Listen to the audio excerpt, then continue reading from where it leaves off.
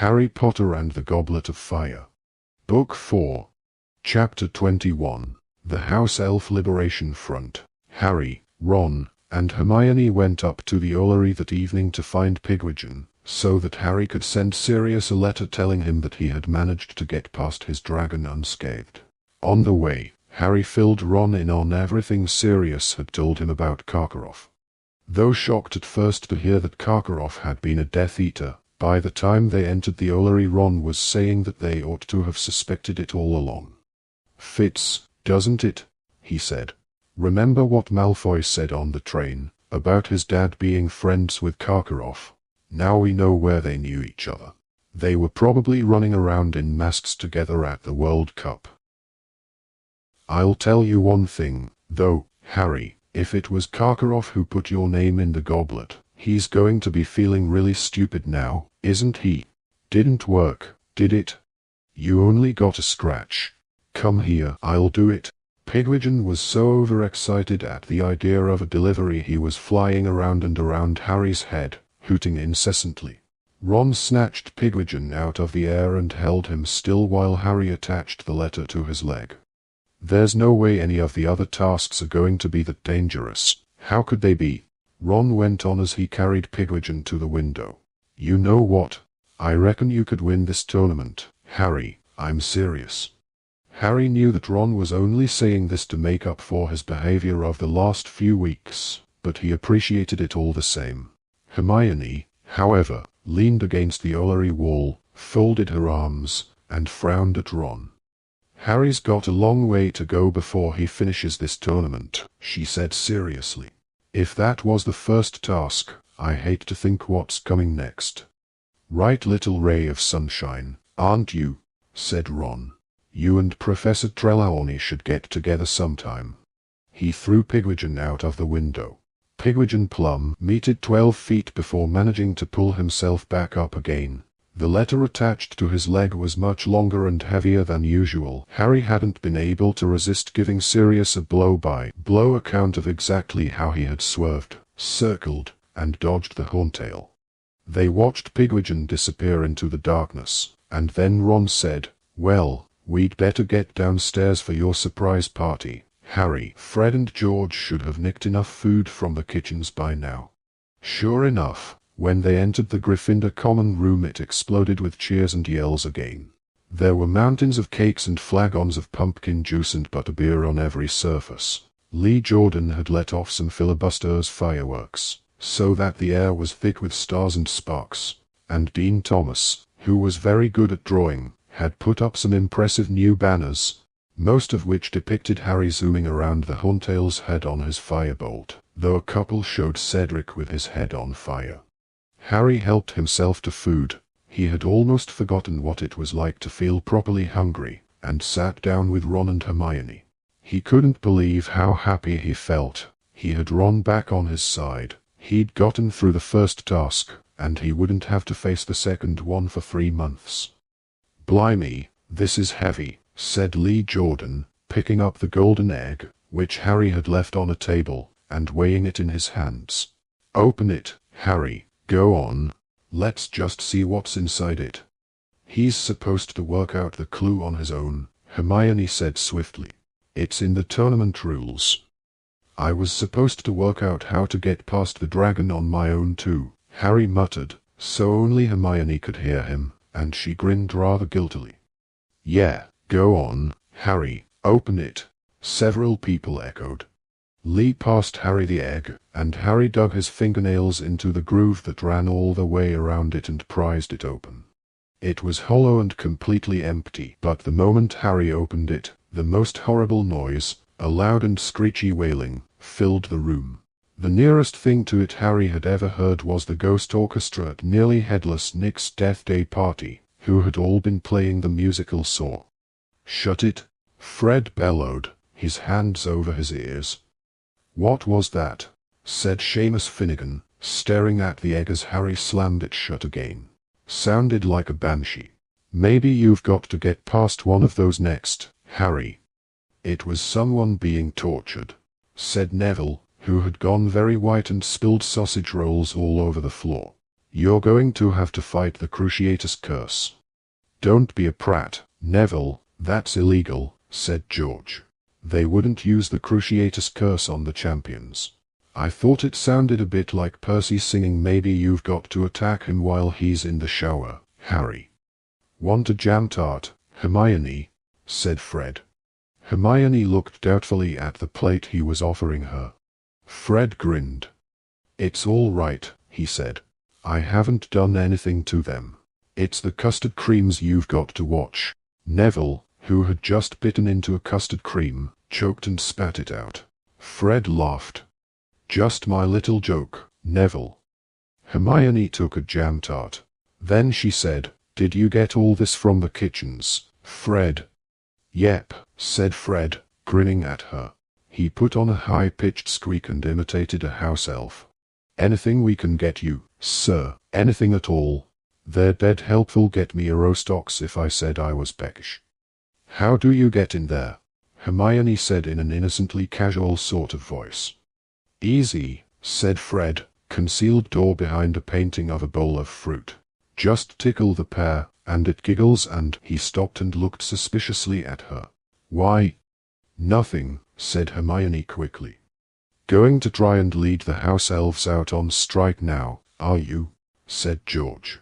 Going to give up all the leaflet stuff and try and stir them up into rebellion? Several people chortled. Hermione didn't answer.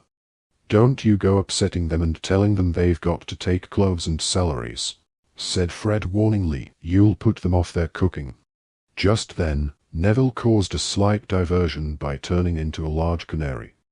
Oh, sorry, Neville, Fred shouted over all the laughter. I forgot it was the custard creams we hexed.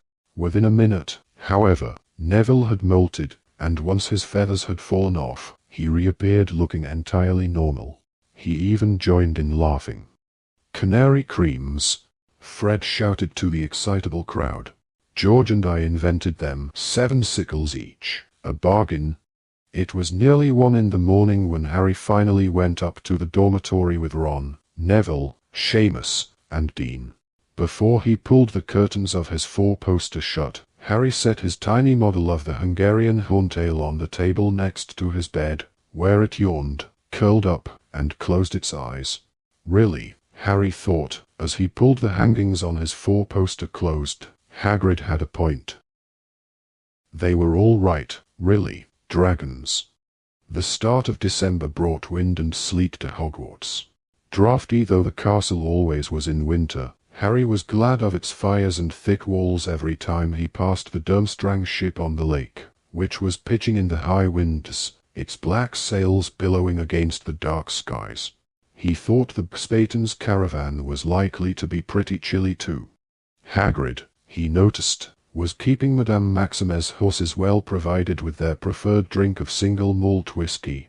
The fumes wafting from the trough in the corner of their paddock was enough to make the entire care of magical creatures class light-headed. This was unhelpful, as they were still tending the horrible scrouts and needed their wits about them. I'm not sure whether they hibernate or not, Hagrid told the shivering class in the windy pumpkin patch next lesson. Thought we'd try and see if they fancied a kip. We'll settle down in these boxes. There were now only 10 scrouts left. Apparently their desire to kill one another had not been exercised out of them.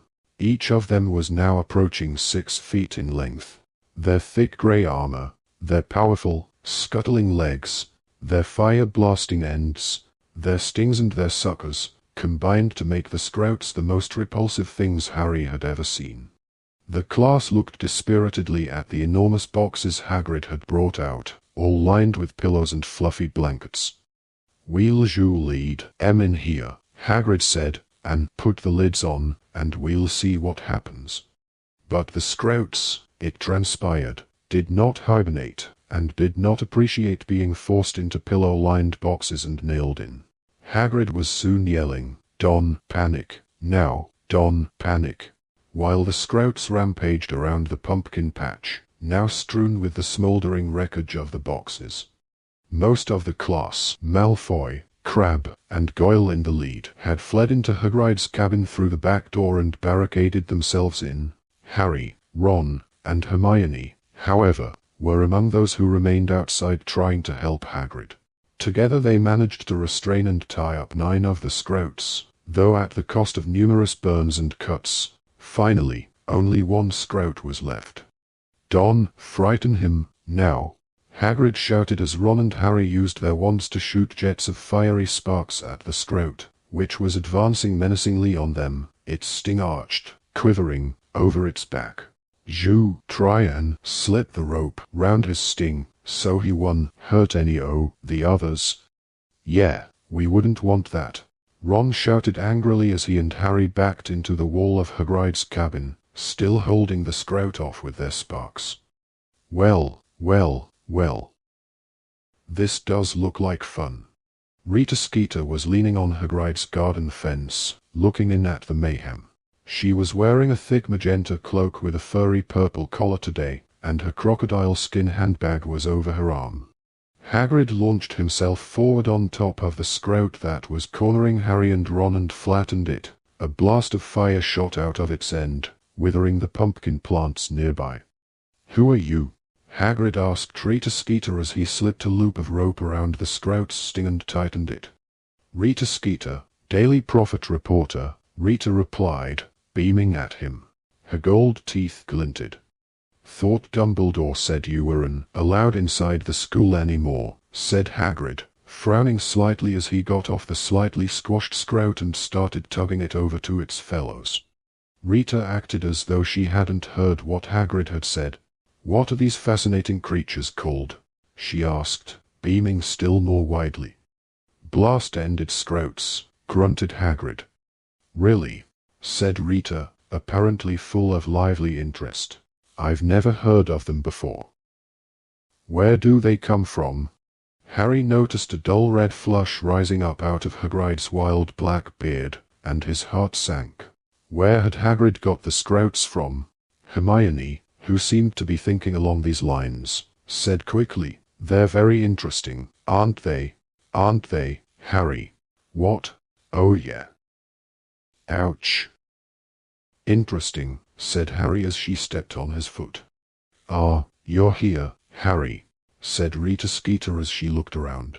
"So you like care of magical creatures, do you? One of your favorite lessons." "Yes," said Harry stoutly. Hagrid beamed at him.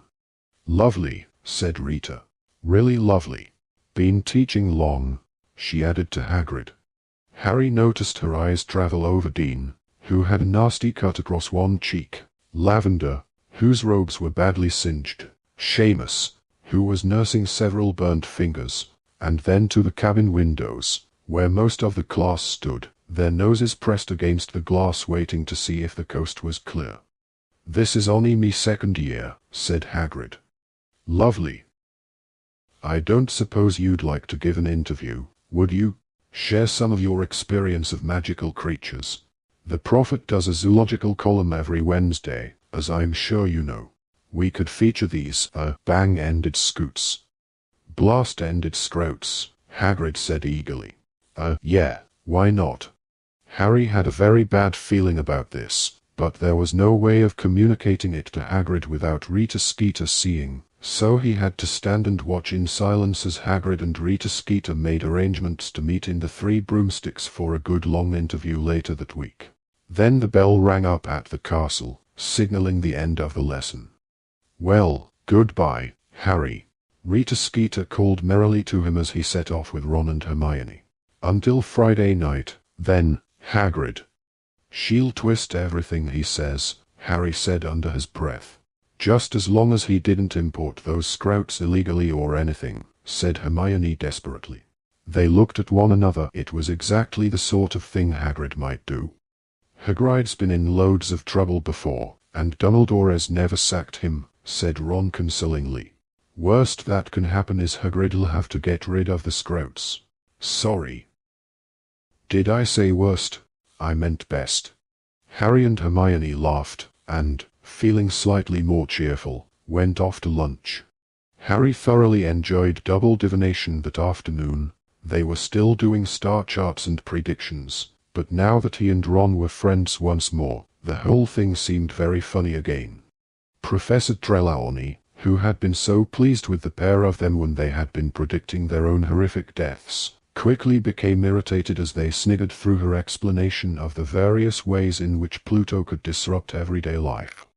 "I would think," she said, in a mystical whisper that did not conceal her obvious annoyance, "that some of us," she stared very meaningfully at Harry, "might be a little less frivolous had they seen what I have seen during my crystal gazing last night.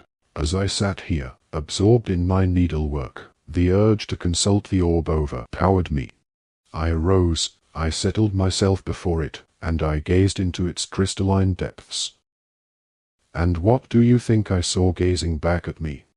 An ugly old bat in outsize specs," Ron muttered under his breath. Harry fought hard to keep his face straight. "Death, my dears." Parvati and Lavender both put their hands over their mouths, looking horrified. "Yes," said Professor Trelawney, nodding impressively. "It comes, ever closer, it circles overhead like a vulture, ever lower over the castle." She stared pointedly at Harry, who yawned very widely and obviously. "It'd be a bit more impressive if she hadn't done it about 80 times before," Harry said as they finally regained the fresh air of the staircase beneath Professor Trelawney's room. "But if I'd dropped dead every time she's told me I'm going to, I'd be a medical miracle." "You'd be a sort of extra concentrated ghost," said Ron, chortling, as they passed the Bloody Baron going in the opposite direction, his wide eyes staring sinisterly. "At least we didn't get homework. I hope Hermione got loads off Professor Vector. I love not working when she is." But Hermione wasn't at dinner, nor was she in the library when they went to look for her afterward. The only person in there was Victor Crumb. Ron hovered behind the bookshelves for a while, watching Crumb, debating in whispers with Harry whether he should ask for an autograph. But then Ron realized that 6 or 7 girls were lurking in the next row of books, debating exactly the same thing, and he lost his enthusiasm for the idea. "Wonder where she's got to," Ron said as he and Harry went back to Gryffindor Tower. "Dunno." Balderdash.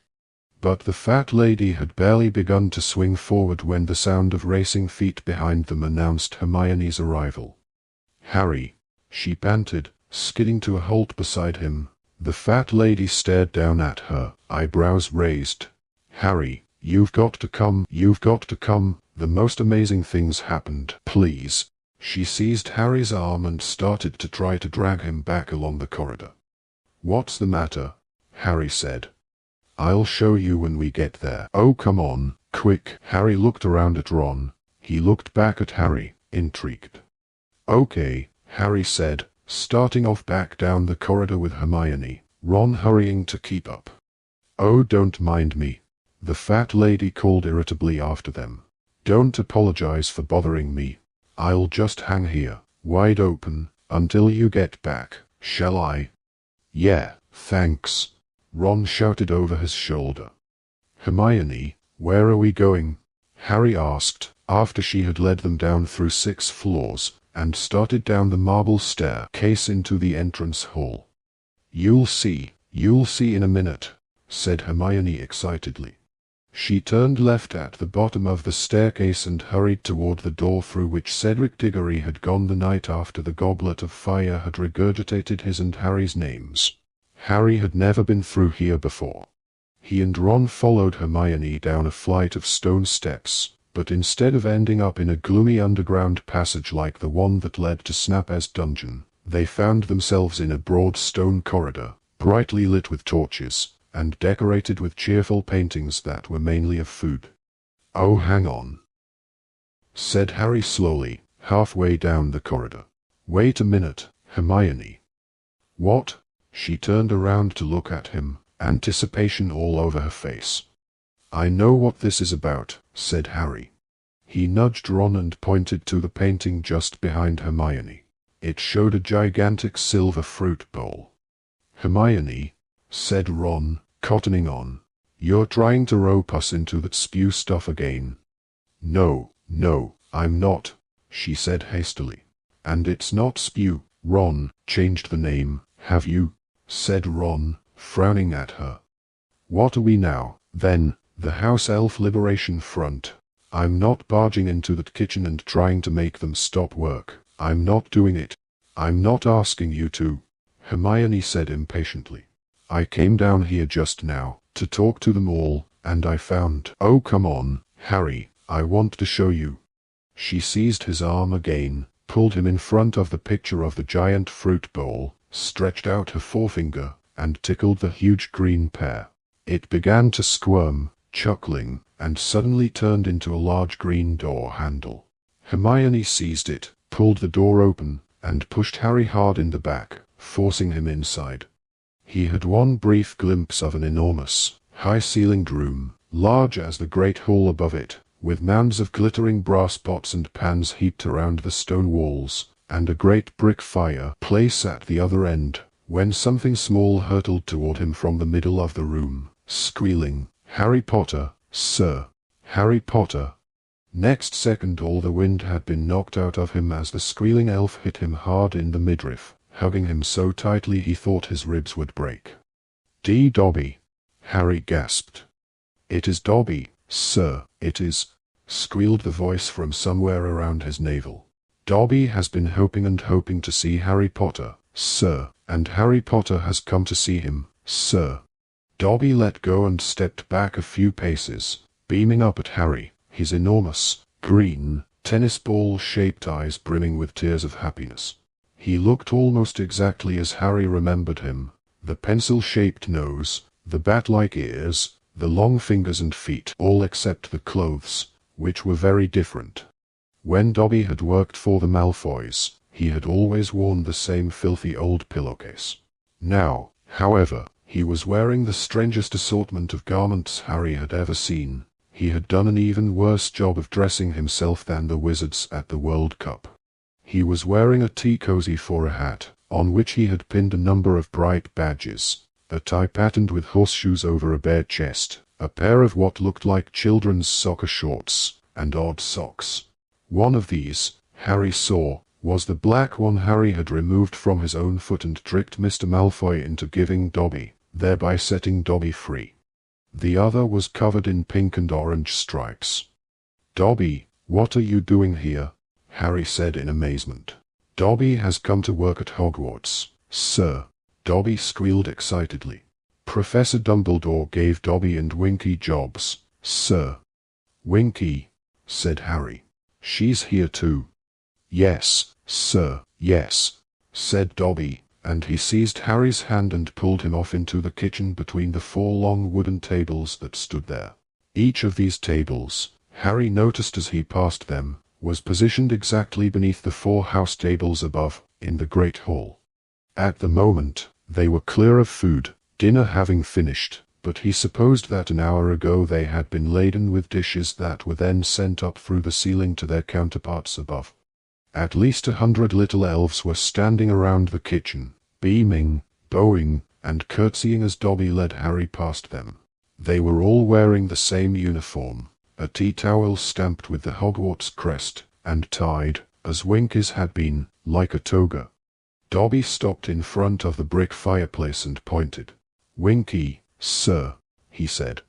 Winky was sitting on a stool by the fire. Unlike Dobby, she had obviously not foraged for clothes. She was wearing a neat little skirt and blouse with a matching blue hat, which had holes in it for her large ears. However, while every one of Dobby's strange collection of garments was so clean and well cared for that it looked brand new, Winky was plainly not taking care of her clothes at all. There were soup stains all down her blouse and a burn in her skirt. "Hello, Winky," said Harry. Winky's lip quivered. Then she burst into tears, which spilled out of her great brown eyes and splashed down her front, just as they had done at the Quidditch World Cup. "Oh dear," said Hermione. She and Ron had followed Harry and Dobby to the end of the kitchen. "Winky, don't cry, please don't." But Winky cried harder than ever. Dobby, on the other hand, beamed up at Harry. "Would Harry Potter like a cup of tea?" he squeaked loudly, over Winky's sobs. Yeah, okay, said Harry. Instantly, about 6 house elves came trotting up behind him, bearing a large silver tray laden with a teapot, cups for Harry, Ron, and Hermione, a milk jug, and a large plate of biscuits. Good service, Ron said, in an impressed voice. Hermione frowned at him, but the elves all looked delighted. They bowed very low and retreated. How long have you been here, Dobby? Harry asked as Dobby handed around the tea. Only a week, Harry Potter, sir, said Dobby happily. Dobby came to see Professor Dumbledore, sir. You see, sir, it is very difficult for a house elf who has been dismissed to get a new position, sir, very difficult indeed. At this, Winky howled even harder, her squashed tomato of a nose dribbling all down her front, though she made no effort to stem the flow. Dobby has traveled the country for 2 whole years, sir, trying to find work, Dobby squeaked. But Dobby hasn't found work, sir, because Dobby wants paying now. The house elves all around the kitchen, who had been listening and watching with interest, all looked away at these words, as though Dobby had said something rude and embarrassing. Hermione, however, said, "Good for you, Dobby." "Thank you, miss," said Dobby, grinning toothily at her. "But most wizards doesn't want a house elf who wants paying, miss. That's not the point of a house elf, they says," and they slammed the door in Dobby's face. "Dobby likes work, but he wants to wear clothes and he wants to be paid, Harry Potter. Dobby likes being free."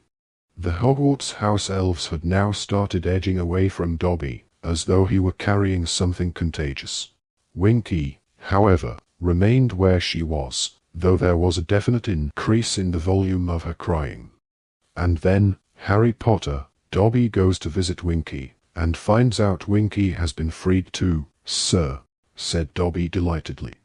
At this, Winky flung herself forward off her stool and lay face down on the flagged stone floor, beating her tiny fists upon it and positively screaming with misery. Hermione hastily dropped down to her knees beside her and tried to comfort her, but nothing she said made the slightest difference. Dobby continued with his story, shouting shrilly over Winky's screeches. And then Dobby had the idea. "Harry Potter, sir, why doesn't Dobby and Winky find work together?" Dobby says. "Where is there enough work for 2 house elves?" says Winky. And Dobby thinks, and it comes to him, "Sir, Hogwarts." So Dobby and Winky came to see Professor Dumbledore, sir, and Professor Dumbledore took us on. Dobby beamed very brightly, and happy tears welled in his eyes again. And Professor Dumbledore says he will pay Dobby, sir, if Dobby wants paying. And so Dobby is a free elf, sir, and Dobby gets a galleon a week and 1 day off a month. That's not very much, Hermione shouted indignantly from the floor, over Winky's continued screaming and fist-beating. Professor Dumbledore offered Dobby 10 galleons a week, and weekends off, said Dobby, suddenly giving a little shiver, as though the prospect of so much leisure and riches were frightening. But Dobby beat him down, miss. Dobby likes freedom, miss, but he isn't wanting too much, miss, he likes work better. And how much is Professor Dumbledore paying you, Winky? Hermione asked kindly. If she had thought this would cheer up Winky, she was wildly mistaken. Winky did stop crying, but when she sat up she was glaring at Hermione through her massive brown eyes, her whole face sopping wet and suddenly furious. "Winky is a disgraced elf, but Winky is not yet getting paid," she squeaked. "Winky is not sunk so low as that. Winky is properly ashamed of being freed." "Ashamed," said Hermione blankly. "But, Winky, come on. It's Mr. Crouch who should be ashamed, not you. You didn't do anything wrong, he was really horrible to you." But at these words, Winky clapped her hands over the holes in her hat, flattening her ears so that she couldn't hear a word, and screeched, "You is not insulting my master, miss. You is not insulting Mr. Crouch. Mr. Crouch is a good wizard, miss. Mr. Crouch is right to sack bad Winky." "Winky is having trouble adjusting, Harry Potter," squeaked Dobby confidentially. Winky forgets she is not bound to Mr. Crouch anymore. She is allowed to speak her mind now, but she won't do it. Can't house elves speak their minds about their masters, then? Harry asked. Oh no, sir, no, said Dobby, looking suddenly serious. 'Tis part of the house elf's enslavement, sir. We keeps their secrets and our silence, sir. We upholds the family's honor, and we never speaks ill of them, though Professor Dumbledore told Dobby he does not insist upon this. Professor Dumbledore said we is free to. Dobby looked suddenly nervous and beckoned Harry closer. Harry bent forward. Dobby whispered, he said we is free to call him a balmy old codger if we likes, sir. Dobby gave a frightened sort of giggle. But Dobby is not wanting to, Harry Potter, he said, talking normally again, and shaking his head so that his ears flapped. Dobby likes Professor Dumbledore very much, sir, and is proud to keep his secrets and our silence for him. But you can say what you like about the Malfoys now? Harry asked him, grinning. A slightly fearful look came into Dobby's immense eyes. Dobby could, he said doubtfully.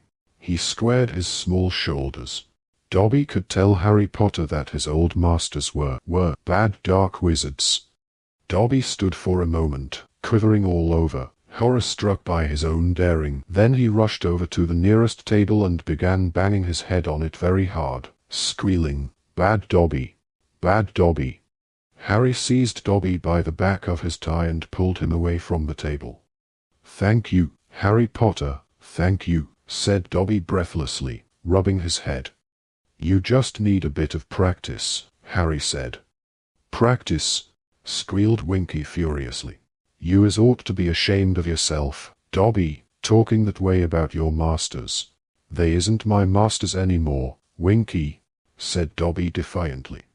"Dobby doesn't care what they think anymore." "Oh, you is a bad elf, Dobby," moaned Winky, tears leaking down her face once more.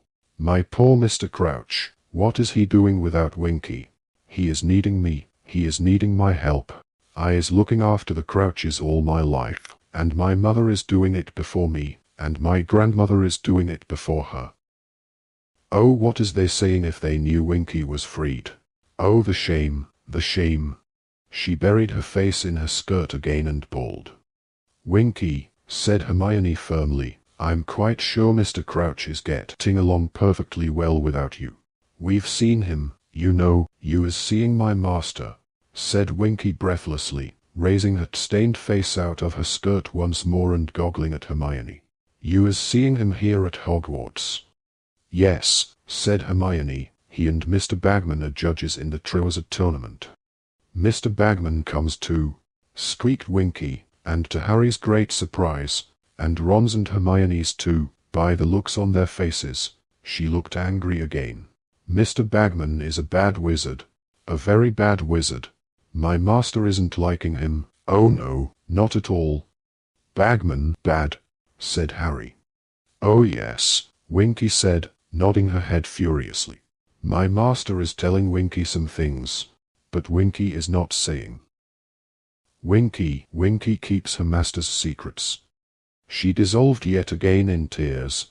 They could hear her sobbing into her skirt. Poor master, no Winky to help him no more.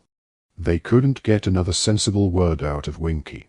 They left her to her crying and finished their tea, while Dobby chatted happily about his life as a free elf and his plans for his wages. "Dobby is going to buy a sweater next, Harry Potter," he said happily, pointing at his bare chest. "Tell you what, Dobby," said Ron, who seemed to have taken a great liking to the elf, "I'll give you the one my mum knits me this Christmas. I always get one from her. You don't mind maroon, do you?" Dobby was delighted. "We might have to shrink it a bit to fit you," Ron told him, "but it'll go well with your tea cozy." As they prepared to take their leave, many of the surrounding elves pressed in upon them, offering snacks to take back upstairs. Hermione refused, with a pained look at the way the elves kept bowing and curtsying, but Harry and Ron loaded their pockets with cream cakes and pies. "Thanks a lot," Harry said to the elves, who had all clustered around the door to say goodnight. "See you, Dobby." "Harry Potter." "Can Dobby come and see you sometimes, sir?" Dobby asked tentatively. "Course you can," said Harry, and Dobby beamed. "You know what?" said Ron. Once he, Hermione, and Harry had left the kitchens behind and were climbing the steps into the entrance hall again. "All these years I've been really impressed with Fred and George, nicking food from the kitchens. Well, it's not exactly difficult, is it? They can't wait to give it away. I think this is the best thing that could have happened to those elves, you know," said Hermione, leading the way back up the marble staircase. "Dobby coming to work here, I mean. The other elves will see how happy he is, being free, and slowly it'll dawn on them that they want that too." "Let's hope they don't look too closely at Winky," said Harry. "Oh, she'll cheer up," said Hermione, though she sounded a bit doubtful. "Once the shock's worn off, and she's got used to Hogwarts, she'll see how much better off she is without that Crouch man." "She seems to love him," said Ron thickly. He had just started on a cream cake. "Doesn't think much of Bagman, though, does she?" said Harry. "Wonder what Crouch says at home about him." "Probably says he's not a very good head of department," said Hermione, "and let's face it. He's got a point, hasn't he?" "I'd still rather work for him than old Crouch," said Ron. "At least Bagman's got a sense of humor." "Don't let Percy hear you saying that," Hermione said, smiling slightly. "Yeah, well, Percy wouldn't want to work for anyone with a sense of humor, would he?" said Ron, now starting on a chocolate eclair. "Percy wouldn't recognize a joke if it danced naked in front of him wearing Dobby's tea cozy." Chapter 22. The Unexpected Task. "Potter, Weasley, will you pay attention?" Professor McGonagall's irritated voice cracked like a whip through the Transfiguration class on Thursday, and Harry and Ron both jumped and looked up.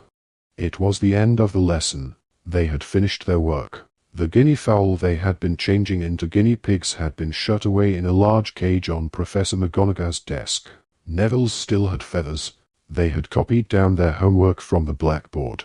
Describe, with examples, the ways in which transforming spells must be adapted when performing cross-species switches.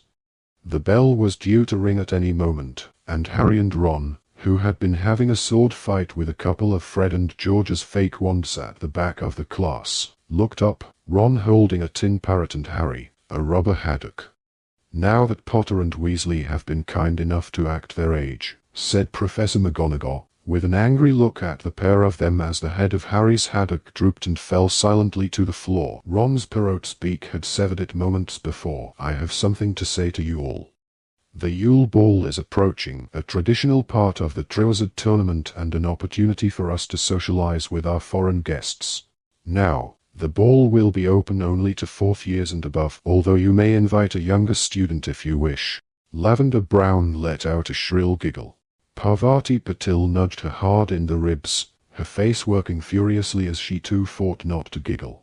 They both looked around at Harry. Professor McGonagall ignored them, which Harry thought was distinctly unfair, as she had just told of him and Ron. "Dress robes will be worn," Professor McGonagall continued, "and the ball will start at 8 o'clock on Christmas Day, finishing at midnight in the Great Hall. Now then."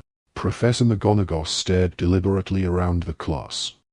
"The Yule Ball is of course a chance for us all to let our hair down," she said, in a disapproving voice. Lavender giggled harder than ever, with her hand pressed hard against her mouth to stifle the sound. Harry could see what was funny this time.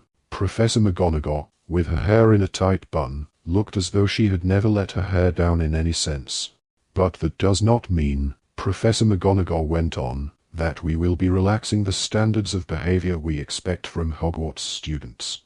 I will be most seriously displeased if a Gryffindor student embarrasses the school in any way." The bell rang, and there was the usual scuffle of activity as everyone packed their bags and swung them onto their shoulders. Professor McGonagall called above the noise, "Potter, a word, if you please." Assuming this had something to do with his headless rubber haddock, Harry proceeded gloomily to the teacher's desk. Professor McGonagall waited until the rest of the class had gone, and then said, "Potter, the champions and their partners." "What partners?" said Harry. Professor McGonagall looked suspiciously at him, as though she thought he was trying to be funny. "Your partners for the Yule Ball, Potter," she said coldly. "Your dance partners." Harry's insides seemed to curl up and shrivel. Dance partners? He felt himself going red. "I don't dance," he said quickly. "Oh yes, you do," said Professor McGonagall irritably. "That's what I'm telling you. Traditionally, the champions and their partners open the ball." Harry had a sudden mental image of himself in a top hat and tails, accompanied by a girl in the sort of frilly dress Aunt Petunia always wore to Uncle Vernon's work parties. "I'm not dancing," he said. "It is traditional," said Professor McGonagall firmly. "You are a Hogwarts champion, and you will do what is expected of you as a representative of the school. So make sure you get yourself a partner, Potter." "But I don't." "You heard me, Potter," said Professor McGonagall in a very final sort of way. A week ago, Harry would have said finding a partner for a dance would be a cinch compared to taking on a Hungarian horntail. But now that he had done the latter, and was facing the prospect of asking a girl to the ball, he thought he'd rather have another round with the dragon. Harry had never known so many people to put their names down to stay at Hogwarts for Christmas. He always did, of course, because the alternative was usually going back to Privet Drive, but he had always been very much in the minority before now. This year, however, everyone in the fourth year and above seemed to be staying, and they all seemed to Harry to be obsessed with the coming ball, or at least all the girls were, and it was amazing how many girls Hogwarts suddenly seemed to hold. He had never quite noticed that before. Girls giggling and whispering in the corridors, girls shrieking with laughter as boys passed them, girls excitedly comparing notes on what they were going to wear on Christmas night. "Why do they have to move in packs?" Harry asked Ron as a dozen or so girls walked past them, sniggering and staring at Harry. "How are you supposed to get one on their own to ask them?" "Lasso one," Ron suggested. "Got any idea who you're going to try?" Harry didn't answer. He knew perfectly well whom he'd like to ask, but working up the nerve was something else. Cho was a year older than he was. She was very pretty. She was a very good Quidditch player, and she was also very popular. Ron seemed to know what was going on inside Harry's head. "Listen, you're not going to have any trouble. You're a champion. You've just beaten a Hungarian horntail. I bet they'll be queuing up to go with you." In tribute to their recently repaired friendship, Ron had kept the bitterness in his voice to a bare minimum. Moreover, to Harry's amazement, he turned out to be quite right. A curly-haired third-year Hufflepuff girl to whom Harry had never spoken in his life asked him to go to the ball with her the very next day. Harry was so taken aback he said no before he'd even stopped to consider the matter. The girl walked off looking rather hurt, and Harry had to endure Dean's, Seamus's, and Ron's taunts about her all through History of Magic. The following day, two more girls asked him, a second year and, to his horror, a fifth year who looked as though she might knock him out if he refused. "She was quite good-looking," said Ron fairly, after he'd stopped laughing. "She was a foot taller than me," said Harry, still unnerved. "Imagine what I'd look like trying to dance with her." Hermione's words about Krum kept coming back to him. "They only like him because he's famous." Harry doubted very much if any of the girls who had asked to be his partner so far would have wanted to go to the ball with him if he hadn't been a school champion. Then he wondered if this would bother him if Cho asked him. On the whole, Harry had to admit that even with the embarrassing prospect of opening the ball before him, life had definitely improved since he had got through the first task. He wasn't attracting nearly as much unpleasantness in the corridors anymore, which he suspected had a lot to do with Cedric. He had an idea Cedric might have told the Hufflepuffs to leave Harry alone, in gratitude for Harry's tip-off about the dragons. There seemed to be fewer support Cedric Diggory badges around too. Draco Malfoy, of course, was still quoting Rita Skeeter's article to him at every possible opportunity, but he was getting fewer and fewer laughs out of it, and just to heighten Harry's feeling of well-being, no story about Hagrid had appeared in the Daily Prophet. She didn't seem very interested in magical creatures. "To tell ye the truth," Hagrid said, when Harry, Ron, and Hermione asked him how his interview with Rita Skeeter had gone during the last Care of Magical Creatures lesson of the term. To their very great relief, Hagrid had given up on direct contact with the Scrouts now, and they were merely sheltering behind his cabin today, sitting at a trestle table and preparing a fresh selection of food with which to tempt the Scrouts. "Shiju wanted me to talk about you, Harry," Hagrid continued in a low voice. "Well, I told her we'd been friends since I went to fetch ye from the Dursleys. Never had to tell him off in 4 years," she said. "Never played you up in lessons, has he?" I told her no, and she didn't seem happy at all. "Yet think she wanted me to say ye were horrible, Harry." "Course she did," said Harry, throwing lumps of dragon liver into a large metal bowl and picking up his knife to cut some more. "She can't keep writing about what a tragic little hero I am. It'll get boring." "She wants a new angle, Hagrid," said Ron wisely as he shelled salamander eggs. "You were supposed to say Harry's a mad delinquent." "But he's not," said Hagrid, looking genuinely shocked. "She should have interviewed Snape," said Harry grimly. "He'd give her the goods on me any day. Potter has been crossing lines ever since he first arrived at this school." "Said that, did he?" said Hagrid, while Ron and Hermione laughed. "Well, ye might have bent a few rules, Harry. Boo, ye're all right, really, aren't you?" "Cheers, Hagrid," said Harry, grinning. "You coming to this ball thing on Christmas Day, Hagrid?" said Ron. "Though I might look in on it." "Yeah," said Hagrid gruffly. "Should be a good do, I reckon. You'll be opening the dancing one." "Yeah, Harry. Who are you tacking?" "No one, yet," said Harry, feeling himself going red again. Hagrid didn't pursue the subject. The last week of term became increasingly boisterous as it progressed. Rumors about the Yule Ball were flying everywhere, though Harry didn't believe half of them. For instance, that Dumbledore had bought 800 barrels of mulled mead from Madame Rosmerta. It seemed to be fact, however, that he had booked the Weird Sisters. Exactly who or what the Weird Sisters were Harry didn't know, never having had access to a wizard's wireless, but he deduced from the wild excitement of those who had grown up listening to the Wizarding Wireless Network, that they were a very famous musical group. Some of the teachers, like little Professor Flitwick, gave up trying to teach them much when their minds were so clearly elsewhere. He allowed them to play games in his lesson on Wednesday, and spent most of it talking to Harry about the perfect summoning charm Harry had used during the first task of the Triwizard Tournament. Other teachers were not so generous. Nothing would ever deflect Professor Binns, for example, from plowing on through his notes on goblin rebellions, as Binns hadn't let his own death stand in the way of continuing to teach. They supposed a small thing like Christmas wasn't going to put him off. It was amazing how he could make even bloody and vicious goblin riots sound as boring as Percy's Cauldron Bottom report. Professors McGonagall and Moody kept them working until the very last second of their classes too, and Snape, of course, would no sooner let them play games in class than adopt Harry. Staring nastily around at them all, he informed them that he would be testing them on poison antidotes during the last lesson of the term.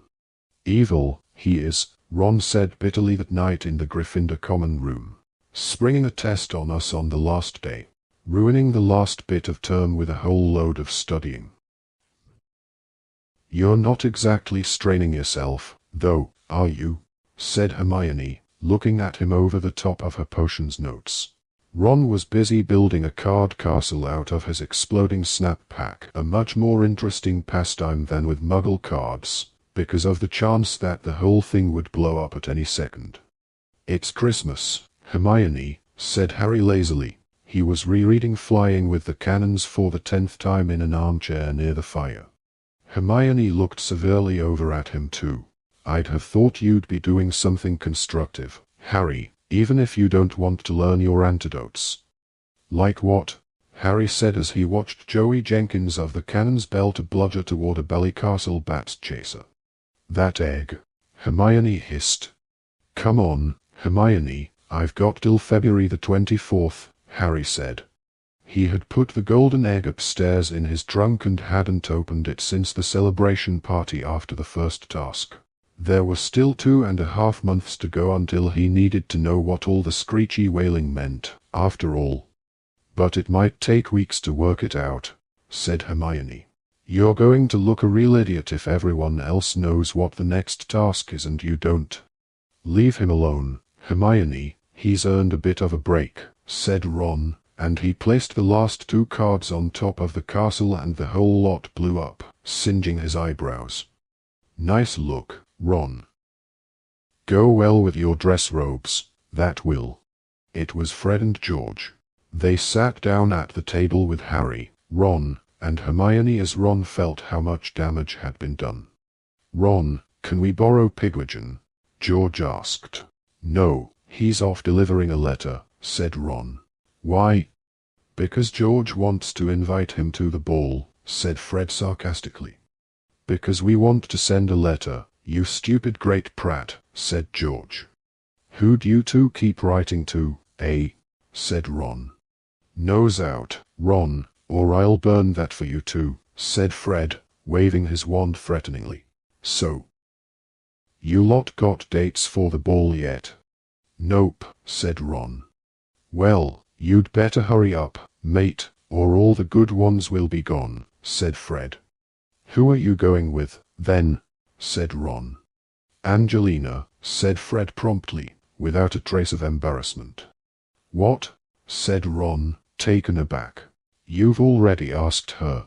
Good point, said Fred. He turned his head and called across the common room, Oi, Angelina. Angelina, who had been chatting with Alicia Spinett near the fire, looked over at him. What? She called back. Want to come to the ball with me? Angelina gave Fred an appraising sort of look. All right, then, she said, and she turned back to Alicia and carried on chatting with a bit of a grin on her face. There you go, said Fred to Harry and Ron, piece of cake. He got to his feet, yawning, and said, We'd better use a school owl then, George, come on. They left. Ron stopped feeling his eyebrows and looked across the smouldering wreck of his card castle at Harry. We should get a move on, you know. Ask someone. He's right. We don't want to end up with a pair of trolls. Hermione let out a sputter of indignation. A pair of what? Excuse me. Well, you know, said Ron, shrugging. I'd rather go alone than with Eloise Midgen, say. Her acne's loads better lately, and she's really nice. Her nose is off-center, said Ron. Oh, I see, Hermione said, bristling. So basically, you're going to take the best-looking girl who'll have you, even if she's completely horrible. Yeah, that sounds about right, said Ron. I'm going to bed, Hermione snapped, and she swept off toward the girls' staircase without another word. The Hogwarts staff, demonstrating a continued desire to impress the visitors from Buxbatons and Durmstrang, seemed determined to show the castle at its best this Christmas. When the decorations went up, Harry noticed that they were the most stunning he had yet seen inside the school. Everlasting icicles had been attached to the banisters of the marble staircase. The usual 12 Christmas trees in the Great Hall were bedecked with everything from luminous holly berries to real, hooting, golden owls, and the suits of armor had all been bewitched to sing carols whenever any one passed them. It was quite something to hear, "O come, all ye faithful," sung by an empty helmet that only knew half the words. Several times, Filch the caretaker had to extract Peeves from inside the armor, where he had taken to hiding, filling in the gaps in the songs with lyrics of his own invention, all of which were very rude. And still, Harry hadn't asked Cho to the ball. He and Ron were getting very nervous now, though as Harry pointed out, Ron would look much less stupid than he would without a partner. Harry was supposed to be starting the dancing with the other champions. I suppose there's always Moaning Myrtle, he said gloomily, referring to the ghost who haunted the girls' toilets on the second floor. Harry, we've just got to grit our teeth and do it, said Ron on Friday morning, in a tone that suggested they were planning the storming of an impregnable fortress. When we get back to the common room tonight, we'll both have partners, agreed. Okay, said Harry. But every time he glimpsed Cho that day, during break, and then lunchtime, and once on the way to History of Magic, she was surrounded by friends. Didn't she ever go anywhere alone? Could he perhaps ambush her as she was going into a bathroom? But no, she even seemed to go there with an escort of 4 or 5 girls. Yet if he didn't do it soon, she was bound to have been asked by somebody else. He found it hard to concentrate on Snap's potions test, and consequently forgot to add the key ingredient, a bazoar, meaning that he received bottom marks. He didn't care, though. He was too busy screwing up his courage for what he was about to do. When the bell rang, he grabbed his bag and hurried to the dungeon door. "I'll meet you at dinner," he said to Ron and Hermione, and he dashed off upstairs. He'd just have to ask Cho for a private word, that was all. He hurried off through the packed corridors looking for her, and, rather sooner than he had expected, he found her, emerging from a defense against the dark arts lesson. Cho, could I have a word with you?" Giggling should be made illegal, Harry thought furiously, as all the girls around Cho started doing it. She didn't, though. She said, "Okay," and followed him out of earshot of her classmates. Harry turned to look at her and his stomach gave a weird lurch as though he had missed a step going downstairs. He said. He couldn't ask her. He couldn't. But he had to. Cho stood there looking puzzled, watching him. The words came out before Harry had quite got his tongue around them. "Wangobelwime. Sorry," said Cho. Do you want to go to the ball with me?" said Harry. Why did he have to go red now? Why? "Oh," said Cho, and she went red too. "Oh Harry, I'm really sorry," and she truly looked it. "I've already said I'll go with someone else." "Oh," said Harry. It was odd. A moment before his insides had been writhing like snakes, but suddenly he didn't seem to have any insides at all. "Oh okay," he said, "no problem." "I'm really sorry," she said again. "That's okay," said Harry. They stood there looking at each other, and then Cho said, "Well, yeah," said Harry. "Well, bye," said Cho, still very red. She walked away. Harry called after her, before he could stop himself. "Who are you going with?" "Oh, Cedric," she said. "Cedric Diggory." "Oh right," said Harry. His insides had come back again. It felt as though they had been filled with lead in their absence. Completely forgetting about dinner, he walked slowly back up to Gryffindor Tower, Cho's voice echoing in his ears with every step he took. Cedric Diggory. He had been starting to quite like Cedric, prepared to overlook the fact that he had once beaten him at Quidditch, and was handsome, and popular, and nearly everyone's favorite champion. Now he suddenly realized that Cedric was in fact a useless pretty boy who didn't have enough brains to fill an egg cup. "Fairy lights," he said dully to the fat lady. The password had been changed the previous day. "Yes, indeed, dear," she trilled, straightening her new tinsel hairband as she swung forward to admit him. Entering the common room, Harry looked around, and to his surprise he saw Ron sitting ashen-faced in a distant corner. Ginny was sitting with him, talking to him in what seemed to be a low, soothing voice. "What's up, Ron?" said Harry, joining them. Ron looked up at Harry, a sort of blind horror in his face. "Why did I do it?" he said wildly. "I don't know what made me do it." "What?" said Harry. He just asked Fleur Delac to go to the ball with him," said Ginny. She looked as though she was fighting back a smile, but she kept patting Ron's arm sympathetically. "You what?" said Harry. "I don't know what made me do it," Ron gasped again. What was I playing at? There were people all around. I've gone mad. Everyone watching. I was just walking past her in the entrance hall. She was standing there talking to Diggory, and it sort of came over me, and I asked her. Ron moaned and put his face in his hands. He kept talking, though the words were barely distinguishable. She looked at me like I was a sea slug or something. Didn't even answer. And then, I dunno, I just sort of came to my senses and ran for it.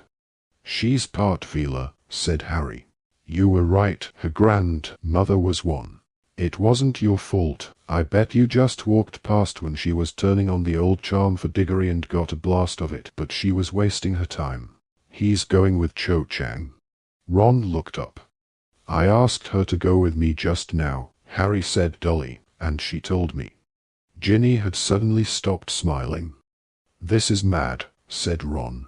We're the only ones left who haven't got anyone, well, except Neville. Hey, guess who he asked? Hermione. What? Said Harry, completely distracted by this startling news. Yeah, I know, said Ron, some of the color coming back into his face as he started to laugh. He told me after potions. Said she's always been really nice, helping him out with work and stuff, but she told him she was already going with someone. Ha, as if. She just didn't want to go with Neville. I mean, who would? Don't, said Ginny, annoyed. Don't laugh. Just then Hermione climbed in through the portrait hole. Why weren't you two at dinner? She said, coming over to join them. Because, oh shut up laughing, you two, because they've both just been turned down by girls they asked to the ball, said Ginny. That shut Harry and Ron up. Thanks a bunch, Ginny, said Ron sourly. All the good-looking ones taken, Ron, said Hermione loftily. Eloise Midgen's starting to look quite pretty now, is she? Well, I'm sure you'll find someone somewhere who'll have you. But Ron was staring at Hermione as though suddenly seeing her in a whole new light. Hermione, Neville's right, you are a girl. Oh well spotted, she said acidly. Well, you can come with one of us. No, I can't, snapped Hermione. Oh come on, he said impatiently. We need partners. We're going to look really stupid if we haven't got any. Everyone else has. I can't come with you, said Hermione, now blushing, because I'm already going with someone. No, you're not, said Ron. You just said that to get rid of Neville. Oh did I? Said Hermione, and her eyes flashed dangerously. Just because it's taken you 3 years to notice, Ron, doesn't mean no one else has spotted I'm a girl. Ron stared at her. Then he grinned again. Okay, we know you're a girl, he said. That do. Will you come now? I've already told you, Hermione said very angrily. I'm going with someone else. And she stormed off toward the girls' dormitories again. She's lying, said Ron flatly, watching her go. She's not, said Ginny quietly. Who is it then? Said Ron sharply. I'm not telling you, it's her business, said Ginny. Right, said Ron, who looked extremely put out. This is getting stupid. Ginny, you can go with Harry, and I'll just. I can't, said Ginny, and she went scarlet too. I'm going with Neville. He asked me when Hermione said no, and I thought. Well, I'm not going to be able to go otherwise. I'm not in 4th year. She looked extremely miserable. I think I'll go and have dinner, she said, and she got up and walked off to the portrait hole, her head bowed. Ron goggled at Harry. What's got into them? He demanded. But Harry had just seen Parvati and Lavender come in through the portrait hole. The time had come for drastic action. Wait here, he said to Ron, and he stood up, walked straight up to Parvati, and said, Parvati, will you go to the ball with me? Parvati went into a fit of giggles. Harry waited for them to subside, his fingers crossed in the pocket of his robes. Yes, all right then, she said finally, blushing furiously. Thanks, said Harry, in relief. Lavender, will you go with Ron? She's going with Seamus, said Parvati, and the pair of them giggled harder than ever. Harry sighed. Can't you think of anyone who'd go with Ron? He said, lowering his voice so that Ron wouldn't hear. What about Hermione Granger? Said Parvati. She's going with someone else. Parvati looked astonished. Who? She said keenly. Harry shrugged. No idea, he said. So what about Ron? Well, said Parvati slowly, I suppose my sister might. Padma, you know. In Ravenclaw. I'll ask her if you like. Yeah, that would be great, said Harry. Let me know, will you? And he went back over to Ron, feeling that this ball was a lot more trouble than it was worth, and hoping very much that Padma Patile's nose was dead center. Chapter 23. The Yule Ball. Despite the very heavy load of homework that the fourth years had been given for the holidays, Harry was in no mood to work when term ended, and spent the week leading up to Christmas enjoying himself as fully as possible along with everyone else. Gryffindor Tower was hardly less crowded now than during term time. It seemed to have shrunk slightly too, as its inhabitants were being so much rowdier than usual. Fred and George had had a great success with their canary creams, and for the first couple of days of the holidays, people kept bursting into feather all over the place. Before long, however, all the Gryffindors had learned to treat food anybody else offered them with extreme caution, in case it had a canary cream concealed in the center, and George confided to Harry that he and Fred were now working on developing something else. Harry made a mental note never to accept so much as a crisp from Fred and George in future. He still hadn't forgotten Dudley and the Tung-Tung Toffee.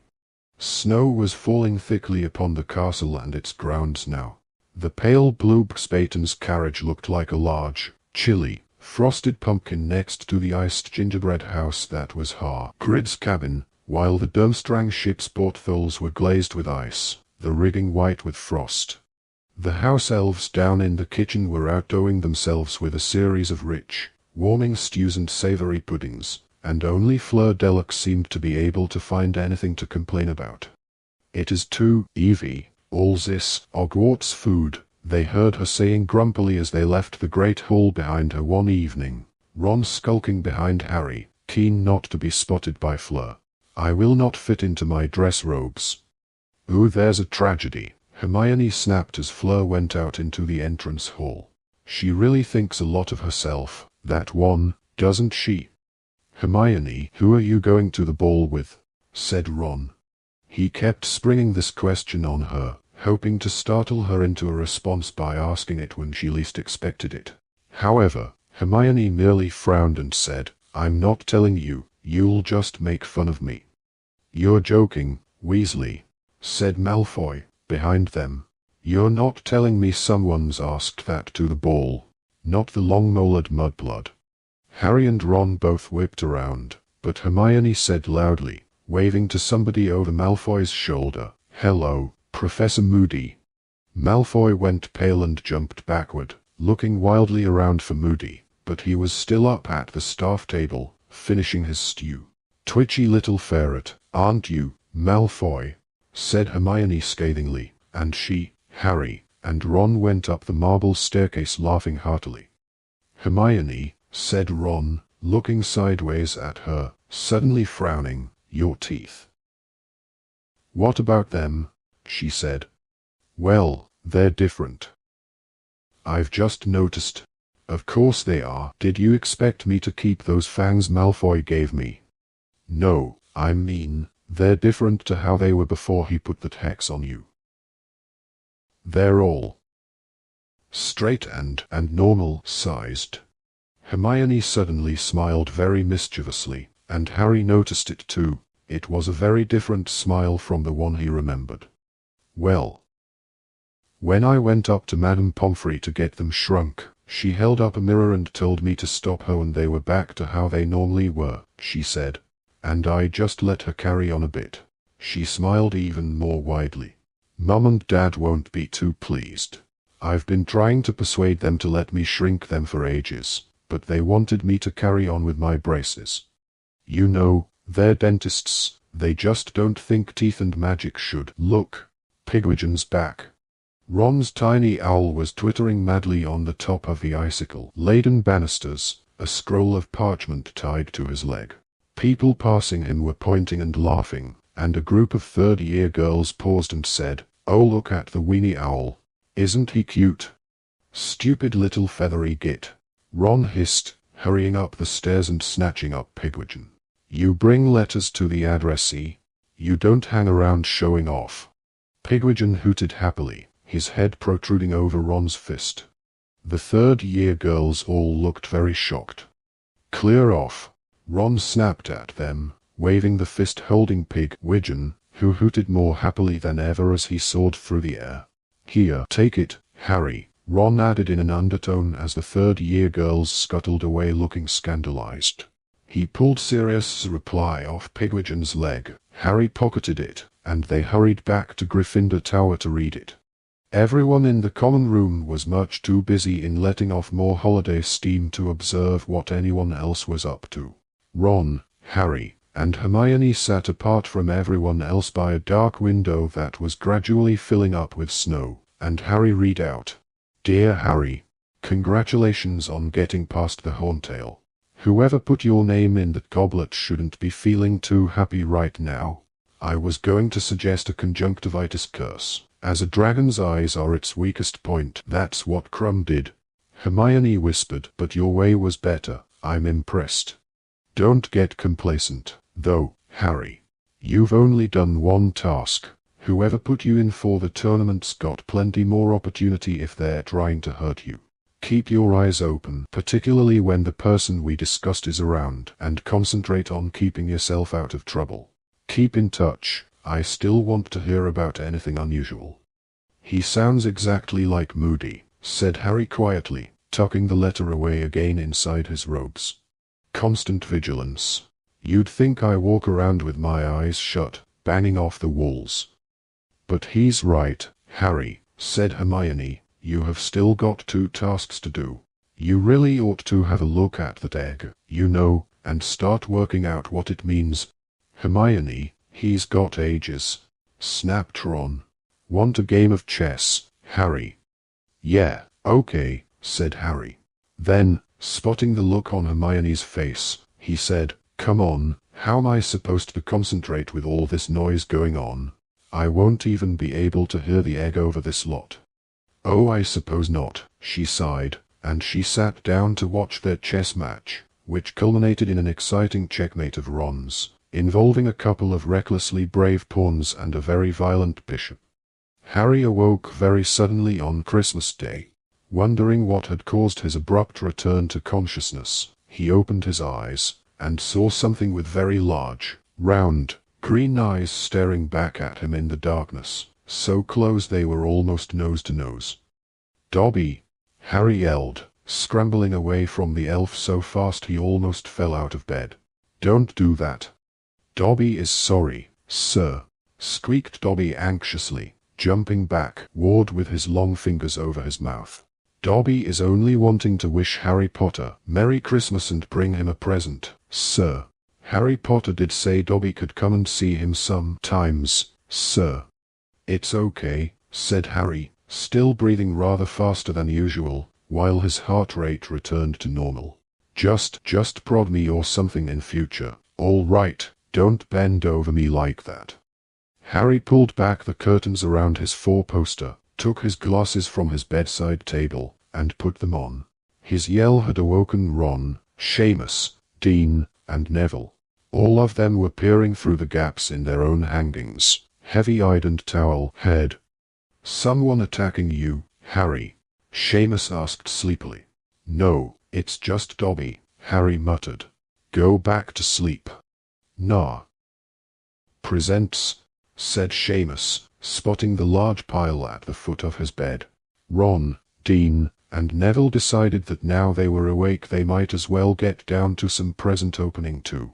Harry turned back to Dobby, who was now standing nervously next to Harry's bed, still looking worried that he had upset Harry.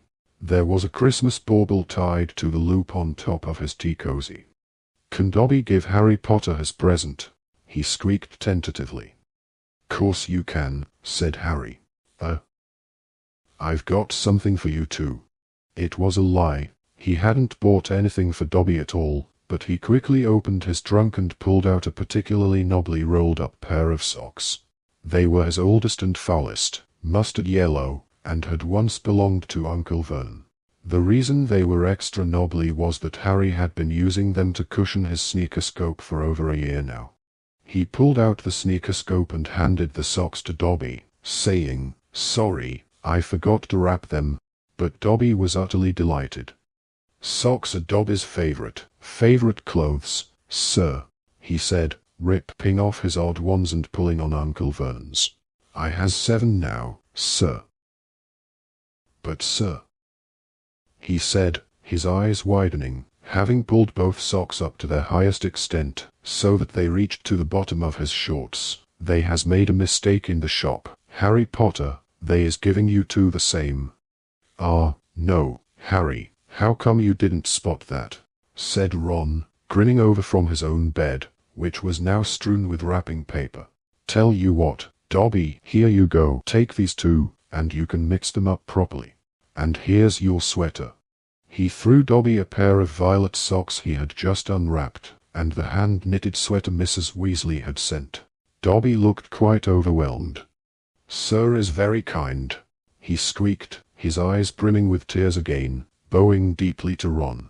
Dobby knew Sir must be a great wizard, for he is Harry Potter's greatest friend, but Dobby did not know that he was also as generous of spirit, as noble, as selfless. "They're only socks," said Ron, who had gone slightly pink around the ears, though he looked rather pleased all the same. "Wow, Harry," he had just opened Harry's present, a Chudley cannon hat. "Cool." He jammed it onto his head, where it clashed horribly with his hair. Dobby now handed Harry a small package, which turned out to be socks. "Dobby is making them himself, sir," the elf said happily. "He is buying the wool out of his wages, sir." The left sock was bright red and had a pattern of broomsticks upon it. The right sock was green with a pattern of snitches. There really." "Well, thanks, Dobby," said Harry, and he pulled them on, causing Dobby's eyes to leak with happiness again. "Dobby must go now, sir. We is already making Christmas dinner in the kitchens," said Dobby, and he hurried out of the dormitory, waving goodbye to Ron and the others as he passed. Harry's other presents were much more satisfactory than Dobby's odd socks, with the obvious exception of the Dursleys, which consisted of a single tissue, an all-time low. Harry supposed they too were remembering the Tum-Tum Toffee. Hermione had given Harry a book called Quidditch Teams of Britain and Ireland. Ron, a bulging bag of dung bombs. Sirius, a handy penknife with attachments to unlock any lock and undo any knot. And Hagrid, a vast box of sweets including all Harry's favorites. Bertie Bott's every flavor beans, chocolate frogs, Drubler's best blowing gum, and fizzing whiz-bees. There was also, of course, Mrs. Weasley's usual package, including a new sweater, green, with a picture of a dragon on it. Harry supposed Charlie had told her all about the horntail, and a large quantity of homemade mince pies. Harry and Ron met up with Hermione in the common room, and they went down to breakfast together.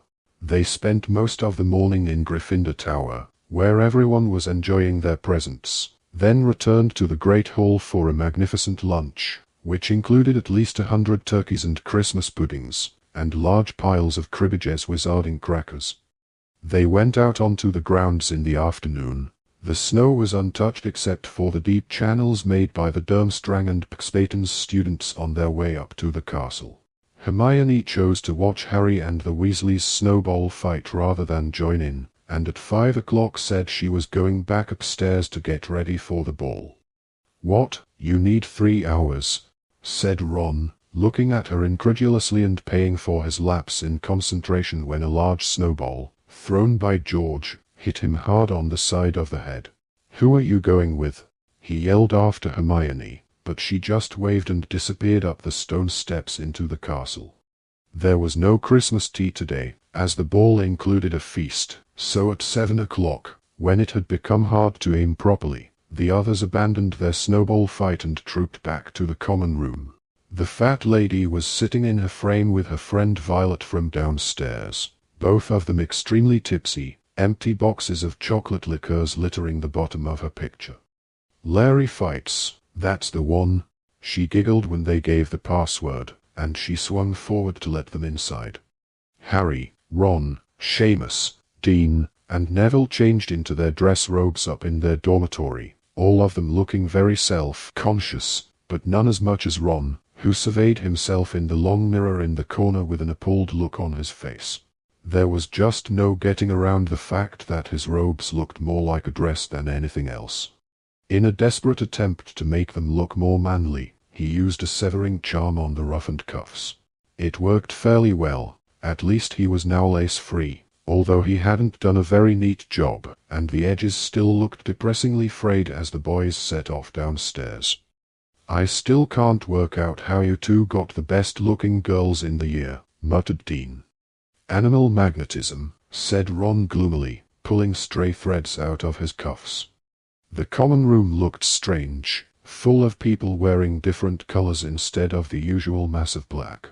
Parvati was waiting for Harry at the foot of the stairs.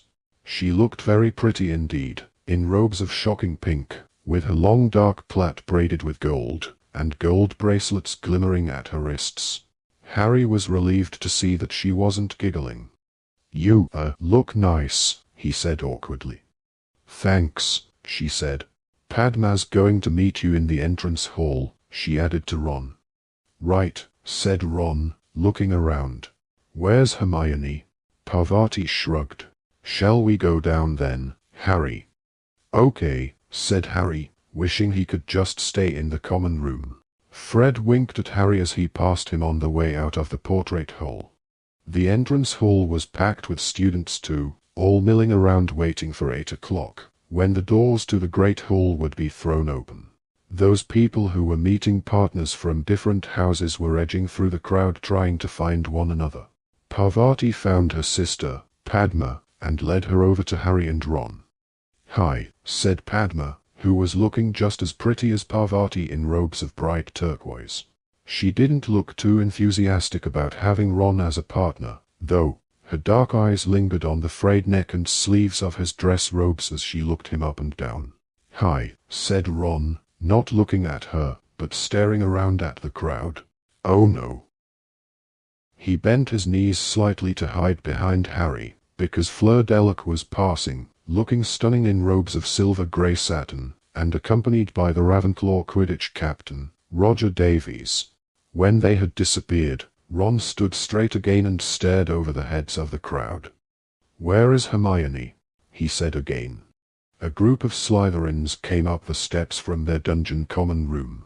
Malfoy was in front. He was wearing dress robes of black velvet with a high collar, which in Harry's opinion made him look like a vicar. Pansy Parkinson in very frilly robes of pale pink was clutching Malfoy's arm. Crabbe and Goyle were both wearing green. They resembled moss-colored boulders, and neither of them, Harry was pleased to see, had managed to find a partner. The oak front doors opened, and everyone turned to look as the Durmstrang students entered with Professor Karkaroff. Krum was at the front of the party, accompanied by a pretty girl in blue robes Harry didn't know. Over their heads he saw that an area of lawn right in front of the castle had been transformed into a sort of grotto full of fairy lights, meaning hundreds of actual living fairies were sitting in the rosebushes that had been conjured there, and fluttering over the statues of what seemed to be Father Christmas and his reindeer. Then Professor McGonagall's voice called, "Champions over here, please." Parvati readjusted her bangles, beaming. She and Harry said, "See you in a minute," to Ron and Padma and walked forward, the chattering crowd parting to let them through. Professor McGonagall, who was wearing dress robes of red tartan and had arranged a rather ugly wreath of thistles around the brim of her hat, told them to wait on one side of the doors while everyone else went inside. They were to enter the great hall in procession when the rest of the students had sat down. Fleur Delacour and Roger Davies stationed themselves nearest the doors. Davies looked so stunned by his good fortune in having Fleur for a partner that he could hardly take his eyes off her. Cedric and Joe were close to Harry too. He looked away from them so he wouldn't have to talk to them. His eyes fell instead on the girl next to Krum. His jaw dropped. It was Hermione. But she didn't look like Hermione at all. She had done something with her hair. It was no longer bushy but sleek and shiny, and twisted up into an elegant knot at the back of her head. She was wearing robes made of a floaty, periwinkle blue material, and she was holding herself differently, somehow, or maybe it was merely the absence of the 20 or so books she usually had slung over her back. She was also smiling, rather nervously, it was true, but the reduction in the size of her front teeth was more noticeable than ever. Harry couldn't understand how he hadn't spotted it before. "Hi, Harry," she said. "Hi, Parvati." Parvati was gazing at Hermione in unflattering disbelief. She wasn't the only one either. When the doors to the Great Hall opened, Krum's fan club from the library stalked past, throwing Hermione looks of deepest loathing. Pansy Parkinson gaped at her as she walked by with Malfoy, and even he didn't seem to be able to find an insult to throw at her. Ron, however, walked right past Hermione without looking at her. Once everyone else was settled in the hall, Professor McGonagall told the champions and their partners to get in line in pairs and to follow her. They did so, and everyone in the Great Hall applauded as they entered and started walking up toward a large round table at the top of the hall, where the judges were sitting. The walls of the hall had all been covered in sparkling silver frost, with hundreds of garlands of mistletoe and ivy crossing the starry black ceiling. The house tables had vanished. Instead, there were about 100 smaller, lantern-lit ones, each seating about a dozen people. Harry concentrated on not tripping over his feet. Parvati seemed to be enjoying herself. She was beaming around at everybody, steering Harry so forcefully that he felt as though he were a show dog she was putting through its paces. He caught sight of Ron and Padma as he neared the top table. Ron was watching Hermione pass with narrowed eyes. Padma was looking sulky. Dumbledore smiled happily as the champions approached the top table, but Karkaroff wore an expression remarkably like Ron's as he watched Krum and Hermione draw nearer. Ludo Bagman, tonight in robes of bright purple with large yellow stars, was clapping as enthusiastically as any of the students, and Madame Maxime, who had changed her usual uniform of black satin for a flowing gown of lavender silk, was applauding them politely. But Mr. Crouch, Harry suddenly realized, was not there. The fifth seat at the table was occupied by Percy Weasley. When the champions and their partners reached the table, Percy drew out the empty chair beside him, staring pointedly at Harry. Harry took the hint and sat down next to Percy, who was wearing brand new, navy blue dress robes and an expression of such smugness that Harry thought it ought to be fined. "I've been promoted," Percy said before Harry could even ask, and from his tone, he might have been announcing his election as supreme ruler of the universe. "I'm now Mr. Crouch's personal assistant, and I'm here representing him." "Why didn't he come?" Harry asked. He wasn't looking forward to being lectured on cauldron bottoms all through dinner. "I'm afraid to say Mr. Crouch isn't well, not well at all. Hasn't been right since the World Cup. Hardly surprising, overwork. He's not as young as he was, though still quite brilliant. Of course, the mind remains as great as it ever was. But the World Cup was a fiasco for the whole ministry, and then, Mr. Crouch suffered a huge personal shock with the misbehavior of that house elf of his, Blinky, or whatever she was called. Naturally, he dismissed her immediately afterward, but, well, as I say, he's getting on, he needs looking after, and I think he's found a definite drop in his home comforts since she left. And then we had the tournament to arrange, and the aftermath of the cup to deal with, that revolting Skeeter woman buzzing around. No, poor man, he's having a well-earned, quiet Christmas. I'm just glad he knew he had someone he could rely upon to take his place." Harry wanted very much to ask whether Mr. Crouch had stopped calling Percy Weatherby yet, but resisted the temptation. There was no food as yet on the glittering golden plates, but small menus were lying in front of each of them. Harry picked his up uncertainly and looked around. There were no waiters. Dumbledore, however, looked carefully down at his own menu, then said very clearly to his plate, "Pork chops." And pork chops appeared. Getting the idea, the rest of the table placed their orders with their plates too. Harry glanced up at Hermione to see how she felt about this new and more complicated method of dining. Surely it meant plenty of extra work for the house elves. But for once, Hermione didn't seem to be thinking about S.P.E.W. She was deep in talk with Victor Krum and hardly seemed to notice what she was eating. It now occurred to Harry that he had never actually heard Krum speak before, but he was certainly talking now, and very enthusiastically at that. We have a castle also, not as big as this, nor as comfortable, I am thinking, he was telling Hermione. We have just 4 floors, and the fires are lit only for magical purposes. But we have grounds larger even than these, though in winter, we have very little daylight, so we are not enjoying them. But in summer we are flying every day, over the lakes and the mountains. Now, Victor, said Karkaroff with a laugh that didn't reach his cold eyes, don't go giving away anything else, now, or your charming friend will know exactly where to find us. Dumbledore smiled, his eyes twinkling. Igor, all this secrecy. One would almost think you didn't want visitors. Well, Dumbledore, said Karkaroff, displaying his yellowing teeth to their fullest extent, we are all protective of our private domains, are we not? Do we not jealously guard the halls of learning that have been entrusted to us? Are we not right to be proud that we alone know our school's secrets, and right to protect them? Oh, I would never dream of assuming I know all Hogwarts' secrets, Igor, said Dumbledore amicably. Only this morning, for instance, I took a wrong turning on the way to the bathroom and found myself in a beautifully proportioned room I have never seen before, containing a really rather magnificent collection of chamber pots. When I went back to investigate more closely, I discovered that the room had vanished. But I must keep an eye out for it. Possibly it is only accessible at 5:30 in the morning. Or it may only appear at the quarter moon, or when the seeker has an exceptionally full bladder. Harry snorted into his plate of goulash.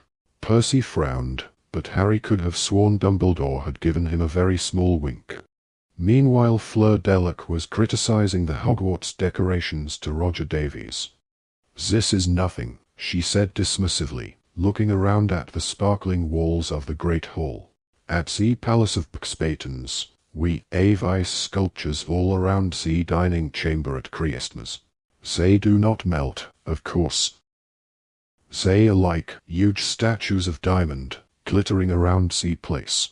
And the food is simply superb. And we have choirs of wood nymphs, who serenade us as we eat. We have none of this ugly armor in the halls, and if a poltergeist ever entered into Buxbatons, he would be expelled like that.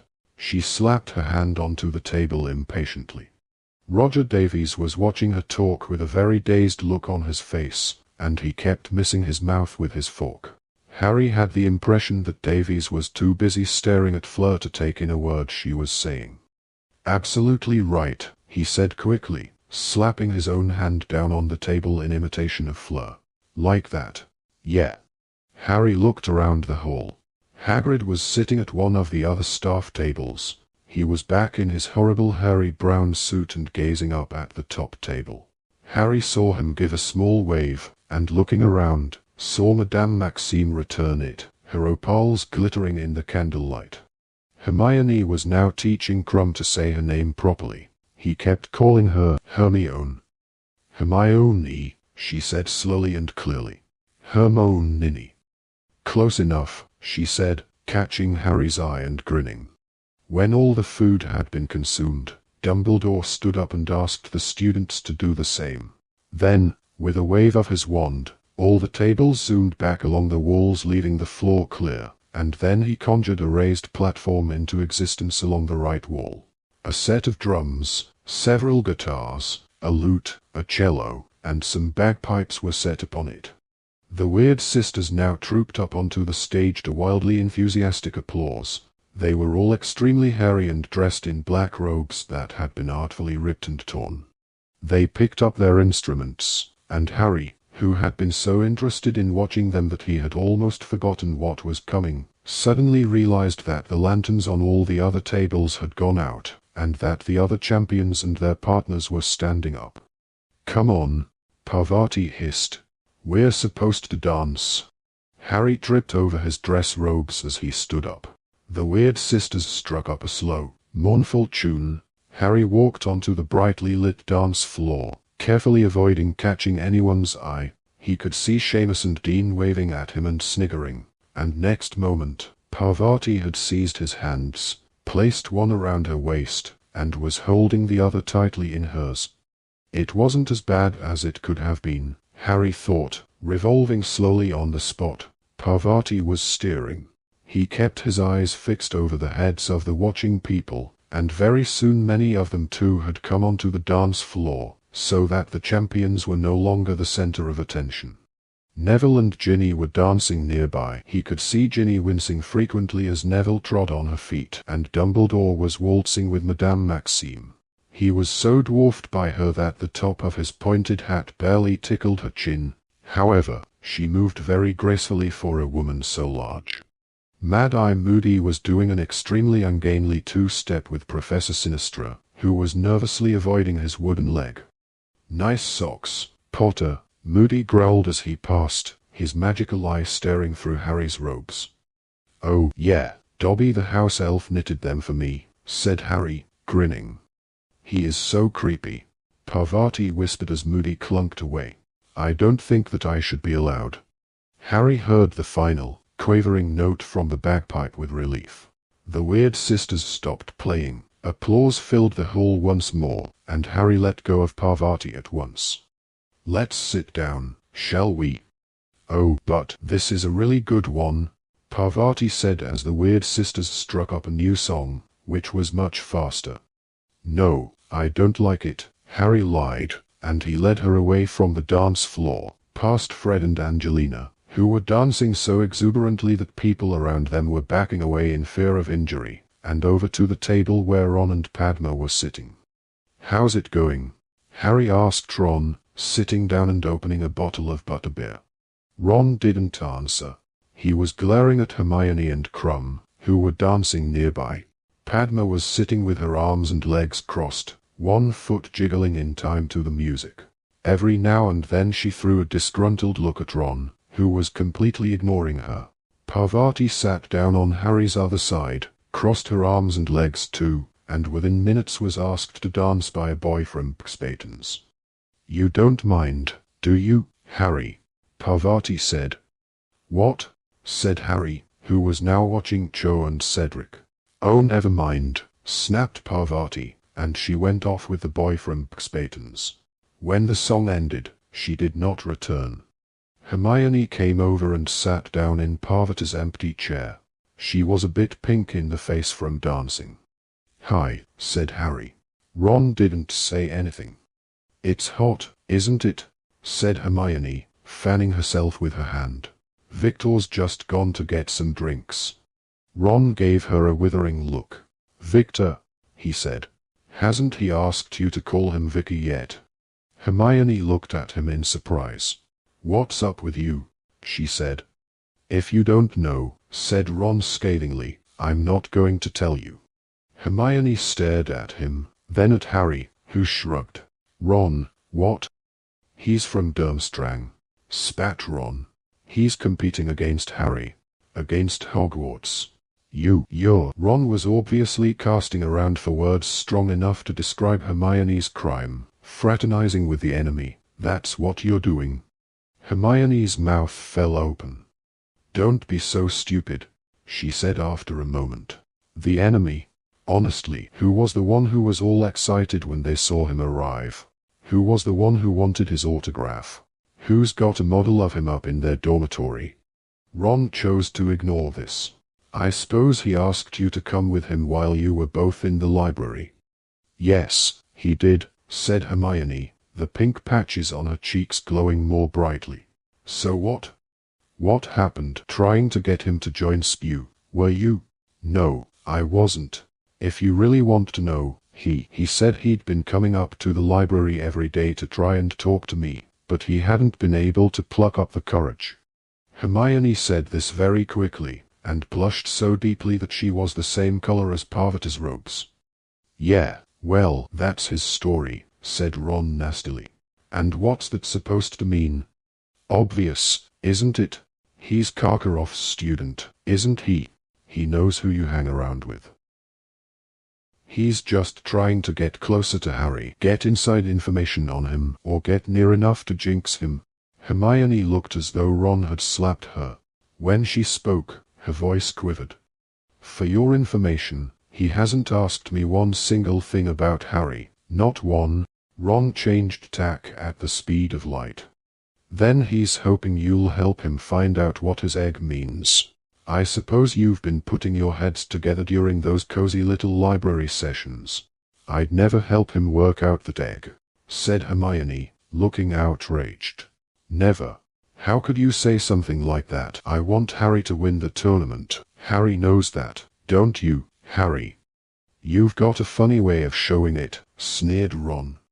This whole tournament's supposed to be about getting to know foreign wizards and making friends with them, said Hermione hotly. No it isn't, shouted Ron. It's about winning. People were starting to stare at them. Ron, said Harry quietly, I haven't got a problem with Hermione coming with Krum, but Ron ignored Harry too. Why don't you go and find Vicky? He'll be wondering where you are, said Ron. Don't call him Vicky. Hermione jumped to her feet and stormed off across the dance floor, disappearing into the crowd. Ron watched her go with a mixture of anger and satisfaction on his face. Are you going to ask me to dance at all? Padma asked him. No, said Ron, still glaring after Hermione. Fine, snapped Padma, and she got up and went to join Parvati and the Spatans boy, who conjured up one of his friends to join them so fast that Harry could have sworn he had zoomed him there by a summoning charm. Where is Hermione? Said a voice. Krum had just arrived at their table clutching 2 butterbeers. No idea, said Ron mulishly, looking up at him. Lost her, have you? Krum was looking surly again. Vale, if you see her, tell her I have drinks, he said, and he slouched off. Made friends with Victor Krum, have you, Ron? Percy had bustled over, rubbing his hands together and looking extremely pompous. Excellent. That's the whole point, you know, international magical cooperation. To Harry's displeasure, Percy now took Padma's vacated seat. The top table was now empty. Professor Dumbledore was dancing with Professor Sprout, Ludo Bagman with Professor McGonagall. Madame Maxime and Hagrid were cutting a wide path around the dance floor as they waltzed through the students, and Karkaroff was nowhere to be seen. When the next song ended, everybody applauded once more, and Harry saw Ludo Bagman kiss Professor McGonagall's hand and make his way back through the crowds, at which point Fred and George accosted him. What do they think they're doing, annoying senior ministry members? Percy hissed, watching Fred and George suspiciously. No respect. Ludo Bagman shook off Fred and George fairly quickly, however, and, spotting Harry, waved and came over to their table. I hope my brothers weren't bothering you, Mr. Bagman, said Percy at once. What? Oh, not at all, said Bagman. No, they were just telling me a bit more about those fake wands of theirs. Wondering if I could advise them on the marketing. I've promised to put them in touch with a couple of contacts of mine at Sonko's joke shop. Percy didn't look happy about this at all, and Harry was prepared to bet he would be rushing to tell Mrs. Weasley about this the moment he got home.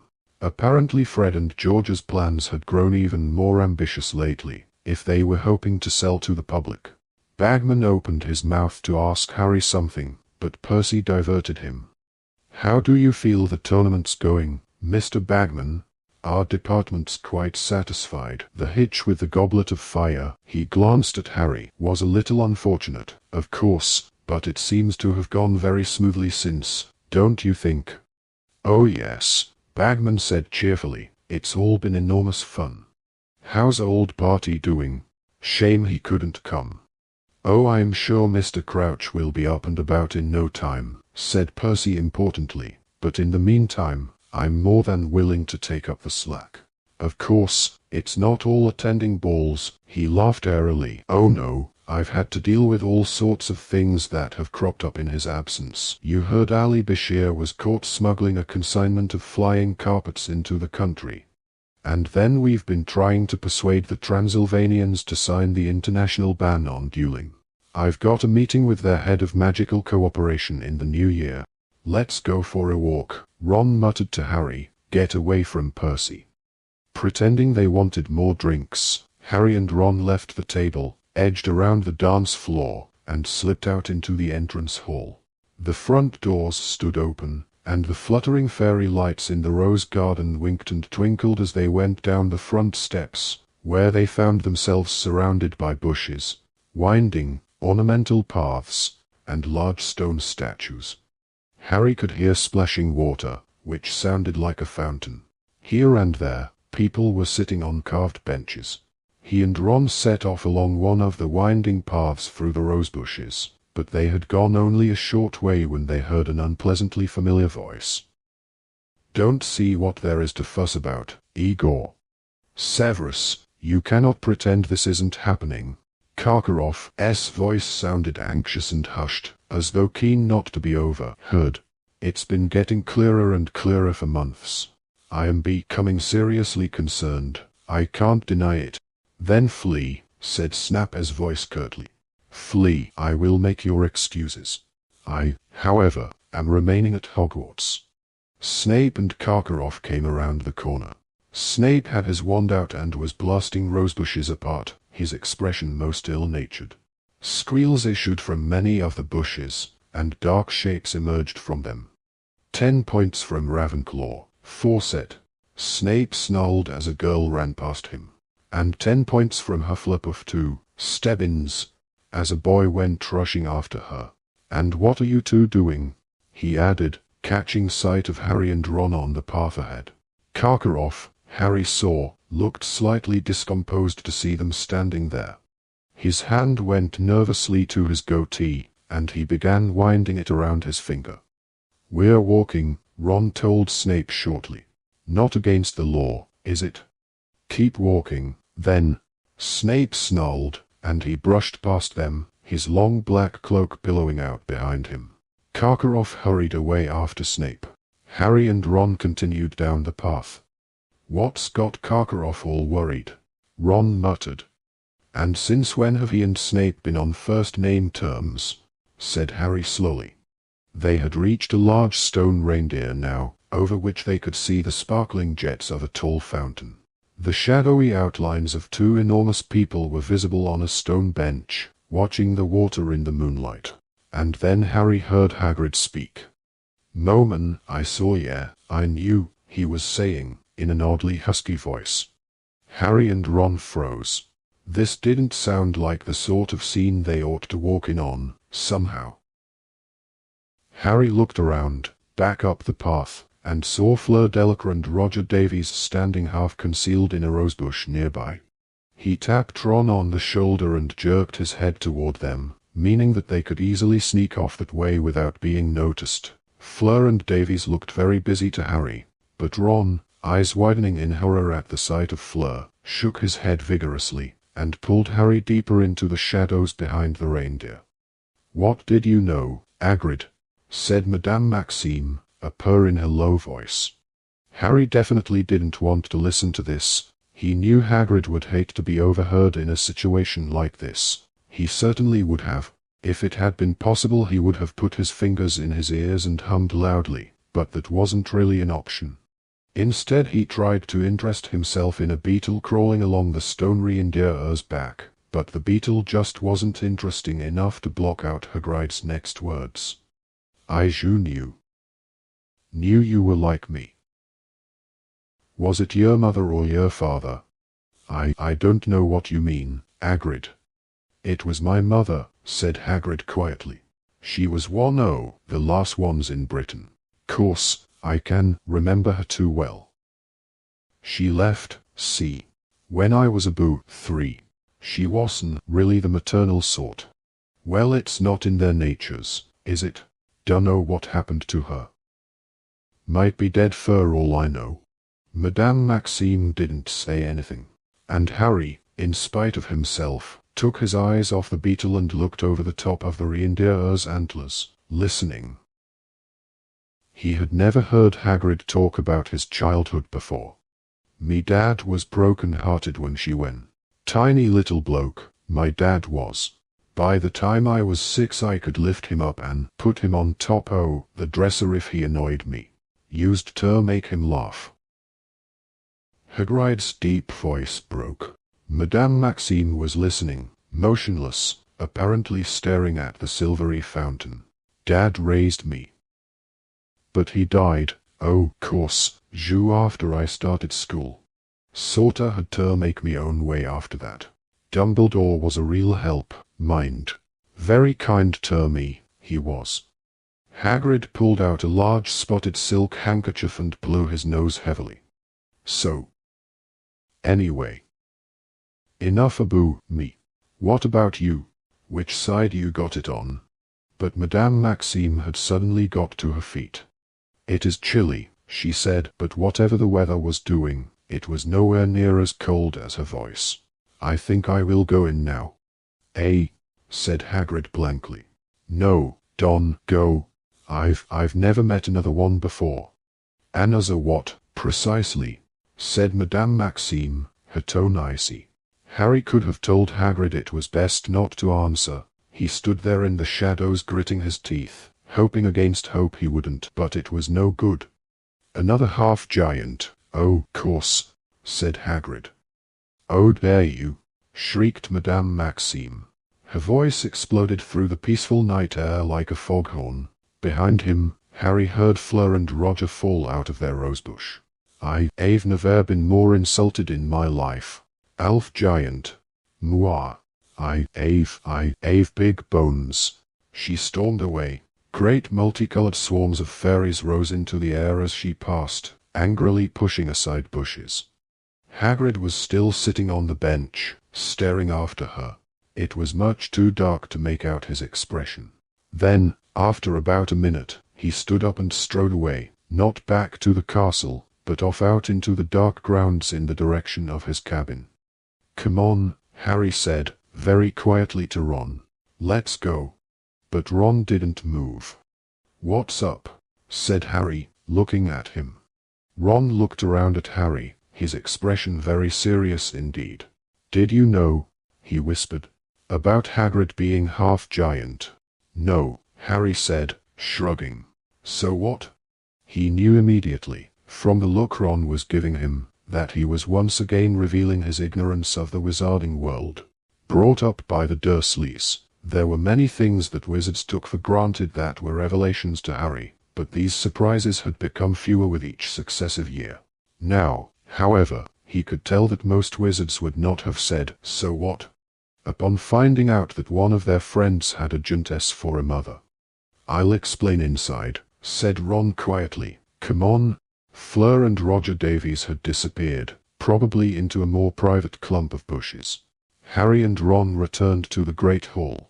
Parvati and Padma were now sitting at a distant table with a whole crowd of Paxpaton's boys, and Hermione was once more dancing with Krum.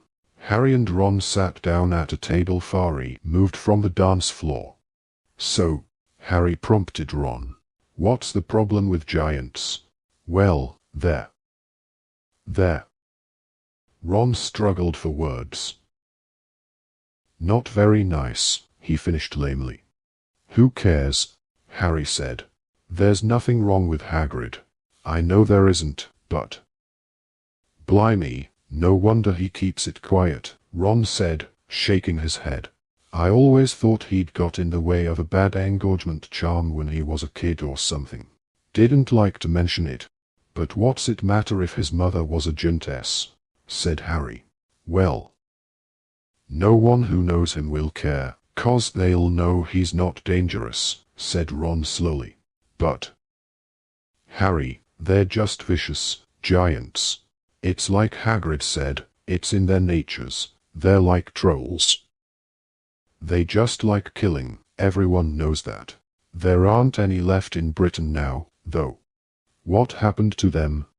Well, they were dying out anyway, and then loads got themselves killed by auras.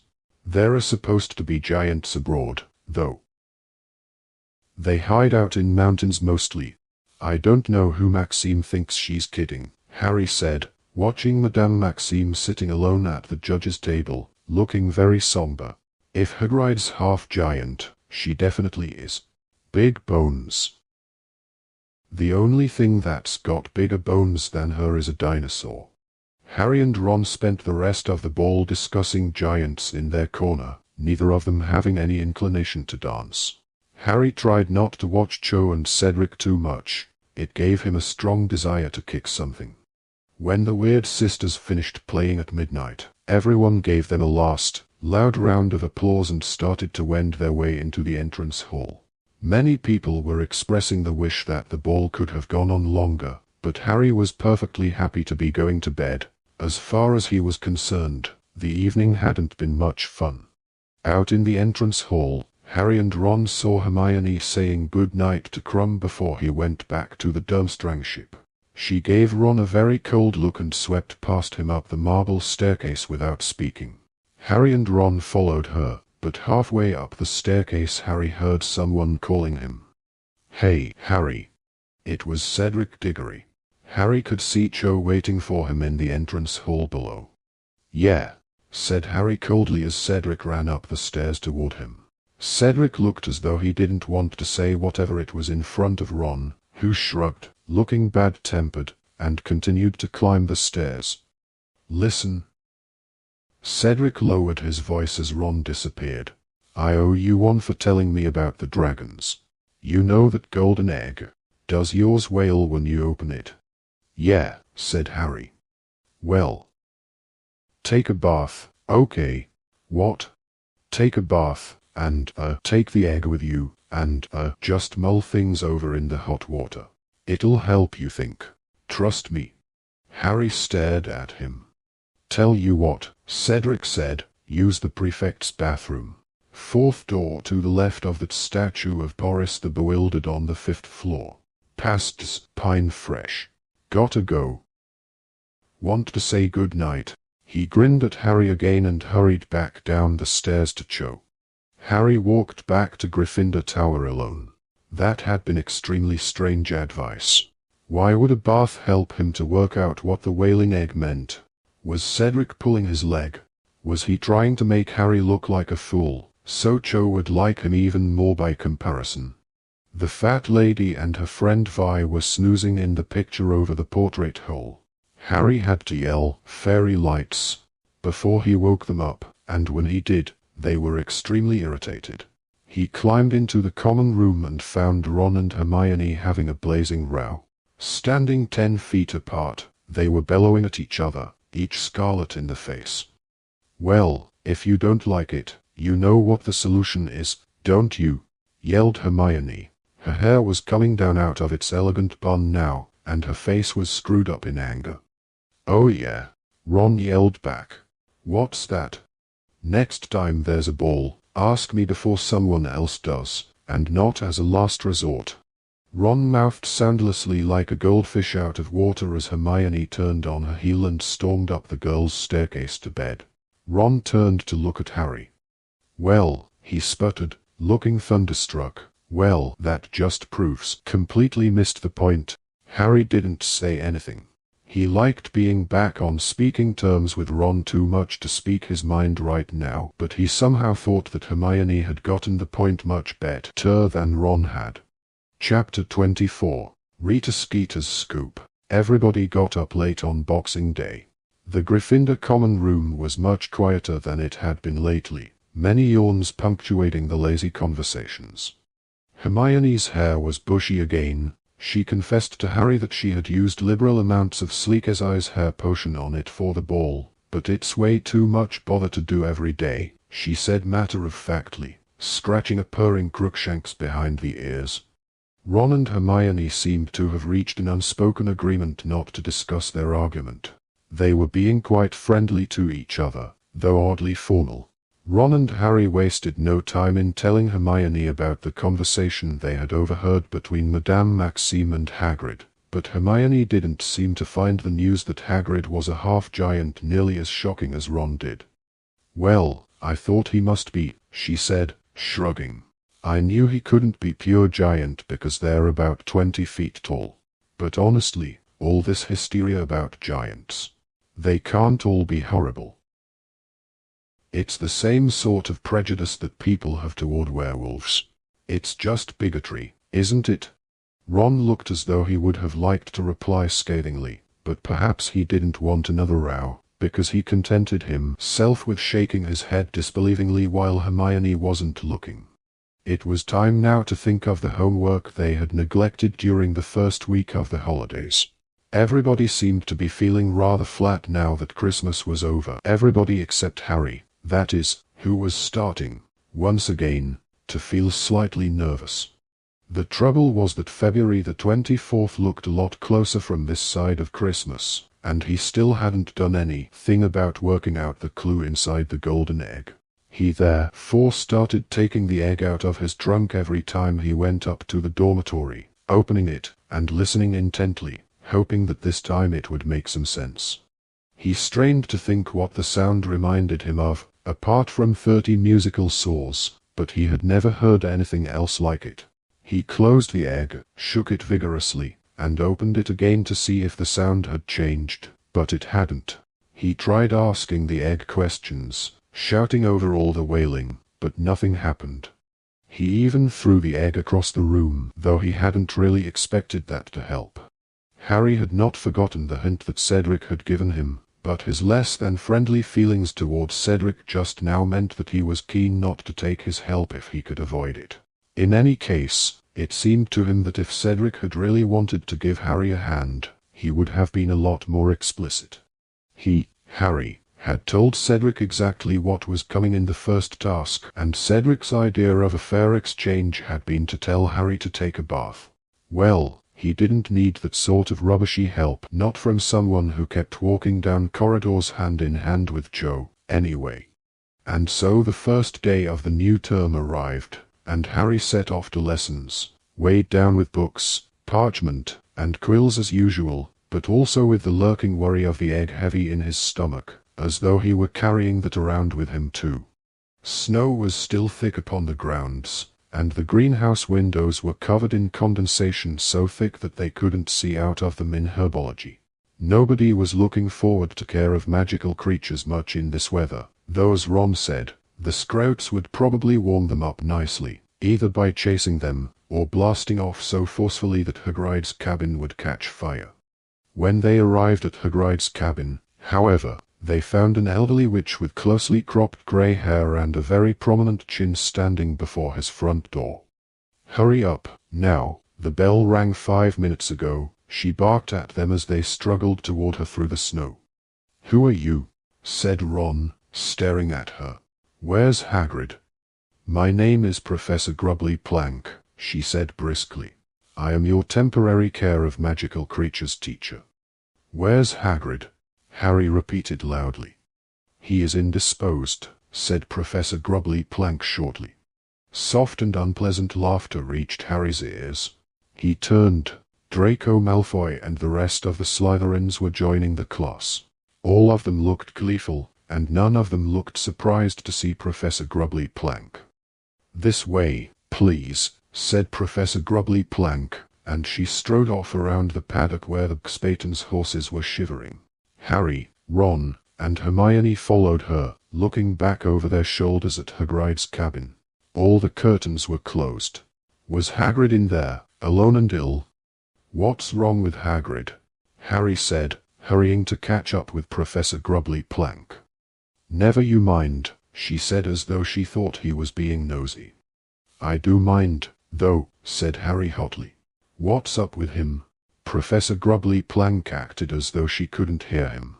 She led them past the paddock where the huge Spayton's horses were standing, huddled against the cold, and toward a tree on the edge of the forest, where a large and beautiful unicorn was tethered. Many of the girls oohed at the sight of the unicorn. "Oh, it's so beautiful," whispered Lavender Brown.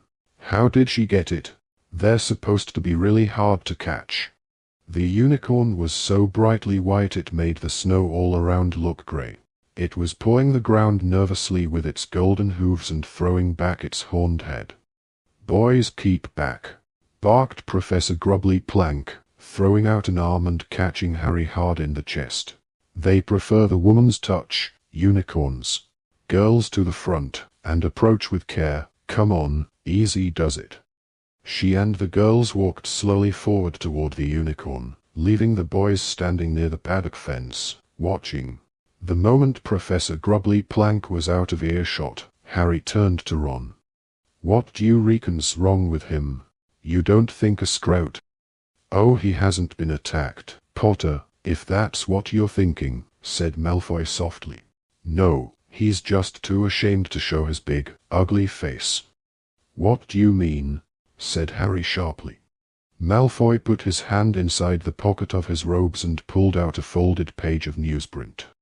"There you go," he said. "Hate to break it to you, Potter." He smirked as Harry snatched the page, unfolded it, and read it, with Ron, Seamus, Dean, and Neville looking over his shoulder. It was an article topped with a picture of Hagrid looking extremely shifty. Dumbledore's giant mistake. Albus Dumbledore, eccentric headmaster of Hogwarts School of Witchcraft and Wizardry, has never been afraid to make controversial staff appointments, writes Rita Skeeter, special correspondent. In September of this year, he hired Aleister Mad-Eye Moody, the notoriously jinx-happy ex-Auror, to teach defense against the dark arts, a decision that caused many raised eyebrows at the Ministry of Magic, given Moody's well-known habit of attacking anybody who makes a sudden movement in his presence.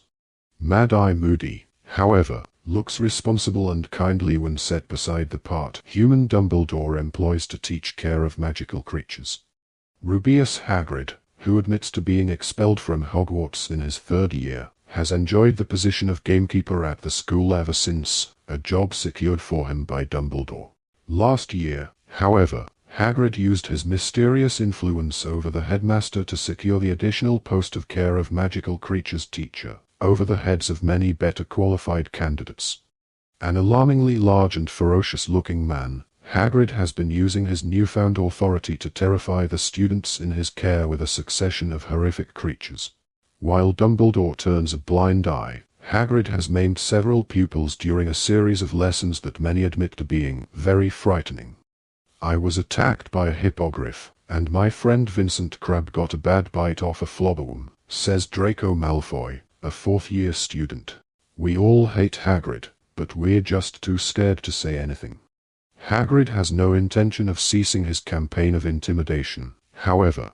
In conversation with a Daily Prophet reporter last month, he admitted breeding creatures he has dubbed blast-ended scrouts, highly dangerous crosses between manticores and fire crabs. The creation of new breeds of magical creature is, of course, an activity usually closely observed by the Department for the Regulation and Control of Magical Creatures. Hagrid, however, considers himself to be above such petty restrictions.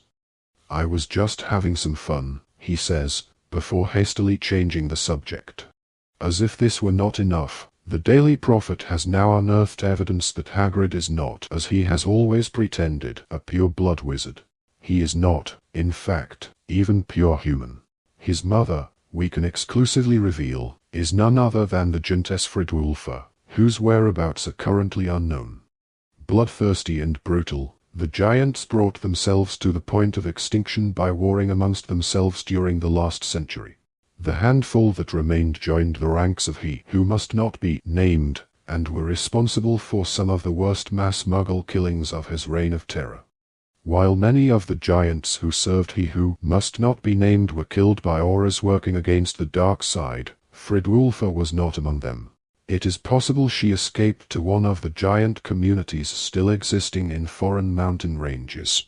If his antics during care of magical creatures lessons are any guide, however, Fridwulfa's son appears to have inherited her brutal nature. In a bizarre twist, Hagrid is reputed to have developed a close friendship with the boy who brought around you-know-who's fall from power, thereby driving Hagrid's own mother, like the rest of you-know-who's supporters, into hiding. Perhaps Harry Potter is unaware of the unpleasant truth about his large friend, but Albus Dumbledore surely has a duty to ensure that Harry Potter, along with his fellow students, is warned about the dangers of associating with part giants. Harry finished reading and looked up at Ron, whose mouth was hanging open. "How did she find out?" he whispered. But that wasn't what was bothering Harry. "What do you mean, we all hate Hagrid?" Harry spat at Malfoy. "What's this rubbish about him?" He pointed at Crabbe, getting a bad bite off a Flobberworm.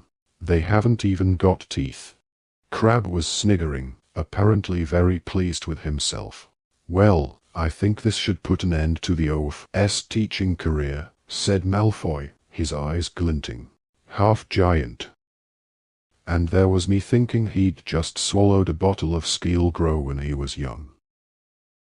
None of the mummies and daddies are going to like this at all. They'll be worried he'll eat their kids. Ha, ha. Are you paying attention over there?" Professor Grubbly Plank's voice carried over to the boys. The girls were all clustered around the unicorn now, stroking it. Harry was so angry that the Daily Prophet article shook in his hands as he turned to stare unseeingly at the unicorn, whose many magical properties Professor Grubbly Plank was now enumerating in a loud voice, so that the boys could hear too. "I hope she stays, that woman," said Parvati Patil when the lesson had ended and they were all heading back to the castle for lunch. "That's more what I thought care of magical creatures would be like. Proper creatures like unicorns, not monsters." "What about Hagrid?" Harry said angrily as they went up the steps. "What about him?" said Parvati in a hard voice. "He can still be gamekeeper, can't he?" Parvati had been very cool toward Harry since the ball. He supposed that he ought to have paid her a bit more attention, but she seemed to have had a good time all the same. She was certainly telling anybody who would listen that she had made arrangements to meet the boy from Spayton's in Hogsmeade on the next weekend trip. "That was a really good lesson," said Hermione as they entered the Great Hall. "I didn't know half the things Professor Grubbly Plank told us about uni. Look at this." Harry snarled, and he shoved the Daily Prophet article under Hermione's nose. Hermione's mouth fell open as she read. Her reaction was exactly the same as Ron's. "How did that horrible Skeeter woman find out? You don't think Hagrid told her?" "No," said Harry, leading the way over to the Gryffindor table and throwing himself into a chair, furious. "He never even told us, did he? I reckon she was so mad he wouldn't give her loads of horrible stuff about me. She went ferreting around to get him back." "Maybe she heard him telling Madame Maxime at the ball," said Hermione quietly. "We'd have seen her in the garden," said Ron. "Anyway, she's not supposed to come into school anymore," Hagrid said. "Dumbledore banned her." "Maybe she's got an invisibility cloak," said Harry, ladling chicken casserole onto his plate and splashing it everywhere in his anger. "Sort of thing she'd do, isn't it? Hide in bushes listening to people." "Like you and Ron did, you mean," said Hermione. "We weren't trying to hear him," said Ron indignantly. "We didn't have any choice. The stupid prat, talking about his giantess mother where anyone could have heard him." "We've got to go and see him," said Harry. "This evening, after divination. Tell him we want him back. You do want him back." He shot at Hermione. Well, I'm not going to pretend it didn't make a nice change, having a proper care of magical creatures lesson for once, but I do want Hagrid back, of course I do," Hermione added hastily, quailing under Harry's furious stare. So that evening after dinner, the three of them left the castle once more and went down through the frozen grounds to Hagrid's cabin. They knocked, and Fang's booming barks answered. "Hagrid, it's us," Harry shouted, pounding on the door. "Open up." Hagrid didn't answer. They could hear Fang scratching at the door, whining, but it didn't open. They hammered on it for 10 more minutes. Ron even went and banged on one of the windows, but there was no response. "What's he avoiding us for?" Hermione said when they had finally given up and were walking back to the school. "He surely doesn't think we'd care about him being half giant." But it seemed that Hagrid did care. They didn't see a sign of him all week. He didn't appear at the staff table at mealtimes. They didn't see him going about his gamekeeper duties on the grounds, and Professor Grubbly Plank continued to take the care of magical creatures classes. Malfoy was gloating at every possible opportunity. "Missing your half-breed pal," he kept whispering to Harry whenever there was a teacher around, so that he was safe from Harry's retaliation. "Missing the Elephant Man." There was a Hogsmeade visit halfway through January. Ron was very surprised that Harry was going to go. "I just thought you'd want to take advantage of the common room being quiet," she said. "Really get to work on that egg." "Oh, I reckon I've got a pretty good idea what it's about now," Harry lied. "Have you really?" said Hermione, looking impressed. "Well done." Harry's insides gave a guilty squirm, but he ignored them. He still had 5 weeks to work out that egg clue, after all, and that was ages. Whereas if he went into Hogsmeade, he might run into Hagrid, and get a chance to persuade him to come back. Ron, and Hermione left the castle together on Saturday and set off through the cold, wet grounds toward the gates. As they passed the Durmstrang ship moored in the lake, they saw Victor Krum emerge onto the deck, dressed in nothing but swimming trunks. He was very skinny indeed, but apparently a lot tougher than he looked, because he climbed up onto the side of the ship, stretched out his arms, and dived right into the lake. "He's mad," said Harry, staring at Krum's dark head as it bobbed out into the middle of the lake. "It must be freezing. It's January." "It's a lot colder where he comes from," said Hermione. "I suppose it feels quite warm to him." "Yeah, but there's still the giant squid," said Ron. He didn't sound anxious. If anything, he sounded hopeful. Hermione noticed his tone of voice and frowned. "He's really nice, you know," she said. "He's not at all like you'd think, coming from Durmstrang. He likes it much better here, he told me." Ron said nothing.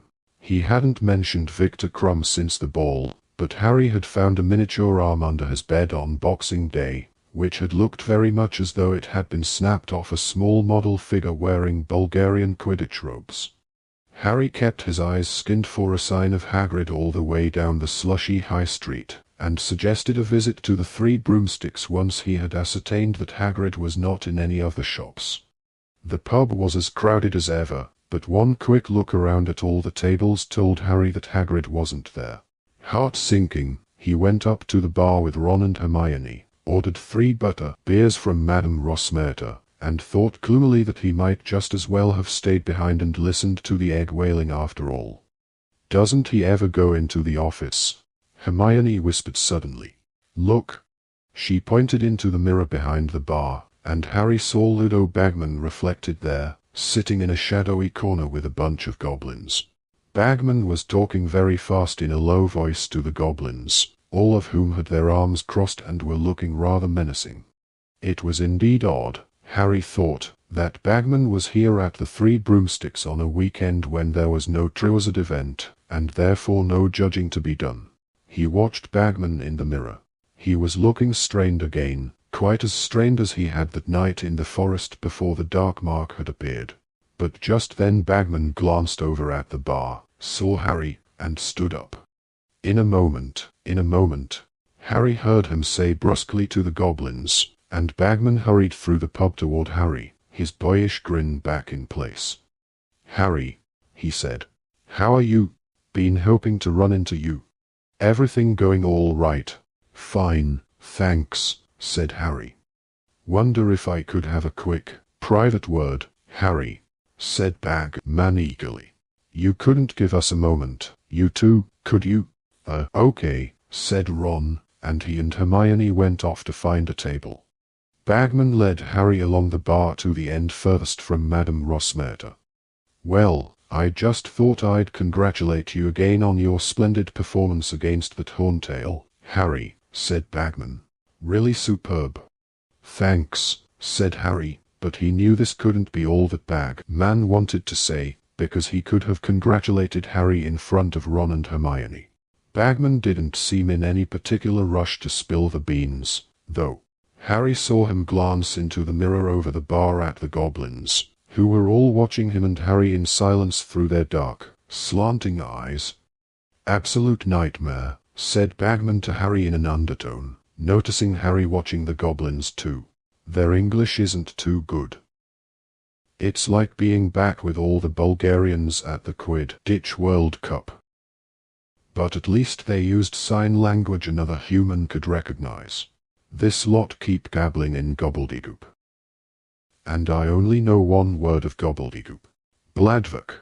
It means pickaxe. I don't like to use it in case they think I'm threatening them. He gave a short, booming laugh. What do they want?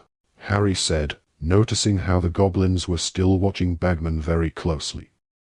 Well, said Bagman, looking suddenly nervous. They're looking for Barry Crouch. Why are they looking for him here? Said Harry. He's at the Ministry in London, isn't he? As a matter of fact, I've no idea where he is, said Bagman. He's sort of stopped coming to work. Been absent for a couple of weeks now. Young Percy, his assistant, says he's ill. Apparently he's just been sending instructions in by owl. But would you mind not mentioning that to anyone, Harry? Because Rita Skeeter's still poking around everywhere she can, and I'm willing to bet she'd work up Barty's illness into something sinister. Probably say he's gone missing like Bertha Jorkins. Have you heard anything about Bertha Jorkins? Harry asked. No, said Bagman, looking strained again. I've got people looking, of course. About time, thought Harry, and it's all very strange.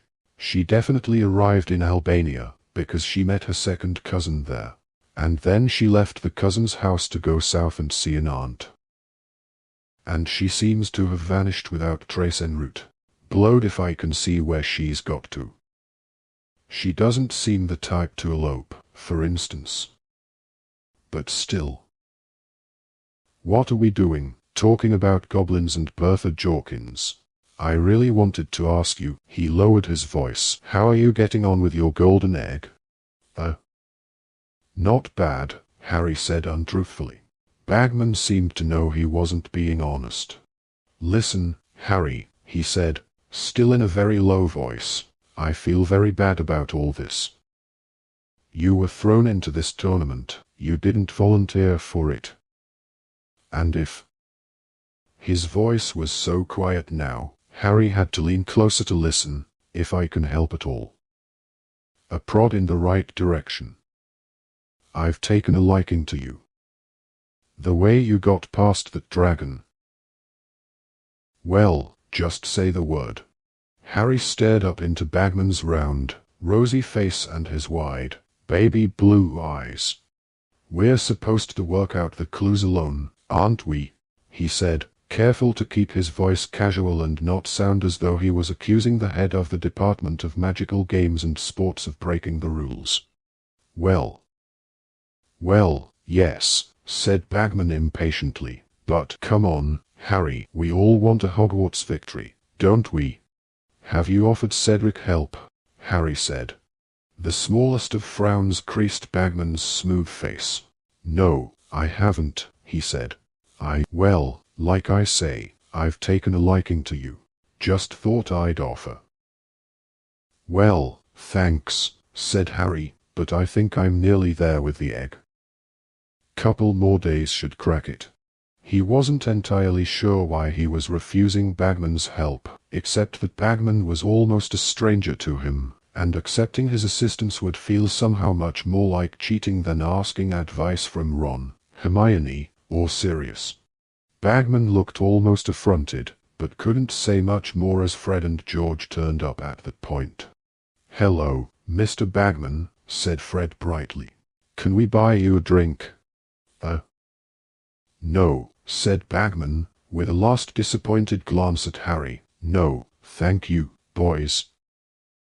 Fred and George looked quite as disappointed as Bagman, who was surveying Harry as though he had let him down badly.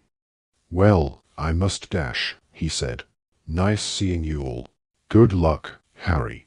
He hurried out of the pub. The goblins all slid off their chairs and exited after him. Harry went to rejoin Ron and Hermione. "What did he want?"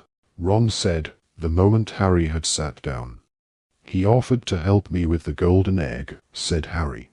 "He shouldn't be doing that," said Hermione, looking very shocked. "He's one of the judges. And anyway, you've already worked it out, haven't you?" "Nearly," said Harry. "Well, I don't think Dumbledore would like it if he knew Bagman was trying to persuade you to cheat," said Hermione, still looking deeply disapproving. "I hope he's trying to help Cedric as much." "He's not, I asked," said Harry. "Who cares if Digger is getting help?" said Ron. Harry privately agreed. "Those goblins didn't look very friendly," said Hermione, sipping her butterbeer. "What were they doing here?" "Looking for Crouch, according to Bagman," said Harry. "He's still ill. Hasn't been into work." "Maybe Percy's poisoning him," said Ron. "Probably thinks if Crouch snuffs it he'll be made head of the Department of International Magical Cooperation." Hermione gave Ron a don't joke about things like that look, and said, "Funny, goblins looking for Mr. Crouch. They'd normally deal with the Department for the Regulation and Control of Magical Creatures." "Crouch can speak loads of different languages, though," said Harry. "Maybe they need an interpreter." "Worrying about poor, ickle goblins, now, are you?" Ron asked Hermione. "Thinking of starting up S.P.U.G. or something? Society for the Protection of Ugly Goblins." "Ha, ha, ha," said Hermione sarcastically. "Goblins don't need protection. Haven't you been listening to what Professor Binns has been telling us about goblin rebellions?" "No," said Harry and Ron together. "Well, they're quite capable of dealing with wizards," said Hermione, taking another sip of butterbeer. "They're very clever. They're not like house elves, who never stick up for themselves." "Oh," said Ron, staring at the door. Rita Skeeter had just entered. She was wearing banana yellow robes today. Her long nails were painted shocking pink, and she was accompanied by her paunchy photographer. She bought drinks, and she and the photographer made their way through the crowds to a table nearby, Harry, Ron, and Hermione glaring at her as she approached. She was talking fast and looking very satisfied about something. "Didn't seem very keen to talk to us, did he, bozo? Now, why would that be, do you think? And what's he doing with a pack of goblins in tow anyway? Showing them the sights? What nonsense. He was always a bad liar. Reckon something's up. Think we should do a bit of digging." Disgraced ex-head of magical games and sports, Ludo Bagman. Snappy start to a sentence. "Bozo, we just need to find a story to fit it." "Trying to ruin someone else's life," said Harry loudly. A few people looked around. Rita Skeeter's eyes widened behind her jeweled spectacles as she saw who had spoken. "Harry," she said, beaming. "How lovely. Why don't you come and join?" "I wouldn't come near you with a 10-foot broomstick," said Harry furiously. "What did you do that to Hagrid for, eh?" Rita Skeeter raised her heavily penciled eyebrows. "Our readers have a right to the truth, Harry. I am merely doing my—" "Who cares if he's half giant?" Harry shouted. "There's nothing wrong with him." The whole pub had gone very quiet. Madame Rosmerta was staring over from behind the bar, apparently oblivious to the fact that the flagon she was filling with mead was overflowing. Rita Skeeter's smile flickered very slightly, but she hitched it back almost at once. She snapped open her crocodile skin handbag, pulled out her quick quote squill, and said, "How about giving me an interview about the Hagrid you know, Harry?" The man behind the muscles. Your unlikely friendship and the reasons behind it. Would you call him a father substitute? Hermione stood up very abruptly, her butterbeer clutched in her hand as though it were a grenade. You horrible woman, she said, through gritted teeth. You don't care, do you? Anything for a story, and anyone will do, won't they? Even Ludo Bagman. Sit down, you silly little girl, and don't talk about things you don't understand, said Rita Skeeter coldly, her eyes hardening as they fell on Hermione. I know things about Ludo Bagman that would make your hair curl. Not that it needs it, she added, eyeing Hermione's bushy hair. Let's go, said Hermione. Come on, Harry, Ron. They left. Many people were staring at them as they went. Harry glanced back as they reached the door. Rita Skeeter's quick quote squill was out. It was zooming backward and forward over a piece of parchment on the table. She'll be after you next, Hermione, said Ron in a low and worried voice as they walked quickly back up the street. Let her try, said Hermione defiantly. She was shaking with rage. I'll show her. Silly little girl, am I? Oh, I'll get her back for this. First Harry, then Hagrid. You don't want to go upsetting Rita Skeeter, said Ron nervously. I'm serious, Hermione, she'll dig up something on you. My parents don't read the Daily Prophet. She can't scare me into hiding, said Hermione, now striding along so fast that it was all Harry and Ron could do to keep up with her. The last time Harry had seen Hermione in a rage like this, she had hit Draco Malfoy around the face. And Hagrid isn't hiding anymore. He should never have let that excuse for a human being upset him. Come on. Breaking into a run, she led them all the way back up the road, through the gates flanked by winged boars, and up through the grounds to Hagrid's cabin. The curtains were still drawn, and they could hear Fang barking as they approached. Hagrid! Hermione shouted, pounding on his front door. Hagrid, that's enough. We know you're in there. Nobody cares if your mum was a giantess. Hagrid, you can't let that foul Skeeter woman do this to you. Hagrid, get out here, you're just being... The door opened. Hermione said, about tea, and then stopped, very suddenly, because she had found herself face to face, not with Hagrid, but with Albus Dumbledore. Good afternoon, he said pleasantly, smiling down at them. We wanted to see Hagrid, said Hermione in a rather small voice. Yes, I surmised as much, said Dumbledore, his eyes twinkling. Why don't you come in? Oh. Okay, said Hermione. She, Ron, and Harry went into the cabin. Fang launched himself upon Harry the moment he entered, barking madly and trying to lick his ears. Harry fended off Fang and looked around. Hagrid was sitting at his table, where there were 2 large mugs of tea. He looked a real mess. His face was blotchy, his eyes swollen, and he had gone to the other extreme where his hair was concerned. Far from trying to make it behave, it now looked like a wig of tangled wire. Hi, Hagrid, said Harry. Hagrid looked up. Lo, he said in a very hoarse voice. More tea, I think, said Dumbledore, closing the door behind Harry, Ron, and Hermione, drawing out his wand, and twiddling it. A revolving tea tray appeared in mid-air along with a plate of cakes. Dumbledore magicked the tray onto the table, and everybody sat down. There was a slight pause, and then Dumbledore said, Did you by any chance hear what Miss Granger was shouting, Hagrid? Hermione went slightly pink, but Dumbledore smiled at her and continued, Hermione, Harry, and Ron still seem to want to know you, judging by the way they were attempting to break down the door. Of course we still want to know you, Harry said, staring at Hagrid. You don't think anything that Skeeter Cow... Sorry, Professor, he added quickly, looking at Dumbledore. I have gone temporarily deaf and haven't any idea what you said, Harry, said Dumbledore, twiddling his thumbs and staring at the ceiling. Right, said Harry sheepishly. I just meant, Hagrid, how could you think we'd care what that woman wrote about you?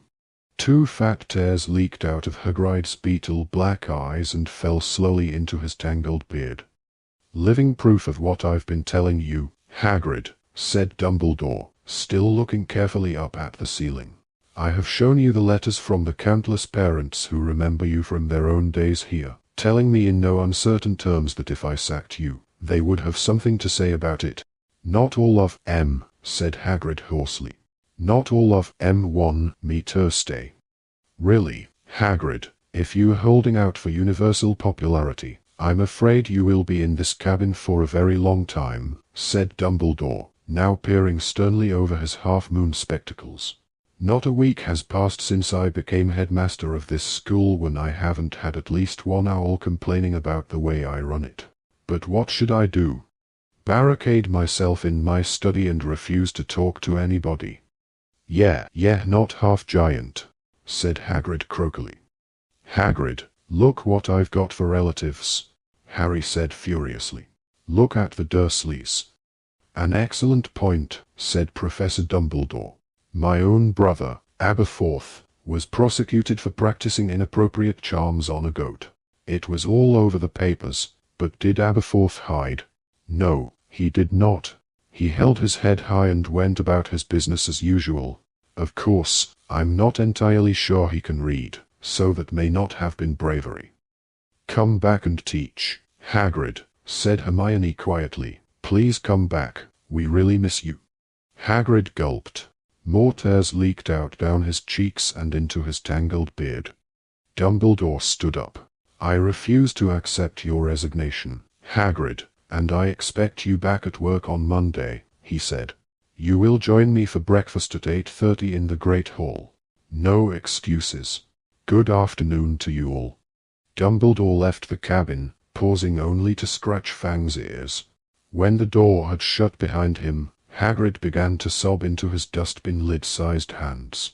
Hermione kept patting his arm, and at last, Hagrid looked up, his eyes very red indeed, and said, "Great man, Dumbledore." "Great man." "Yeah, he is," said Ron. "Can I have one of these cakes, Hagrid?" "Help yourself," said Hagrid, wiping his eyes on the back of his hand. "Ah, he's right. Oh, course, yeah, all right. I been stupid. My ol' dad would have been ashamed the way I've been bavin'." More tears leaked out, but he wiped them away more forcefully, and said, "Never shown you a picture of my old dad, have I? Here." Hagrid got up, went over to his dresser, opened a drawer, and pulled out a picture of a short wizard with Hagrid's crinkled black eyes, beaming as he sat on top of Hagrid's shoulder.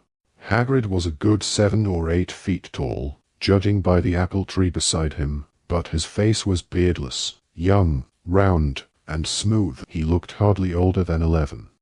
"That was taken you after I got into Hogwarts," Hagrid croaked. "Dad was dead chuffed.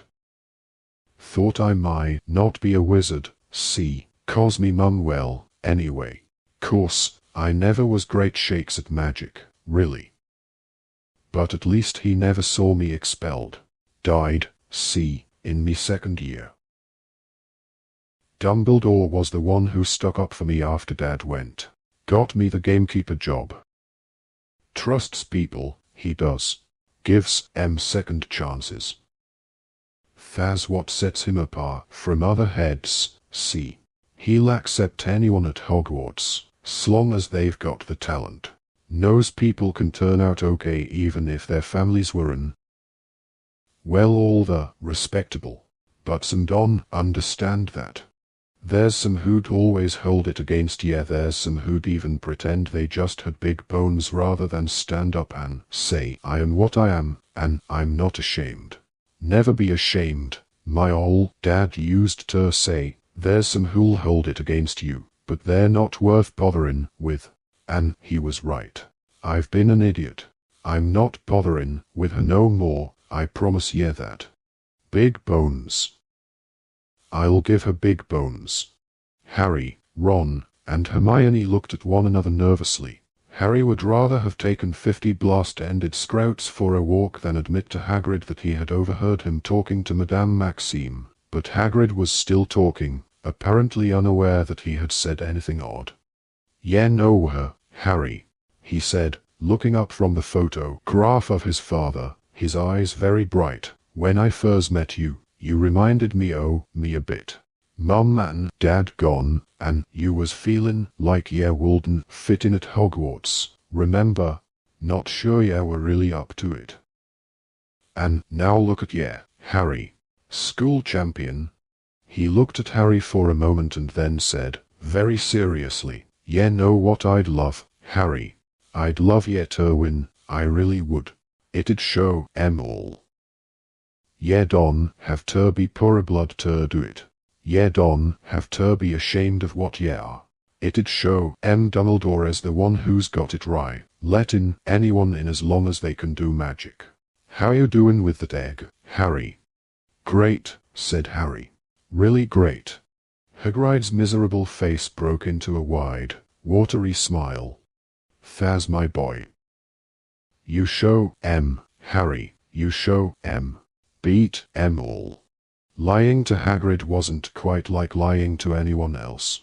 Harry went back to the castle later that afternoon with Ron and Hermione, unable to banish the image of the happy expression on Hagrid's whiskery face as he had imagined Harry winning the tournament. The incomprehensible egg weighed more heavily than ever on Harry's conscience that evening, and by the time he had got into bed, he had made up his mind it was time to shelve his pride and see if Cedric's hint was worth anything.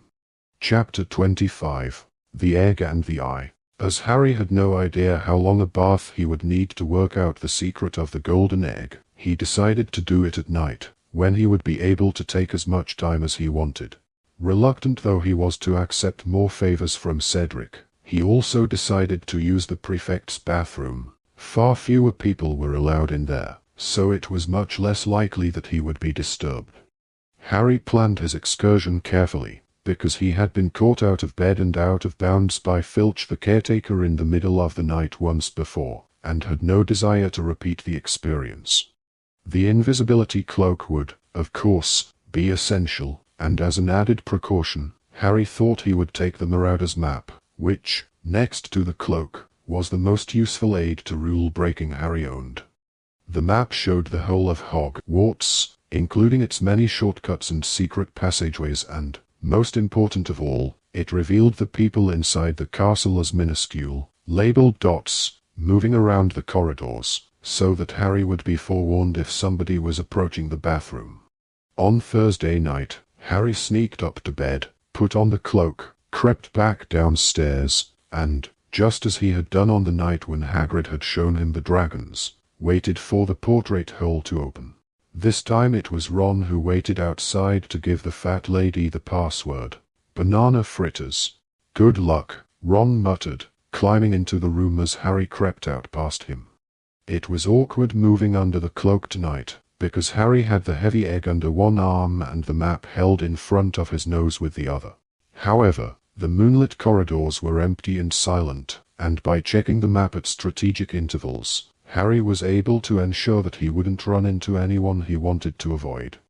When he reached the statue of Boris the Bewildered, a lost-looking wizard with his gloves on the wrong hands, he located the right door, leaned close to it, and muttered the password, "Pine Fresh," just as Cedric had told him. The door creaked open. Harry slipped inside, bolted the door behind him, and pulled off the invisibility cloak, looking around. His immediate reaction was that it would be worth becoming a prefect just to be able to use this bathroom. It was softly lit by a splendid candle-filled chandelier, and everything was made of white marble, including what looked like an empty, rectangular swimming pool sunk into the middle of the floor. About 100 golden taps stood all around the pool's edges, each with a differently colored jewel set into its handle. There was also a diving board. Long white linen curtains hung at the windows. A large pile of fluffy white towels sat in a corner, and there was a single golden, framed painting on the wall. It featured a blonde mermaid who was fast asleep on a rock, her long hair over her face. It fluttered every time she snored. Harry moved forward, looking around, his footsteps echoing off the walls. Magnificent though the bathroom was, and quite keen though he was to try out a few of those taps, now he was here he couldn't quite suppress the feeling that Cedric might have been having him on. How on earth was this supposed to help solve the mystery of the egg? Nevertheless, he put one of the fluffy towels, the cloak, the map, and the egg at the side of the swimming pool-sized bath, then knelt down and turned on a few of the taps.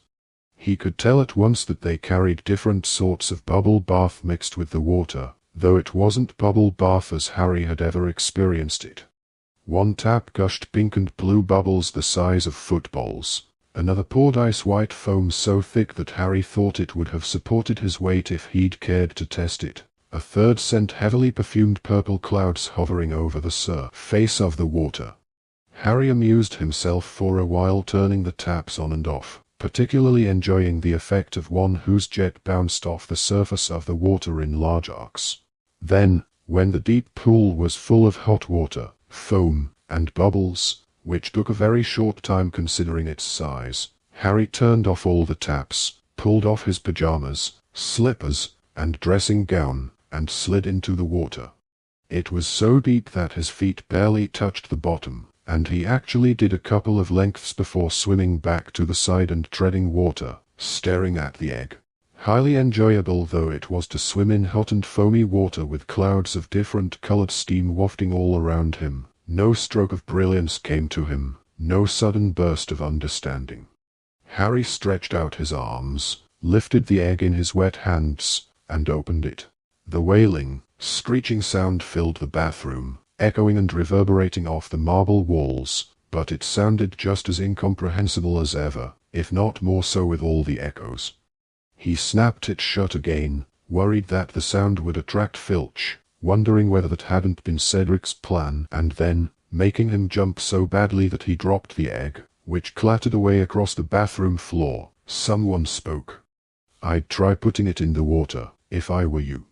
Harry had swallowed a considerable amount of bubbles in shock. He stood up, sputtering, and saw the ghost of a very glum-looking girl sitting cross-legged on top of one of the taps. It was moaning Myrtle, who was usually to be heard sobbing in their spend of a toilet 3 floors below. "Myrtle," Harry said in outrage, I'm not wearing anything." The foam was so dense that this hardly mattered, but he had a nasty feeling that Myrtle had been spying on him from out of one of the taps ever since he had arrived. "I closed my eyes when you got in," she said, blinking at him through her thick spectacles. "You haven't been to see me for ages." "Yeah." "Well," said Harry, bending his knees slightly, just to make absolutely sure Myrtle couldn't see anything but his head, "I'm not supposed to come into your bathroom, am I? It's a girl's one." "You didn't used to care," said Myrtle miserably. "You used to be in there all the time." This was true, though only because Harry, Ron, and Hermione had found Myrtle's out-of-order toilets a convenient place to brew Polyjuice Potion in secret, a forbidden potion that had turned him and Ron into living replicas of Crabbe and Goyle for an hour, so that they could sneak into the Slytherin common room. "I got told off for going in there," said Harry, which was half true. Percy had once caught him coming out of Myrtle's bathroom. "I thought I'd better not come back after that." "Oh, I see," said Myrtle, picking at a spot on her chin in a morose sort of way. "Well, anyway, I'd try the egg in the water. That's what Cedric Diggory did." "Have you been spying on him too?" said Harry indignantly. "What do you do? Sneak up here in the evenings to watch the prefects take baths?" "Sometimes," said Myrtle, rather slyly, "but I've never come out to speak to anyone before." "I'm honored," said Harry darkly. "You keep your eyes shut." He made sure Myrtle had her glasses well covered before hoisting himself out of the bath, wrapping the towel firmly around his waist, and going to retrieve the egg. Once he was back in the water, Myrtle peered through her fingers and said, "Go on, then. Open it under the water." Harry lowered the egg beneath the foamy surface and opened it. And this time, it did not wail. A gurgling song was coming out of it, a song whose words he couldn't distinguish through the water. You need to put your head under too, said Myrtle, who seemed to be thoroughly enjoying bossing him around. Go on. Harry took a great breath and slid under the surface, and now, sitting on the marble bottom of the bubble-filled bath, he heard a chorus of eerie voices singing to him from the open egg in his hands. Come seek us where our voices sound, we cannot sing above the ground. And while you're searching ponder this, we've taken what you'll sorely miss. An hour long you'll have to look, and to recover what we took. But past an hour, the prospect's black, too late, it's gone, it won't come back. Harry let himself float back upward and broke the bubbly face, shaking his hair out of his eyes. Hear it? Said Myrtle. Yeah. Come seek us where our voices sound. And if I need persuading. Hang on, I need to listen again. He sank back beneath the water. It took 3 more underwater renditions of the egg's song before Harry had it memorized. Then he trod water for a while, thinking hard, while Myrtle sat and watched him. I've got to go and look for people who can't use their voices above the ground, he said slowly. Who could that be? Slow, aren't you? He had never seen moaning Myrtle so cheerful, apart from the day when a dose of polyjuice potion had given Hermione the hairy face and tail of a cat. Harry stared around the bathroom, thinking. If the voices could only be heard underwater, then it made sense for them to belong to underwater creatures. He ran this theory past Myrtle, who smirked at him. Well, that's what Diggory thought, she said. He lay there talking to himself for ages about it. Ages and ages. Nearly all the bubbles had gone underwater. Harry said slowly. Myrtle. What lives in the lake, apart from the giant squid? Oh, all sorts, she said. I sometimes go down there, sometimes don't have any choice. If someone flushes my toilet when I'm not expecting it. Trying not to think about moaning Myrtle zooming down a pipe to the lake with the contents of a toilet, Harry said, well, does anything in there have a human voice? Hang on. Harry's eyes had fallen on the picture of the snoozing mermaid on the wall. Myrtle, there aren't merpeople in there, are there? Ooh, very good, she said, her thick glasses twinkling. It took Diggory much longer than that. And that was with her awake too. Myrtle jerked her head toward the mermaid with an expression of great dislike on her glum face, giggling and showing off and flashing her fins. That's it, isn't it? Said Harry excitedly. The second task's to go and find the merpeople in the lake but he suddenly realized what he was saying, and he felt the excitement drain out of him as though someone had just pulled a plug in his stomach. He wasn't a very good swimmer, he'd never had much practice. Dudley had had lessons in his youth, but Aunt Petunia and Uncle Vernon, no doubt hoping that Harry would drown one day, hadn't bothered to give him any. A couple of lengths of this bath were all very well, but that lake was very large, and very deep. And merpeople would surely live right at the bottom. Myrtle, Harry said slowly, how am I supposed to breathe? At this, Myrtle's eyes filled with sudden tears again. Tactless, she muttered, groping in her robes for a handkerchief. What's tactless? Said Harry, bewildered. Talking about breathing in front of me, she said shrilly, and her voice echoed loudly around the bathroom. When I can't. When I haven't. Not for ages. She buried her face in her handkerchief and sniffed loudly. Harry remembered how touchy Myrtle had always been about being dead, but none of the other ghosts he knew made such a fuss about it. Sorry, he said impatiently. I didn't mean, I just forgot. Oh yes, very easy to forget Myrtle's dead, said Myrtle, gulping, looking at him out of swollen eyes. Nobody missed me even when I was alive. Took them hours and hours to find my body. I know, I was sitting there waiting for them. Olive Hornby came into the bathroom. Are you in here again, sulking, Myrtle? She said, because Professor Dippet asked me to look for you, and then she saw my body. Ooh, she didn't forget it until her dying day. I made sure of that. Followed her around and reminded her, I did. I remember at her brother's wedding. But Harry wasn't listening. He was thinking about the Merpeoples song again. We've taken what you'll sorely miss. That sounded as though they were going to steal something of his, something he had to get back. What were they going to take? And then, of course, she went to the Ministry of Magic to stop me stalking her, so I had to come back here and live in my toilet. Good, said Harry vaguely. Well, I'm a lot further on than I was. Shut your eyes again, will you? I'm getting out. He retrieved the egg from the bottom of the bath, climbed out, dried himself, and pulled on his pajamas and dressing gown again. Will you come and visit me in my bathroom again sometime? Moaning Myrtle asked mournfully as Harry picked up the invisibility cloak. I'll try, Harry said, though privately thinking the only way he'd be visiting Myrtle's bathroom again was if every other toilet in the castle got blocked. See you, Myrtle. Thanks for your help. Bye, she said gloomily, and as Harry put on the invisibility cloak he saw her zoom back up the tap. Out in the dark corridor, Harry examined the Marauder's map to check that the coast was still clear. Yes, the dots belonging to Filch and his cat, Mrs. Norris, were safely in their office. Nothing else seemed to be moving apart from Peeves, though he was bouncing around the trophy room on the floor above. Harry had taken his first step back toward Gryffindor Tower when something else on the map caught his eye, something distinctly odd.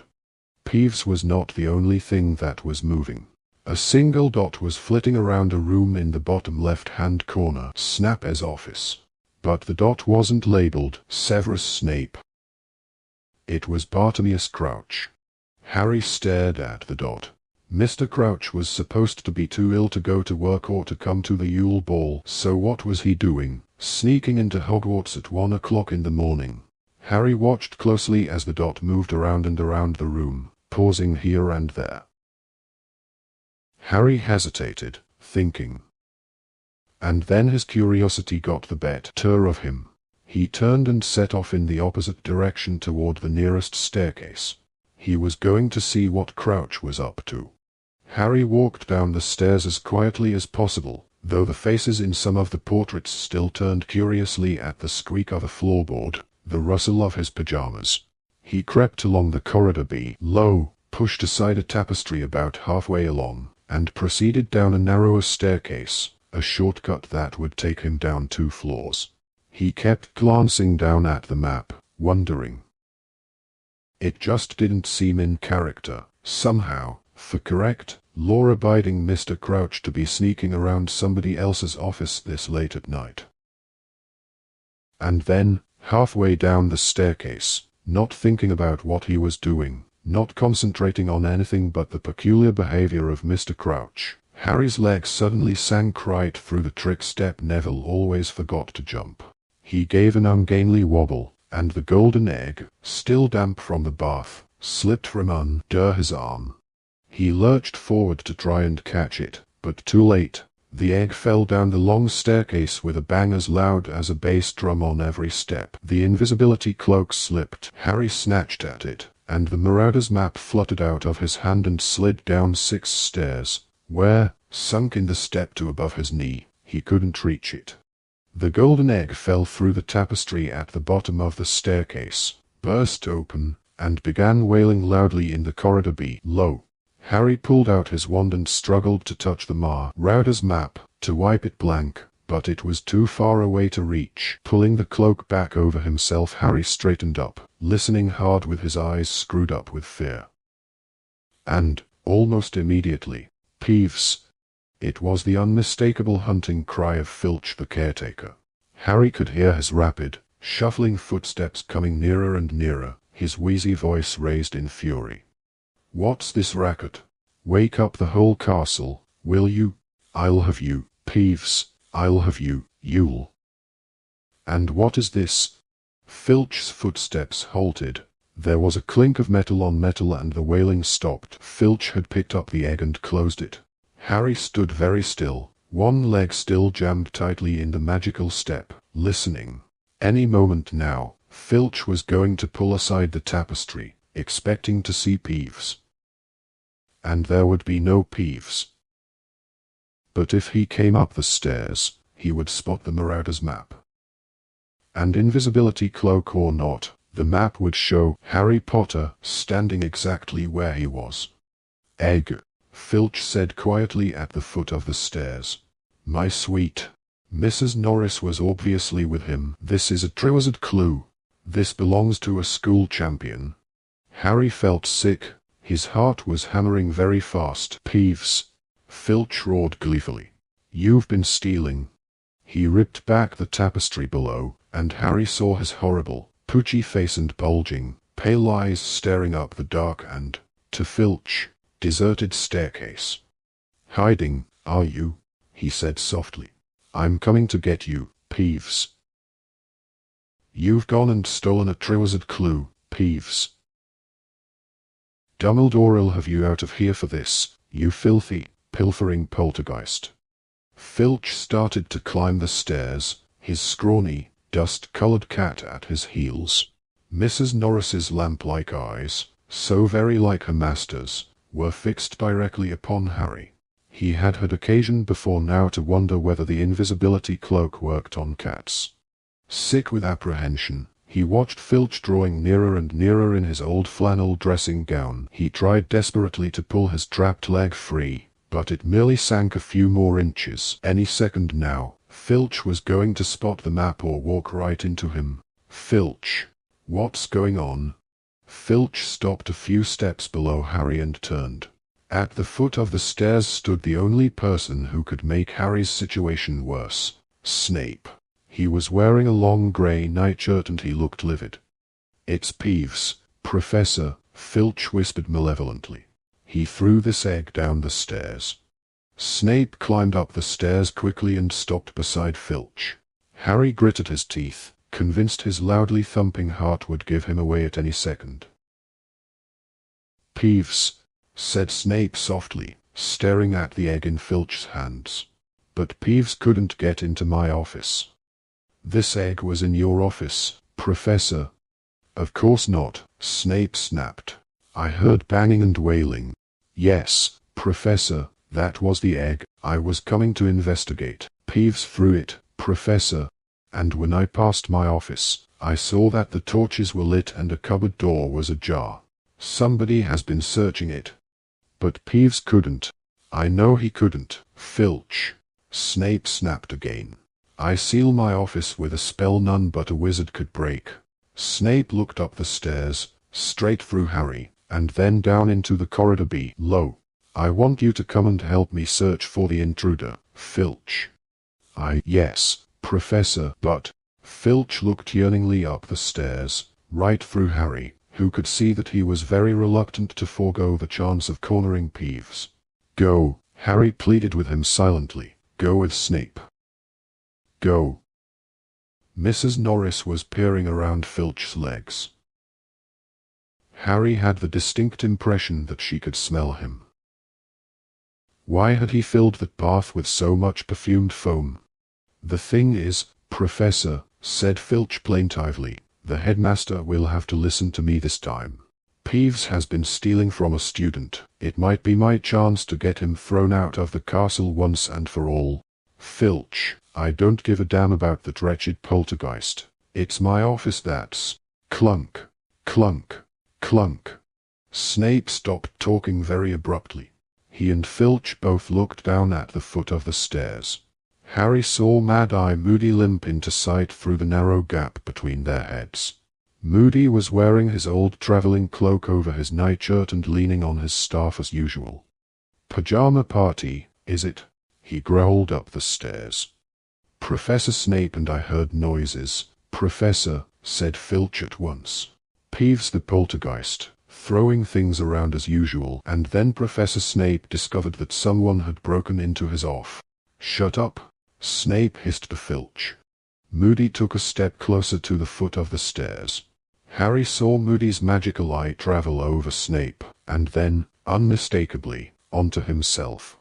Harry's heart gave a horrible jolt. Moody could see through invisibility cloaks.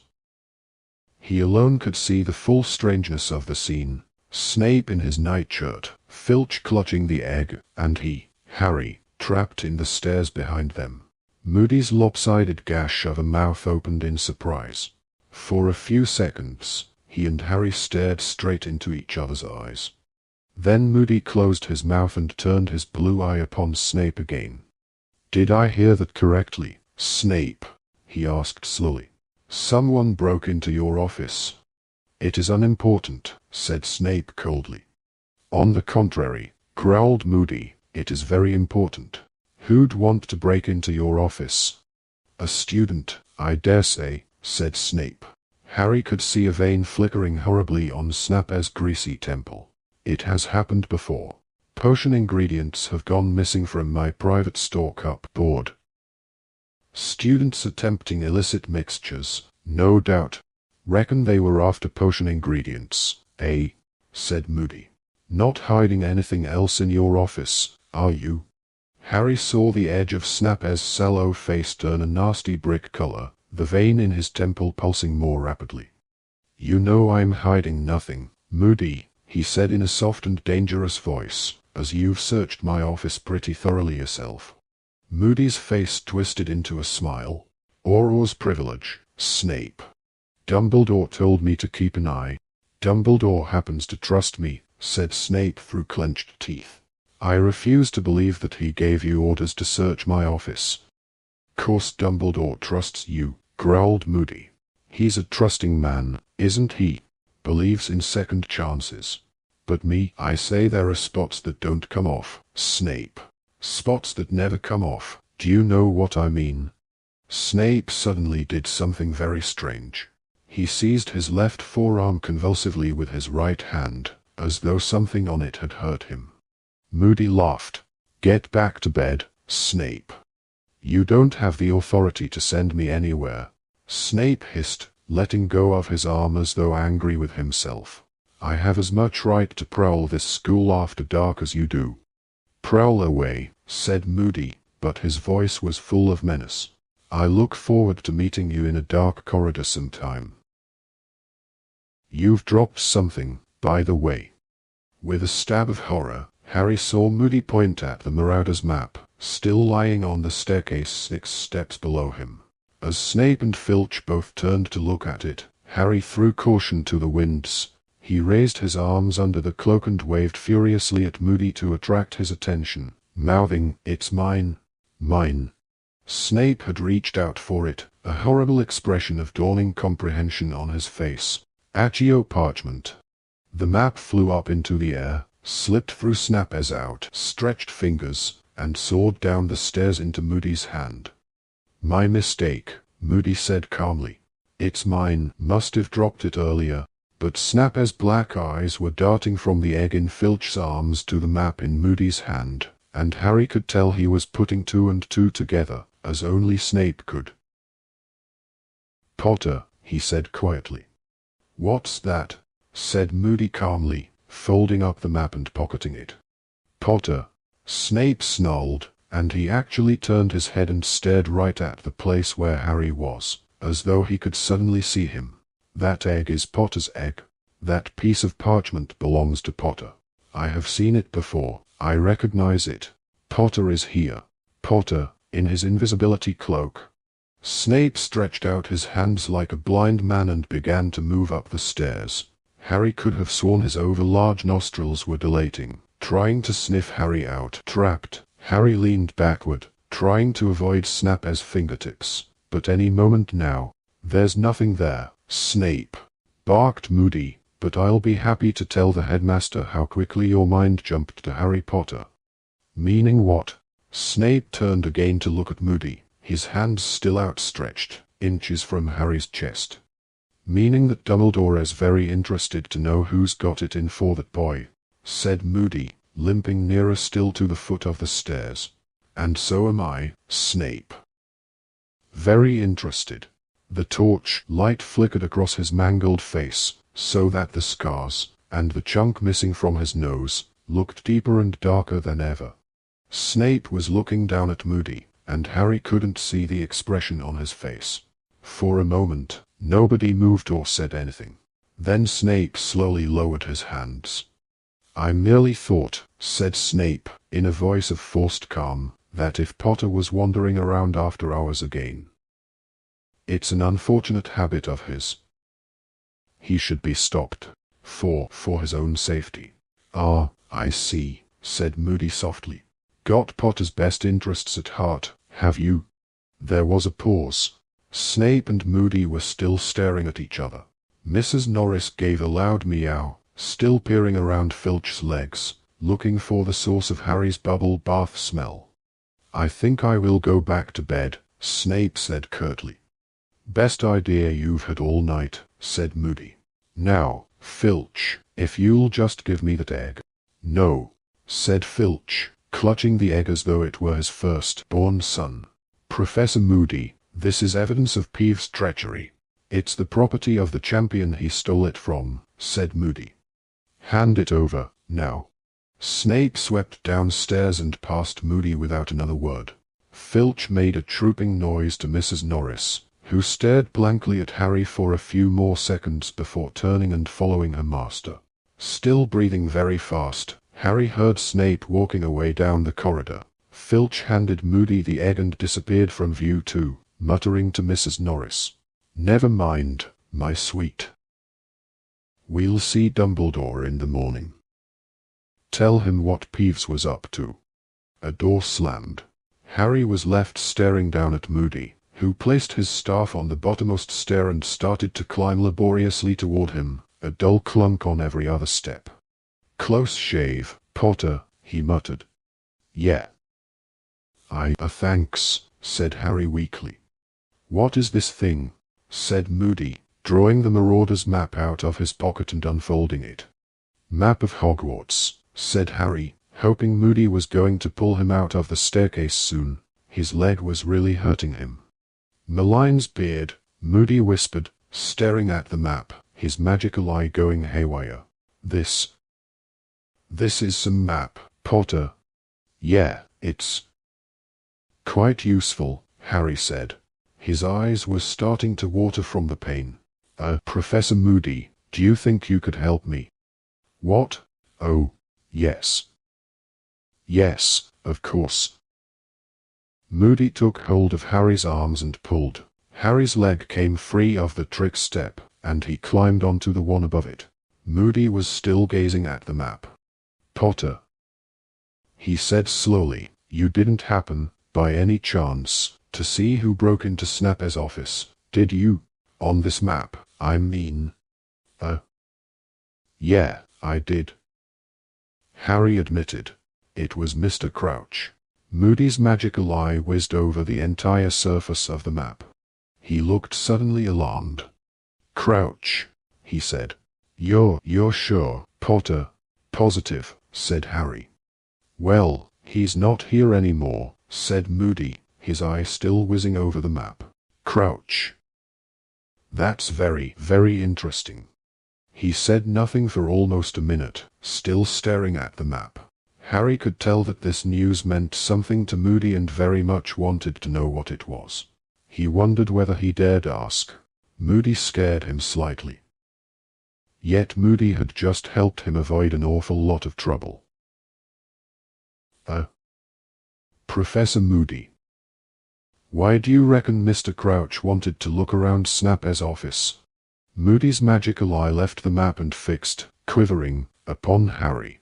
It was a penetrating glare, and Harry had the impression that Moody was sizing him up, wondering whether to answer or not, or how much to tell him. "Put it this way, Potter," Moody muttered finally, "they say old Mad Eye's obsessed with catching dark wizards. But I'm nothing compared to Barty Crouch." He continued to stare at the map. Harry was burning to know more. "Professor Moody," he said again, "do you think could this have anything to do with maybe Mr. Crouch thinks there's something going on?" "Like what?" said Moody sharply. Harry wondered how much he dare say. He didn't want Moody to guess that he had a source of information outside Hogwarts. That might lead to tricky questions about Sirius. "I don't know," Harry muttered, Odd stuff's been happening lately, hasn't it? It's been in the Daily Prophet, the Dark Mark at the World Cup, and the Death Eaters and everything. Both of Moody's mismatched eyes widened. You're a sharp boy, Potter, he said.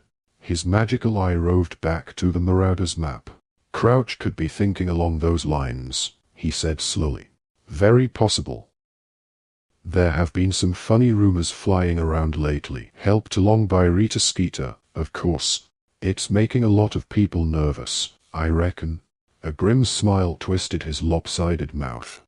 Oh, if there's one thing I hate, he muttered, more to himself than to Harry, and his magical eye was fixed on the left-hand corner of the map. It's a Death Eater who walked free. Harry stared at him. Could Moody possibly mean what Harry thought he meant? And now I want to ask you a question, Potter, said Moody in a more businesslike tone. Harry's heart sank. He had thought this was coming. Moody was going to ask where he had got this map, which was a very dubious magical object, and the story of how it had fallen into his hands incriminated not only him, but his own father, Fred and George Weasley, and Professor Lupin, their last defense against the dark arts teacher. Moody waved the map in front of Harry, who braced himself. Can I borrow this? Oh, said Harry. He was very fond of his map, but on the other hand, he was extremely relieved that Moody wasn't asking where he'd got it, and there was no doubt that he owed Moody a favor. Yeah, okay. Good boy, growled Moody. I can make good use of this. This might be exactly what I've been looking for. Right, bed, Potter, come on, now. They climbed to the top of the stairs together, Moody still examining the map as though it was a treasure the like of which he had never seen before. They walked in silence to the door of Moody's office, where he stopped and looked up at Harry. You ever thought of a career as an Auror, Potter? No, said Harry, taken aback. You want to consider it, said Moody, nodding and looking at Harry thoughtfully. Yes, indeed. And incidentally, I'm guessing you weren't just taking that egg for a walk tonight. No, said Harry, grinning. I've been working out the clue. Moody winked at him, his magical eye going haywire again. Nothing like a nighttime stroll to give you ideas, Potter. See you in the morning. He went back into his office, staring down at the Marauder's map again, and closed the door behind him. Harry walked slowly back to Gryffindor Tower, lost in thought about Snape, and Crouch, and what it all meant. Why was Crouch pretending to be ill, if he could manage to get to Hogwarts when he wanted to? What did he think Snape was concealing in his office? And Moody thought he, Harry, ought to be an Auror. Interesting idea. But somehow, Harry thought, as he got quietly into his four-poster 10 minutes later, the egg and the cloak now safely back in his trunk, he thought he'd like to check how scarred the rest of them were before he chose it as a career. Chapter 26. The Second Task. You said you'd already worked out that egg clue, said Hermione indignantly. Keep your voice down, said Harry crossly. I just need to sort of fine-tune it, all right. He, Ron, and Hermione were sitting at the very back of the charms class with a table to themselves. They were supposed to be practicing the opposite of the summoning charm today, the banishing charm. Owing to the potential for nasty accidents when objects kept flying across the room, Professor Flitwick had given each student a stack of cushions on which to practice, the theory being that these wouldn't hurt anyone if they went off target. It was a good theory, but it wasn't working very well.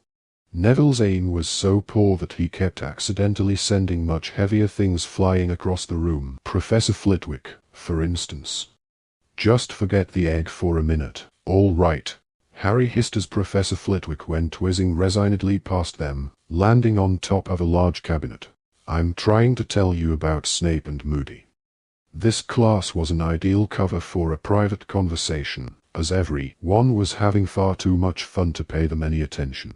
Harry had been recounting his adventures of the previous night in whispered installments for the last half hour. Snape said Moody's searched his office as well. Ron whispered, his eyes alight with interest as he banished a cushion with a sweep of his wand. It soared into the air and knocked Parvati's hat off. "What? Do you reckon Moody's here to keep an eye on Snape as well as Karkaroff?" "Well, I dunno if that's what Dumbledore asked him to do, but he's definitely doing it," said Harry, waving his wand without paying much attention, so that his cushion did an odd sort of belly flop off the desk. "Moody said Dumbledore only lets Snape stay here because he's giving him a second chance or something." "What?" said Ron, his eyes widening, his next cushion spinning high into the air, ricocheting off the chandelier, and dropping heavily onto Flitwick's desk. "Harry, maybe Moody thinks Snape put your name in the Goblet of Fire." "Oh, Ron," said Hermione, shaking her head skeptically, "we thought Snape was trying to kill Harry before, and it turned out he was saving Harry's life, remember?" She banished a cushion and it flew across the room and landed in the box they were all supposed to be aiming at. Harry looked at Hermione, thinking. It was true that Snape had saved his life once, but the odd thing was, Snape definitely loathed him, just as he'd loathed Harry's father when they had been at school together. Snape loved taking points from Harry, and had certainly never missed an opportunity to give him punishments, or even to suggest that he should be suspended from the school. "I don't care what Moody says," Hermione went on. "Dumbledore is not stupid. He was right to trust Hagrid and Professor Lupin, even though loads of people wouldn't have given them jobs, so why shouldn't he be right about Snape, even if Snape is a bit evil?" said Ron promptly. "Come on, Hermione, why are all these dark wizard catchers searching his office, then? Why has Mr. Crouch been pretending to be ill?" said Hermione, ignoring Ron. "It's a bit funny, isn't it, that he can't manage to come to the Yule Ball, but he can get up here in the middle of the night when he wants to." "You just don't like Crouch because of that elf, Winky," said Ron, sending a cushion soaring into the window. "You just want to think Snap is up to something," said Hermione, sending her cushion zooming neatly into the box. "I just want to know what Snape did with his first chance, if he's on his second one," said Harry grimly, and his cushion, to his very great surprise, flew straight across the room and landed neatly on top of Hermione's. Obedient to Sirius' wish of hearing about anything odd at Hogwarts, Harry sent him a letter by Brown Owl that night, explaining all about Mr. Crouch breaking into Snape's office, and Moody and Snape's conversation. Then Harry turned his attention in earnest to the most urgent problem facing him: how to survive underwater for an hour on the 24th of February. Ron quite liked the idea of using the summoning charm again. Harry had explained about aqua lungs, and Ron couldn't see why Harry shouldn't summon one from the nearest Muggle town. Hermione squashed this plan by pointing out that, in the unlikely event that Harry managed to learn how to operate an aqua lung within the set limit of an hour, he was sure to be disqualified for breaking the International Code of Wizarding Secrecy. It was too much to hope that no Muggles would spot an aqua lung zooming across the countryside to Hogwarts. Of course, the ideal solution would be for you to transfigure yourself into a submarine or something, Hermione said.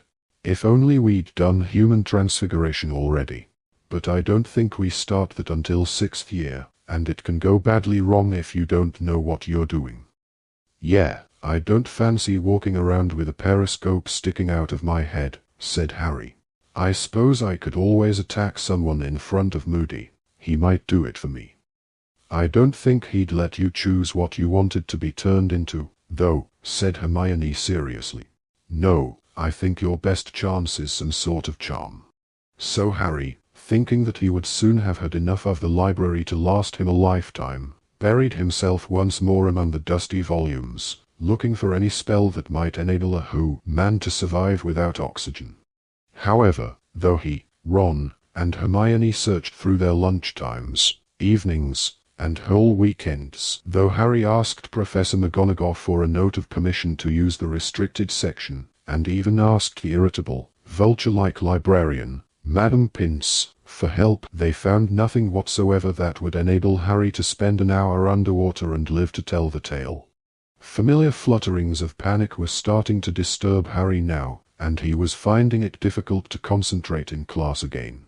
The lake, which Harry had always taken for granted as just another feature of the grounds, drew his eyes whenever he was near a classroom window, a great, iron-grey mass of chilly water, whose dark and icy depths were starting to seem as distant as the moon. Just as it had before he faced the Horntail, time was slipping away as though somebody had bewitched the clocks to go extra fast. There was a week to go before February the 24th. There was still time. There were 5 days to go. He was bound to find something soon. 3 days to go. Please let me find something. Please. With 2 days left, Harry started to go off food again. The only good thing about breakfast on Monday was the return of the brown owl he had sent to Sirius. He pulled off the parchment, unrolled it, and saw the shortest letter Sirius had ever written to him. Send date of next Hogsmeade weekend by return owl. Harry turned the parchment over and looked at the back, hoping to see something else, but it was blank. Weekend after next, whispered Hermione, who had read the note over Harry's shoulder. Here, take my quill and send this owl back straight away. Harry scribbled the dates down on the back of Sirius's letter, tied it onto the brown owl's leg, and watched it take flight again. What had he expected? Advice on how to survive underwater. He had been so intent on telling Sirius all about Snape and Moody he had completely forgotten to mention the egg's clue. What's he want to know about the next Hogsmeade weekend for? Said Ron. Dunno, said Harry dully. The momentary happiness that had flared inside him at the sight of the owl had died. Come on. Care of magical creatures. Whether Hagrid was trying to make up for the blast-ended Scroats, or because there were now only 2 Scroats left, or because he was trying to prove he could do anything that Professor Grubbly Plank could, Harry didn't know, but Hagrid had been continuing her lessons on unicorns ever since he'd returned to work. It turned out that Hagrid knew quite as much about unicorns as he did about monsters, though it was clear that he found their lack of poisonous fangs disappointing. Today he had managed to capture 2 unicorn foals. Unlike full-grown unicorns, they were pure gold.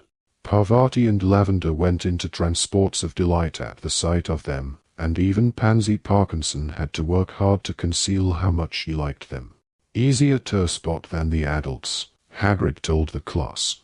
They turn silver when they're about 2 years old, and they grow horns at around 4. Don go pure white till they're full grown, round about 7. They're a bit more trustin' when they're babies.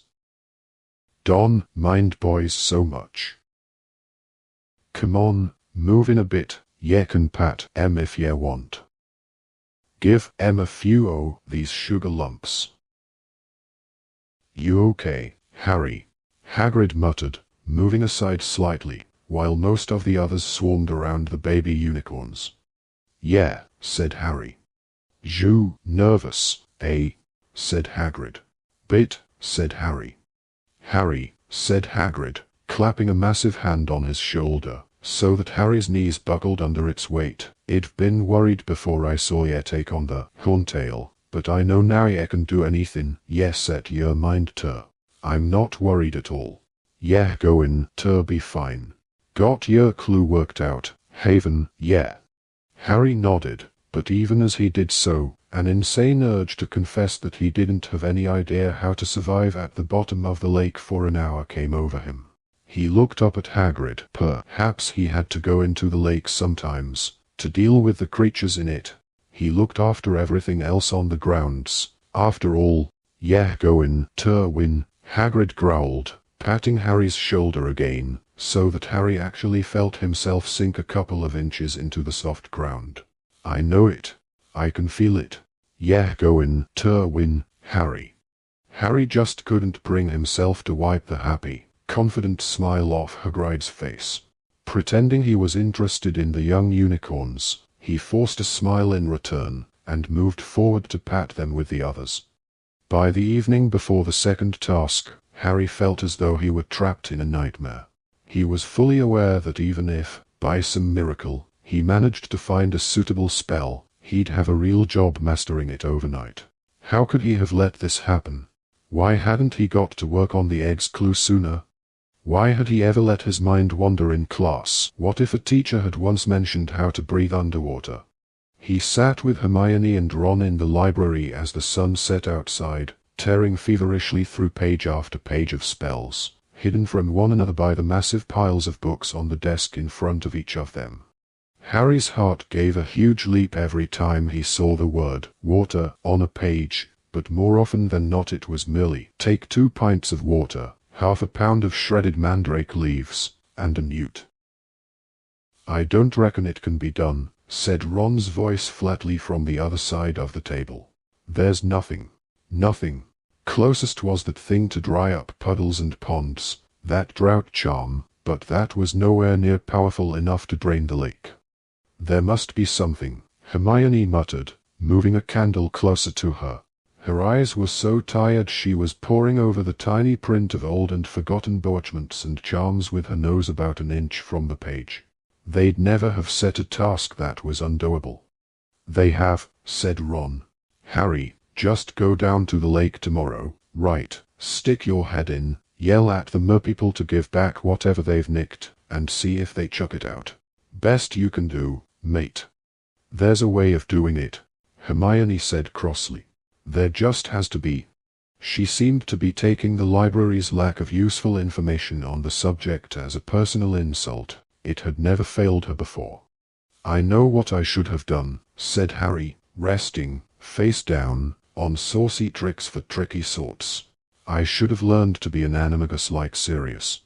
An animagus was a wizard who could transform into an animal. Yeah, you could have turned into a goldfish any time you wanted, said Ron. Or a frog, yawned Harry. He was exhausted.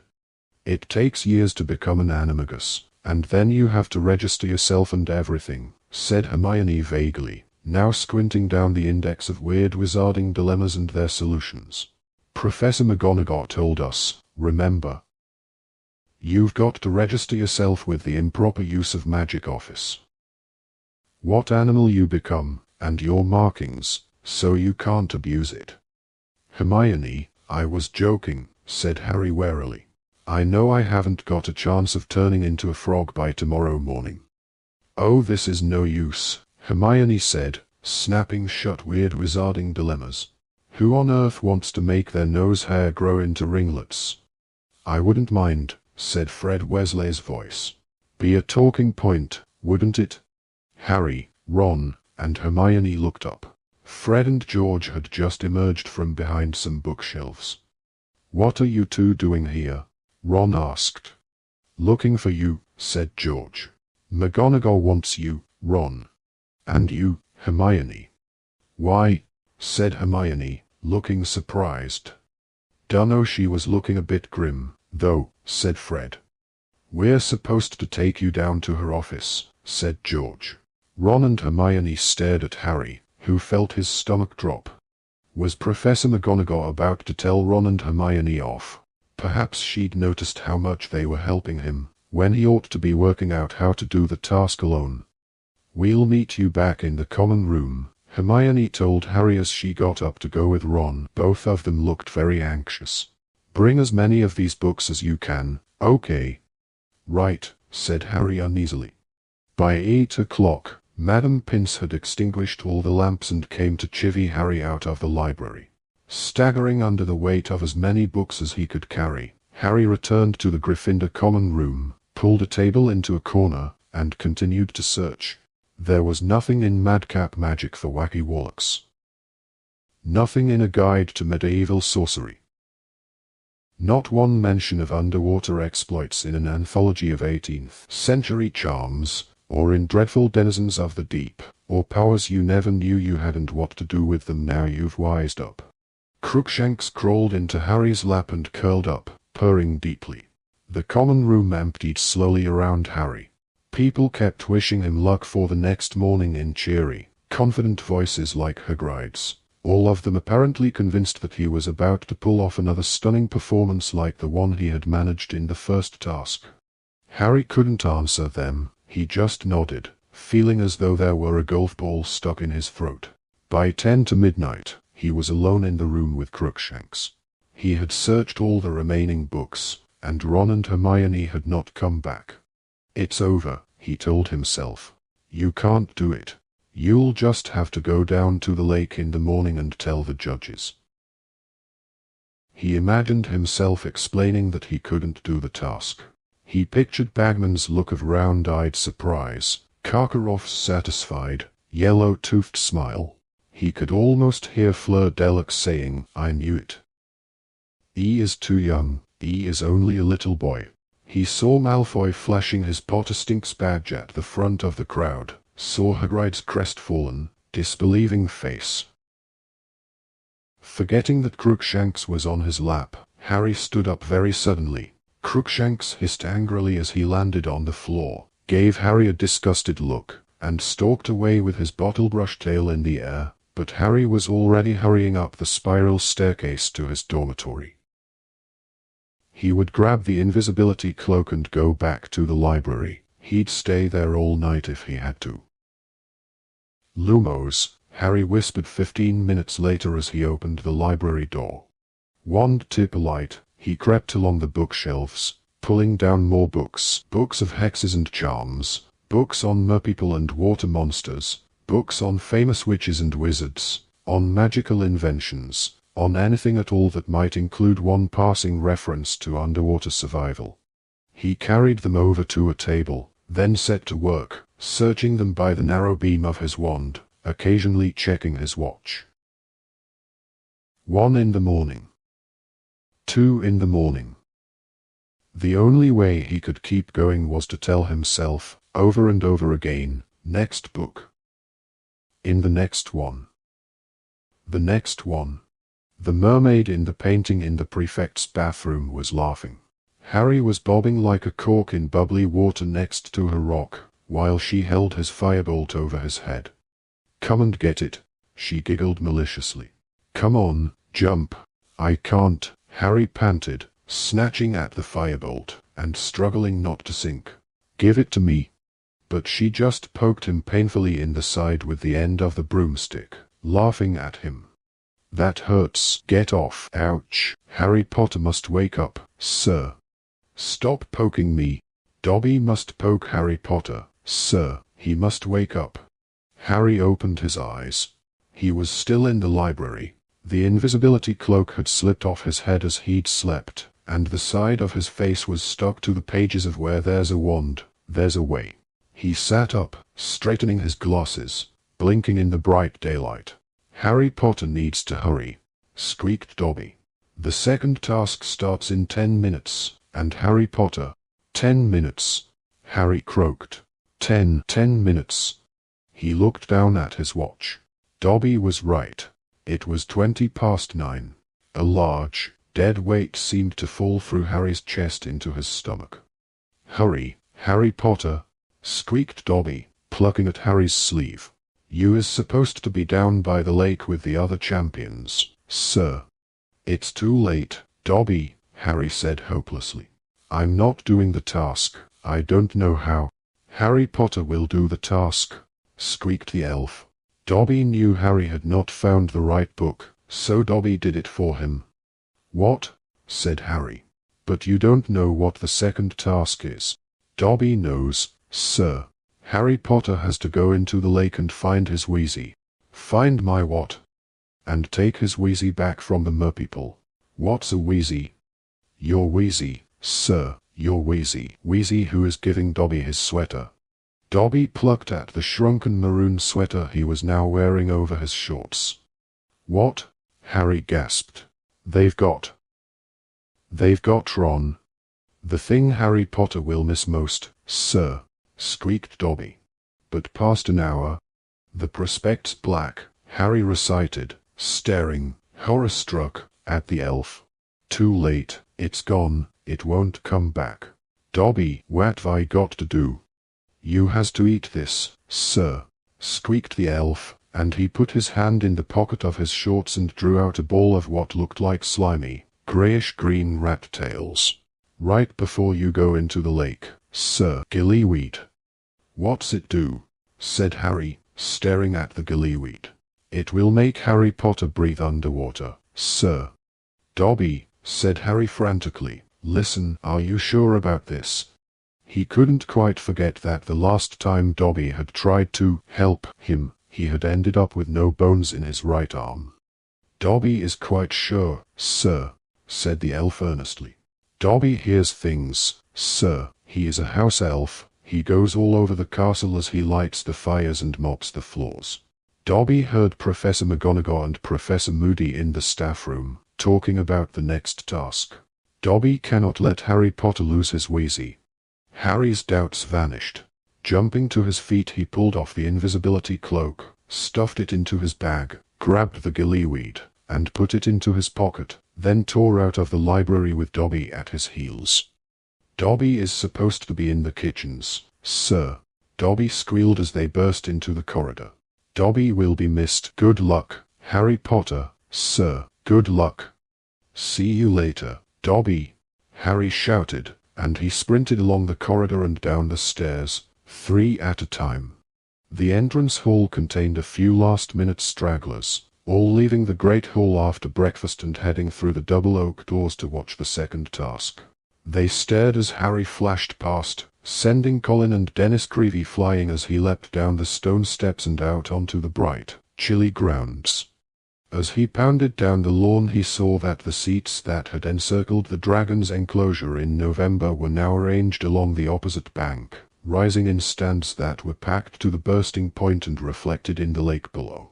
The excited babble of the crowd echoed strangely across the water as Harry ran flat out around the other side of the lake toward the judges, who were sitting at another gold-draped table at the water's edge.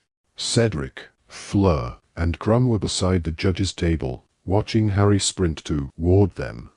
I'm here. Harry panted, skidding to a halt in the mud and accidentally splattering Fleur's robes. Where have you been? Said a bossy, disapproving voice. The task's about to start. Harry looked around. Percy Weasley was sitting at the judges' table. Mr. Crouch had failed to turn up again. Now, Percy, said Ludo Bagman, who was looking intensely relieved to see Harry. Let him catch his breath. Dumbledore smiled at Harry, but Karkaroff and Madame Maxime didn't look at all pleased to see him. It was obvious from the looks on their faces that they had thought he wasn't going to turn up. Harry bent over, hands on his knees, gasping for breath. He had a stitch in his side that felt as though he had a knife between his ribs, but there was no time to get rid of it. Ludo Bagman was now moving among the champions, spacing them along the bank at intervals of 10 feet. Harry was on the very end of the line, next to Crumb, who was wearing swimming trunks and was holding his wand ready. All right, Harry, Bagman whispered as he moved Harry a few feet farther away from Crumb. Know what you're going to do? Yeah, Harry panted, massaging his ribs. Bagman gave Harry's shoulder a quick squeeze and returned to the judges' table. He pointed his wand at his throat as he had done at the World Cup, said, sonorous, and his voice boomed out across the dark water toward the stands. Well, all our champions are ready for the second task, which will start on my whistle. They have precisely an hour to recover what has been taken from them. On the count of 3, then. 1, 2, 3. The whistle echoed shrilly in the cold, still air. The stands erupted with cheers and applause. Without looking to see what the other champions were doing, Harry pulled off his shoes and socks, pulled the handful of gillyweed out of his pocket, stuffed it into his mouth, and waded out into the lake. It was so cold he felt the skin on his legs searing as though this were fire, not icy water. His sodden robes weighed him down as he walked in deeper. Now the water was over his knees, and his rapidly numbing feet were slipping over silt and flat, slimy stones. He was chewing the gillyweed as hard and fast as he could. It felt unpleasantly slimy and rubbery, like octopus tentacles. Waist deep in the freezing water, he stopped, swallowed, and waited for something to happen. He could hear laughter in the crowd and knew he must look stupid, walking into the lake without showing any sign of magical power.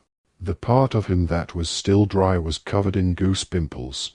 Half immersed in the icy water, a cruel breeze lifting his hair, Harry started to shiver violently.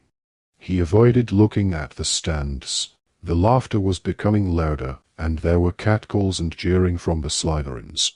Then, quite suddenly, Harry felt as though an invisible pillow had been pressed over his mouth and nose.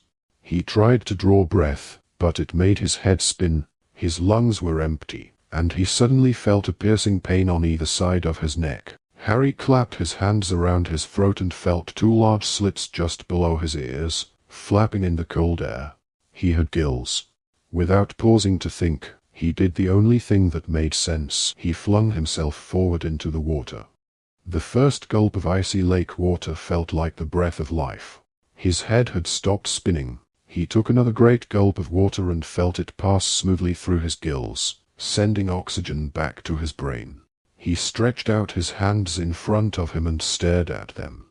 They looked green and ghostly under the water, and they had become webbed. He twisted around and looked at his bare feet. They had become elongated and the toes were webbed too. It looked as though he had sprouted flippers. The water didn't feel icy anymore either. On the contrary, he felt pleasantly cool and very light. Harry struck out once more, marveling at how far and fast his flipper-like feet propelled him through the water, and noticing how clearly he could see, and how he no longer seemed to need to blink. He had soon swum so far into the lake that he could no longer see the bottom. He flipped over and dived into its depths. Silence pressed upon his ears as he soared over a strange, dark, foggy landscape. He could only see 10 feet around him, so that as he sped through the water new scenes seemed to loom suddenly out of the oncoming darkness. Forests of rippling, tangled black weed, wide plains of mud littered with dull, glimmering stones. He swam deeper and deeper, out toward the middle of the lake, his eyes wide, staring through the eerily grey-lit water around him to the shadows beyond, where the water became opaque. Small fish flickered past him like silver darts. Once or twice he thought he saw something larger moving ahead of him, but when he got nearer, he discovered it to be nothing but a large, blackened log, or a dense clump of weed. There was no sign of any of the other champions, Merpeople, Ron, nor, thankfully, the giant squid. Light green weed stretched ahead of him as far as he could see, 2 feet deep, like a meadow of very overgrown grass. Harry was staring unblinkingly ahead of him, trying to discern shapes through the gloom. And then, without warning, something grabbed hold of his ankle. Harry twisted his body around and saw a Grindylow, a small, horned water demon, poking out of the weed. Its long fingers clutched tightly around Harry's leg, its pointed fangs bared. Harry stuck his webbed hand quickly inside his robes and fumbled for his wand. By the time he had grasped it, 2 more Grindylows had risen out of the weed, had seized handfuls of Harry's robes, and were attempting to drag him down. "Relatio!" Harry shouted, except that no sound came out.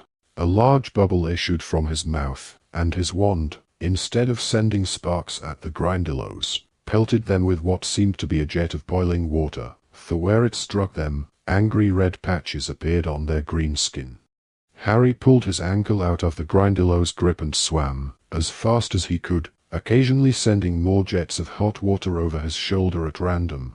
Every now and then he felt one of the Grindylows snatch at his foot again, and he kicked out, hard. Finally, he felt his foot connect with a horned skull, and looking back, saw the dazed Grindylow floating away, cross-eyed, while its fellows shook their fists at Harry and sank back into the weed.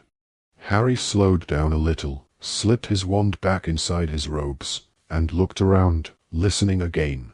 He turned full circle in the water, the silence pressing harder than ever against his eardrums. He knew he must be even deeper in the lake now, but nothing was moving but the rippling weed. "How are you getting on?" Harry thought he was having a heart attack. He whipped around and saw moaning Myrtle floating hazily in front of him, gazing at him through her thick, pearly glasses. "Myrtle!" Harry tried to shout, but once again, nothing came out of his mouth but a very large bubble.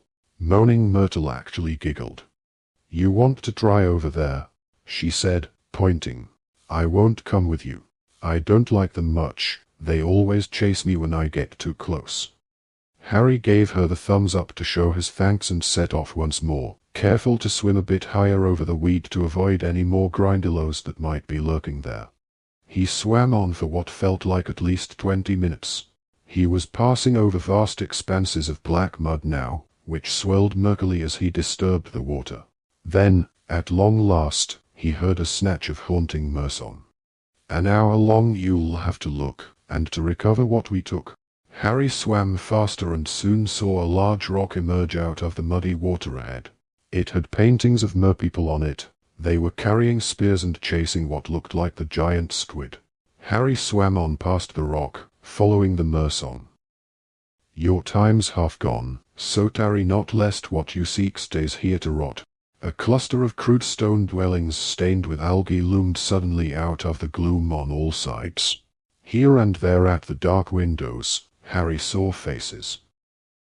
Faces that bore no resemblance at all to the painting of the mermaid in the prefect's bathroom. The merpeople had greyish skin and long, wild, dark green hair. Their eyes were yellow, as were their broken teeth, and they wore thick ropes of pebbles around their necks. They leered at Harry as he swam past. One or two of them emerged from their caves to watch him better, their powerful, silver fish tails beating the water, spears clutched in their hands.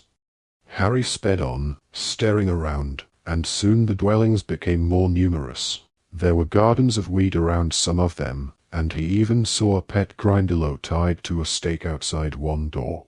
Merpeople were emerging on all sides now, watching him eagerly, pointing at his webbed hands and gills, talking behind their hands to one another. Harry sped around a corner and a very strange sight met his eyes. A whole crowd of merpeople was floating in front of the houses that lined what looked like a version of a village square.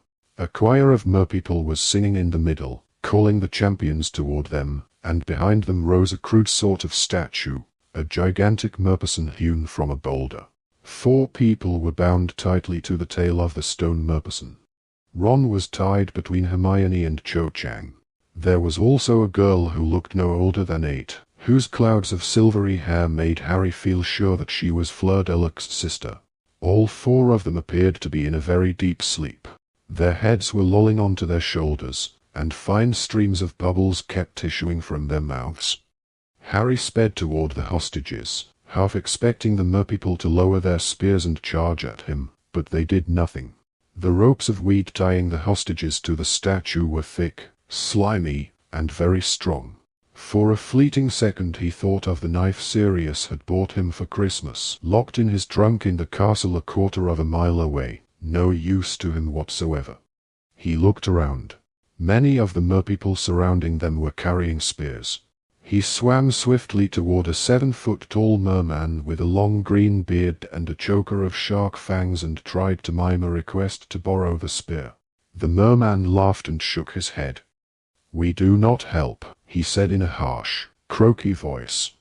"Come on," Harry said fiercely, but only bubbles issued from his mouth, and he tried to pull the spear away from the merman, but the merman yanked it back, still shaking his head and laughing. Harry swirled around, staring about. Something sharp. Anything. There were rocks littering the lake bottom. He dived and snatched up a particularly jagged one and returned to the statue. He began to hack at the ropes binding Ron, and after several minutes' hard work, they broke apart. Ron floated, unconscious, a few inches above the lake bottom, drifting a little in the ebb of the water. Harry looked around. There was no sign of any of the other champions. What were they playing at?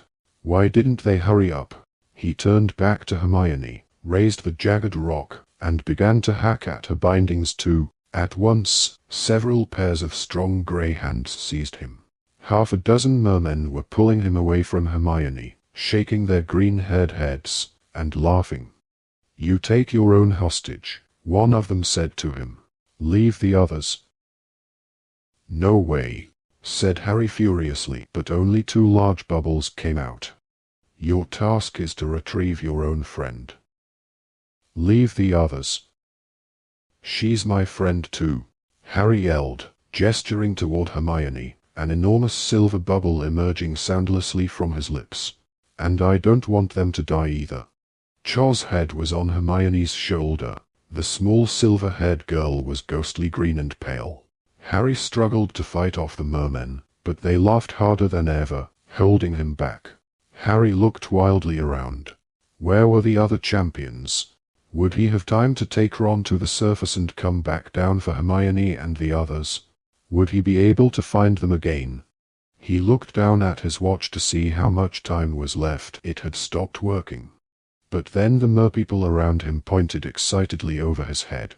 Harry looked up and saw Cedric swimming toward them. There was an enormous bubble around his head, which made his features look oddly wide and stretched. "Got lost," he mouthed, looking panic-stricken.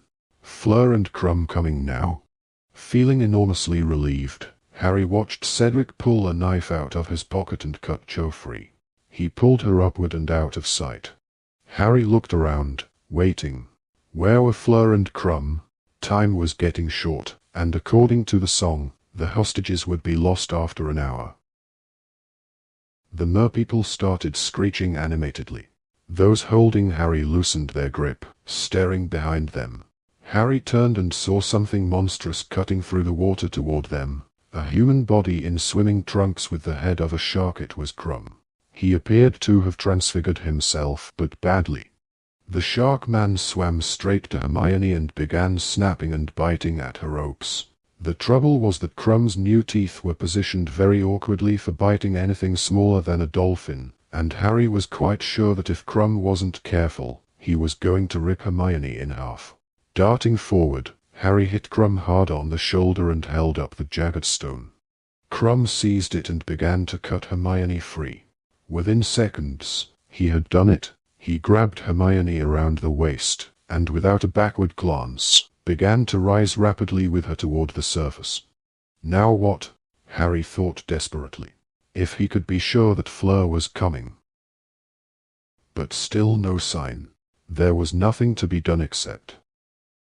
He snatched up the stone, which Crumb had dropped, but the mermen now closed in around Ron and the little girl, shaking their heads at him. Harry pulled out his wand. "Get out of the way." Only bubbles flew out of his mouth, but he had the distinct impression that the mermen had understood him, because they suddenly stopped laughing. Their yellowish eyes were fixed upon Harry's wand, and they looked scared. There might be a lot more of them than there were of him, but Harry could tell, by the looks on their faces, that they knew no more magic than the giant squid did. "You've got until 3. Harry shouted. A great stream of bubbles burst from him, but he held up 3 fingers to make sure they got the message. 1. He put down a finger. 2. He put down a second one. They scattered. Harry darted forward and began to hack at the ropes binding the small girl to the statue, and at last she was free. He seized the little girl around the waist, grabbed the neck of Ron's robes, and kicked off from the bottom. It was very slow work. He could no longer use his webbed hands to propel himself forward. He worked his flippers furiously, but Ron and Fleur's sister were like potato-filled sacks dragging him back down. He fixed his eyes skyward, though he knew he must still be very deep. The water above him was so dark. Merpeople were rising with him. He could see them swirling around him with ease, watching him struggle through the water. Would they pull him back down to the depths when the time was up? Did they perhaps eat humans? Harry's legs were seizing up with the effort to keep swimming. His shoulders were aching horribly with the effort of dragging Ron and the girl. He was drawing breath with extreme difficulty. He could feel pain on the sides of his neck again. He was becoming very aware of how wet the water was in his mouth. Yet the darkness was definitely thinning now. He could see daylight above him. He kicked hard with his flippers and discovered that they were nothing more than feet. Water was flooding through his mouth into his lungs. He was starting to feel dizzy, but he knew light and air were only 10 feet above him. He had to get there, he had to. Harry kicked his legs so hard and fast it felt as though his muscles were screaming in protest. His very brain felt waterlogged. He couldn't breathe. He needed oxygen. He had to keep going. He could not stop. And then he felt his head break the surface of the lake. Wonderful, cold, clear air was making his wet face sting. He gulped it down, feeling as though he had never breathed properly before, and, panting, pulled Ron and the little girl up with him. All around him, wild, green-haired heads were emerging out of the water with him, but they were smiling at him. The crowd in the stands was making a great deal of noise, shouting and screaming. They all seemed to be on their feet. Harry had the impression they thought that Ron and the little girl might be dead, but they were wrong. Both of them had opened their eyes. The girl looked scared and confused, but Ron merely expelled a great spout of water, blinked in the bright light, turned to Harry, and said, "Wet, this, isn't it?" Then he spotted Fleur's sister. "What did you bring her for?" "Fleur didn't turn up. I couldn't leave her," Harry panted. "Harry, you prat," said Ron, "you didn't take that song thing seriously, did you? Dumbledore wouldn't have let any of us drown." The song said, "It was only to make sure you got back inside the time limit," said Ron. "I hope you didn't waste time down there acting the hero." Harry felt both stupid and annoyed. It was all very well for Ron. He'd been asleep. He hadn't felt how airy it was down in the lake, surrounded by spear-carrying merpeople who'd looked more than capable of murder. "Come on," Harry said shortly. "Help me with her. I don't think she can swim very well." They pulled Fleur's sister through the water, back toward the bank where the judges stood watching, 20 merpeople accompanying them like a guard of honor, singing their horrible screechy songs. Harry could see Madame Pomfrey fussing over Hermione, Krum, Cedric, and Cho, all of whom were wrapped in thick blankets. Dumbledore and Ludo Bagman stood beaming at Harry and Ron from the bank as they swam nearer, but Percy, who looked very white and somehow much younger than usual, came splashing out to meet them. Meanwhile, Madame Maxime was trying to restrain Fleur Delac, who was quite hysterical, fighting tooth and nail to return to the water. Gabrielle, is she alive? Is she hurt?" "She's fine," Harry tried to tell her, but he was so exhausted he could hardly talk, let alone shout. Percy seized Ron and was dragging him back to the bank. "Get off, Percy, I'm all right." Dumbledore and Bagman were pulling Harry upright. Fleur had broken free of Madame Maxime and was hugging her sister. It was Z Grindylows. "They attacked me." "Oh, Gabrielle, I thought.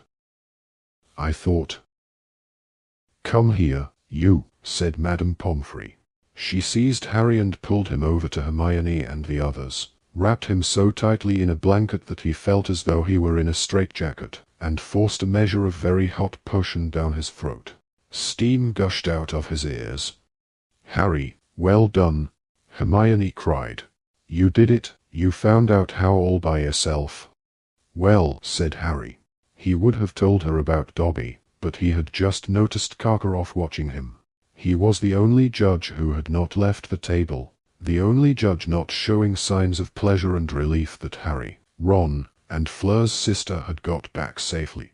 "Yeah, that's right," said Harry, raising his voice slightly so that Karkaroff could hear him. "You have a water beetle in your hair, Hermione," said Krum. Harry had the impression that Krum was drawing her attention back onto himself, perhaps to remind her that he had just rescued her from the lake, but Hermione brushed away the beetle impatiently and said, "You're well outside the time limit, though, Harry. Did it take you ages to find us?" "No. I found you okay." Harry's feeling of stupidity was growing.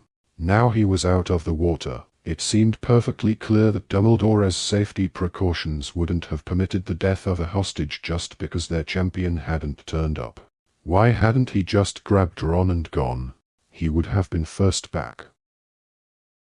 Cedric and Krum hadn't wasted time worrying about anyone else. They hadn't taken the Mersong seriously. Dumbledore was crouching at the water's edge, deep in conversation with what seemed to be the chief merperson, a particularly wild and ferocious-looking female. He was making the same sort of screechy noises that the merpeople made when they were above water. Clearly, Dumbledore could speak Mermish.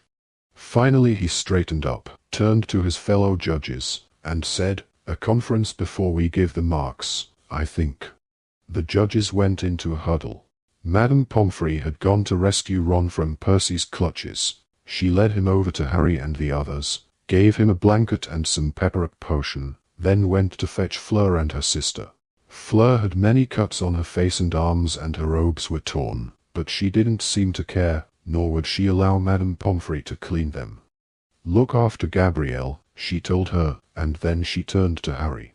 "You saved her," she said breathlessly, "even though she was not your hostage." "Yeah," said Harry, who was now heartily wishing he'd left all three girls tied to the statue. Fleur bent down, kissed Harry twice on each cheek. He felt his face burn and wouldn't have been surprised if steam was coming out of his ears again. Then said to Ron, "And you too, you helped." "Yeah," said Ron, looking extremely hopeful. "Yeah, a bit." Fleur swooped down on him too and kissed him. Hermione looked simply furious, but just then, Ludo Bagman's magically magnified voice boomed out beside them, making them all jump, and causing the crowd in the stands to go very quiet. "Ladies and gentlemen, we have reached our decision. Mercieftanus Mercus has told us exactly what happened at the bottom of the lake, and we have therefore decided to award marks out of 50 for each of the champions, as follows." Fleur Delac, though she demonstrated excellent use of the bubble-head charm, was attacked by Grindylows as she approached her goal, and failed to retrieve her hostage. We award her 25 points. Applause from the stands. "I deserved 0, said Fleur throatily, shaking her magnificent head.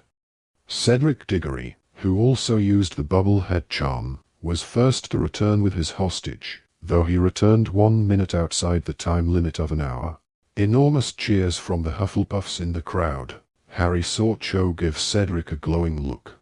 We therefore reward him 47 points. Harry's heart sank.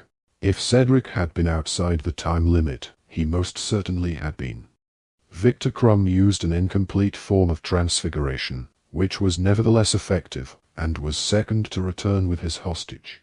We award him 40 points. Karkaroff clapped particularly hard, looking very superior. Harry Potter used gillyweed to great effect, Bagman continued. He returned last, and well outside the time limit of an hour.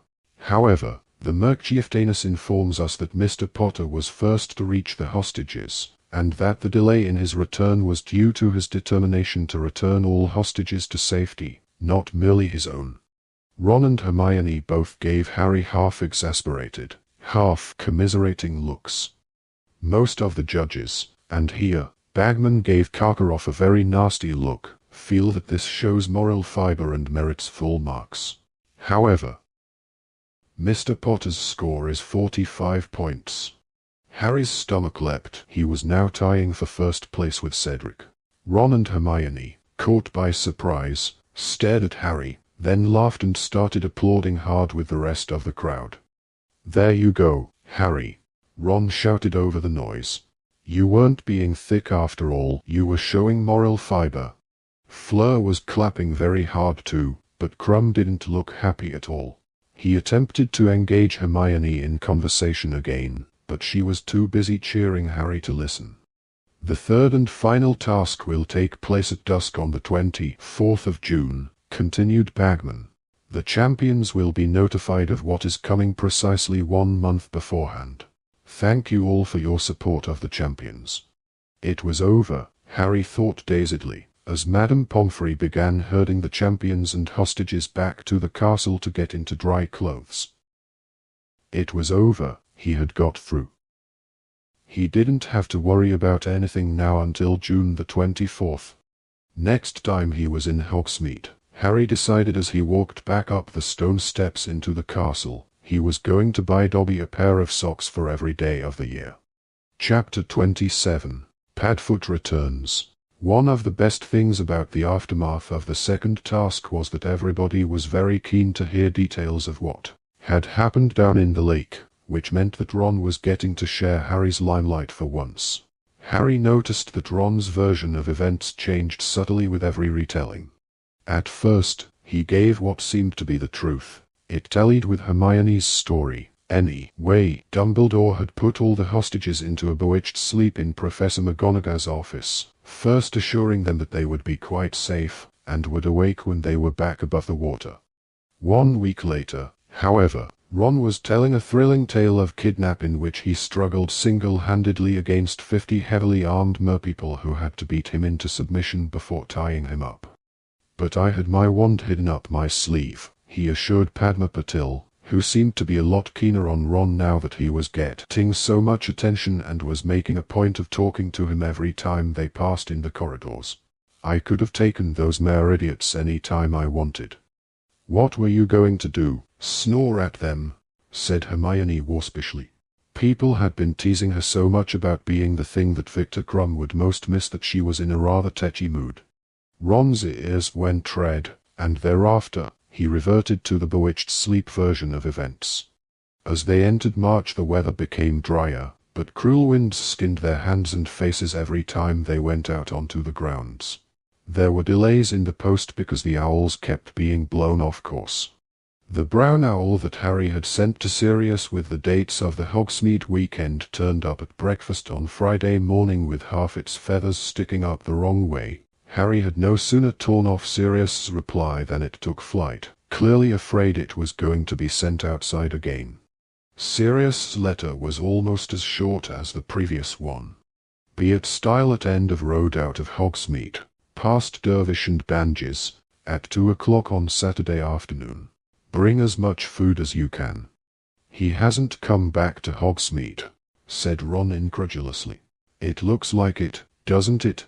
said Hermione. "I can't believe him," said Harry tensely, "if he's caught." "Made it so far, though, hasn't he?" said Ron. "And it's not like the place is swarming with Dementors anymore." Harry folded up the letter, thinking, if he was honest with himself, he really wanted to see Sirius again. He therefore approached the final lesson of the afternoon, double potions, feeling considerably more cheerful than he usually did when descending the steps to the dungeons. Malfoy, Crabbe, and Goyle were standing in a huddle outside the classroom door with Pansy Parkinson's gang of Slytherin girls. All of them were looking at something Harry couldn't see and sniggering heartily. Pansy's pug-like face peered excitedly around Goyle's broad back as Harry, Ron, and Hermione approached. There they are, she giggled, and the knot of Slytherins broke apart. Harry saw that Pansy had a magazine in her hands, which weakly. The moving picture on the front showed a curly-haired witch who was smiling toothily and pointing at a large sponge cake with her wand. "You might find something to interest you in there, Granger," Pansy said loudly, and she threw the magazine at Hermione, who caught it, looking startled. At that moment, the dungeon door opened, and Snape beckoned them all inside. Hermione, Harry, and Ron headed for a table at the back of the dungeon as usual. Once Snape had turned his back on them to write up the ingredients of today's potion on the blackboard, Hermione hastily rifled through the magazine under the desk. At last, in the center pages, Hermione found what they were looking for. Harry and Ron leaned in closer. A color photograph of Harry headed a short piece entitled, "Harry Potter's Secret Heartache. A boy like no other, perhaps, yet a boy suffering all the usual pangs of adolescence," writes Rita Skeeter. Deprived of love since the tragic demise of his parents, 14-year-old Harry Potter thought he had found solace in his steady girlfriend at Hogwarts, Muggle-born Hermione Granger. Little did he know that he would shortly be suffering yet another emotional blow in a life already littered with personal loss. Miss Granger, a plain but ambitious girl, seems to have a taste for famous wizards that Harry alone cannot satisfy. Since the arrival at Hogwarts of Victor Crumb, Bulgarian seeker and hero of the last World Quidditch Cup, Miss Granger has been toying with both boys' affections. Crumb, who is openly smitten with the devious Miss Granger, has already invited her to visit him in Bulgaria over the summer holidays, and insists that he has never felt this way about any other girl. However, it might not be Miss Granger's doubtful natural charms that have captured these unfortunate boys' interest. "She's really ugly," says Pansy Parkinson, a pretty and vivacious fourth-year student, "but she'd be well up to making a love potion. She's quite brainy. I think that's how she's doing it." Love potions are, of course, banned at Hogwarts, and no doubt Albus Dumbledore will want to investigate these claims. In the meantime, Harry Potter's well-wishers must hope that, next time, he bestows his heart on a worthier candidate. "I told you," Ron hissed at Hermione as she stared down at the article. "I told you not to annoy Rita Skeeter. She's made you out to be some sort of Scarlet Woman." Hermione stopped looking astonished and snorted with laughter. "Scarlet Woman?" she repeated, shaking with suppressed giggles as she looked around at Ron.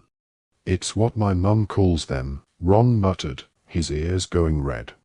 "If that's the best Rita can do, she's losing her touch," said Hermione, still giggling, as she threw Witch weakly onto the empty chair beside her. "What a pile of old rubbish." She looked over at the Slytherins, who were all watching her and Harry closely across the room to see if they had been upset by the article.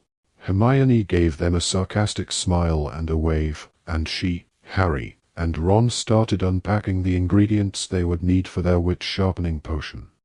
"There's something funny, though," said Hermione 10 minutes later, holding her pestle suspended over a bowl of scarab beetles. "How could Rita Skeeter have known?" "Known what?" said Ron quickly. "You haven't been mixing up love potions, have you?" "Don't be stupid," Hermione snapped, starting to pound up her beetles again. "No, it's just—" "How did she know Victor asked me to visit him over the summer?" Hermione blushed scarlet as she said this and determinedly avoided Ron's eyes. "What?" said Ron, dropping his pestle with a loud clunk. "He asked me right after he'd pulled me out of the lake," Hermione muttered. "After he'd got rid of his shark's head. Madame Pomfrey gave us both blankets and then he sort of pulled me away from the judges so they wouldn't hear, and he said, if I wasn't doing anything over the summer, would I like to?" "And what did you say?" said Ron, who had picked up his pestle and was grinding it on the desk, a good 6 inches from his bowl, because he was looking at Hermione. "And he did say he'd never felt the same way about anyone else," Hermione went on, going so red now that Harry could almost feel the heat coming from her. "But how could Rita Skeeter have heard him? She wasn't there. Or was she? Maybe she has got an invisibility cloak. Maybe she sneaked onto the grounds to watch the second task." "And what did you say?" Ron repeated, pounding his pestle down so hard that it dented the desk. "Well, I was too busy seeing whether you and Harry were okay too. Fascinating though your social life undoubtedly is, Miss Granger," said an icy voice right behind them, and all 3 of them jumped. "I must ask you not to discuss it in my class." 10 points from Gryffindor. Snape had glided over to their desk while they were talking. The whole class was now looking around at them. Malfoy took the opportunity to flash Potter stinks across the dungeon at Harry. "Ah. Reading magazines under the table as well," Snape added, snatching up the copy of Witch Weekly. A further 10 points from Gryffindor. "Oh, but of course." Snape's black eyes glittered as they fell on Rita Skeeter's article. "Potter has to keep up with his press cuttings." The dungeon rang with the Slytherins' laughter, and an unpleasant smile curled Snape's thin mouth. To Harry's fury, he began to read the article aloud. Harry Potter's Secret Heartache. "Dear, dear Potter, what's ailing you now? A boy like no other, perhaps." Harry could feel his face burning. Snape was pausing at the end of every sentence to allow the Slytherins a hearty laugh. The article sounded 10 times worse when read by Snape. Even Hermione was blushing scarlet now. Harry Potter's well-wishers must hope that, next time, He bestows his heart upon a worthier candidate. How very touching, sneered Snape, rolling up the magazine to continued gales of laughter from the Slytherins. Well, I think I had better separate the three of you, so you can keep your minds on your potions rather than on your tangled love lives. Weasley, you stay here. Miss Granger, over there, beside Miss Parkinson. Potter, that table in front of my desk. Move. Now. Furious, Harry threw his ingredients and his bag into his cauldron and dragged it up to the front of the dungeon to the empty table. Snape followed, sat down at his desk and watched Harry unload his cauldron. Determined not to look at Snape, Harry resumed the mashing of his scarab beetles, imagining each one to have Snape's face. All this press attention seems to have inflated your already large head, Potter, said Snape quietly, once the rest of the class had settled down again. Harry didn't answer. He knew Snape was trying to provoke him. He had done this before. No doubt he was hoping for an excuse to take around 50 points from Gryffindor before the end of the class.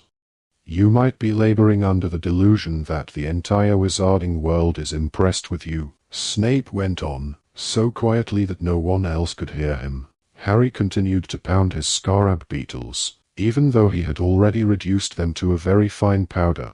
But I don't care how many times your picture appears in the papers. To me, Potter, you are nothing but a nasty little boy who considers rules to be beneath him. Harry tipped the powdered beetles into his cauldron and started cutting up his ginger roots. His hands were shaking slightly out of anger, but he kept his eyes down, as though he couldn't hear what Snape was saying to him. So I give you fair warning, Potter, Snape continued in a softer and more dangerous voice. Pint-sized celebrity or not, if I catch you breaking into my office one more time. I haven't been anywhere near your office, said Harry angrily, forgetting his feigned deafness. Don't lie to me, Snape hissed, his fathomless black eyes boring into Harry's. Boomslang skin, gillyweed.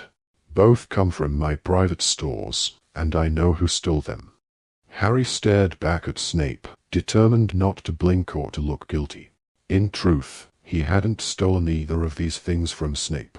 Hermione had taken the Boomslang skin back in their second year. They had needed it for the Polyjuice potion, and while Snape had suspected Harry at the time, he had never been able to prove it.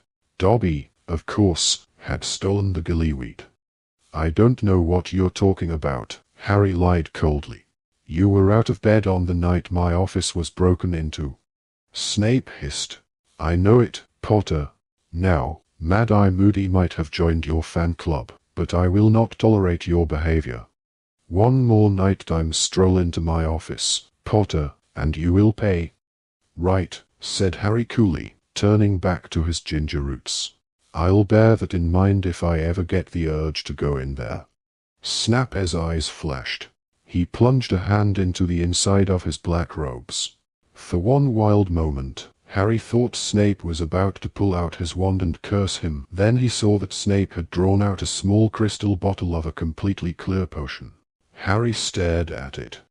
Do you know what this is, Potter? Snape said, his eyes glittering dangerously again. No, said Harry, with complete honesty this time. It is Veritaserum, a truth potion so powerful that 3 drops would have you spilling your innermost secrets for this entire class to hear, said Snape viciously. Now, the use of this potion is controlled by very strict ministry guidelines. But unless you watch your step, you might just find that my hand slips. He shook the crystal bottle slightly, right over your evening pumpkin juice. And then, Potter. Then we'll find out whether you've been in my office or not. Harry said nothing. He turned back to his ginger roots once more, picked up his knife, and started slicing them again. He didn't like the sound of the truth potion at all, nor would he put it past Snape to slip him some. He repressed a shudder at the thought of what might come spilling out of his mouth if Snape did it. Quite apart from landing a whole lot of people in trouble, Hermione and Dobby for a start, there were all the other things he was concealing. Like the fact that he was in contact with Sirius. And his insides squirmed at the thought how he felt about Cho. He tipped his ginger roots into the cauldron too, and wondered whether he ought to take a leaf out of Moody's book and start drinking only from a private hip flask. There was a knock on the dungeon door. "Enter," said Snape in his usual voice. The class looked around as the door opened. Professor Karkaroff came in. Everyone watched him as he walked up towards Snape's desk. He was twisting his finger around his goatee and looking agitated. "We need to talk," said Karkaroff abruptly when he had reached Snape. He seemed so determined that nobody should hear what he was saying that he was barely opening his lips.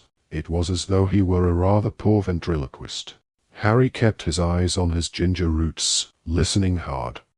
"I'll talk to you after my lesson, Karkaroff," Snape muttered, but Karkaroff interrupted him. "I want to talk now, while you can't slip off, Severus. You've been avoiding me." "After the lesson," Snape snapped. Under the pretext of holding up a measuring cup to see if he'd poured out enough armadillo bile, Harry sneaked a sidelong glance at the pair of them. Karkaroff looked extremely worried, and Snape looked angry. Karkaroff hovered behind Snape's desk for the rest of the double period. He seemed intent on preventing Snape from slipping away at the end of class. Keen to hear what Karkaroff wanted to say, Harry deliberately knocked over his bottle of armadillo bile with 2 minutes to go to the bell, which gave him an excuse to duck down behind his cauldron and mop up while the rest of the class moved noisily toward the door. "What's so urgent?" he heard Snape hiss at Karkaroff. "This," said Karkaroff, and Harry, peering around the edge of his cauldron, saw Karkaroff pull up the left-hand sleeve of his robe and show Snape something on his inner forearm. "Well," said Karkaroff, still making every effort not to move his lips. "Do you see? It's never been this clear, never since." "Put it away," snarled Snape, his black eyes sweeping the classroom. "But you must have noticed," Karkaroff began in an agitated voice. "We can talk later, Karkaroff," spat Snape. "Potter, what are you doing?" "Clearing up my armadillo bile, Professor," said Harry innocently, straightening up and showing Snape the sodden rag he was holding. Karkaroff turned on his heel and strode out of the dungeon. He looked both worried and angry. Not wanting to remain alone with an exceptionally angry Snape, Harry threw his books and ingredients back into his bag and left at top speed to tell Ron and Hermione what he had just witnessed. They left the castle at noon the next day to find a weak silver sun shining down upon the grounds. The weather was milder than it had been all year, and by the time they arrived in Hogsmeade, all three of them had taken off their cloaks and thrown them over their shoulders. The food Sirius had told them to bring was in Harry's bag. They had sneaked a dozen chicken legs, a loaf of bread, and a flask of pumpkin juice from the lunch table. They went into Gladrag's Wizardwear to buy a present for Dobby, where they had fun selecting the most lurid socks they could find, including a pair patterned with flashing gold and silver stars, and another that screamed loudly when they became too smelly. Then, at 1:30, they made their way up the high street, past Dervish and Banges, and out toward the edge of the village. Harry had never been in this direction before. The winding lane was leading them out into the wild countryside around Hogsmeade. The cottages were fewer here, and their gardens larger. They were walking toward the foot of the mountain in whose shadow Hogsmeade lay. Then they turned a corner and saw a stile at the end of the lane. Waiting for them, its front paws on the topmost bar, was a very large, shaggy black dog, which was carrying some newspapers in its mouth and looking very familiar. "Hello, Sirius," said Harry when they had reached him. The black dog sniffed Harry's bag eagerly, wagged its tail once, then turned and began to trot away from them across the scrubby patch of ground that rose to meet the rocky foot of the mountain. Harry, Ron, and Hermione climbed over the stile and followed. Sirius led them to the very foot of the mountain, where the ground was covered with boulders and rocks. It was easy for him, with his 4 paws, but Harry, Ron, and Hermione were soon out of breath. They followed Sirius higher, up onto the mountain itself. For nearly half an hour they climbed a steep, winding, and stony path, following Sirius's wagging tail, sweating in the sun, the shoulder straps of Harry's bag cutting into his shoulders. Then, at last, Sirius slipped out of sight, and when they reached the place where he had vanished, they saw a narrow fissure in the rock. They squeezed into it and found themselves in a cool, dimly lit cave. Tethered at the end of it, one end of his rope around a large rock, was Buckbeak the hippogriff. Half grey horse, half giant eagle, Buckbeak's fierce orange eye flashed at the sight of them. All three of them bowed low to him, and after regarding them imperiously for a moment, Buckbeak bent his scaly front knees and allowed Hermione to rush forward and stroke his feathery neck. Harry, however, was looking at the black dog, which had just turned into his godfather. Sirius was wearing ragged grey robes, the same ones he had been wearing when he had left Azkaban. His black hair was longer than it had been when he had appeared in the fire, and it was untidy and matted once more. He looked very thin. "Chicken," he said hoarsely after removing the old Daily Prophets from his mouth and throwing them down onto the cave floor. Harry pulled open his bag and handed over the bundle of chicken legs and bread. "Thanks," said Sirius, opening it, grabbing a drumstick, sitting down on the cave floor, and tearing off a large chunk with his teeth. "I've been living off rats mostly. Can't steal too much food from Hogsmeade. I'd draw attention to myself." He grinned up at Harry, but Harry returned the grin only reluctantly. "What are you doing here, Sirius?" he said. "Fulfilling my duty as godfather," said Sirius, gnawing on the chicken bone in a very dog-like way. "Don't worry about it, I'm pretending to be a lovable stray." He was still grinning, but seeing the anxiety in Harry's face, said more seriously, "I want to be on the spot. Your last letter. Well, let's just say things are getting fishier. I've been stealing the paper every time someone throws one out, and by the looks of things, I'm not the only one who's getting worried." He nodded at the yellowing Daily Prophets on the cave floor, and Ron picked them up and unfolded them. Harry, however, continued to stare at Sirius. "What if they catch you? What if you're seen? You three and Dumbledore are the only ones around here who know I'm an animagus," said Sirius, shrugging, and continuing to devour the chicken leg. Ron nudged Harry and passed him the Daily Prophets. There were two. The first bore the headline Mystery Illness of Bartemius Crouch, the second, Ministry Witch Still Missing, Minister of Magic Now Personally Involved. Harry scanned the story about Crouch. Phrases jumped out at him. Hasn't been seen in public since November. House appears deserted. St. Mungo's Hospital for Magical Maladies and Injuries decline comment.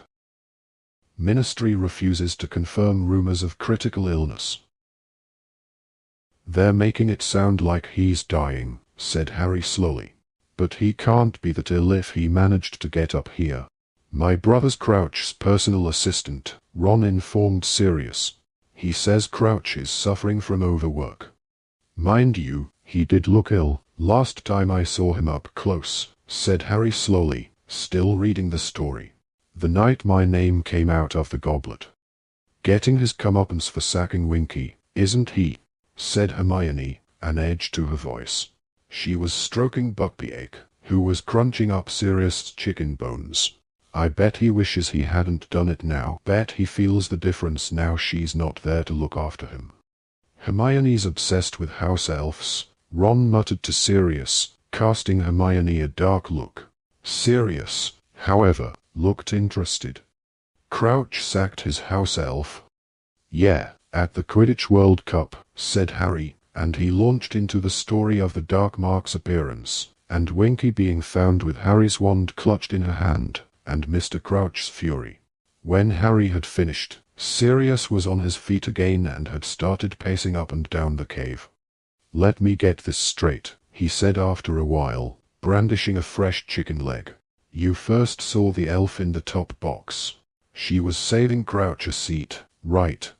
"Right," said Harry, Ron, and Hermione together. "But Crouch didn't turn up for the match."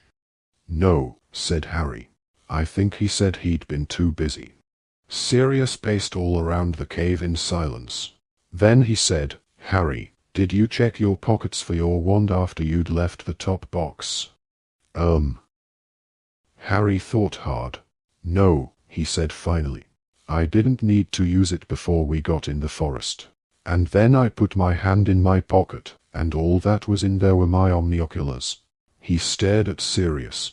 "Are you saying whoever conjured the mark stole my wand in the top box?" "It's possible," said Sirius. "Winky didn't steal that wand," Hermione insisted. "The elf wasn't the only one in that box," said Sirius, his brow furrowed as he continued to pace. "Who else was sitting behind you?" "Loads of people," said Harry. "Some Bulgarian ministers." Cornelius Fudge. "The Malfoys."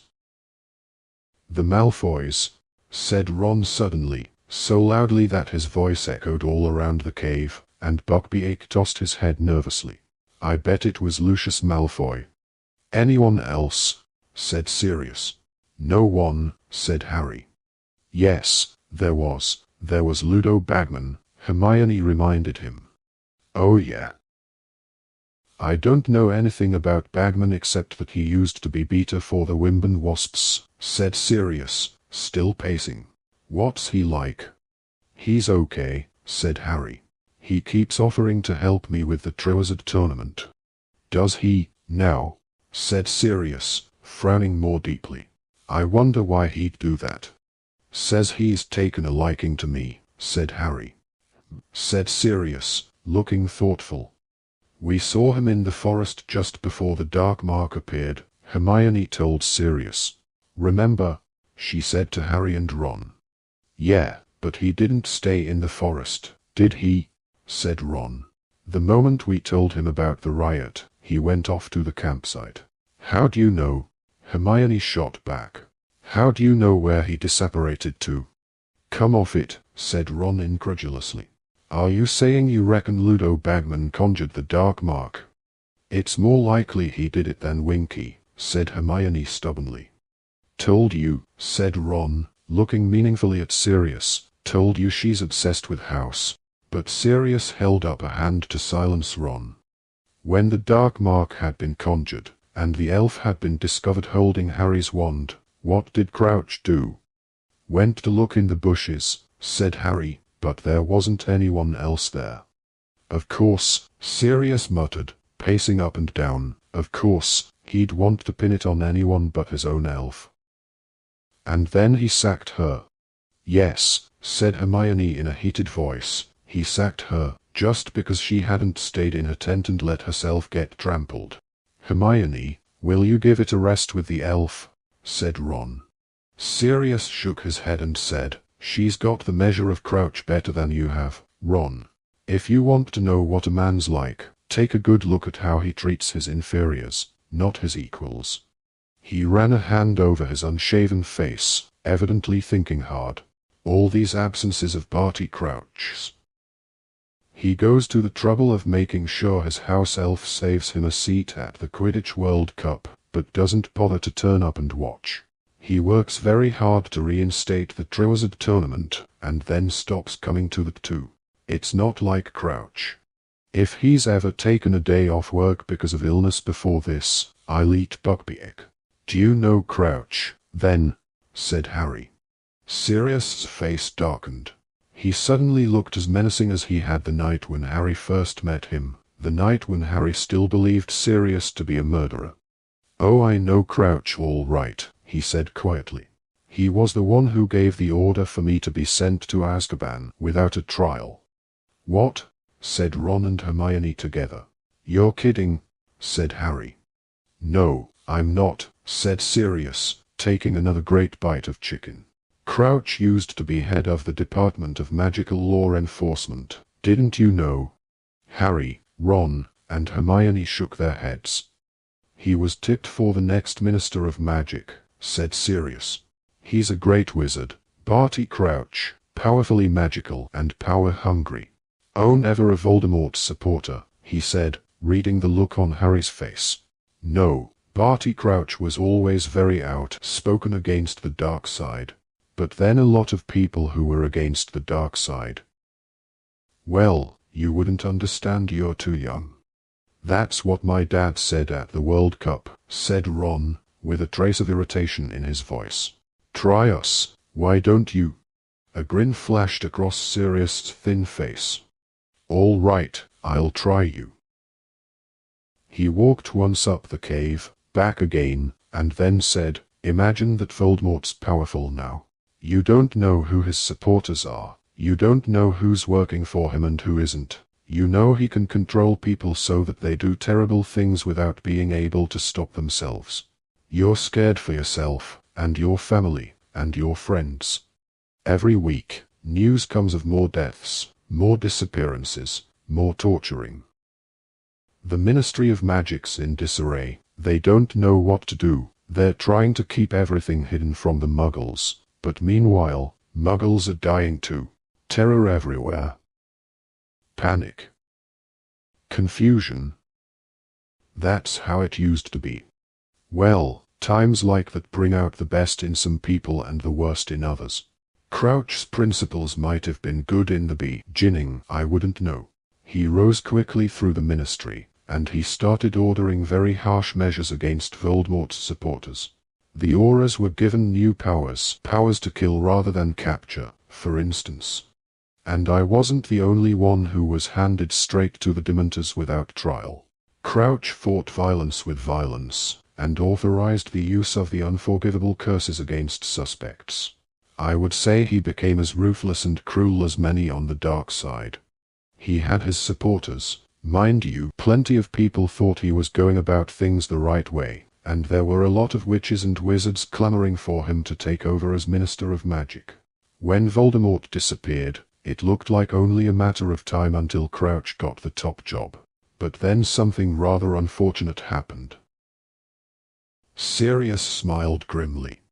Crouch's own son was caught with a group of Death Eaters who'd managed to talk their way out of Azkaban. Apparently they were trying to find Voldemort and return him to power. Crouch's son was caught, gasped Hermione. Yep, said Sirius, throwing his chicken bone to Buckbeak, flinging himself back down on the ground beside the loaf of bread, and tearing it in half. Nasty little shock for old Barty, I'd imagine. Should have spent a bit more time at home with his family, shouldn't he? Ought to have left the office early once in a while. Gotten to know his own son. He began to wolf down large pieces of bread. Was his son a Death Eater? Said Harry. No idea, said Sirius, still stuffing down bread. I was in Azkaban myself when he was brought in. This is mostly stuff I've found out since I got out. The boy was definitely caught in the company of people I'd bet my life were Death Eaters, but he might have been in the wrong place at the wrong time, just like the house elf. Did Crouch try and get his son off? Hermione whispered. Sirius let out a laugh that was much more like a bark. Crouch let his son off. I thought you had the measure of him, Hermione. Anything that threatened to tarnish his reputation had to go. He had dedicated his whole life to becoming Minister of Magic. You saw him dismiss a devoted house elf because she associated him with the Dark Mark again. Doesn't that tell you what he's like? Crouch's fatherly affection stretched just far enough to give his son a trial, and by all accounts, it wasn't much more than an excuse for Crouch to show how much he hated the boy. Then he sent him straight to Azkaban. He gave his own son to the Dementors, asked Harry quietly. That's right, said Sirius, and he didn't look remotely amused now. I saw the Dementors bringing him in, watched them through the bars in my cell door. He can't have been more than 19. They took him into a cell near mine. He was screaming for his mother by nightfall. He went quiet after a few days, though. They all went quiet in the end. Except when they shrieked in their sleep. For a moment, the deadened look in Sirius's eyes became more pronounced than ever, as though shutters had closed behind them. So he's still in Azkaban, Harry said. No, said Sirius dully. No, he's not in there anymore. He died about a year after they brought him in. He died. He wasn't the only one, said Sirius bitterly. Most go mad in there, and plenty stop eating in the end. they lose the will to live. You could always tell when a death was coming, because the Dementors could sense it. They got excited. That boy looked pretty sickly when he arrived.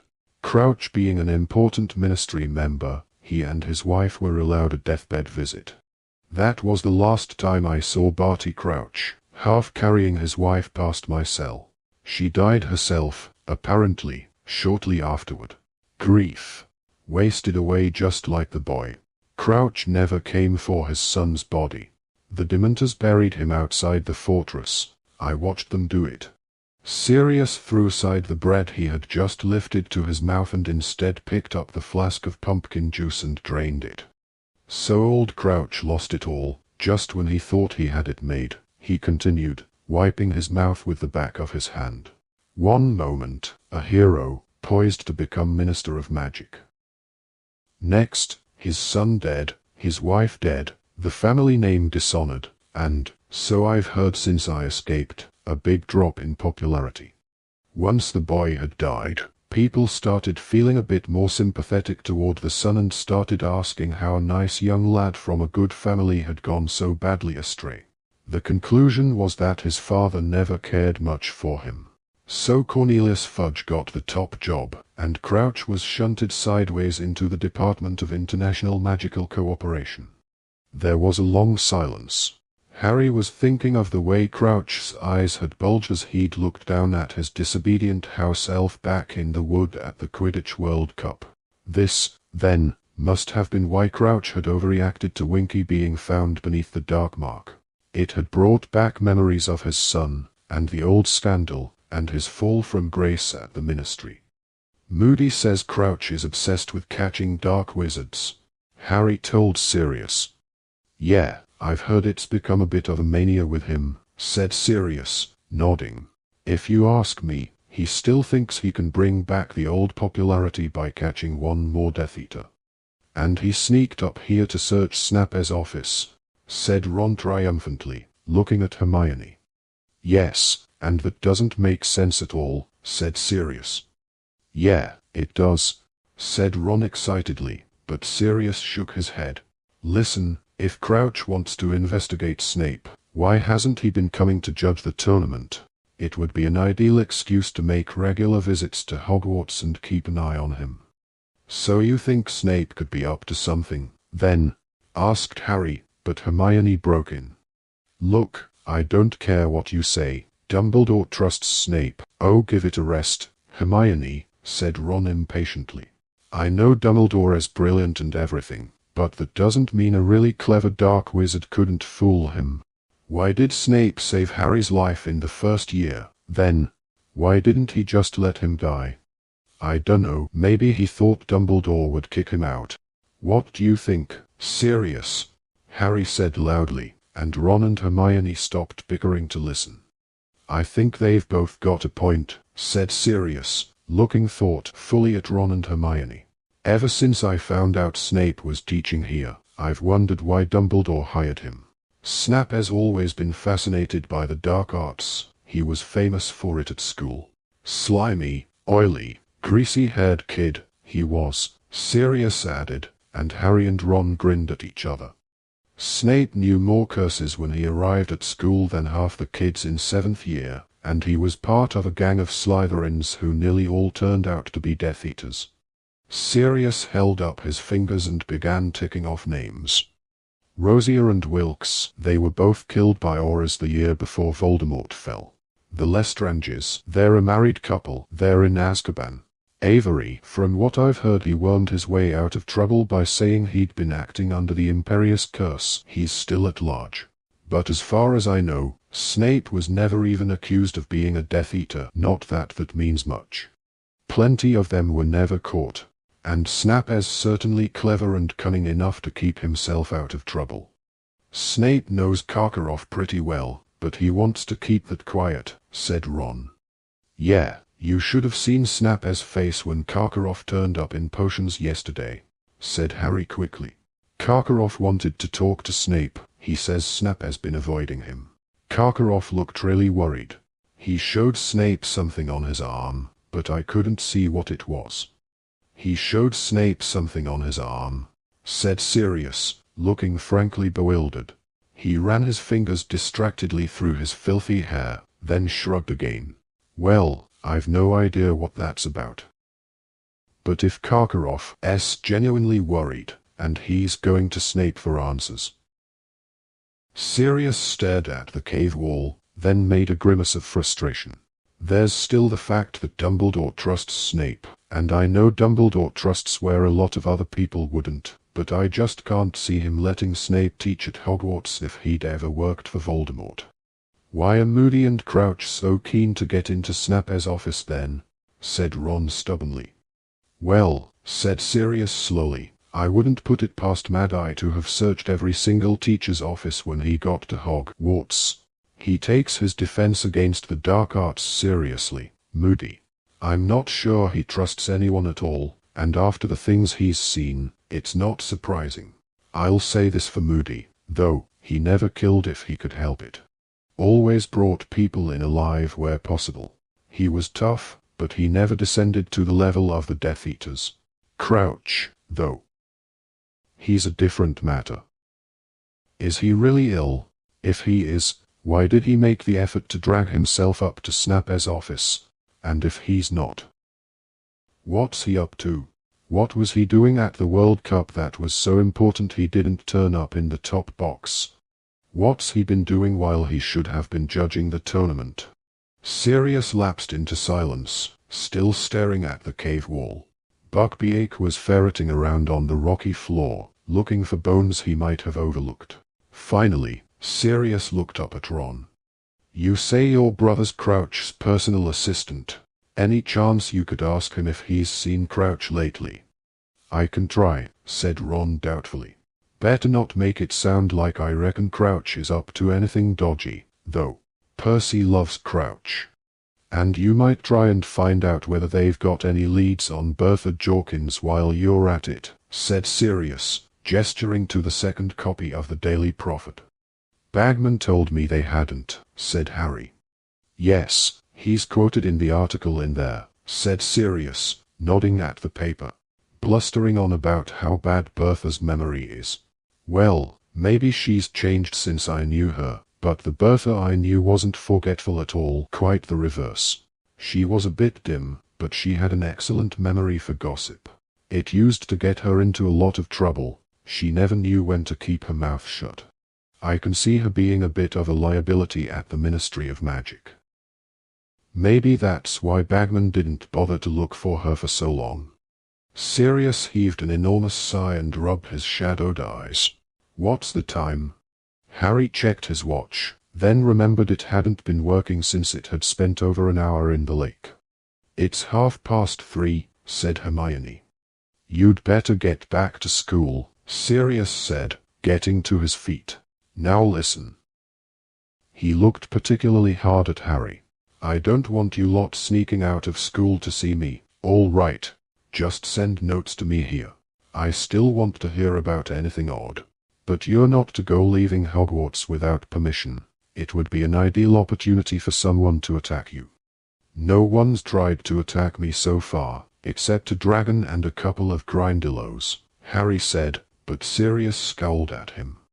I don't care. I'll breathe freely again when this tournament's over, and that's not until June. And don't forget, if you're talking about me among yourselves, call me Snuffles, okay? He handed Harry the empty napkin and flask and went to pat Buckbeak goodbye.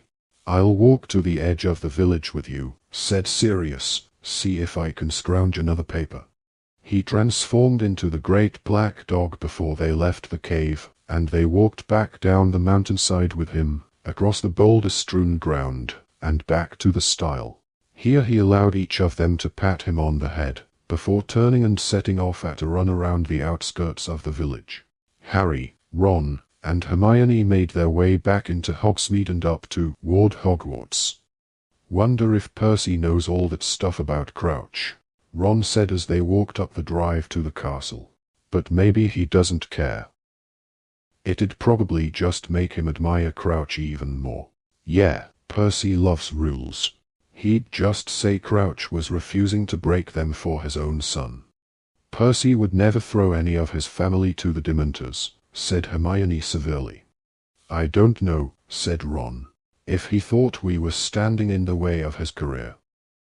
Percy's really ambitious, you know.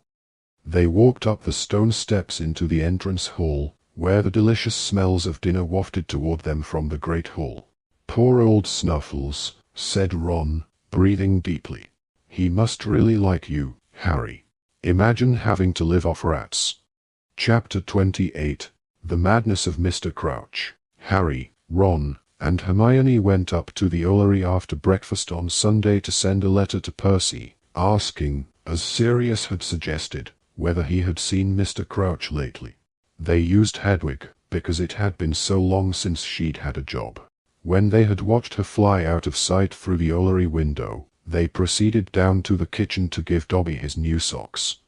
The house elves gave them a very cheery welcome, bowing and curtsying and bustling around making tea again. Dobby was ecstatic about his present. Harry Potter is too good to Dobby, he squeaked, wiping large tears out of his enormous eyes. You saved my life with that gillyweed, Dobby, you really did, said Harry. No chance of more of those eclairs, is there? Said Ron, who was looking around at the beaming and bowing house elves. You've just had breakfast, said Hermione irritably, but a great silver platter of eclairs was already zooming toward them, supported by 4 elves. We should get some stuff to send up to Snuffles, Harry muttered. Good idea, said Ron. Give pigs something to do. You couldn't give us a bit of extra food, could you?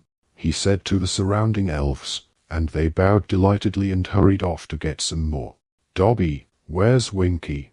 Said Hermione, who was looking around. Winky is over there by the fire, miss, said Dobby quietly, his ears drooping slightly. Oh dear, said Hermione as she spotted Winky. Harry looked over at the fireplace too. Winky was sitting on the same stool as last time, but she had allowed herself to become so filthy that she was not immediately distinguishable from the smoke-blackened brick behind her. Her clothes were ragged and unwashed. She was clutching a bottle of butterbeer and swaying slightly on her stool, staring into the fire. As they watched her, she gave an enormous hiccup. Winky is getting through 6 bottles a day now, Dobby whispered to Harry. Well, it's not strong, that stuff, Harry said. But Dobby shook his head. 'Tis strong for a house elf, sir, he said. Winky hiccuped again. The elves who had brought the eclairs gave her disapproving looks as they returned to work. Winky is pining, Harry Potter, Dobby whispered sadly. Winky wants to go home. Winky still thinks Mr. Crouch is her master, sir, and nothing Dobby says will persuade her that Professor Dumbledore is her master now. Hey, Winky, said Harry, struck by a sudden inspiration, walking over to her, and bending down. You don't know what Mr. Crouch might be up to, do you? Because he's stopped turning up to judge the Triwizard Tournament. Winky's eyes flickered. Her enormous pupils focused on Harry. She swayed slightly again and then said, Master is stopped coming. Yeah, said Harry, we haven't seen him since the first task. The Daily Prophet's saying he's ill. Winky swayed some more, staring blurrily at Harry. Master, ill. Her bottom lip began to tremble. But we're not sure if that's true, said Hermione quickly. Master is needing his Winky, whimpered the elf. Master cannot manage all by himself. Other people manage to do their own housework, you know, Winky, Hermione said severely. Winky is not only doing housework for Mr. Crouch. Winky squeaked indignantly, swaying worse than ever and slopping butterbeer down her already heavily stained blouse. Master is trusting Winky with the most important the most secret. What? Said Harry. But Winky shook her head very hard, spilling more butterbeer down herself. Winky keeps her master's secrets, she said mutinously, swaying very heavily now, frowning up at Harry with her eyes crossed. You is nosing, you is. Winky must not talk like that to Harry Potter. said Dobby angrily. Harry Potter is brave and noble, and Harry Potter is not nosy. He is nosing, into my master's, private and secret, Winky is a good house elf, Winky keeps her silence, people trying to, pry and poke, Winky's eyelids drooped, and suddenly, without warning, she slid off her stool into the hearth, snoring loudly. The empty bottle of butterbeer rolled away across the stone-flagged floor. Half a dozen house elves came hurrying forward, looking disgusted. One of them picked up the bottle. The others covered Winky with a large checked tablecloth and tucked the ends in neatly, hiding her from view. "We is sorry you had to see that, sirs and miss," squeaked a nearby elf, shaking his head and looking very ashamed. "We is hoping you will not judge us all by Winky, sirs and miss." "She's unhappy," said Hermione, exasperated. "Why don't you try and cheer her up instead of covering her up?" "Begging your pardon, miss," said the house elf, bowing deeply again, "but house elves has no right to be unhappy when there is work to be done and masters to be served." "Oh, for heaven's sake," Hermione cried. "Listen to me, all of you. You've got just as much right as wizards to be unhappy. You've got the right to wages and holidays and proper clothes. You don't have to do everything you're told." "Look at Dobby." "Miss will please keep Dobby out of this," Dobby mumbled, looking scared. The cheery smiles had vanished from the faces of the house elves around the kitchen. They were suddenly looking at Hermione as though she were mad and dangerous. "We has your extra food," squeaked an elf at Harry's elbow, and he shoved a large ham, a dozen cakes, and some fruit into Harry's arms. "Goodbye." The house elves crowded around Harry, Ron, and Hermione and began shunting them out of the kitchen, many little hands pushing in the smalls of their backs. "Thank you for the socks, Harry Potter," Dobby called miserably from the hearth, where he was standing next to the lumpy tablecloth that was Winky. "You couldn't keep your mouth shut, could you, Hermione?" said Ron angrily as the kitchen door slammed shut behind them. "They won't want us visiting them now. We could have tried to get more stuff out of Winky about Crouch." "Oh, as if you care about that," scoffed Hermione. "You only like coming down here for the food." It was an irritable sort of day after that. Harry got so tired of Ron and Hermione sniping at each other over their homework in the common room that he took Sirius's food up to the Orrery that evening on his own. Pigwidgeon was much too small to carry an entire ham up to the mountain by himself, so Harry enlisted the help of 2 school screech owls as well. When they had set off into the dusk, looking extremely odd carrying the large package between them, Harry leaned on the windowsill, looking out at the grounds, at the dark, rustling treetops of the Forbidden Forest, and the rippling sails of the Durmstrang ship. An eagle owl flew through the coil of smoke rising from Hagrid's chimney. It soared toward the castle, around the Orrery, and out of sight. Looking down, Harry saw Hagrid digging energetically in front of his cabin. Harry wondered what he was doing. It looked as though he were making a new vegetable patch. As he watched, Madame Maxime emerged from the Beau-Baton's carriage and walked over to Hagrid. She appeared to be trying to engage him in conversation. Hagrid leaned upon his spade, but did not seem keen to prolong their talk, because Madame Maxime returned to the carriage shortly afterward. Unwilling to go back to Gryffindor Tower and listen to Ron and Hermione snarling at each other, Harry watched Hagrid digging until the darkness swallowed him and the owls around Harry began to awake, swooshing past him into the night. By breakfast the next day Ron's and Hermione's bad moods had burnt out, and to Harry's relief, Ron's dark predictions that the house elves would send substandard food up to the Gryffindor table because Hermione had insulted them proved false. The bacon, eggs, and kippers were quite as good as usual. When the post owls arrived, Hermione looked up eagerly. She seemed to be expecting something. "Percy won't have had time to answer yet," said Ron. "We only sent Hedwig yesterday." "No, it's not that," said Hermione. "I've taken out a subscription to the Daily Prophet. I'm getting sick of finding everything out from the Slytherins." "Good thinking," said Harry, also looking up at the owls. "Hey, Hermione, I think you're in luck. A grey owl was soaring down toward Hermione. It hasn't got a newspaper, though, she said, looking disappointed. But to her bewilderment, the grey owl landed in front of her plate, closely followed by 4 barn owls, a brown owl, and a tawny. How many subscriptions did you take out? Said Harry, seizing Hermione's goblet before it was knocked over by the cluster of owls, all of whom were jostling close to her, trying to deliver their own letter first. What on earth? Hermione said, taking the letter from the grey owl, opening it, and starting to read. Oh really? She sputtered, going rather red. What's up? Said Ron.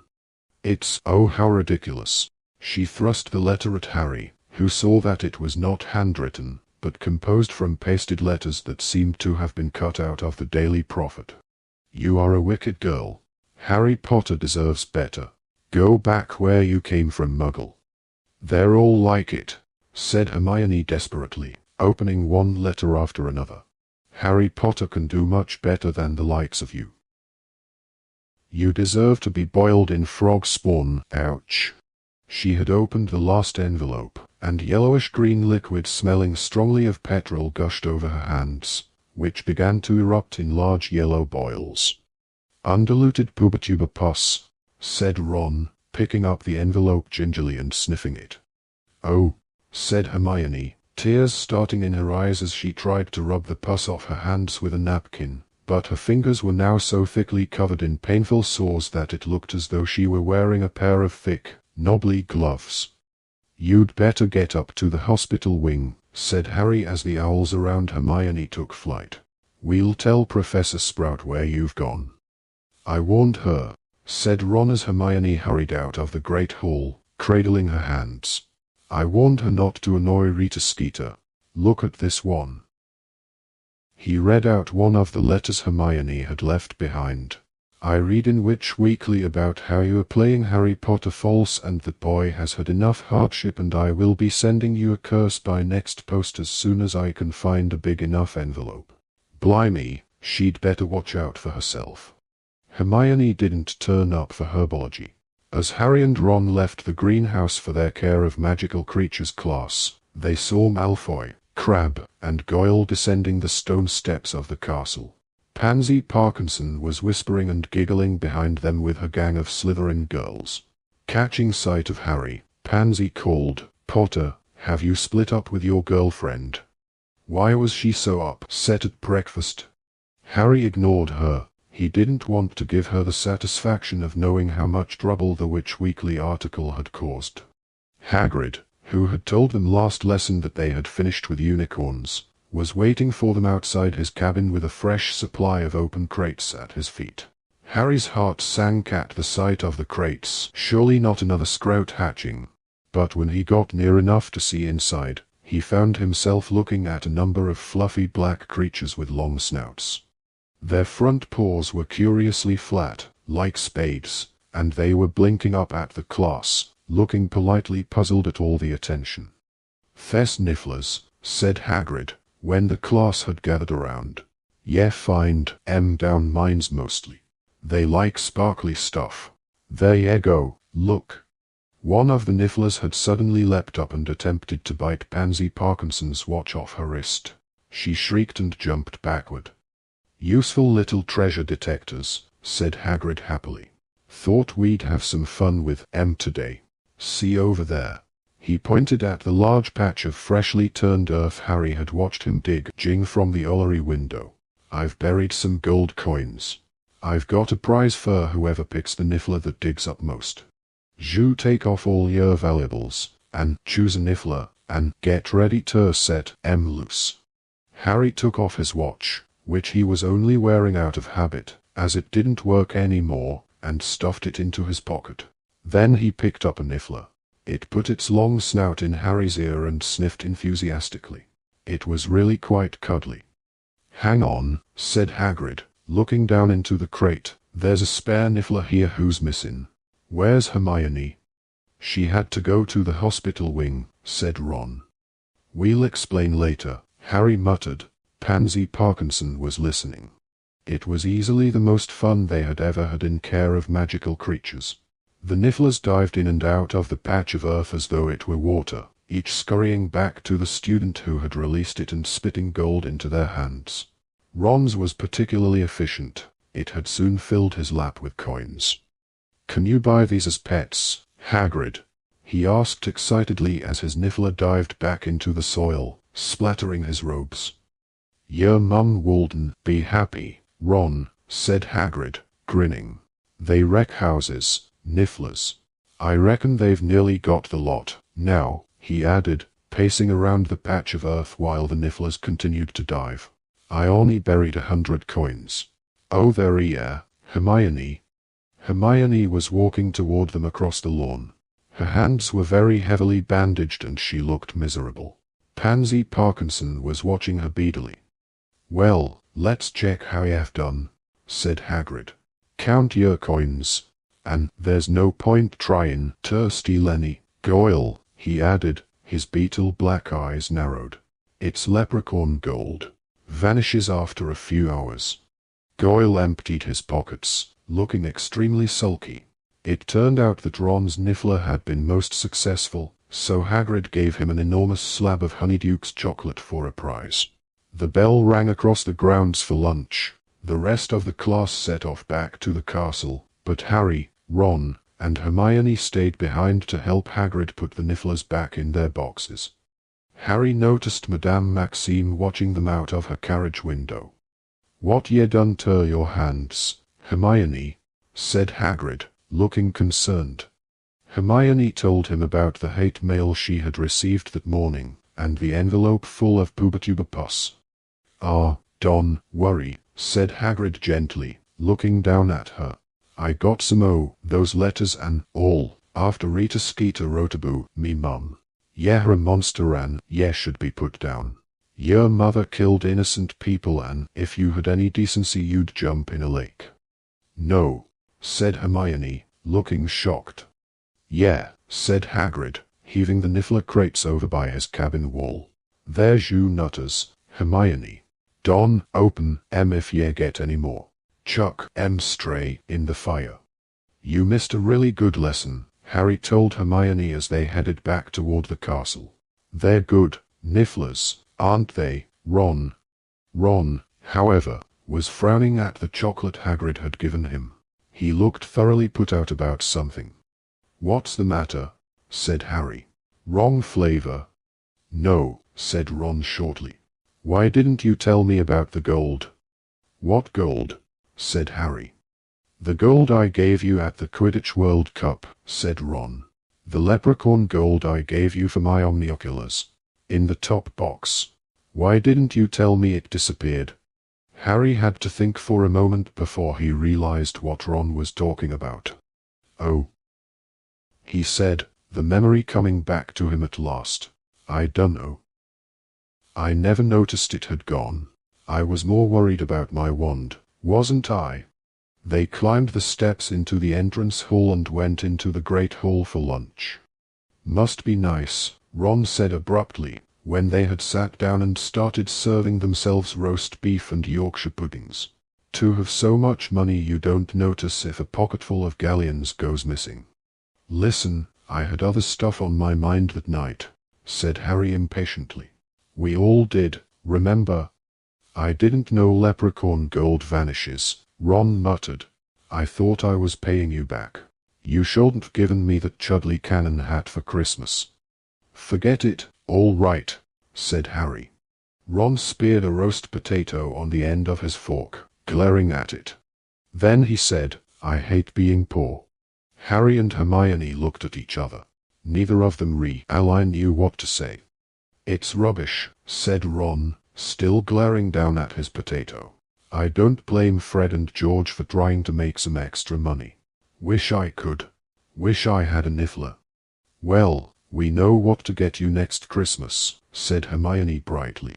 Then, when Ron continued to look gloomy, she said, "Come on, Ron, it could be worse. At least your fingers aren't full of pus." Hermione was having a lot of difficulty managing her knife and fork. Her fingers were so stiff and swollen. "I hate that Skeeter woman," she burst out savagely. "I'll get her back for this if it's the last thing I do." Hate mail continued to arrive for Hermione over the following week, and although she followed Hagrid's advice and stopped opening it, several of her ill wishers sent howlers, which exploded at the Gryffindor table and shrieked insults at her for the whole hall to hear. Even those people who didn't read Witch Weekly knew all about the supposed Harry Crumb Hermione triangle now. Harry was getting sick of telling people that Hermione wasn't his girlfriend. "It'll die down, though," he told Hermione, "if we just ignore it. People got bored with that stuff she wrote about me last time. I want to know how she's listening into private conversations when she's supposed to be banned from the grounds," said Hermione angrily. Hermione hung back in their next defense against the dark arts lesson to ask Professor Moody something. The rest of the class was very eager to leave. Moody had given them such a rigorous test of hex deflection that many of them were nursing small injuries. Harry had such a bad case of twitchy ears, he had to hold his hands clamped over them as he walked away from the class. "Well, Rita's definitely not using an invisibility cloak," Hermione panted 5 minutes later, catching up with Harry and Ron in the entrance hall and pulling Harry's hand away from one of his wiggling ears so that he could hear her. "Moody says he didn't see her anywhere near the judge's table at the second task, or anywhere near the lake." "Hermione, is there any point in telling you to drop this?" said Ron. "No," said Hermione stubbornly. "I want to know how she heard me talking to Victor, and how she found out about Hagrid's mum." "Maybe she had you bugged," said Harry. "Bugged?" said Ron blankly. "What? Put fleas on her or something?" Harry started explaining about hidden microphones and recording equipment. Ron was fascinated, but Hermione interrupted them. "Aren't you two ever going to read Hogwarts, a history?" "What's the point?" said Ron. "You know it by heart, we can just ask you. All those substitutes for magic muggles use electricity, computers, and radar, and all those things, they all go haywire around Hogwarts. There's too much magic in the air." "No, Rita's using magic to eavesdrop, she must be. If I could just find out what it is." "Ooh, if it's illegal, I'll have her." "Haven't we got enough to worry about?" Ron asked her. "Do we have to start a vendetta against Rita Skeeter as well?" "I'm not asking you to help," Hermione snapped. "I'll do it on my own." She marched back up the marble staircase without a backward glance. Harry was quite sure she was going to the library. "What's the betting she comes back with a box of I Hate Rita Skeeter badges?" said Ron. Hermione, however, did not ask Harry and Ron to help her pursue vengeance against Rita Skeeter, for which they were both grateful, because their workload was mounting ever higher in the days before the Easter holidays. Harry frankly marveled at the fact that Hermione could research magical methods of eavesdropping as well as everything else they had to do. He was working flat out just to get through all their homework, though he made a point of sending regular food packages up to the cave in the mountain for Sirius. After last summer, Harry had not forgotten what it felt like to be continually hungry. He enclosed notes to Sirius, telling him that nothing out of the ordinary had happened, and that they were still waiting for an answer from Percy. Hedwig didn't return until the end of the Easter holidays. Percy's letter was enclosed in a package of Easter eggs that Mrs. Weasley had sent. Both Harry's and Ron's were the size of dragon eggs and full of homemade toffee. Hermione's, however, was smaller than a chicken egg. Her face fell when she saw it. "Your mum doesn't read Witch Weekly, by any chance, does she, Ron?" she asked quietly. "Yeah," said Ron, whose mouth was full of toffee. "Gets it for the recipes." Hermione looked sadly at her tiny egg. "Don't you want to see what Percy's written?" Harry asked her hastily. Percy's letter was short and irritated. "As I am constantly telling the Daily Prophet, Mr. Crouch is taking a well-deserved break. He is sending in regular owls with instructions. No, I haven't actually seen him, but I think I can be trusted to know my own superior's handwriting. I have quite enough to do at the moment without trying to quash these ridiculous rumors. Please don't bother me again unless it's something important. Happy Easter. The start of the summer term would normally have meant that Harry was training hard for the last Quidditch match of the season. This year, however, it was the third and final task in the Triwizard Tournament for which he needed to prepare, but he still didn't know what he would have to do. Finally, in the last week of May, Professor McGonagall held him back in Transfiguration. "You are to go down to the Quidditch field tonight at 9 o'clock, Potter," she told him. "Mr. Bagman will be there to tell the champions about the third task." So at 8:30 that night, Harry left Ron and Hermione in Gryffindor Tower and went downstairs. As he crossed the entrance hall, Cedric came up from the Hufflepuff common room. "What do you reckon it's going to be?" he asked Harry as they went together down the stone steps, out into the cloudy night. "Fleur keeps going on about underground tunnels. She reckons we've got to find treasure." "That wouldn't be too bad," said Harry, thinking that he would simply ask Hagrid for a niftier to do the job for him. They walked down the dark lawn to the Quidditch stadium, turned through a gap in the stands, and walked out onto the field. "What've they done to it?" Cedric said indignantly, stopping dead. The Quidditch field was no longer smooth and flat. It looked as though somebody had been building long, low walls all over it that twisted and crisscrossed in every direction. "They're hedges," said Harry, bending to examine the nearest one. "Hello there," called a cheery voice.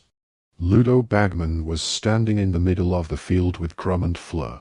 Harry and Cedric made their way toward them, climbing over the hedges. Fleur beamed at Harry as he came nearer. Her attitude toward him had changed completely since he had saved her sister from the lake. "Well, what do you think?" said Bagman happily as Harry and Cedric climbed over the last hedge. "Growing nicely, aren't they? Give them a month and Hagrid'll have them 20 feet high. Don't worry," he added, grinning, spotting the less than happy expressions on Harry's and Cedric's faces. "You'll have your Quidditch field back to normal once the task is over. Now, I imagine you can guess what we're making here." No one spoke for a moment. "Then, maze," grunted Krum. "That's right," said Bagman. "A maze. The third task's really very straightforward. The Triwizard Cup will be placed in the center of the maze. The first champion to touch it will receive full marks." "We simply have to get through the maze," said Fleur. "There will be obstacles," said Bagman happily, bouncing on the balls of his feet. "Hagrid is providing a number of creatures. Then there will be spells that must be broken. All that sort of thing, you know. Now, the champions who are leading on points will get a head start into the maze." Bagman grinned at Harry and Cedric. "Then Mr. Krum will enter. Then Miss Delloc. But you'll all be in with a fighting chance, depending how well you get past the obstacles. Should be fun, eh?" Harry, who knew only too well the kind of creatures that Hagrid was likely to provide for an event like this, thought it was unlikely to be any fun at all. However, he nodded politely like the other champions. "Very well. If you haven't got any questions, we'll go back up to the castle, shall we? It's a bit chilly." Bagman hurried alongside Harry as they began to wend their way out of the growing maze. Harry had the feeling that Bagman was going to start offering to help him again, but just then, Krum tapped Harry on the shoulder. "Could I have a word?" "Yeah, all right," said Harry, slightly surprised. "Will you walk with me?" "Okay," said Harry curiously. Bagman looked slightly perturbed. "I'll wait for you, Harry, shall I?" "No, it's okay, Mr. Bagman," said Harry, suppressing a smile. "I think I can find the castle on my own, thanks." Harry and Krum left the stadium together, but Krum did not set a course for the Durmstrang ship. Instead, he walked toward the forest. "What are we going this way for?" said Harry as they passed Hagrid's cabin and the illuminated Buxbaton's carriage. "Don't want to be overheard," said Krum shortly. When at last they had reached a quiet stretch of ground a short way from the Spaten's horse's paddock, Crumb stopped in the shade of the trees and turned to face Harry. "I want to know," he said, glowering, "what there is between you and Hermione." Harry, who from Crumb's secretive manner had expected something much more serious than this, stared up at Crumb in amazement. "Nothing," he said. But Crumb glowered at him, and Harry, somehow struck anew by how tall Crumb was, elaborated.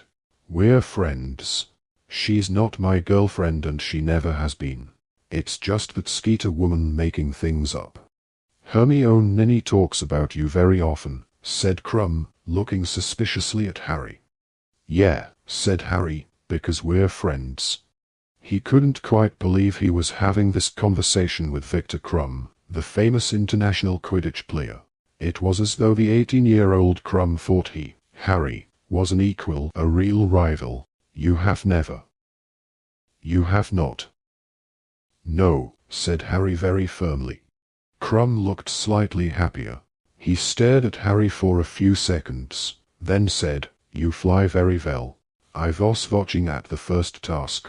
"Thanks," said Harry, grinning broadly and suddenly feeling much taller himself. "I saw you at the Quidditch World Cup. The Wronski feint, you really." But something moved behind Crumb in the trees, and Harry, who had some experience of the sort of thing that lurked in the forest, instinctively grabbed Crumb's arm and pulled him around. "What is it?" Harry shook his head, staring at the place where he'd seen movement. He slipped his hand inside his robes, reaching for his wand. Suddenly a man staggered out from behind a tall oak. For a moment, Harry didn't recognize him. Then he realized it was Mr. Crouch. He looked as though he had been traveling for days. The knees of his robes were ripped and bloody, his face scratched. He was unshaven and gray with exhaustion. His neat hair and mustache were both in need of a wash and a trim. His strange appearance, however, was nothing to the way he was behaving. Muttering and gesticulating, Mr. Crouch appeared to be talking to someone that he alone could see. He reminded Harry vividly of an old tramp he had seen once when out shopping with the Dursleys.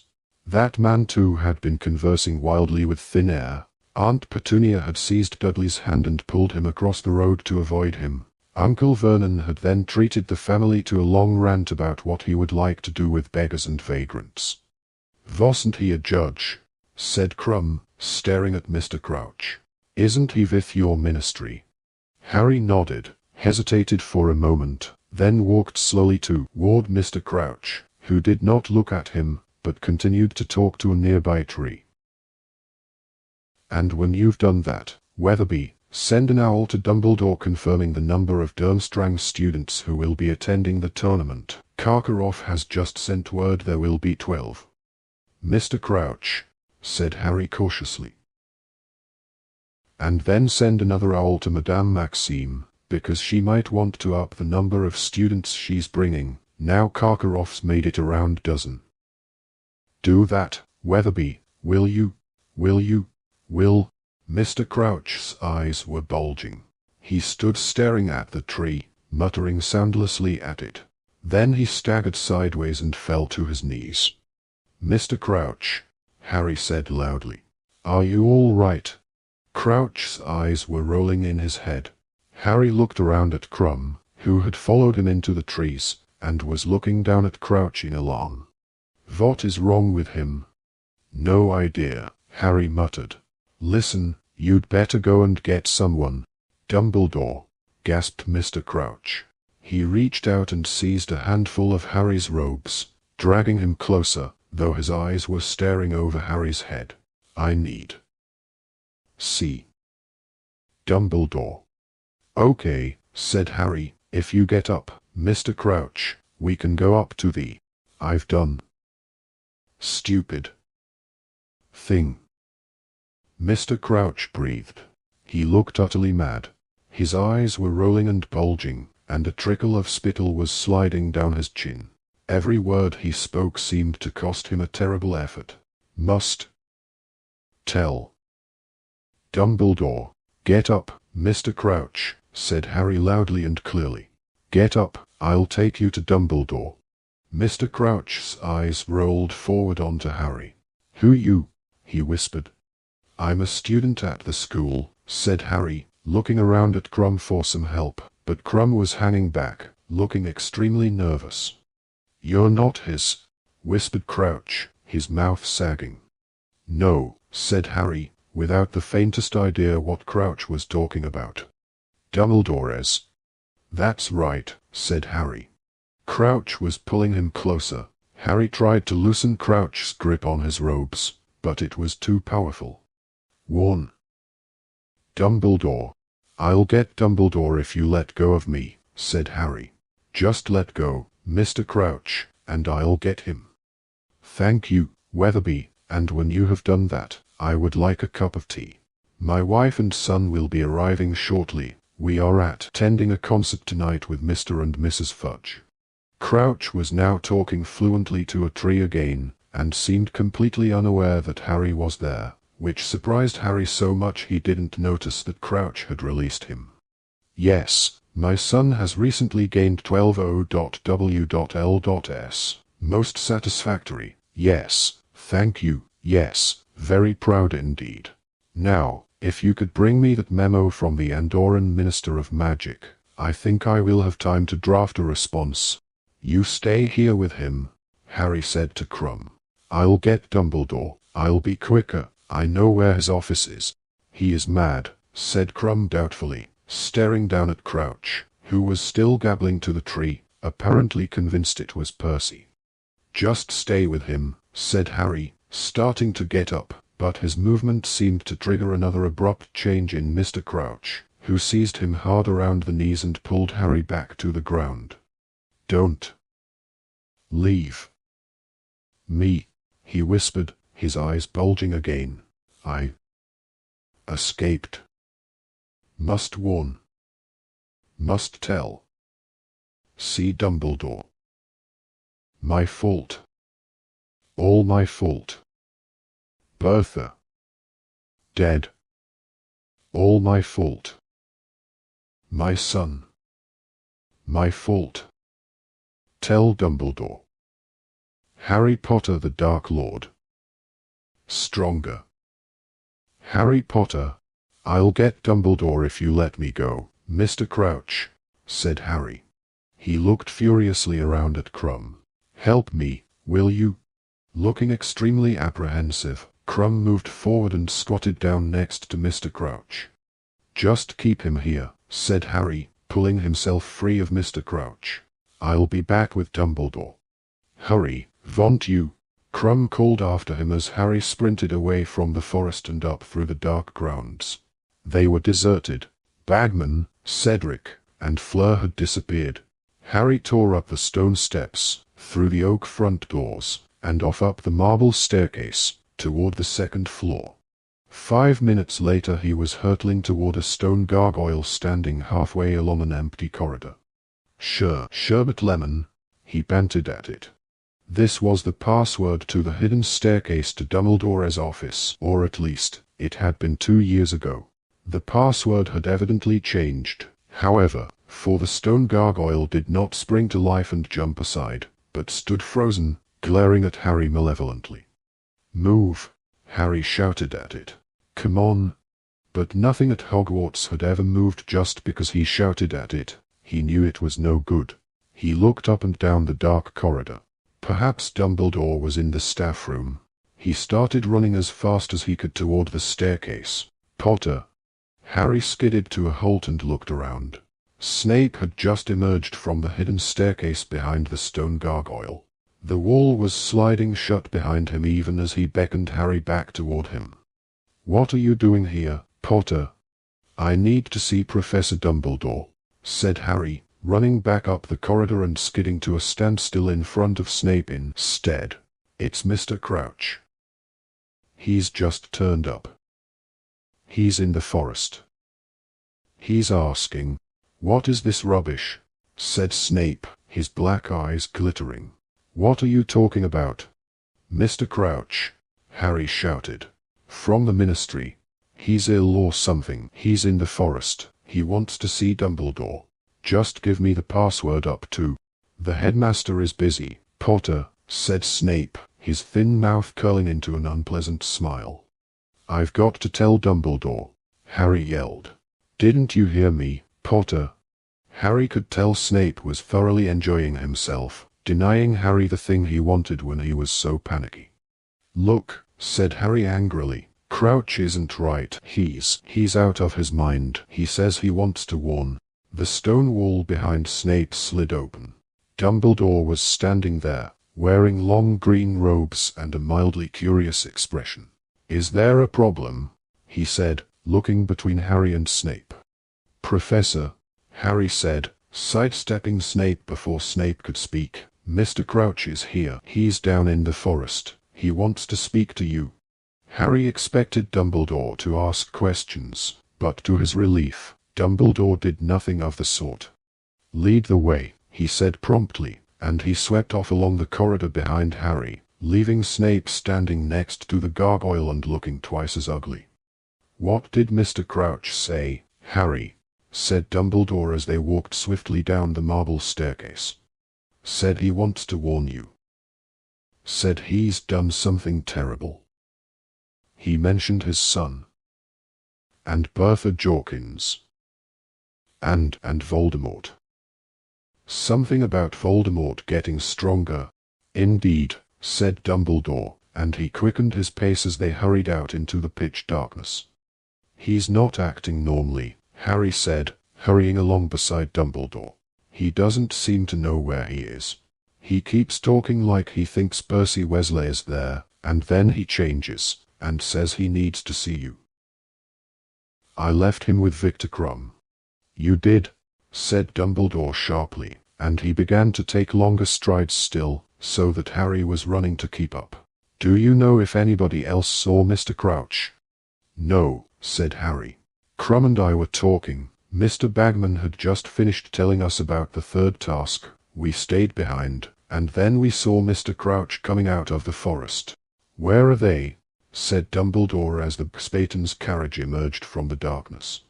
Over here, said Harry, moving in front of Dumbledore, leading the way through the trees. He couldn't hear Crouch's voice any more, but he knew where he was going. It hadn't been much past the Spaten's carriage. Somewhere around here. Victor, Harry shouted. No one answered. They were here, Harry said to Dumbledore. They were definitely somewhere around here. Lumos, Dumbledore said, lighting his wand and holding it up. Its narrow beam traveled from black trunk to black trunk, illuminating the ground, and then it fell upon a pair of feet. Harry and Dumbledore hurried forward. Crumb was sprawled on the forest floor. He seemed to be unconscious. There was no sign at all of Mr. Crouch.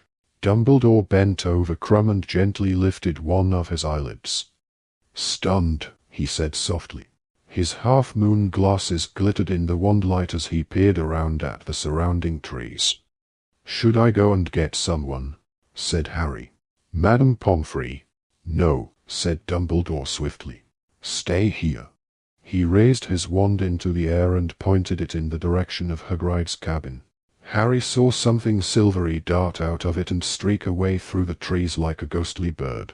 Then Dumbledore bent over Crumb again, pointed his wand at him, and muttered, "Renovate." Crumb opened his eyes. He looked dazed. When he saw Dumbledore, he tried to sit up, but Dumbledore put a hand on his shoulder and made him lie still. "He attacked me," Crumb muttered, putting a hand up to his head. "The old madman attacked me. I was looking around to see where Potter had gone and he attacked from behind." "Lie still for a moment," Dumbledore said. The sound of thunderous footfalls reached them, and Hagrid came panting into sight with Fang at his heels. He was carrying his crossbow. "Professor Dumbledore," he said, his eyes widening. "Harry, what the—" "Hagrid, I need you to fetch Professor Karkaroff," said Dumbledore. "His student has been attacked. When you've done that, kindly alert Professor Moody." "No need, Dumbledore," said a wheezy growl. "I'm here." Moody was limping toward them, leaning on his staff, his wand lit. "Damn leg," he said furiously. Would have been here quicker. What's happened? Snape said something about Crouch. Crouch, said Hagrid blankly. Karkaroff, please, Hagrid, said Dumbledore sharply. Oh yeah. Righty Professor, said Hagrid, and he turned and disappeared into the dark trees, Fang trotting after him.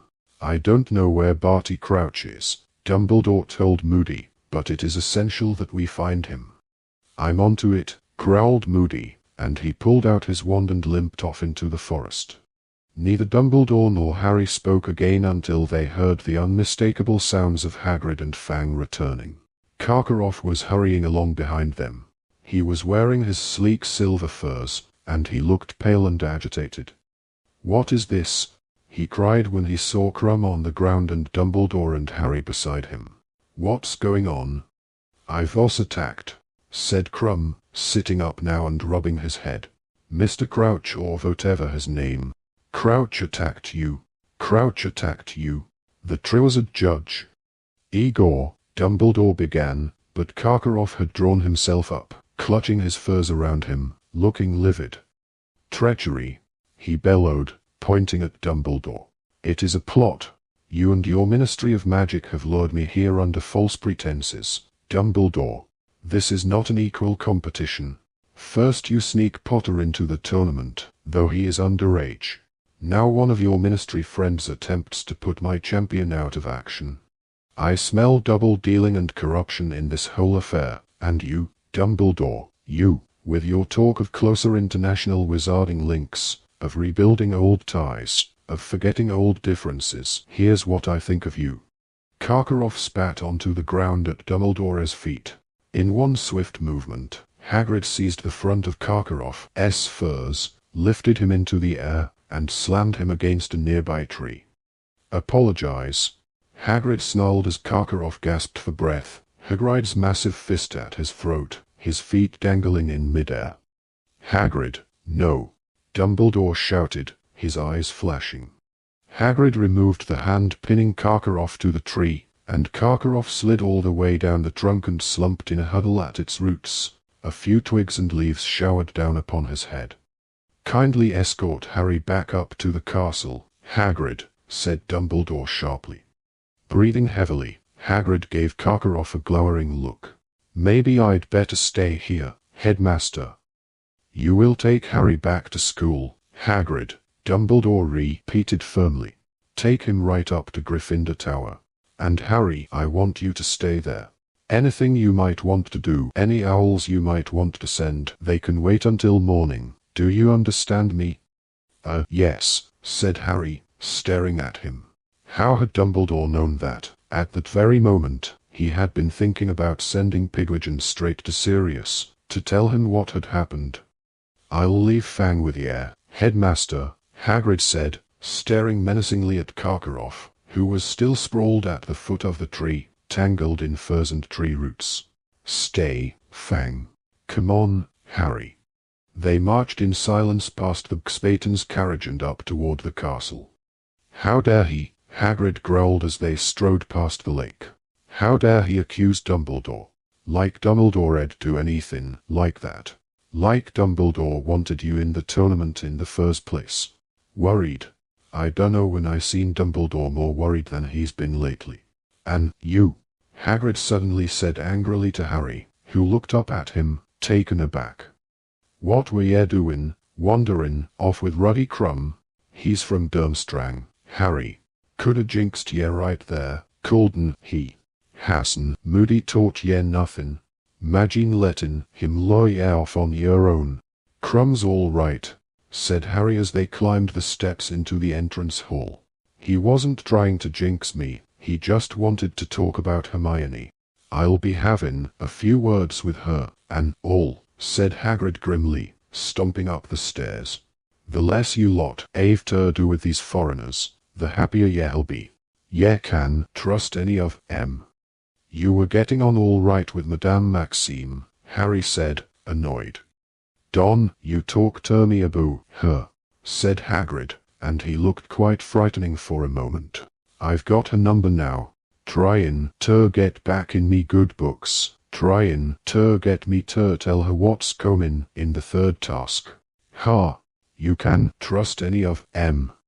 Hagrid was in such a bad mood, Harry was quite glad to say goodbye to him in front of the fat lady.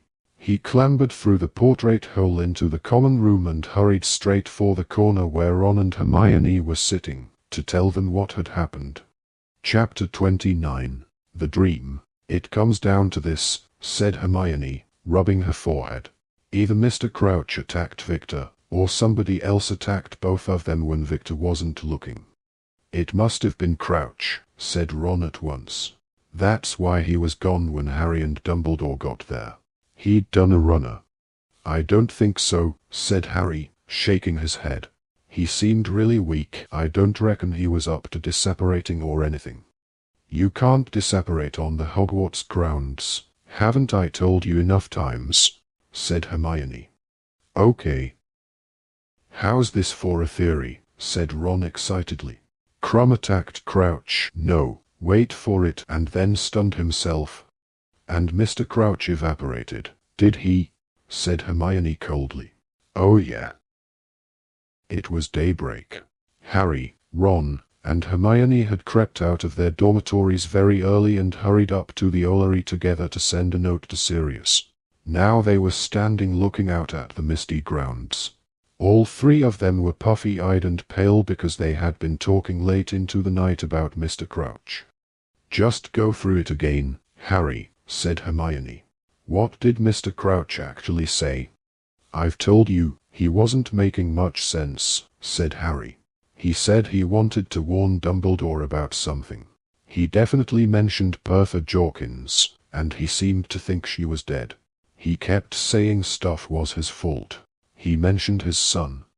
Well, that was his fault, said Hermione testily. He was out of his mind, said Harry.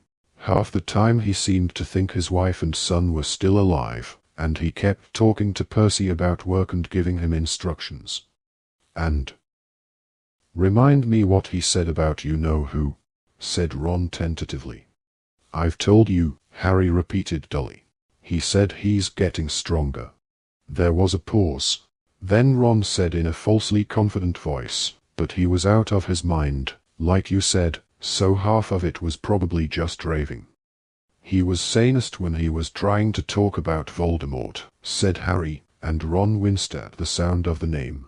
He was having real trouble stringing two words together, but that was when he seemed to know where he was, and know what he wanted to do.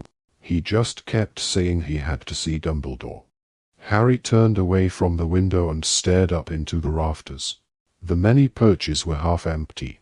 Every now and then, another owl would swoop in through one of the windows, returning from its night's hunting with a mouse in its beak. If Snape hadn't held me up, Harry said bitterly, we might have got there in time. The headmaster is busy, Potter.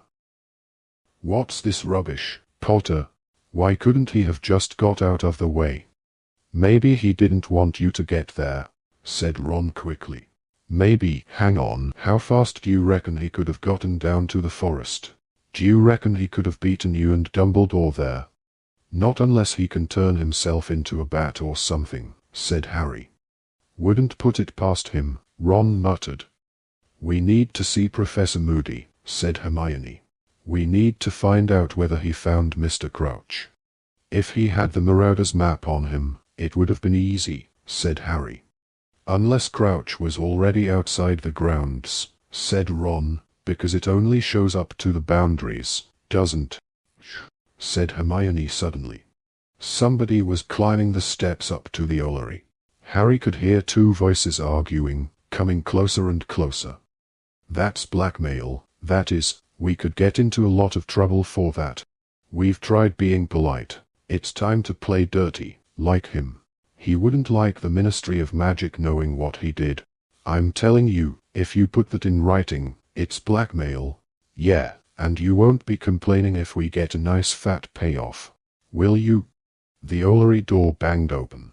Fred and George came over the threshold, then froze at the sight of Harry, Ron, and Hermione. What are you doing here? Ron and Fred said at the same time. "Sending a letter," said Harry and George in unison. "What, at this time?" said Hermione and Fred. Fred grinned. "Fine, we won't ask you what you're doing, if you don't ask us," he said. He was holding a sealed envelope in his hands. Harry glanced at it, but Fred, whether accidentally or on purpose, shifted his hand so that the name on it was covered. "Well, don't let us hold you up," Fred said, making a mock bow and pointing at the door. Ron didn't move. "Who are you blackmailing?" he said. The grin vanished from Fred's face.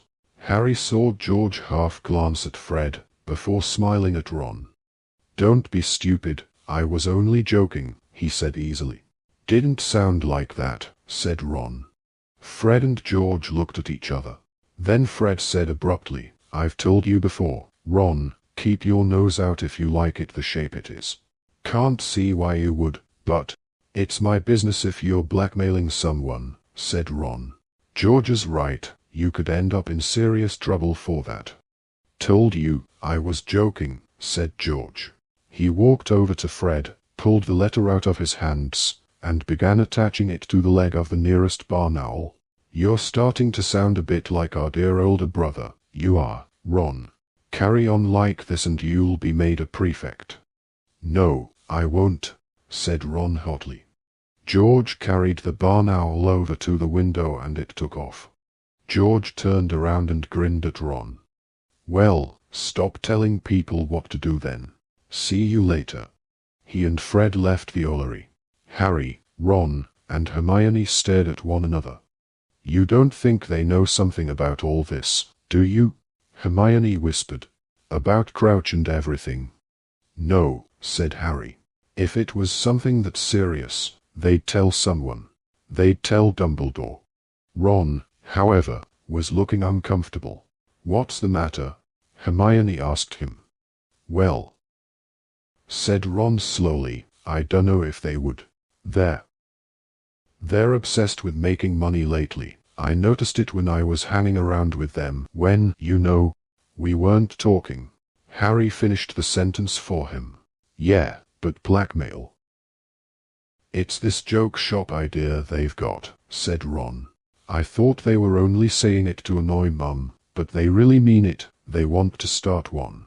They've only got a year left at Hogwarts. They keep going on about how it's time to think about their future, and Dad can't help them, and they need gold to get started." Hermione was looking uncomfortable now. "Yes, but they wouldn't do anything against the law to get gold, wouldn't they?" said Ron, looking skeptical. "I dunno. They don't exactly mind breaking rules, do they?" "Yes, but this is the law," said Hermione, looking scared. "This isn't some silly school rule." "They'll get a lot more than detention for blackmail, Ron. Maybe you'd better tell Percy." "Are you mad?" said Ron. "Tell Percy. He'd probably do a crouch and turn them in." He stared at the window through which Fred and George's owl had departed, then said, "Come on, let's get some breakfast." "Do you think it's too early to go and see Professor Moody?" Hermione said as they went down the spiral staircase. "Yes," said Harry. "He'd probably blast us through the door if we wake him at the crack of dawn. He'll think we're trying to attack him while he's asleep. Let's give it till break." History of Magic had rarely gone so slowly. Harry kept checking Ron's watch, having finally discarded his own, but Ron's was moving so slowly he could have sworn it had stopped working too. All three of them were so tired they could happily have put their heads down on the desks and slept. Even Hermione wasn't taking her usual notes, but was sitting with her head on her hand, gazing at Professor Binns with her eyes out of focus. When the bell finally rang, they hurried out into the corridors toward the dark arts classroom and found Professor Moody leaving it. He looked as tired as they felt. The eyelid of his normal eye was drooping, giving his face an even more lopsided appearance than usual. "Professor Moody," Harry called as they made their way toward him through the crowd. "Hello, Potter," growled Moody. His magical eye followed a couple of passing first years, who sped up, looking nervous, It rolled into the back of Moody's head and watched them around the corner before he spoke again. "Come in here." He stood back to let them into his empty classroom, limped in after them, and closed the door. "Did you find him?" Harry asked without preamble. "Mr. Crouch?" "No," said Moody. He moved over to his desk, sat down, stretched out his wooden leg with a slight groan, and pulled out his hip flask. "Did you use the map?" Harry said. "Of course," said Moody, taking a swig from his flask. "Took a leaf out of your book, Potter. Summoned it from my office into the forest. He wasn't anywhere on there." "So he did disapparate," said Ron. "You can't disapparate on the grounds, Ron," said Hermione. "There are other ways he could have disappeared, aren't there, Professor?"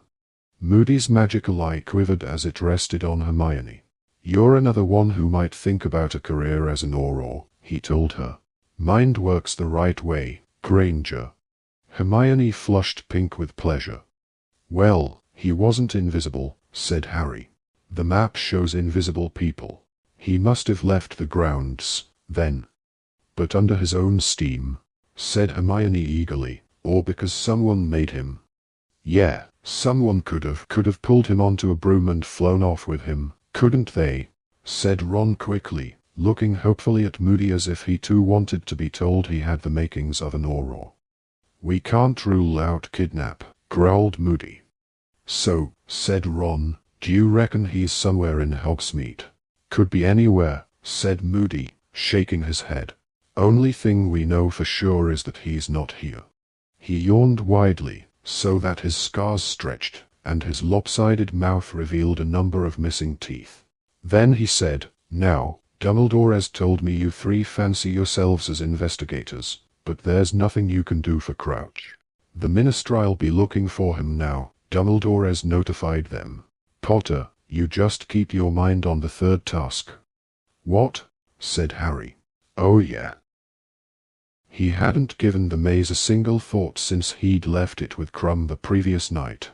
"Should be right up your street, this one," said Moody, looking up at Harry and scratching his scarred and stubbly chin. "From what Dumbledore has said, you've managed to get through stuff like this plenty of times. Broke your way through a series of obstacles guarding the Sorcerer's Stone in your first year, didn't you?" "We helped," Ron said quickly. "Me and Hermione helped." Moody grinned. "Well, help him practice for this one, and I'll be very surprised if he doesn't win," said Moody. "In the meantime, constant vigilance, Potter. Constant vigilance." He took another long draw from his hip flask, and his magical eye swiveled onto the window. The topmost sail of the Durmstrang ship was visible through it. "You two," counseled Moody, his normal eye on Ron and Hermione. "You stick close to Potter, all right? I'm keeping an eye on things, but all the same, you can never have too many eyes out." Sirius sent their owl back the very next morning. It fluttered down beside Harry at the same moment that a tawny owl landed in front of Hermione, clutching a copy of the Daily Prophet in its beak. She took the newspaper, scanned the first few pages, said, "Ha, she hasn't got wind of Crouch." Then joined Ron and Harry in reading what Sirius had to say on the mysterious events of the night before last. "Harry, what do you think you are playing at, walking off into the forest with Victor Crumb? I want you to swear, by Return Owl, that you are not going to go walking with anyone else at night. There is somebody highly dangerous at Hogwarts. It is clear to me that they wanted to stop Crouch from seeing Dumbledore and you were probably feet away from them in the dark. You could have been killed. Your name didn't get into the Goblet of Fire by accident.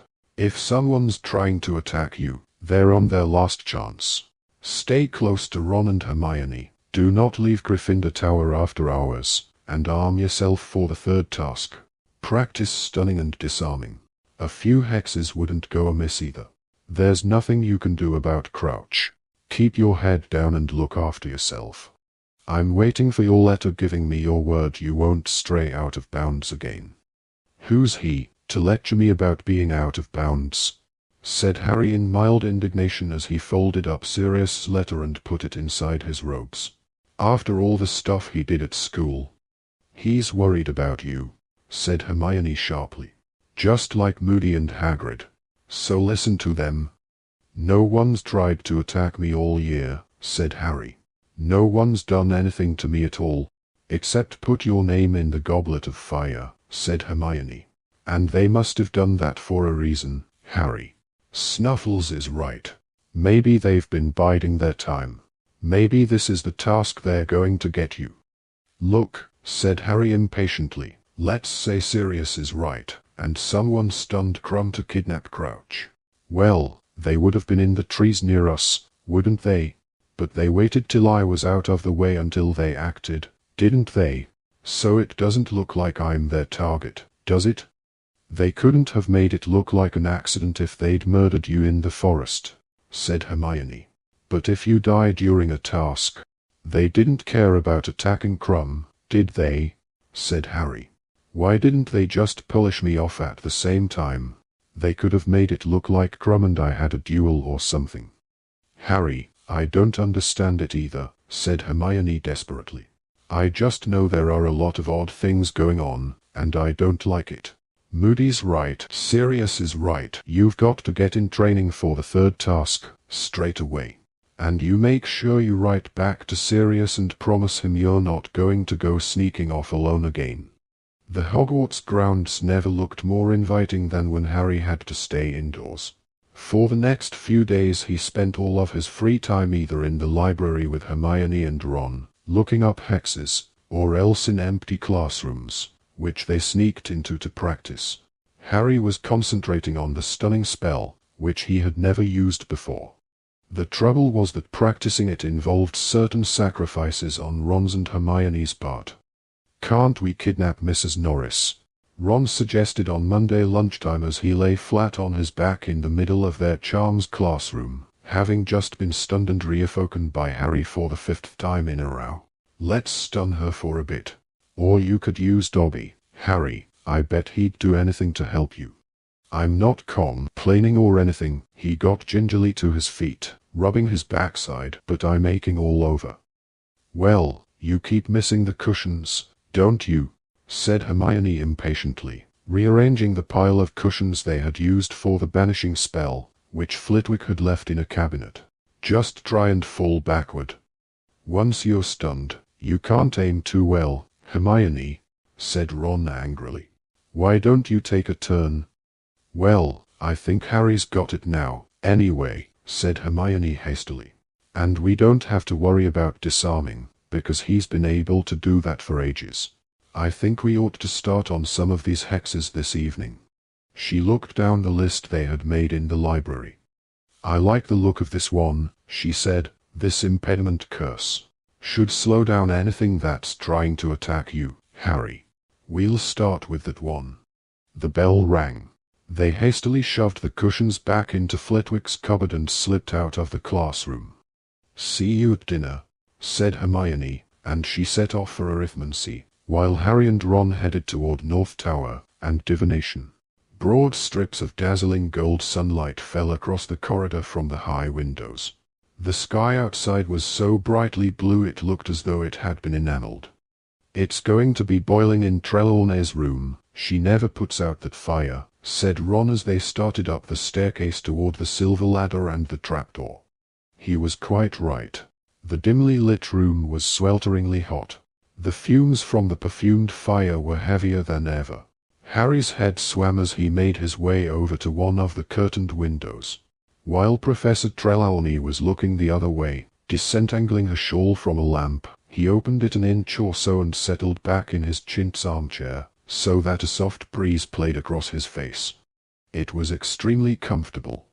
"My dears," said Professor Trelawney, sitting down in her winged armchair in front of the class and peering around at them all with her strangely enlarged eyes, "we have almost finished our work on planetary divination. Today, however, will be an excellent opportunity to examine the effects of Mars, for he is placed most interestingly at the present time. If you will all look this way, I will dim the lights." She waved her wand and the lamps went out. The fire was the only source of light now. Professor Trelawney bent down and lifted, from under her chair, a miniature model of the solar system, contained within a glass dome.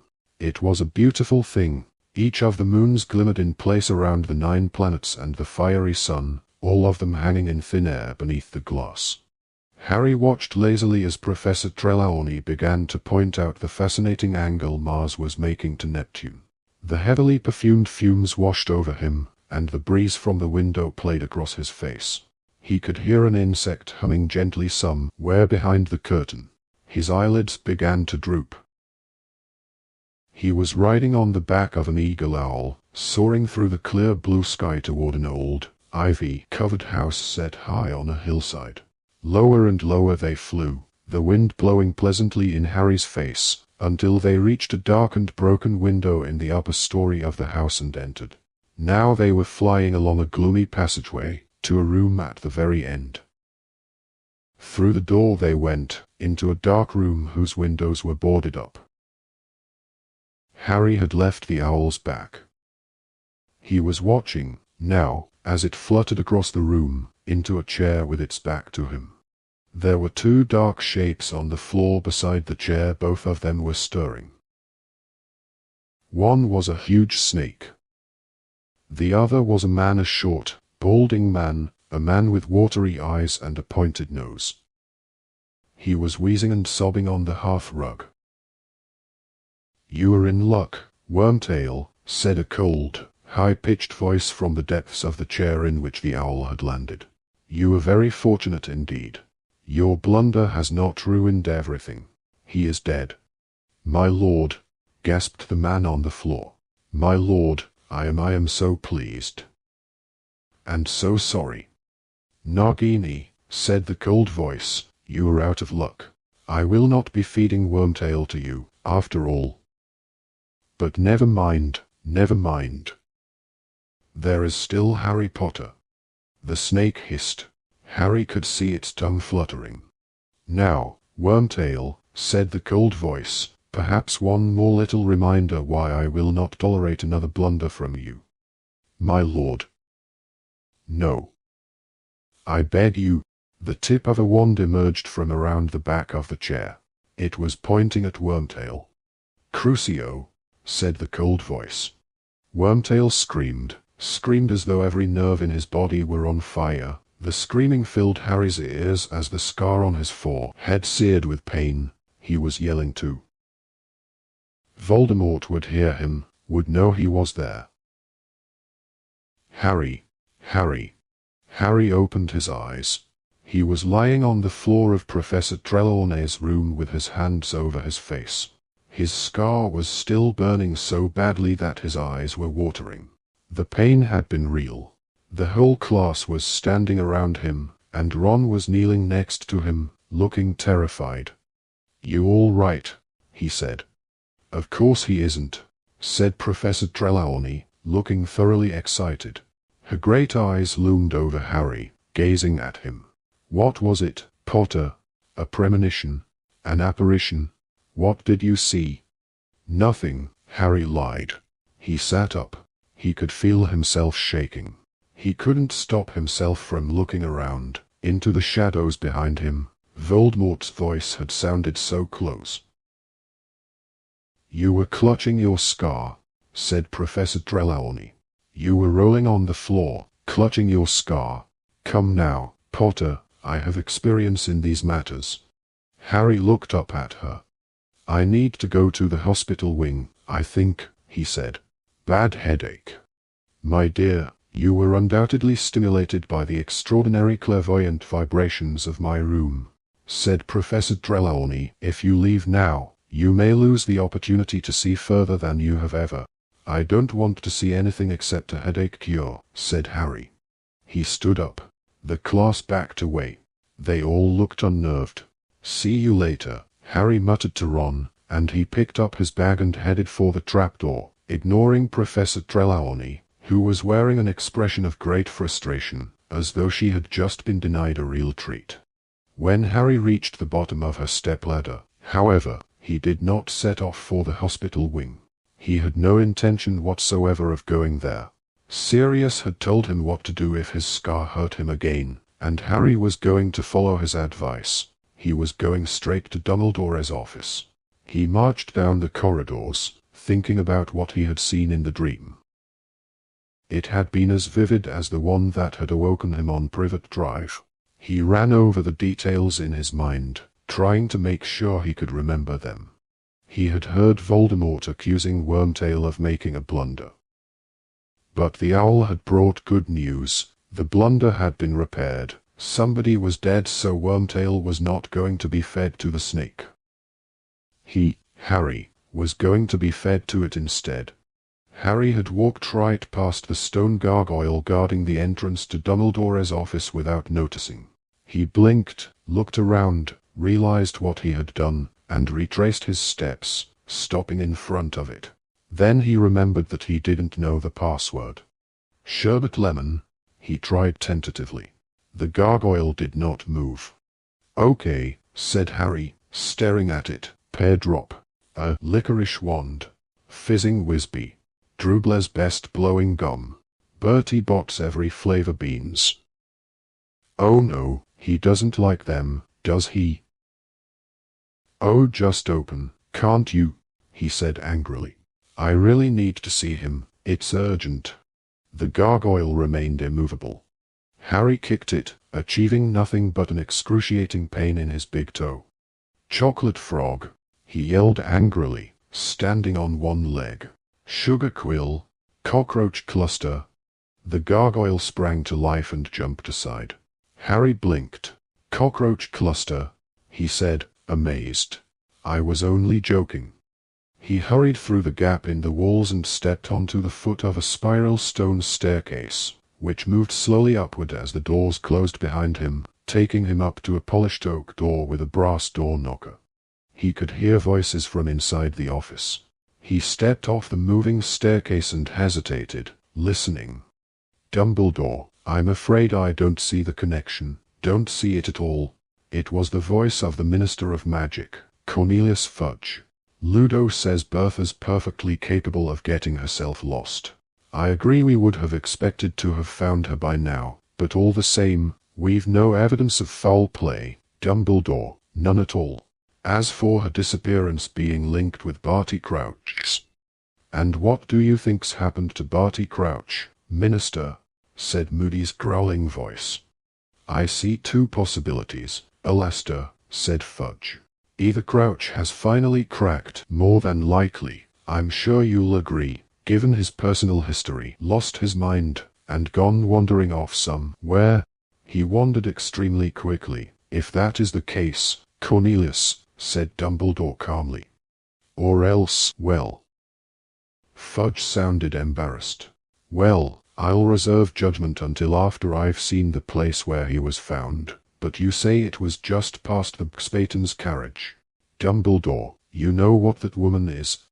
I consider her to be a very able headmistress and an excellent dancer, said Dumbledore quietly. Dumbledore, come, said Fudge angrily. Don't you think you might be prejudiced in her favor because of Hagrid? They don't all turn out harmless, if, indeed, you can call Hagrid harmless, with that monster fixation he's got. I no more suspect Madame Maxime than Hagrid, said Dumbledore, just as calmly. I think it possible that it is you who are prejudiced, Cornelius. Can we wrap up this discussion? Growled Moody. Yes, let's go down to the grounds. Then, said Fudge impatiently. No, it's not that, said Moody. It's just that Potter wants a word with you, Dumbledore. He's just outside the door. Chapter 30. The Pensieve. The door of the office opened. Hello, Potter, said Moody. Come in, then. Harry walked inside. He had been inside Dumbledore's office once before. It was a very beautiful, circular room, lined with pictures of previous headmasters and headmistresses of Hogwarts, all of whom were fast asleep, their chests rising and falling gently. Cornelius Fudge was standing beside Dumbledore's desk, wearing his usual pinstriped cloak and holding his lime-green bowler hat. Harry, said Fudge jovially, moving forward. How are you? Fine, Harry lied. "We were just talking about the night when Mr. Crouch turned up on the grounds," said Fudge. "It was you who found him, was it not?" "Yes," said Harry. Then, feeling it was pointless to pretend that he hadn't overheard what they had been saying, he added, "I didn't see Madame Maxime anywhere, though, and she'd have a job hiding, wouldn't she?" Dumbledore smiled at Harry behind Fudge's back, his eyes twinkling. "Yes, well," said Fudge, looking embarrassed, "we're about to go for a short walk on the grounds, Harry, if you'll excuse us." "Perhaps if you just go back to your class. I wanted to talk to you, Professor," Harry said quickly, looking at Dumbledore, who gave him a swift, searching look. "Wait here for me, Harry," he said. "Our examination of the grounds will not take long." They trooped out in silence past him and closed the door. After a minute or so, Harry heard the clunks of Moody's wooden leg growing fainter in the corridor below. He looked around. "Hello, Fawkes," he said. Fawkes, Professor Dumbledore's phoenix, was standing on his golden perch beside the door. The size of a swan, with magnificent scarlet and gold plumage, he swished his long tail and blinked benignly at Harry. Harry sat down in a chair in front of Dumbledore's desk. For several minutes, he sat and watched the old headmasters and headmistresses snoozing in their frames, thinking about what he had just heard, and running his fingers over his scar. It had stopped hurting now. He felt much calmer, somehow, now that he was in Dumbledore's office, knowing he would shortly be telling him about the dream. Harry looked up at the walls behind the desk. The patched and ragged sorting hat was standing on a shelf. A glass case next to it held a magnificent silver sword with large rubies set into the hilt, which Harry recognized as the one he himself had pulled out of the sorting hat in his second year. The sword had once belonged to Godric Gryffindor, founder of Harry's house.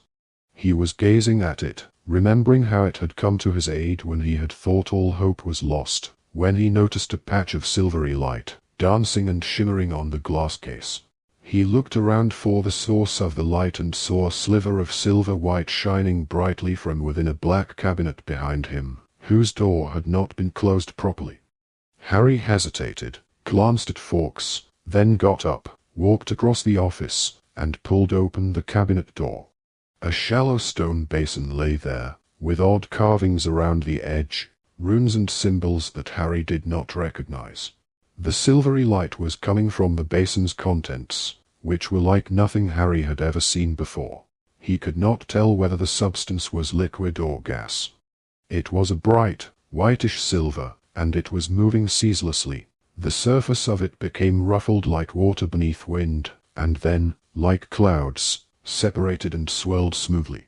It looked like light made liquid, or like wind made solid. Harry couldn't make up his mind. He wanted to touch it, to find out what it felt like, but nearly 4 years' experience of the magical world told him that sticking his hand into a bowl full of some unknown substance was a very stupid thing to do. He therefore pulled his wand out of the inside of his robes, cast a nervous look around the office, looked back at the contents of the basin, and prodded them. The surface of the silvery stuff inside the basin began to swirl very fast. Harry bent closer, his head right inside the cabinet. The silvery substance had become transparent. It looked like glass. He looked down into it, expecting to see the stone bottom of the basin, and saw instead an enormous room below the surface of the mysterious substance, a room into which he seemed to be looking through a circular window in the ceiling. The room was dimly lit. He thought it might even be underground, for there were no windows, merely torches in brackets such as the ones that illuminated the walls of Hogwarts. Lowering his face so that his nose was a mere inch away from the glossy substance, Harry saw that rows and rows of witches and wizards were seated around every wall on what seemed to be benches rising in levels. An empty chair stood in the very center of the room. There was something about the chair that gave Harry an ominous feeling. Chains encircled the arms of it, as though its occupants were usually tied to it. Where was this place? It surely wasn't Hogwarts. He had never seen a room like that here in the castle. Moreover, The crowd in the mysterious room at the bottom of the basin was comprised of adults, and Harry knew there were not nearly that many teachers at Hogwarts. They seemed, he thought, to be waiting for something, even though he could only see the tops of their hats. All of their faces seemed to be pointing in one direction, and none of them were talking to one another. The basin being circular, and the room he was observing square, Harry could not make out what was going on in the corners of it. He leaned even closer, tilting his head, trying to see. The tip of his nose touched the strange substance into which he was staring. Dumbledore's office gave an almighty lurch. Harry was thrown forward and pitched headfirst into the substance inside the basin, but his head did not hit the stone bottom. He was falling through something icy cold and black. It was like being sucked into a dark whirlpool, and suddenly, Harry found himself sitting on a bench at the end of the room inside the basin, a bench raised high above the others. He looked up at the high stone ceiling, expecting to see the circular window through which he had just been staring, but there was nothing there but dark, solid stone. Breathing hard and fast, Harry looked around him. Not one of the witches and wizards in the room, and there were at least 200 of them, was looking at him. Not one of them seemed to have noticed that a 14-year-old boy had just dropped from the ceiling into their midst. Harry turned to the wizard next to him on the bench and uttered a loud cry of surprise that reverberated around the silent room. He was sitting right next to Albus Dumbledore. "Professor," Harry said in a kind of strangled whisper, "I'm sorry, I didn't mean to. I was just looking at that basin in your cabinet. Where are we?" But Dumbledore didn't move or speak. He ignored Harry completely. Like every other wizard on the benches, he was staring into the far corner of the room, where there was a door. Harry gazed, nonplussed, at Dumbledore, then around at the silently watchful crowd, then back at Dumbledore. And then it dawned on him. Once before, Harry had found himself somewhere that nobody could see or hear him. That time, he had fallen through a page in an enchanted diary, right into somebody else's memory.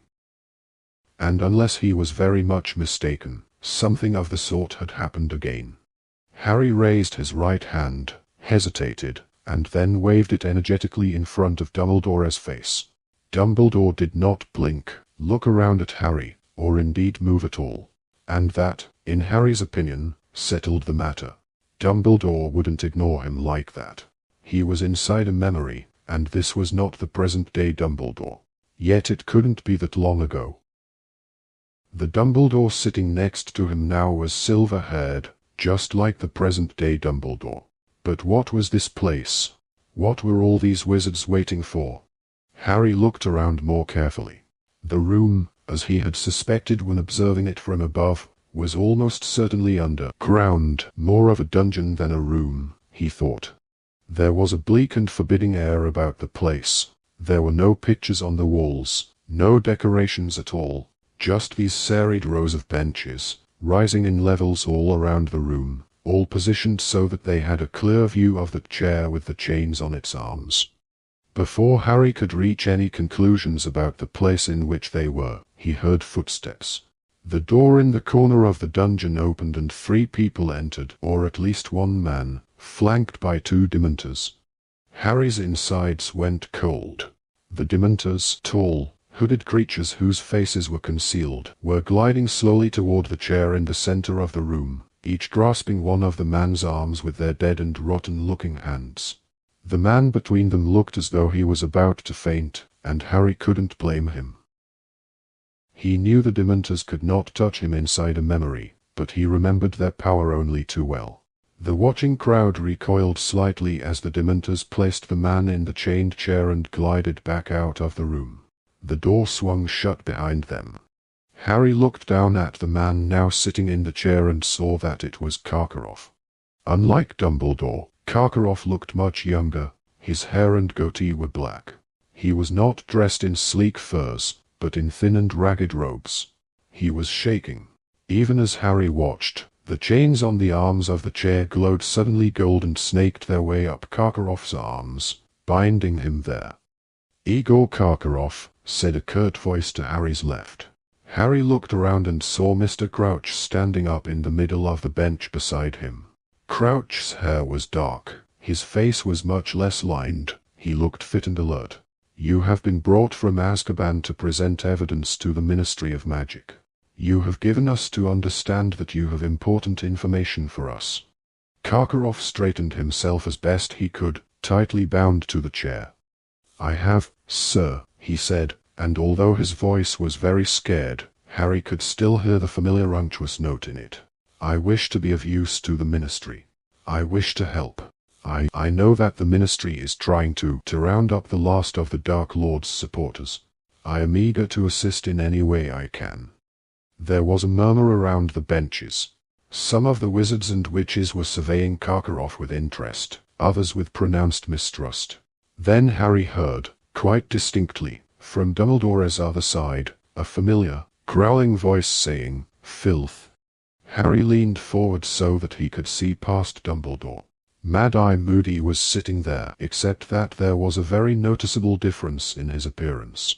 He did not have his magical eye, but two normal ones.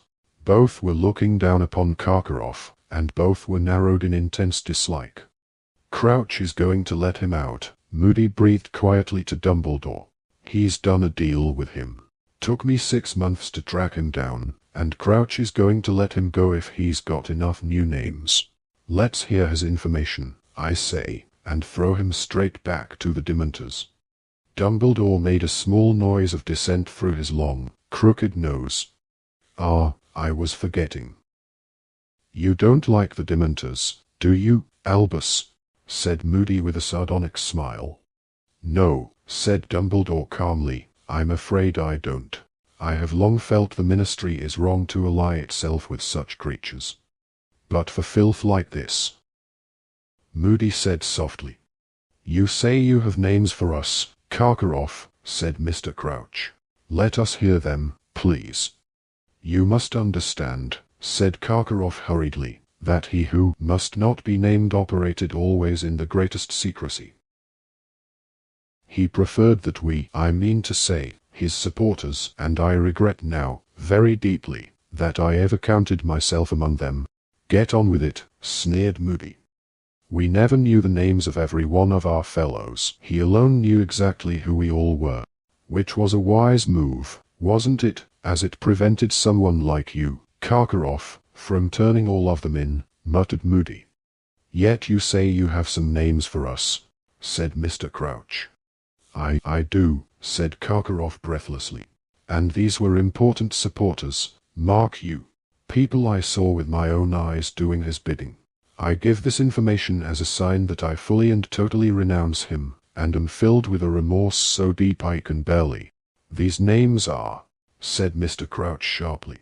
Karkaroff drew a deep breath. "There was Antonin Dolohov," he said. I saw him torture countless Muggles and non-supporters of the Dark Lord."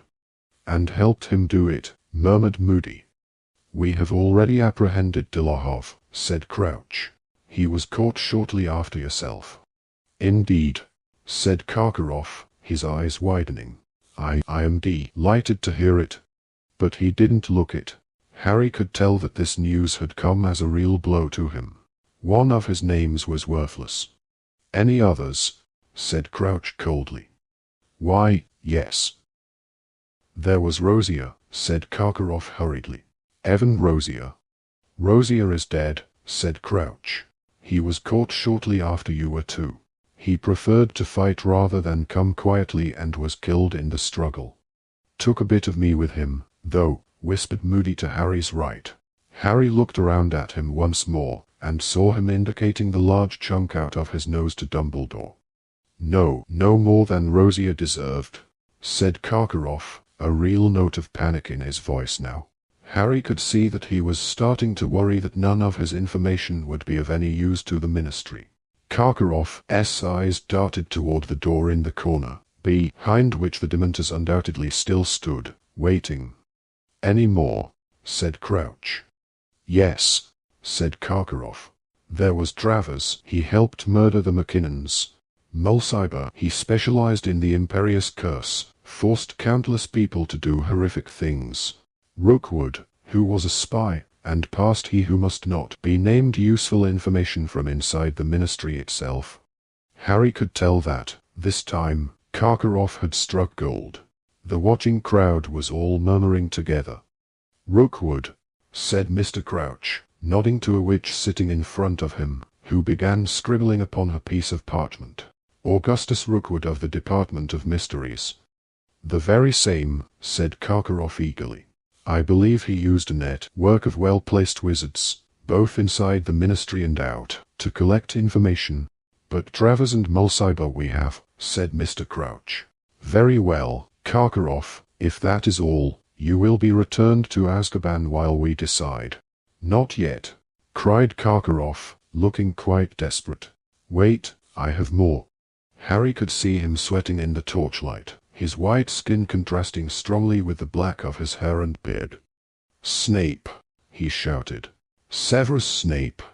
"Snape has been cleared by this council," said Crouch disdainfully. "He has been vouched for by Albus Dumbledore." "No!" shouted Karkaroff, straining at the chains that bound him to the chair.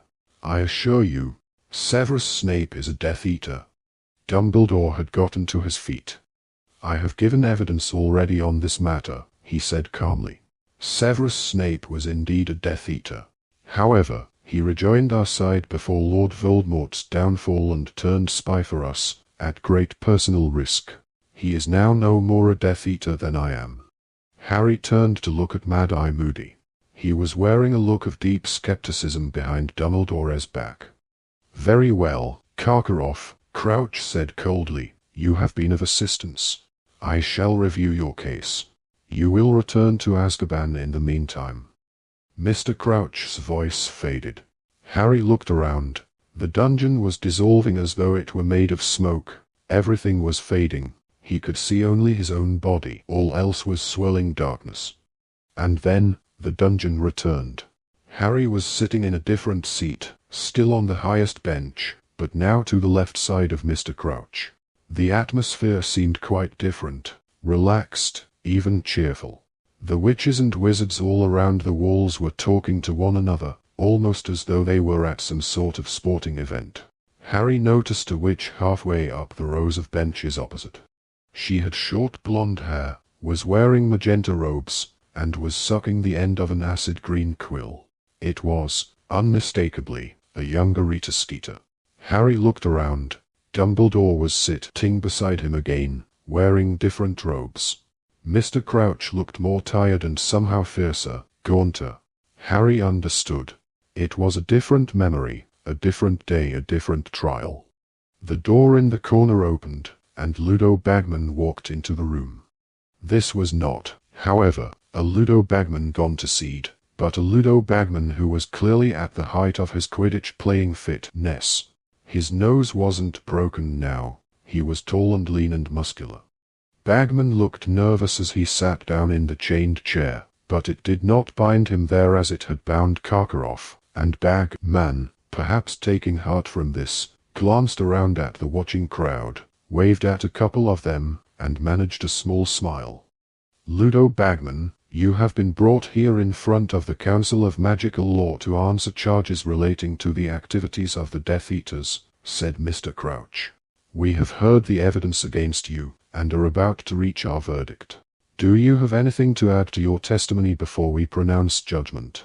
Harry couldn't believe his ears. Ludo Bagman, a Death Eater? "Only," said Bagman, smiling awkwardly. "Well, I know I've been a bit of an idiot." One or two wizards and witches in the surrounding seats smiled indulgently. Mr. Crouch did not appear to share their feelings. He was staring down at Ludo Bagman with an expression of the utmost severity and dislike. "You never spoke a truer word, boy," someone muttered dryly to Dumbledore behind Harry. He looked around and saw Moody sitting there again. "If I didn't know he'd always been dim, I'd have said some of those bludgers had permanently affected his brain." "Ludovic Bagman, you were caught passing information to Lord Voldemort's supporters," said Mr. Crouch. "For this, I suggest a term of imprisonment in Azkaban lasting no less than—" But there was an angry outcry from the surrounding benches. Several of the witches and wizards around the walls stood up, shaking their heads, and even their fists, at Mr. Crouch. "But I've told you, I had no idea," Bagman called earnestly over the crowd's babble, his round blue eyes widening. "None at all. Old Rookwood was a friend of my dad's. Never crossed my mind he was in with you know who. I thought I was collecting information for our side, and Rookwood kept talking about getting me a job in the ministry later on. Once my Quidditch days are over, you know. I mean, I can't keep getting hit by bludgers for the rest of my life, can I?" There were titters from the crowd. "It will be put to the vote," said Mr. Crouch coldly. He turned to the right-hand side of the dungeon. "The jury will please raise their hands. Those in favor of imprisonment." Harry looked toward the right-hand side of the dungeon. Not one person raised their hand. Many of the witches and wizards around the walls began to clap. One of the witches on the jury stood up. "Yes," barked Crouch. "We'd just like to congratulate Mr. Bagman on his splendid performance for England in the Quidditch match against Turkey last Saturday," the witch said breathlessly. Mr. Crouch looked furious. The dungeon was ringing with applause now. Bagman got to his feet and bowed, beaming. "Despicable," Mr. Crouch spat at Dumbledore, sitting down as Bagman walked out of the dungeon. "Rook would get him a job indeed. The day Ludo Bagman joins us will be a sad day indeed for the ministry." And the dungeon dissolved again. When it had returned, Harry looked around. He and Dumbledore were still sitting beside Mr. Crouch, but the atmosphere could not have been more different. There was total silence, broken only by the dry sobs of a frail, wispy-looking witch in the seat next to Mr. Crouch. She was clutching a handkerchief to her mouth with trembling hands. Harry looked up at Crouch and saw that he looked gaunter and grayer than ever before. A nerve was twitching in his temple. "Bring them in," he said, and his voice echoed through the silent dungeon. The door in the corner opened yet again. 6 Dementors entered this time, flanking a group of 4 people. Harry saw the people in the crowd turn to look up at Mr. Crouch. A few of them whispered to one another. The Dementors placed each of the 4 people in the 4 chairs with chained arms that now stood on the dungeon floor. There was a thick-set man who stared blankly up at Crouch, a thinner and more nervous-looking man, whose eyes were darting around the crowd, a woman with thick, shining dark hair and heavily hooded eyes, who was sitting in the chained chair as though it were a throne, and a boy in his late teens, who looked nothing short of petrified. He was shivering, his straw-colored hair all over his face, his freckled skin milk-white. The wispy little witch beside Crouch began to rock backward and forward in her seat, whimpering into her handkerchief. Crouch stood up. He looked down upon the 4 in front of him, and there was pure hatred in his face. "You have been brought here before the Council of Magical Law," he said clearly, "so that we may pass judgment on you, for a crime so heinous." "Father," said the boy with the straw-colored hair. "Father. Please." "That we have rarely heard the like of it within this court," said Crouch, speaking more loudly, drowning out his son's voice. "We have heard the evidence against you. The 4 of you stand accused of capturing an Auror, Frank Longbottom, and subjecting him to the Cruciatus Curse, believing him to have knowledge of the present whereabouts of your exiled master, he who must not be named." "Father, I didn't," shrieked the boy in chains below. "I didn't, I swear it. Father, don't send me back to the Dementors." "You are further accused," bellowed Mr. Crouch, "of using the Cruciatus Curse on Frank Longbottom's wife, when he would not give you information. You planned to restore he who must not be named to power, and to resume the lives of violence you presumably led while he was strong. I now ask the jury." "Mother!" screamed the boy below, and the wispy little witch beside Crouch began to sob, rocking backward and forward. "Mother, stop him! Mother, I didn't do it, it wasn't me." "I now ask the jury," shouted Mr. Crouch, "to raise their hands if they believe, as I do, that these crimes deserve a life sentence in Azkaban." In unison, The witches and wizards along the right-hand side of the dungeon raised their hands. The crowd around the walls began to clap as it had for Bagman, their faces full of savage triumph. The boy began to scream. "No. Mother, no. I didn't do it. I didn't do it. I didn't know. Don't send me there. Don't let him." The Dementors were gliding back into the room.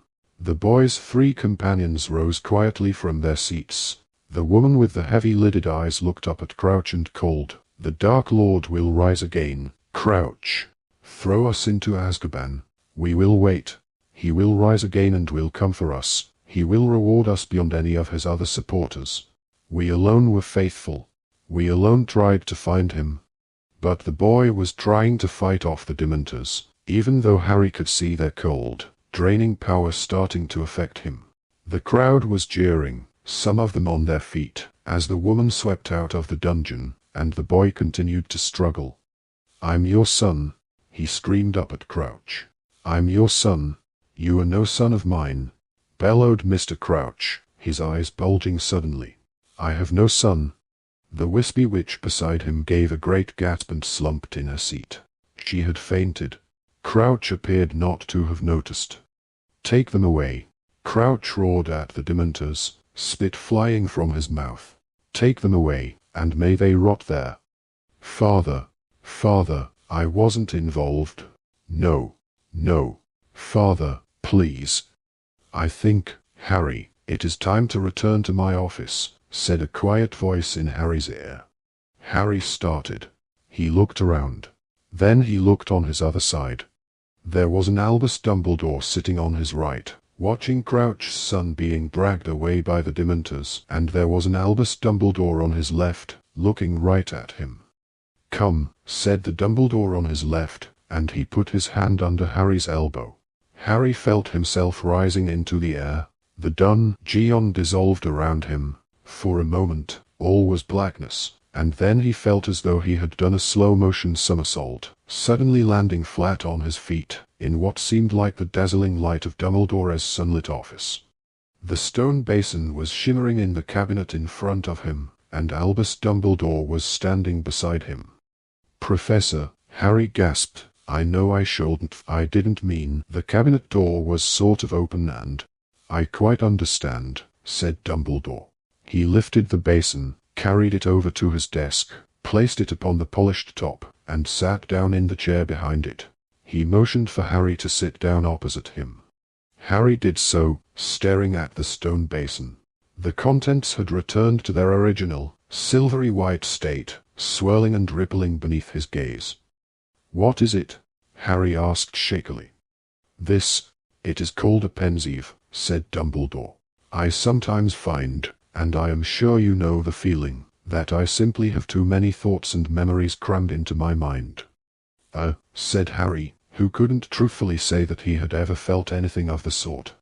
"At these times," said Dumbledore, indicating the stone basin, "I use the pensieve.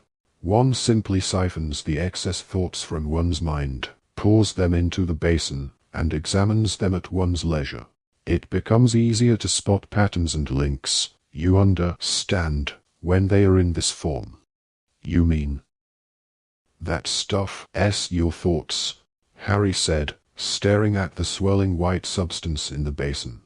"Certainly," said Dumbledore. "Let me show you." Dumbledore drew his wand out of the inside of his robes and placed the tip into his own silvery hair, near his temple. When he took the wand away, hair seemed to be clinging to it, but then Harry saw that it was in fact a glistening strand of the same strange silvery white substance that filled the pensieve.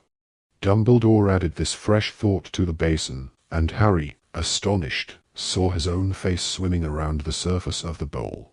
Dumbledore placed his long hands on either side of the pensieve and swirled it, rather as a gold prospector would pan for fragments of gold. And Harry saw his own face change smoothly into Snape's, who opened his mouth and spoke to the ceiling, his voice echoing slightly. "It's coming back. Karkaroff S2. Stronger and clearer than ever." "A connection I could have made without assistance," Dumbledore sighed, "but never mind."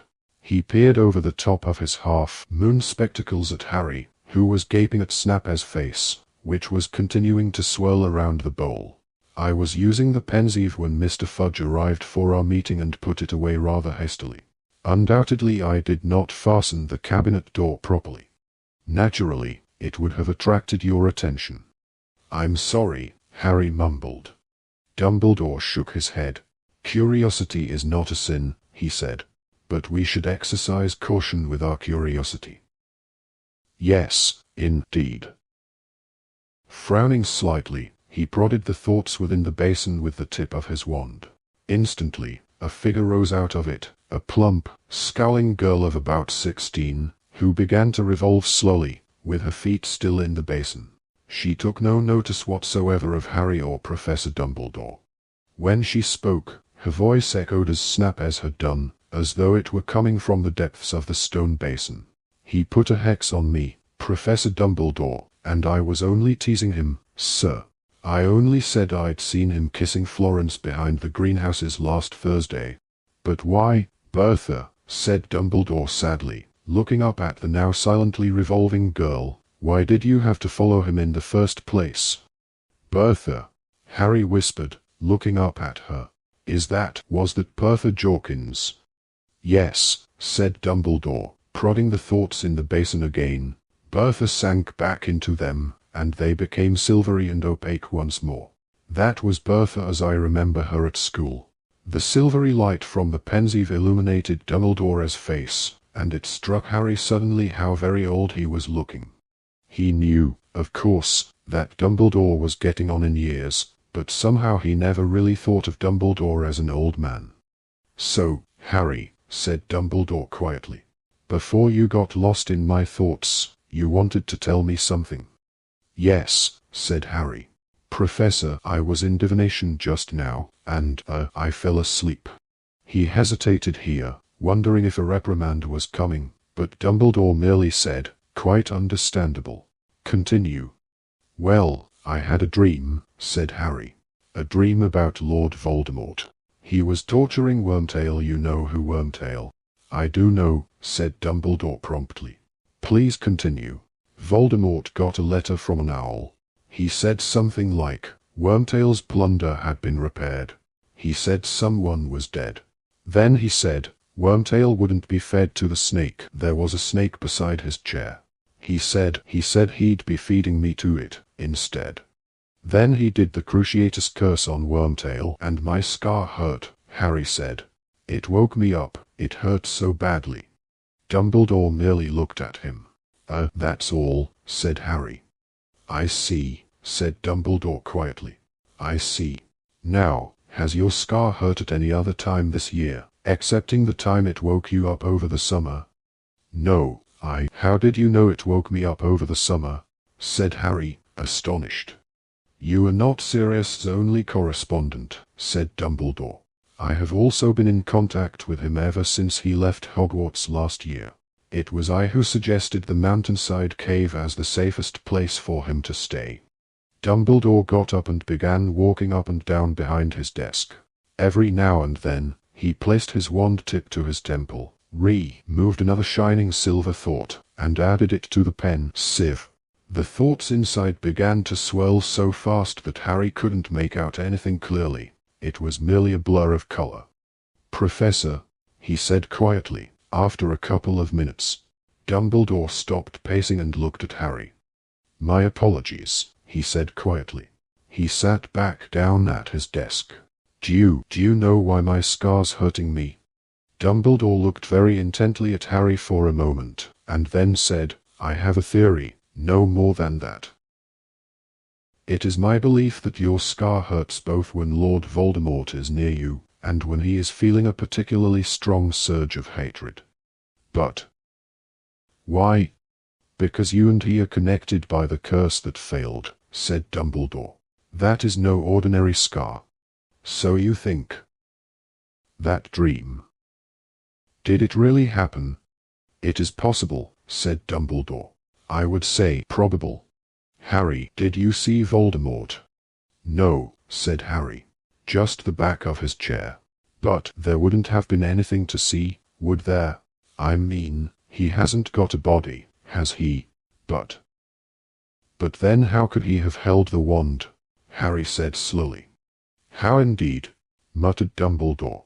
How indeed? Neither Dumbledore nor Harry spoke for a while.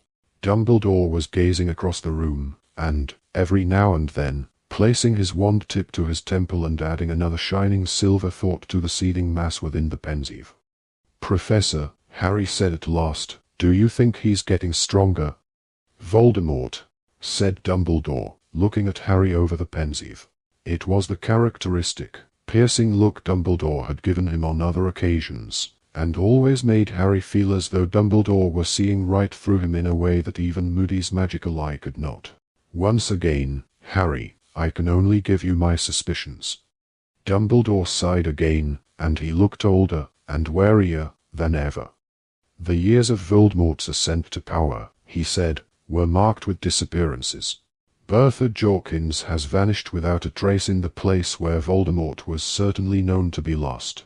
Mr. Crouch, too, has disappeared within these very grounds.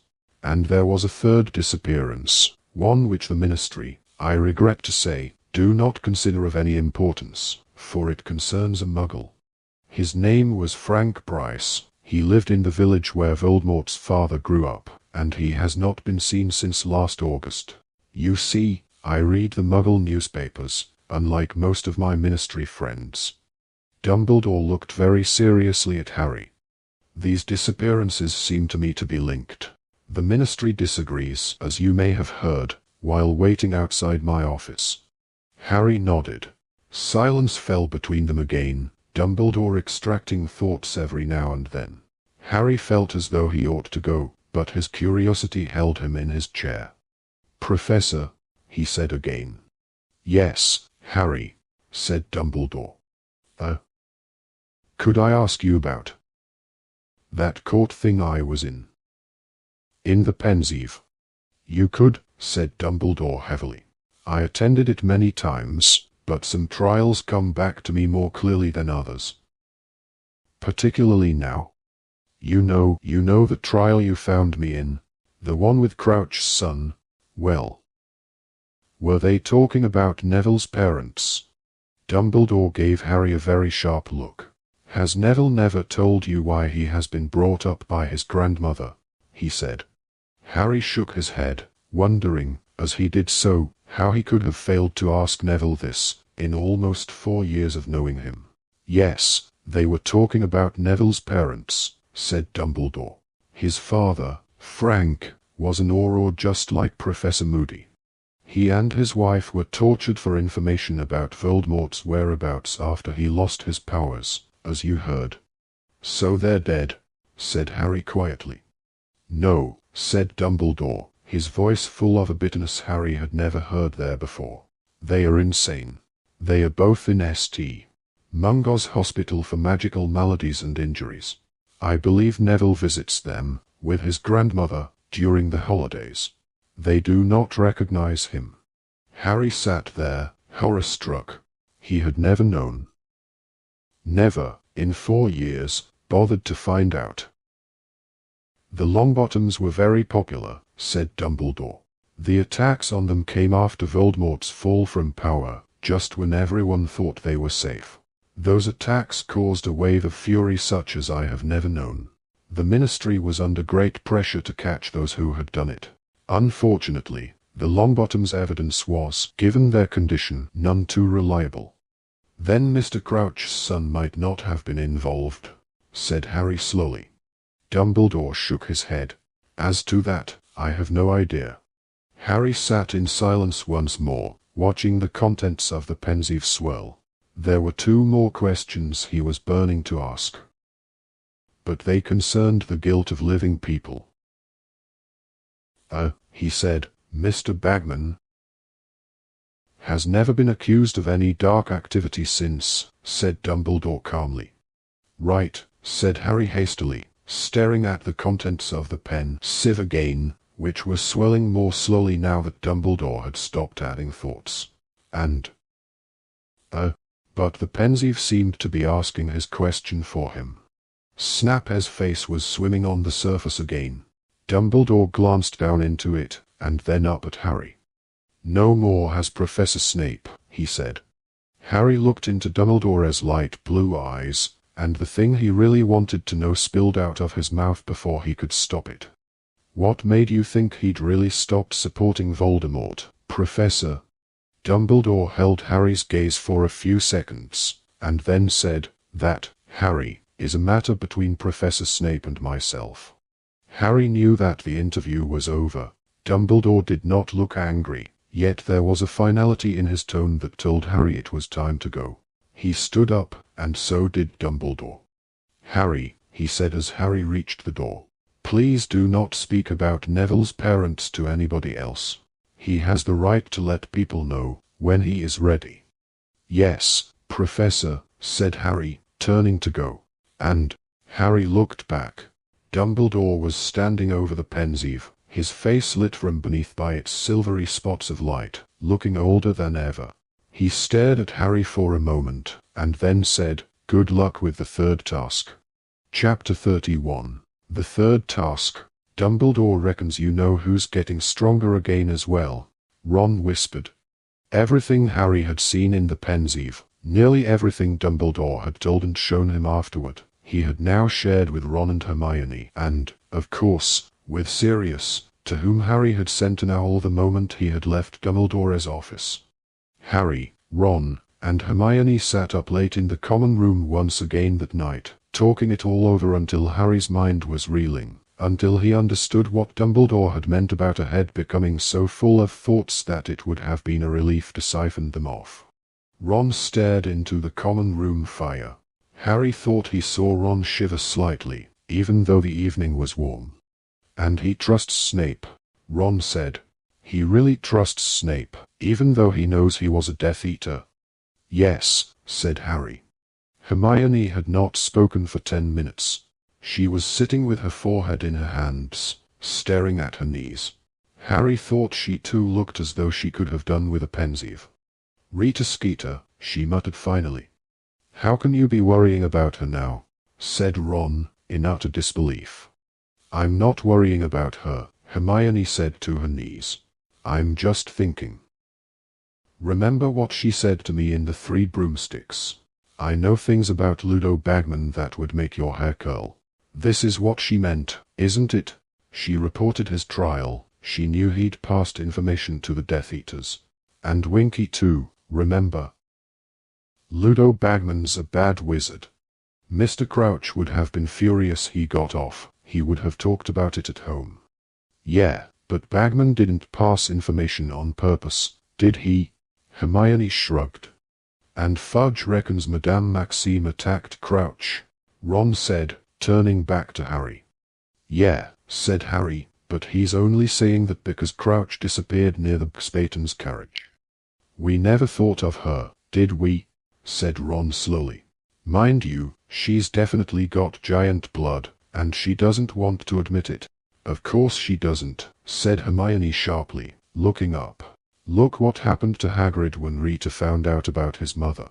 Look at Fudge, jumping to conclusions about her, just because she's part giant. Who needs that sort of prejudice? I'd probably say I had big bones if I knew that's what I'd get for telling the truth." Hermione looked at her watch. "We haven't done any practicing," she said, looking shocked. "We were going to do the impediment curse. We'll have to really get down to it tomorrow.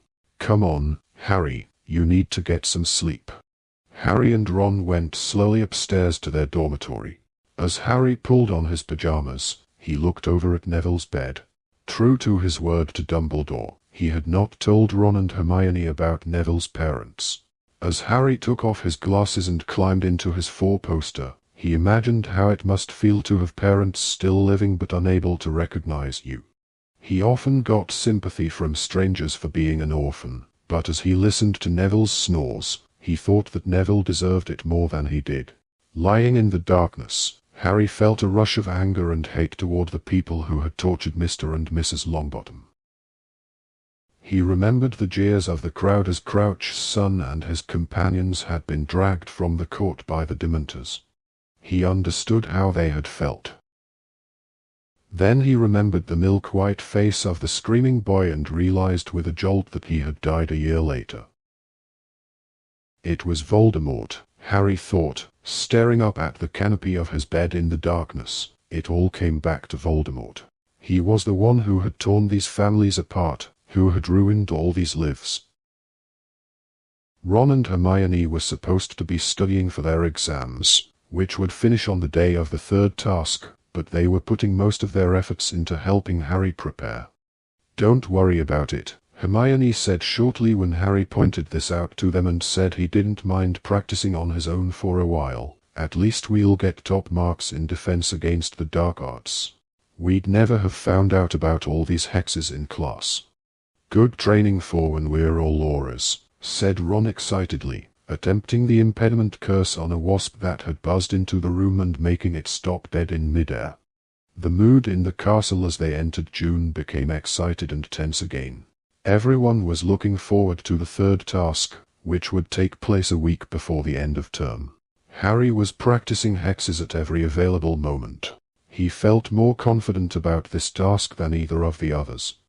Difficult and dangerous though it would undoubtedly be, Moody was right. Harry had managed to find his way past monstrous creatures and enchanted barriers before now, and this time he had some notice, some chance to prepare himself for what lay ahead. Tired of walking in on Harry, Hermione, and Ron all over the school, Professor McGonagall had given them permission to use the empty Transfiguration classroom at lunchtimes. Harry had soon mastered the impediment curse, a spell to slow down and obstruct attackers, the reductor curse, which would enable him to blast solid objects out of his way, and the 4-point spell, a useful discovery of Hermione's that would make his wand point due north, therefore enabling him to check whether he was going in the right direction within the maze. He was still having trouble with the shield charm, though. This was supposed to cast a temporary, invisible wall around himself that deflected minor curses.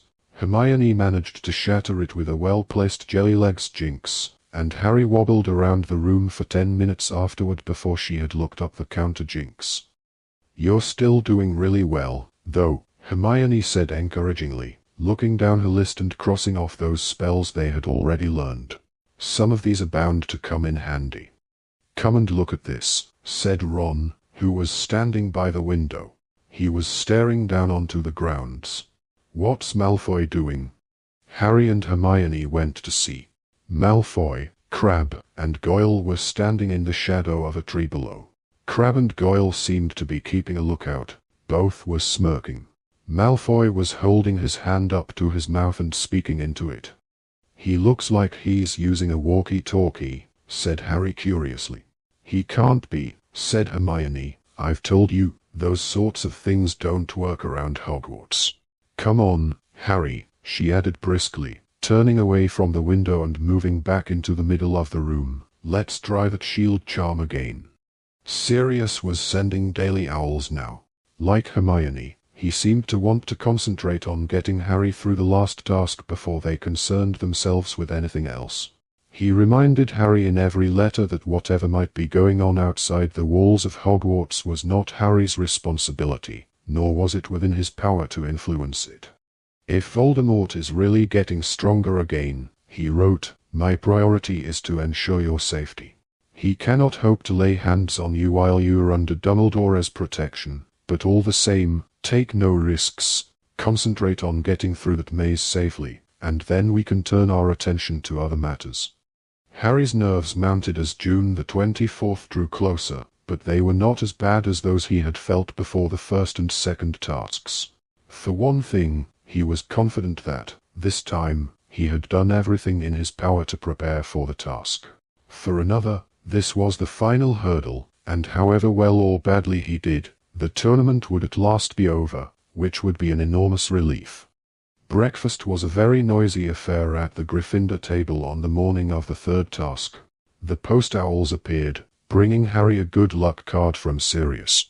It was only a piece of parchment, folded over and bearing a muddy paw print on its front, but Harry appreciated it all the same. A screech owl arrived for Hermione, carrying her morning copy of the Daily Prophet as usual. She unfolded the paper, glanced at the front page, and spat out a mouthful of pumpkin juice all over it. "What?" said Harry and Ron together, staring at her. "Nothing," said Hermione quickly, trying to shove the paper out of sight, but Ron grabbed it. He stared at the headline and said, "No way. Not today. That old cow." "What?" said Harry. "Rita Skeeter again?" "No," said Ron, and just like Hermione, he attempted to push the paper out of sight. "It's about me, isn't it?" said Harry. "No," said Ron, in an entirely unconvincing tone. But before Harry could demand to see the paper, Draco Malfoy shouted across the Great Hall from the Slytherin table.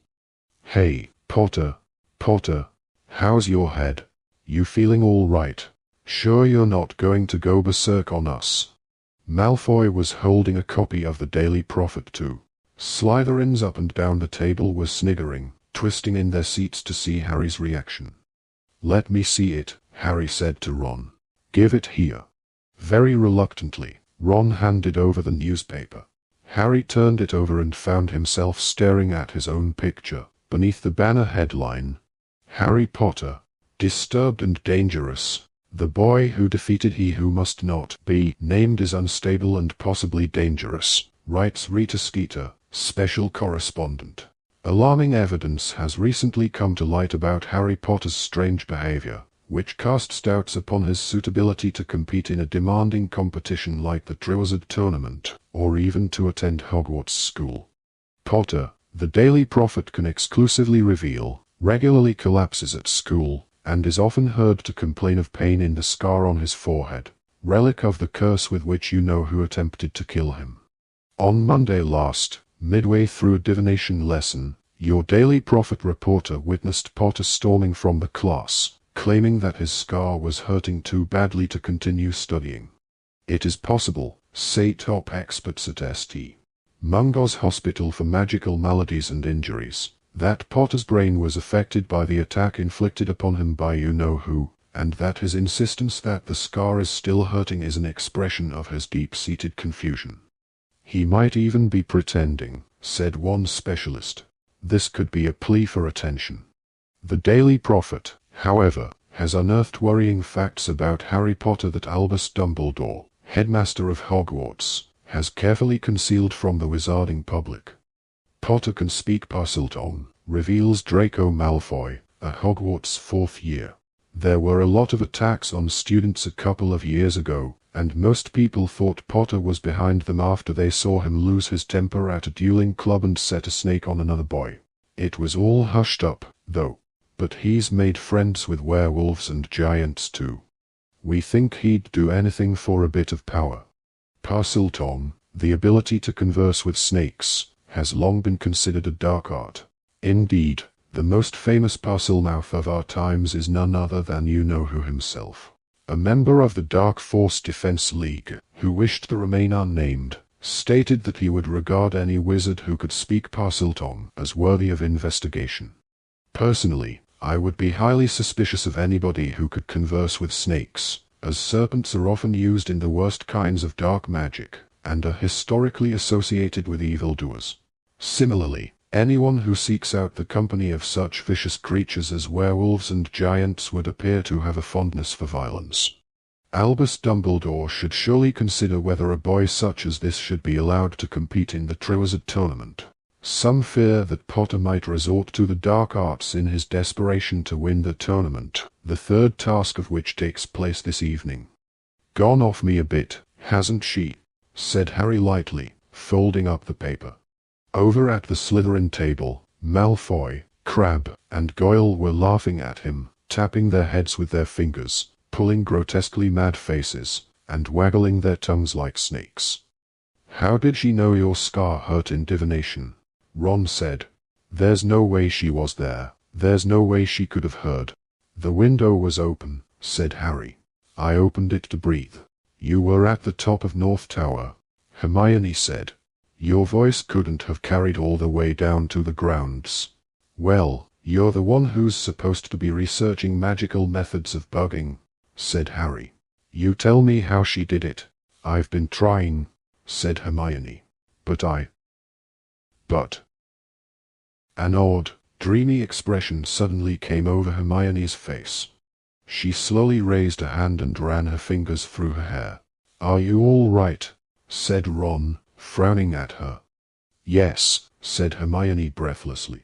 She ran her fingers through her hair again, and then held her hand up to her mouth, as though speaking into an invisible walkie-talkie. Harry and Ron stared at each other. "I've had an idea," Hermione said, gazing into space. "I think I know. Because then no one would be able to see. Even Moody. And she'd have been able to get onto the window ledge. But she's not allowed. She's definitely not allowed. I think we've got her. Just give me 2 seconds in the library just to make sure." With that, Hermione seized her school bag and dashed out of the Great Hall. "Oi!" Ron called after her. "We've got our History of Magic exam in 10 minutes. "Blimey," he said, turning back to Harry. "She must really hate that Skeeter woman to risk missing the start of an exam. What are you going to do in Bin's class? Read again?" Exempt from the end-of-term tests as a Triwizard champion, Harry had been sitting in the back of every exam class so far, looking up fresh hexes for the 3rd task.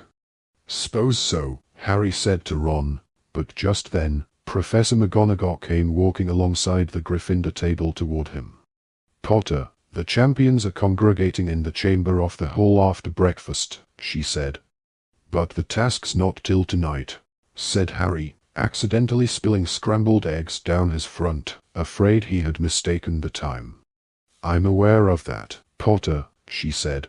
"The champions' families are invited to watch the final task, you know. This is simply a chance for you to greet them." She moved away. Harry gaped after her. "She doesn't expect the Dursleys to turn up, does she?" he asked Ron blankly. "Dunno," said Ron. "Harry, I'd better hurry. I'm going to be late for Bin's. See you later." Harry finished his breakfast in the emptying Great Hall. He saw Fleur Delac get up from the Ravenclaw table and join Cedric as he crossed to the side chamber and entered. Crumb slouched off to join them shortly afterward. Harry stayed where he was. He really didn't want to go into the chamber. He had no family who would turn up to see him risk his life, anyway. But just as he was getting up, thinking that he might as well go up to the library and do a spot more hex research, the door of the side chamber opened, and Cedric stuck his head out. "Harry, come on, they're waiting for you." Utterly perplexed, Harry got up. The Dursleys couldn't possibly be here, could they? He walked across the hall and opened the door into the chamber. Cedric and his parents were just inside the door. Victor Crumb was over in a corner, conversing with his dark-haired mother and father in rapid Bulgarian. He had inherited his father's hooked nose. On the other side of the room, Fleur was jabbering away in French to her mother. Fleur's little sister, Gabrielle, was holding her mother's hand. She waved at Harry, who waved back, grinning. Then he saw Mrs. Weasley and Bill standing in front of the fireplace, beaming at him. "Surprise," Mrs. Weasley said excitedly as he smiled broadly and walked over to them. "Thought we'd come and watch you, Harry." She bent down and kissed him on the cheek. "You all right?" said Bill, grinning at Harry and shaking his hand. "Charlie wanted to come, but he couldn't get time off. He said you were incredible against the Horntail." Fleur Delac, Harry noticed, was eyeing Bill with great interest over her mother's shoulder.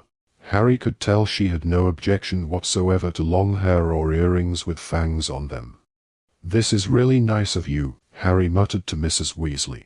"I thought for a moment the Dursleys," said Mrs. Weasley, pursing her lips. She had always refrained from criticizing the Dursleys in front of Harry, but her eyes flashed every time they were mentioned. "It's great being back here," said Bill, looking around the chamber. Violet, the fat lady's friend, winked at him from her frame. "Haven't seen this place for 5 years. Is the picture of the Mad Knight still around? Sir Cadogan?" "Oh yeah," said Harry, who had met Sir Cadogan the previous year. "And the fat lady?" said Bill. "She was here in my time," said Mrs. Weasley. "She gave me such a telling off one night when I got back to the dormitory at 4 in the morning." "What were you doing out of your dormitory at 4 in the morning?" said Bill, surveying his mother with amazement. Mrs. Weasley grinned, her eyes twinkling. "Your father and I had been for a nighttime stroll," she said. "He got caught by Apple and Pringle. He was the caretaker in those days. Your father's still got the marks." "Fancy giving us a tour, Harry?" said Bill. "Yeah, okay," said Harry, and they made their way back toward the door into the Great Hall. As they passed Amos Diggory, he looked around. "There you are you?" he said, looking Harry up and down. "Bet you're not feeling quite as full of yourself now Cedric's caught you up on points, are you?" "What?" said Harry. "Ignore him," said Cedric in a low voice to Harry, frowning after his father. "He's been angry ever since Rita Skeeter's article about the Triwizard Tournament, you know, when she made out you were the only Hogwarts champion. Didn't bother to correct her, though, did he?" said Amos Diggory, loudly enough for Harry to hear as he started to walk out of the door with Mrs. Weasley and Bill. "Still. You'll show him. Beaten him once before, haven't you? Rita Skeeter goes out of her way to cause trouble, Amos," Mrs. Weasley said angrily. "I would have thought you'd know that, working at the ministry." Mr. Diggory looked as though he was going to say something angry, but his wife laid a hand on his arm, and he merely shrugged and turned away. Harry had a very enjoyable morning walking over the sunny grounds with Bill and Mrs. Weasley, showing them the bow, batons, carriage and the Durmstrang ship. Mrs. Weasley was intrigued by the Whomping Willow, which had been planted after she had left school, and reminisced at length about the gamekeeper before Hagrid, a man called Og. "How's Percy?" Harry asked as they walked around the greenhouses. "Not good," said Bill. "He's very upset," said Mrs. Weasley, lowering her voice and glancing around. "The ministry wants to keep Mr. Crouch's disappearance quiet, but Percy's been hauled in for questioning about the instructions Mr. Crouch has been sending in. They seem to think there's a chance they weren't genuinely written by him. Percy's been under a lot of strain. They're not letting him fill in for Mr. Crouch as the fifth judge tonight. Cornelius Fudge is going to be doing it." They returned to the castle for lunch. "Mum, Bill," said Ron, looking stunned, as he joined the Gryffindor table.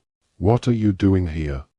"Come to watch Harry in the last task," said Mrs. Weasley brightly. "I must say, it makes a lovely change, not having to cook. How was your exam?" "Oh. Okay," said Ron. "Couldn't remember all the goblin rebels' names, so I invented a few." "It's all right," he said, helping himself to a Cornish pasty, while Mrs. Weasley looked stern. "They're all called stuff like Bodrod the Bearded and Urg the Unclean. It wasn't hard." Fred, George, and Ginny came to sit next to them too, and Harry was having such a good time he felt almost as though he were back at the Burrow. He had forgotten to worry about that evening's task, and not until Hermione turned up, halfway through lunch, did he remember that she had had a brainwave about Rita Skeeter. "Are you going to tell us?" Hermione shook her head warningly and glanced at Mrs. Weasley. "Hello, Hermione," said Mrs. Weasley, much more stiffly than usual. "Hello," said Hermione, her smile faltering at the cold expression on Mrs. Weasley's face. Harry looked between them, then said, "Mrs. Weasley, you didn't believe that rubbish Rita Skeeter wrote in Witch Weekly, did you? Because Hermione's not my girlfriend." "Oh," said Mrs. Weasley. "No, of course I didn't." But she became considerably warmer toward Hermione after that.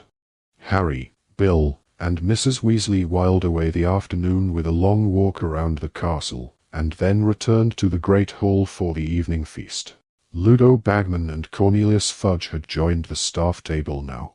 Bagman looked quite cheerful, but Cornelius Fudge, who was sitting next to Madame Maxime, looked stern and was not talking.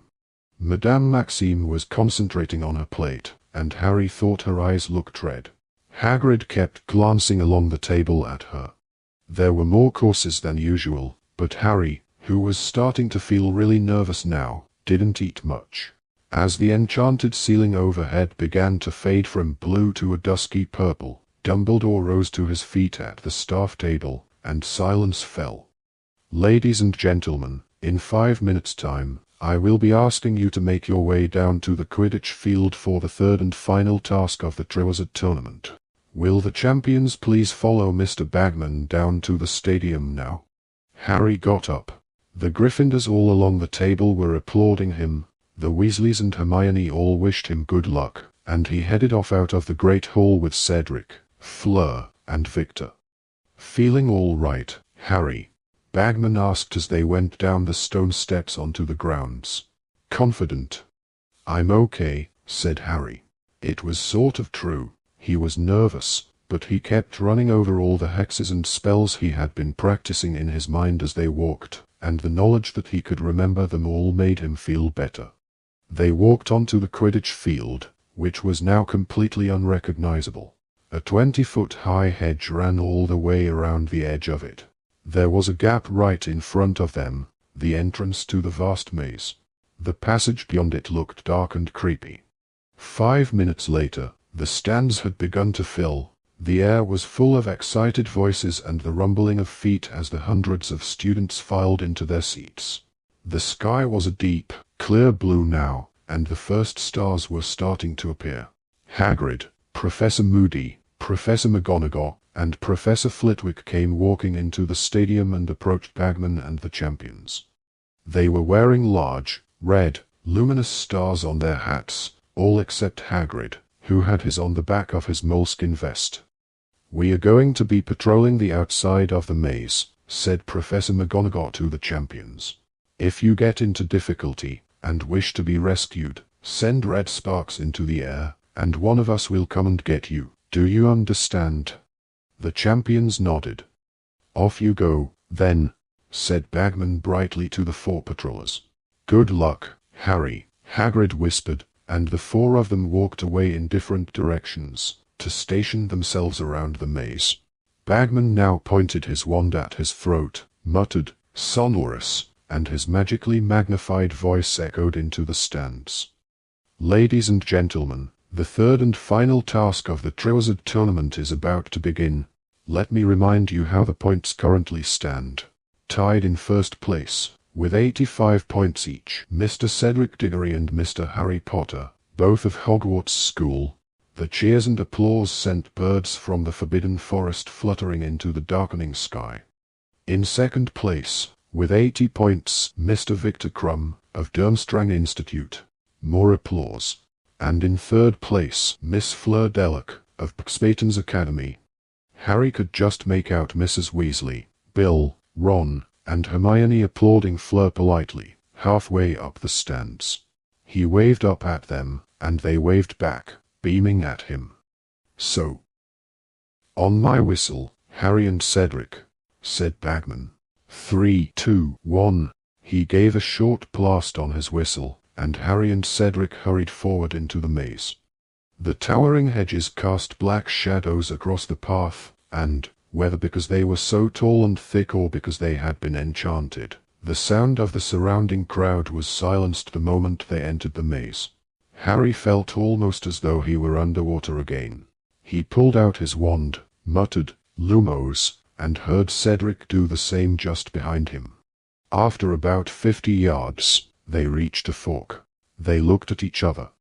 "See you," Harry said, and he took the left one, while Cedric took the right. Harry heard Bagman's whistle for the second time. Crumb had entered the maze. Harry sped up. His chosen path seemed completely deserted. He turned right, and hurried on, holding his wand high over his head, trying to see as far ahead as possible. Still, there was nothing in sight. Bagman's whistle blew in the distance for the third time.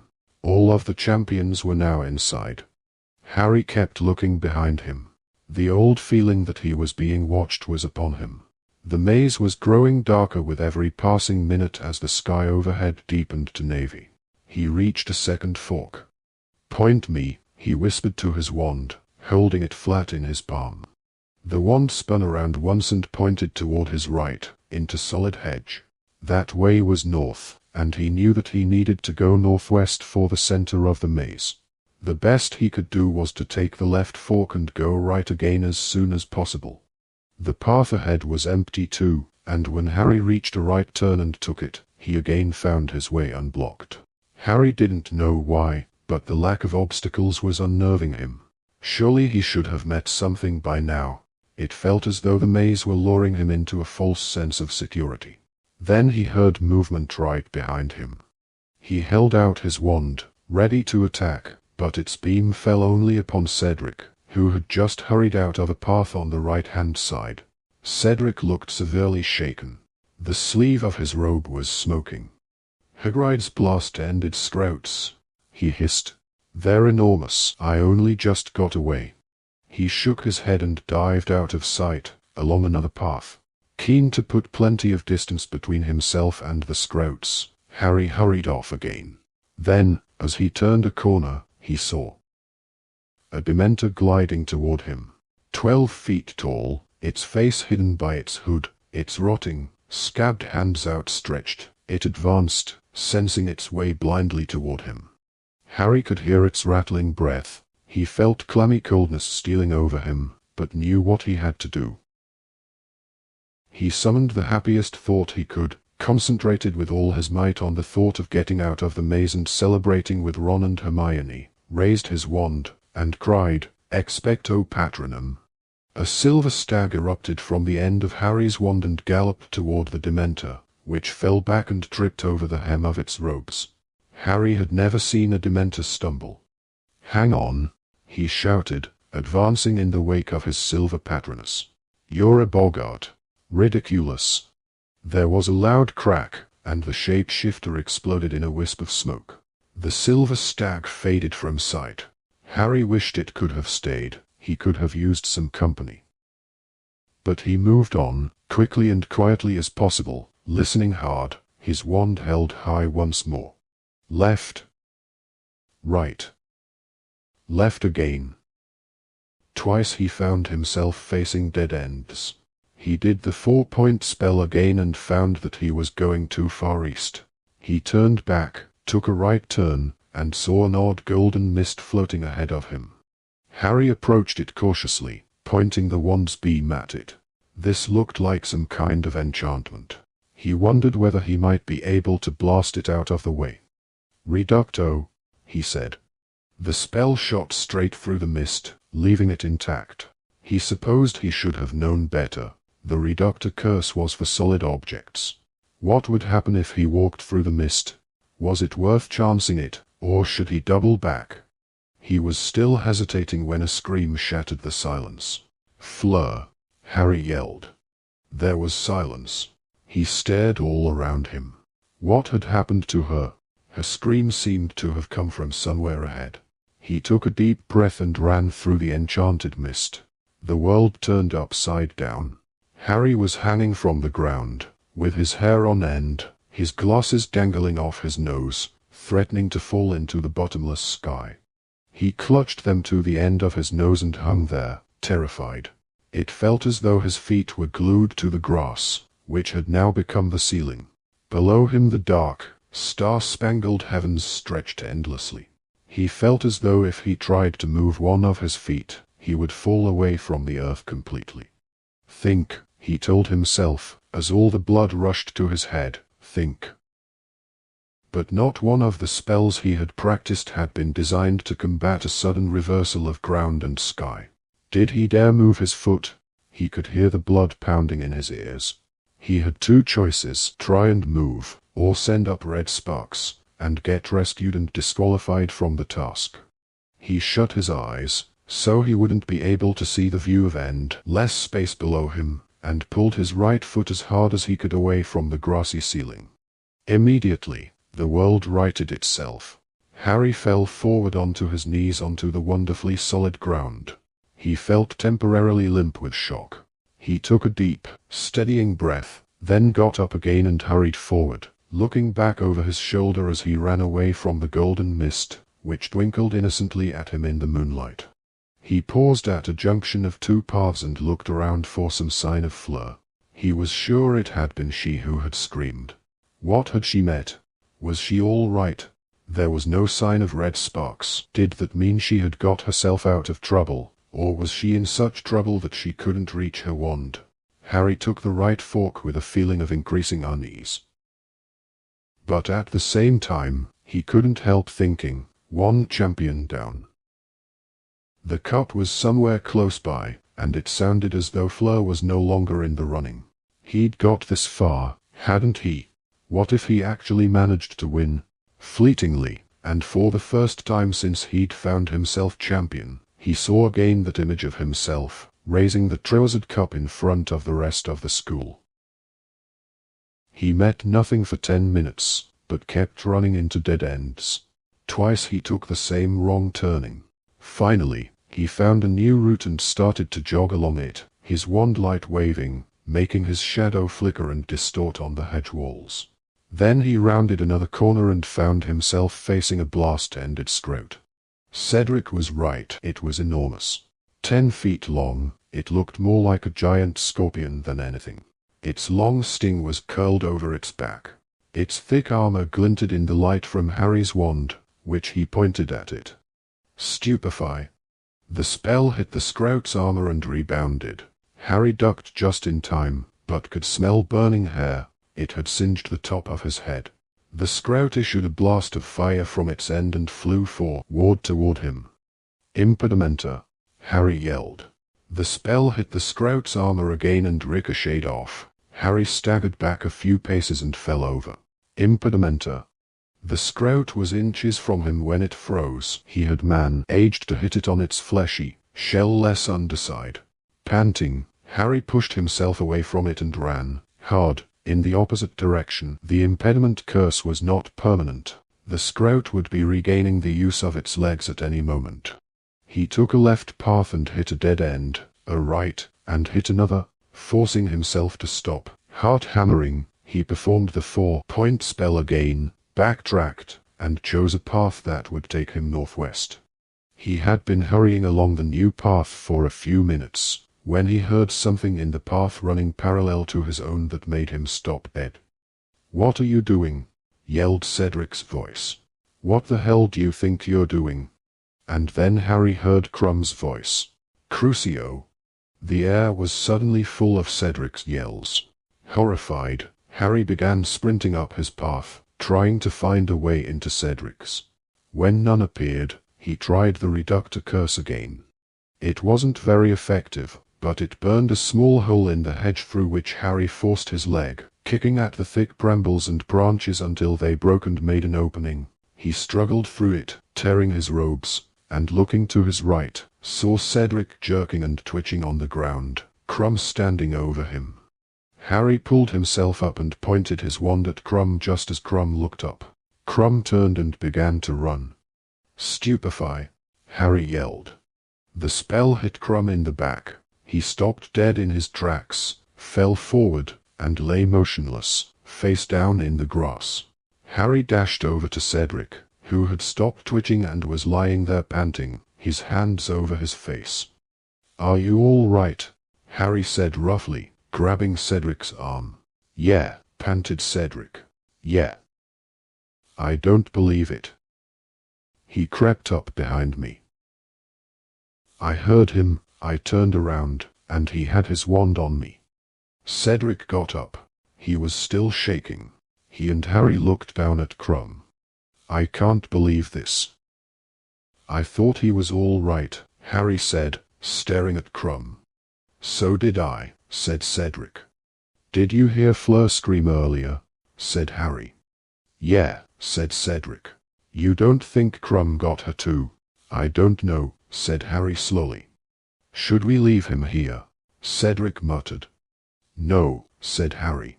"I reckon we should send up red sparks. Someone'll come and collect him. Otherwise he'll probably be eaten by a scrout."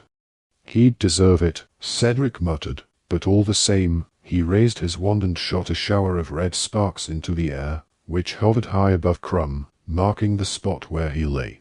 Harry and Cedric stood there in the darkness for a moment, looking around them. Then Cedric said, "Well, I suppose we'd better go on." "What?"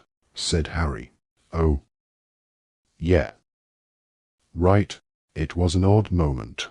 He and Cedric had been briefly united against Krum. Now the fact that they were opponents came back to Harry.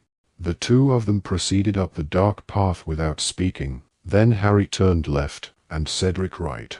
Cedric's footsteps soon died away. Harry moved on, continuing to use the 4-point spell, making sure he was moving in the right direction. It was between him and Cedric now. His desire to reach the cup first was now burning stronger than ever, but he could hardly believe what he'd just seen Krum do. The use of an unforgivable curse on a fellow human being meant a life term in Azkaban. That was what Moody had told them. Krum surely couldn't have wanted the Triwizard Cup that badly. Harry sped up. Every so often he hit more dead ends, but the increasing darkness made him feel sure he was getting near the heart of the maze. Then, as he strode down a long, straight path, he saw movement once again, and his beam of wand light hit an extraordinary creature, one which he had only seen in picture form, in his monster book of monsters.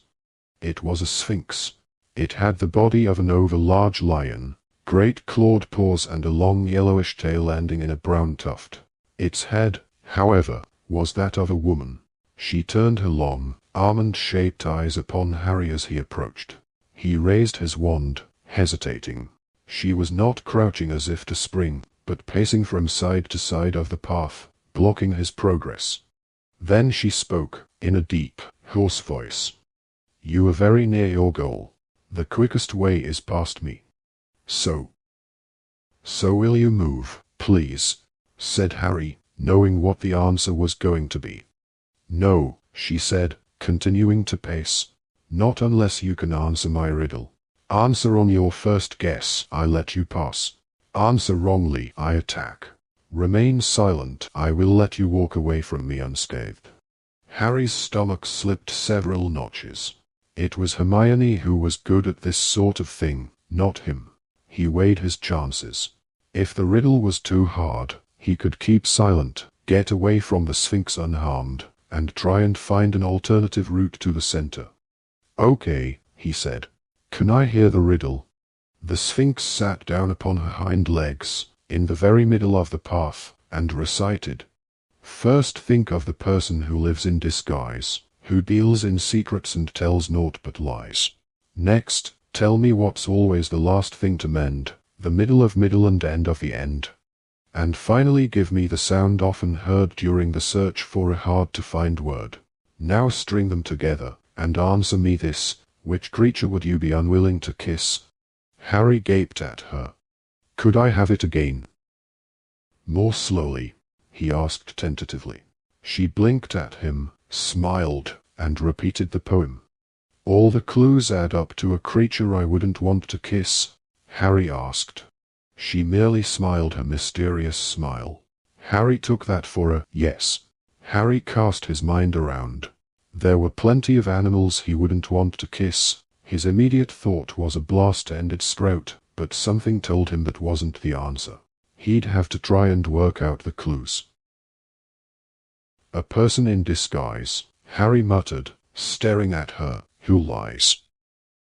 That'd be an imposter." "No, that's not my guess." A spy." "I'll come back to that." "Could you give me the next clue again, please?" She repeated the next lines of the poem. "The last thing to mend," Harry repeated. No idea." "Middle of middle, could I have the last bit again?" She gave him the last 4 lines. "The sound often heard during the search for a hard-to-find word," said Harry. That'd be. Hang on, a sound." The Sphinx smiled at him. "Spy." Spy." Said Harry, pacing up and down. "A creature I wouldn't want to kiss a spider." The Sphinx smiled more broadly. She got up, stretched her front legs, and then moved aside for him to pass. "Thanks," said Harry, and, amazed at his own brilliance, he dashed forward. He had to be close now, he had to be. His wand was telling him he was bang on course. As long as he didn't meet anything too horrible, he might have a chance. Harry broke into a run. He had a choice of paths up ahead. "Point me," he whispered again to his wand, and it spun around and pointed him to the right-hand one. He dashed up this one and saw light ahead. The Triwizard Cup was gleaming on a plinth 100 yards away. Suddenly a dark figure hurtled out onto the path in front of him. Cedric was going to get there first. Cedric was sprinting as fast as he could toward the cup, and Harry knew he would never catch up. Cedric was much taller, had much longer legs. Then Harry saw something immense over a hedge to his left, moving quickly along a path that intersected with his own. It was moving so fast Cedric was about to run into it, and Cedric, his eyes on the cup, had not seen it. "Cedric!" Harry bellowed. "On your left!" Cedric looked around just in time to hurl himself past the thing and avoid colliding with it, but in his haste, he tripped. Harry saw Cedric's wand fly out of his hand as a gigantic spider stepped into the path and began to bear down upon Cedric. "Stupefy!" Harry yelled. The spell hit the spider's gigantic, hairy black body, but for all the good it did, he might as well have thrown a stone at it. The spider jerked, scuttled around, and ran at Harry instead. "Stupefy! Impedimenta! Stupefy!" But it was no use. The spider was either so large, or so magical, that the spells were doing no more than aggravating it. Harry had one horrifying glimpse of 8 shining black eyes and razor-sharp pincers before it was upon him. He was lifted into the air in its front legs. Struggling madly, he tried to kick it. His leg connected with the pincers and next moment he was in excruciating pain. He could hear Cedric yelling, "Stupefy!" too, but his spell had no more effect than Harry's. Harry raised his wand as the spider opened its pincers once more and shouted, "Expelliarmus!" It worked. The disarming spell made the spider drop him, but that meant that Harry fell 12 feet onto his already injured leg, which crumpled beneath him. Without pausing to think, he aimed high at the spider's underbelly, as he had done with the Sprout, and shouted, "Stupefy!" just as Cedric yelled the same thing. The two spells combined did what one alone had not. The spider keeled over sideways, flattening a nearby hedge, and strewing the path with a tangle of hairy legs. "Harry," he heard Cedric shouting. "You all right? Did it fall on you?" "No," Harry called back, panting. He looked down at his leg. It was bleeding freely. He could see some sort of thick, gluey secretion from the spider's pincers on his torn robes. He tried to get up, but his leg was shaking badly and did not want to support his weight. He leaned against the hedge, gasping for breath, and looked around. Cedric was standing feet from the Triwizard Cup, which was gleaming behind him. "Take it, then," Harry panted to Cedric. "Go on, take it. You're there." But Cedric didn't move. He merely stood there, looking at Harry. Then he turned to stare at the cup. Harry saw the longing expression on his face in its golden light. Cedric looked around at Harry again, who was now holding onto the hedge to support himself. Cedric took a deep breath. "You take it.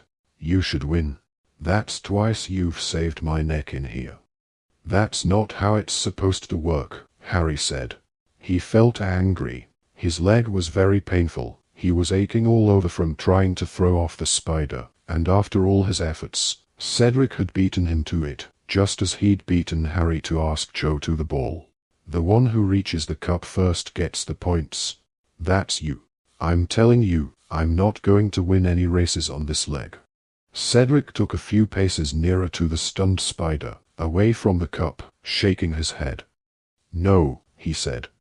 "Stop being noble," said Harry irritably. "Just take it, then we can get out of here." Cedric watched Harry steadying himself, holding tight to the hedge. "You told me about the dragons," Cedric said. "I would have gone down in the first task if you hadn't told me what was coming." "I had help on that too," Harry snapped, trying to mop up his bloody leg with his robes. You helped me with the egg. We're square. I had help on the egg in the first place, said Cedric. We're still square, said Harry, testing his leg gingerly. It shook violently as he put weight on it. He had sprained his ankle when the spider had dropped him. You should have got more points on the second task, said Cedric mulishly. You stayed behind to get all the hostages. I should have done that. I was the only one who was thick enough to take that song seriously, said Harry bitterly. Just take the cup. No, said Cedric. He stepped over the spider's tangled legs to join Harry, who stared at him. Cedric was serious. He was walking away from the sort of glory Hufflepuff House hadn't had in centuries. Go on, Cedric said. He looked as though this was costing him every ounce of resolution he had, but his face was set, his arms were folded, he seemed decided. Harry looked from Cedric to the cup. For one shining moment, he saw himself emerging from the maze, holding it. He saw himself holding the Triwizard Cup aloft, heard the roar of the crowd, saw Charles' face shining with admiration, more clearly than he had ever seen it before. And then the picture faded, and he found himself staring at Cedric's shadowy, stubborn face. Both of us, Harry said. What? We'll take it at the same time. It's still a Hogwarts victory. We'll tie for it. Cedric stared at Harry. He unfolded his arms. You sure? Yeah, said Harry. Yeah. We've helped each other out, haven't we? We both got here. Let's just take it together. For a moment, Cedric looked as though he couldn't believe his ears, then his face split in a grin. You're on, he said. Come here. He grabbed Harry's arm below the shoulder and helped Harry limp toward the plinth where the cup stood. When they had reached it, they both held a hand out over one of the cup's gleaming handles. On 3, right, said Harry. 1, 2, 3. He and Cedric both grasped a handle. Instantly, Harry felt a jerk somewhere behind his navel. His feet had left the ground. He could not unclench the hand holding the Triwizard Cup. It was pulling him onward in a howl of wind and swirling color, Cedric at his side. Chapter 32. Flesh, Blood, and Bone. Harry felt his feet slam into the ground. His injured leg gave way, and he fell forward. His hand let go of the Triwizard Cup at last. He raised his head. Where are we? He said. Cedric shook his head. He got up, pulled Harry to his feet, and they looked around. They had left the Hogwarts grounds completely. They had obviously traveled miles, perhaps hundreds of miles, for even the mountains surrounding the castle were gone.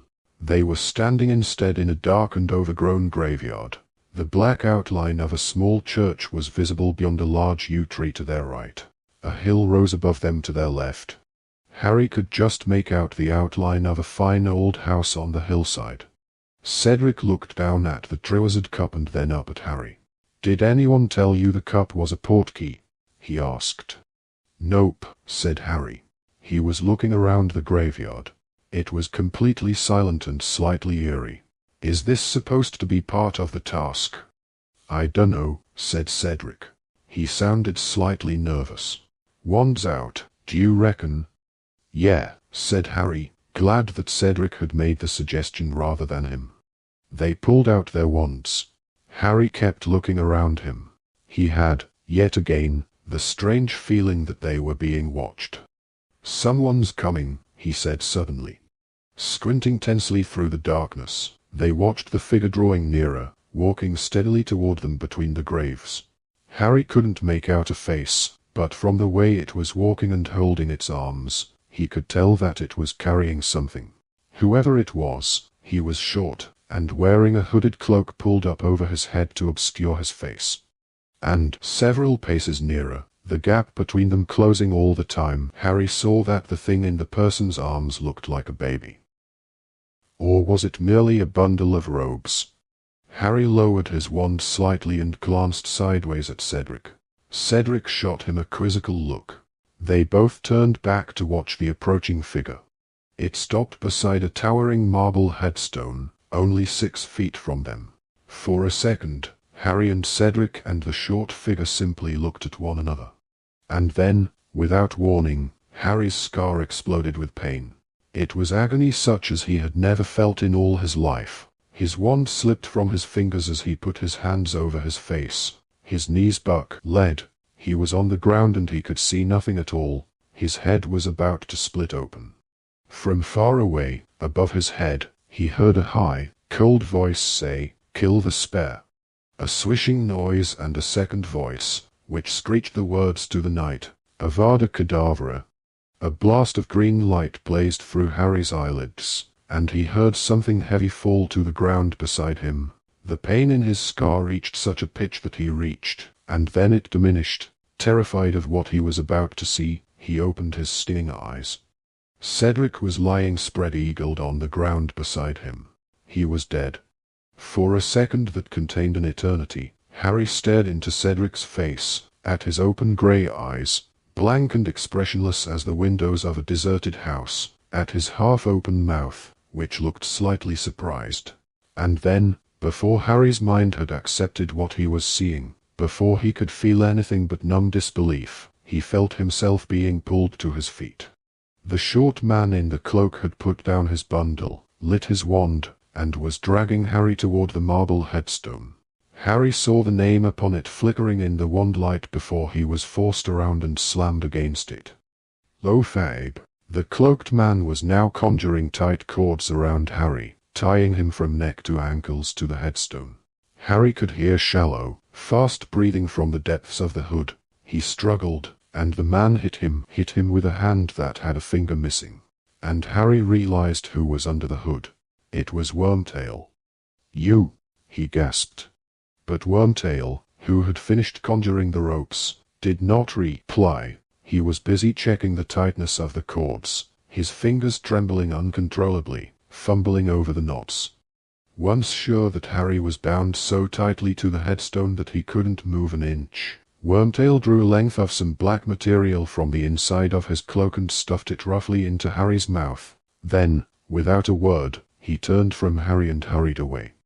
Harry couldn't make a sound, nor could he see where Wormtail had gone. He couldn't turn his head to see beyond the headstone. He could see only what was right in front of him. Cedric's body was lying some 20 feet away. Some way beyond him, glinting in the starlight, lay the Triwizard Cup. Harry's wand was on the ground at Cedric's feet. The bundle of robes that Harry had thought was a baby was close by, at the foot of the grave. It seemed to be stirring fretfully. Harry watched it, and his scar seared with pain again. And he suddenly knew that he didn't want to see what was in those robes. He didn't want the bundle opened. He could hear noises at his feet. He looked down and saw a gigantic snake slithering through the grass, circling the headstone where he was tied. Wormtail's fast, wheezy breathing was growing louder again. It sounded as though he was forcing something heavy across the ground. Then he came back within Harry's range of vision, and Harry saw him pushing a stone cauldron to the foot of the grave. It was full of what seemed to be water. Harry could hear it slopping around, and it was larger than any cauldron Harry had ever used. A great stone belly large enough for a full-grown man to sit in. The thing inside the bundle of robes on the ground was stirring more persistently, as though it was trying to free itself. Now Wormtail was busying himself at the bottom of the cauldron with a wand. Suddenly there were crackling flames beneath it. The large snake slithered away into the darkness. The liquid in the cauldron seemed to heat very fast. The surface began not only to bubble, but to send out fiery sparks, as though it were on fire.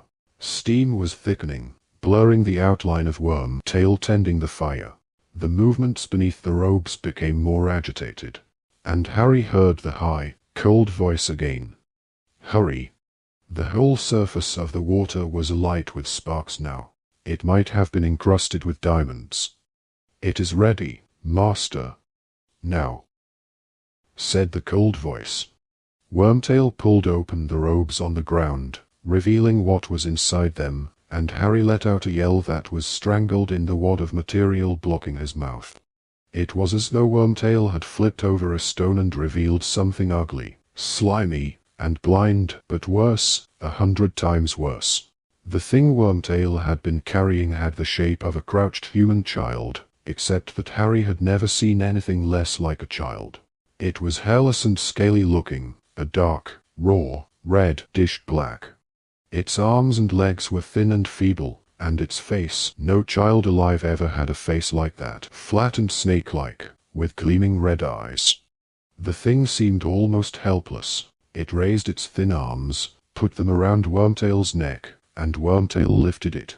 As he did so, his hood fell back, and Harry saw the look of revulsion on Wormtail's weak, pale face in the firelight as he carried the creature to the rim of the cauldron.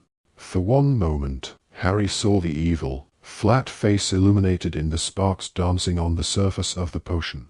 And then Wormtail lowered the creature into the cauldron. There was a hiss, and it vanished below the surface. Harry heard its frail body hit the bottom with a soft thud. Let it drown, Harry thought, his scar burning almost past endurance. Please. Let it drown. Wormtail was speaking. His voice shook. He seemed frightened beyond his wits. He raised his wand, closed his eyes, and spoke to the night. Bone of the Father, unknowingly given, you will renew your son. The surface of the grave at Harry's feet cracked. Horrified, Harry watched as a fine trickle of dust rose into the air at Wormtail's command and fell softly into the cauldron. The diamond surface of the water broke and hissed. It sent sparks in all directions and turned a vivid, poisonous-looking blue. And now Wormtail was whimpering. He pulled a long, thin, shining silver dagger from inside his cloak. His voice broke into petrified sobs. Flesh of the servant, willingly given, you will revive your master. He stretched his right hand out in front of him, the hand with the missing finger. He gripped the dagger very tightly in his left hand and swung it upward.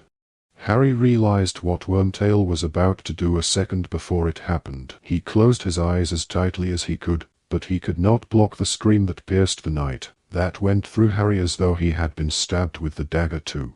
He heard something fall to the ground, heard Wormtail's anguished panting, then a sickening splash, as something was dropped into the cauldron. Harry couldn't stand to look. But the potion had turned a burning red. The light of it shone through Harry's closed eyelids.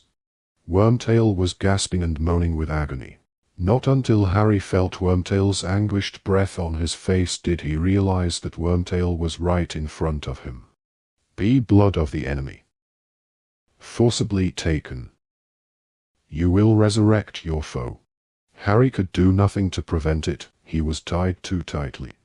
Squinting down, struggling hopelessly at the ropes binding him, he saw the shining silver dagger shaking in Wormtail's remaining hand. He felt its point penetrate the crook of his right arm and blood seeping down the sleeve of his torn robes. Wormtail, still panting with pain, fumbled in his pocket for a glass vial and held it to Harry's cut, so that a dribble of blood fell into it. He staggered back to the cauldron with Harry's blood. He poured it inside. The liquid within turned, instantly, a blinding white. Wormtail, his job done, dropped to his knees beside the cauldron, then slumped sideways and lay on the ground, cradling the bleeding stump of his arm, gasping and sobbing. The cauldron was simmering, sending its diamond sparks in all directions, so blindingly bright that it turned all else to velvety blackness. Nothing happened. Let it have drowned, Harry thought, let it have gone wrong. And then, suddenly, the sparks emanating from the cauldron were extinguished. A surge of white steam billowed thickly from the cauldron instead, obliterating everything in front of Harry, so that he couldn't see Wormtail or Cedric or anything but vapor hanging in the air. It's gone wrong, he thought. It's drowned. Please. Please let it be dead. But then, through the mist in front of him, he saw, with an icy surge of terror, the dark outline of a man, tall and skeletally thin, rising slowly from inside the cauldron. "Robe me," said the high, cold voice from behind the steam, and Wormtail, sobbing and moaning, still cradling his mutilated arm, scrambled to pick up the black robes from the ground, got to his feet, reached up, and pulled them one-handed over his master's head. The thin man stepped out of the cauldron, staring at Harry. And Harry stared back into the face that had haunted his nightmares for 3 years. Whiter than a skull, with wide, livid scarlet eyes and a nose that was flat as a snake's with slits for nostrils. Lord Voldemort had risen again. Chapter 33. The Death Eaters. Voldemort looked away from Harry and began examining his own body. His hands were like large, pale spiders. His long white fingers caressed his own chest, his arms, his face. The red eyes, whose pupils were slits, like a cat's, gleamed still more brightly through the darkness. He held up his hands and flexed the fingers, his expression rapt and exultant. He took not the slightest notice of Wormtail, who lay twitching and bleeding on the ground, nor of the great snake, which had slithered back into sight and was circling Harry again, hissing. Voldemort slipped one of those unnaturally long-fingered hands into a deep pocket and drew out a wand. He caressed it gently too, and then he raised it, and pointed it at Wormtail, who was lifted off the ground and thrown against the headstone where Harry was tied. He fell to the foot of it and lay there, crumpled up and crying. Voldemort turned his scarlet eyes upon Harry, laughing a high, cold, mirthless laugh. Wormtail's robes were shining with blood now. He had wrapped the stump of his arm in them. "My lord." He choked. "My lord. You promised. You did promise." "Hold out your arm," said Voldemort lazily. "Oh, master."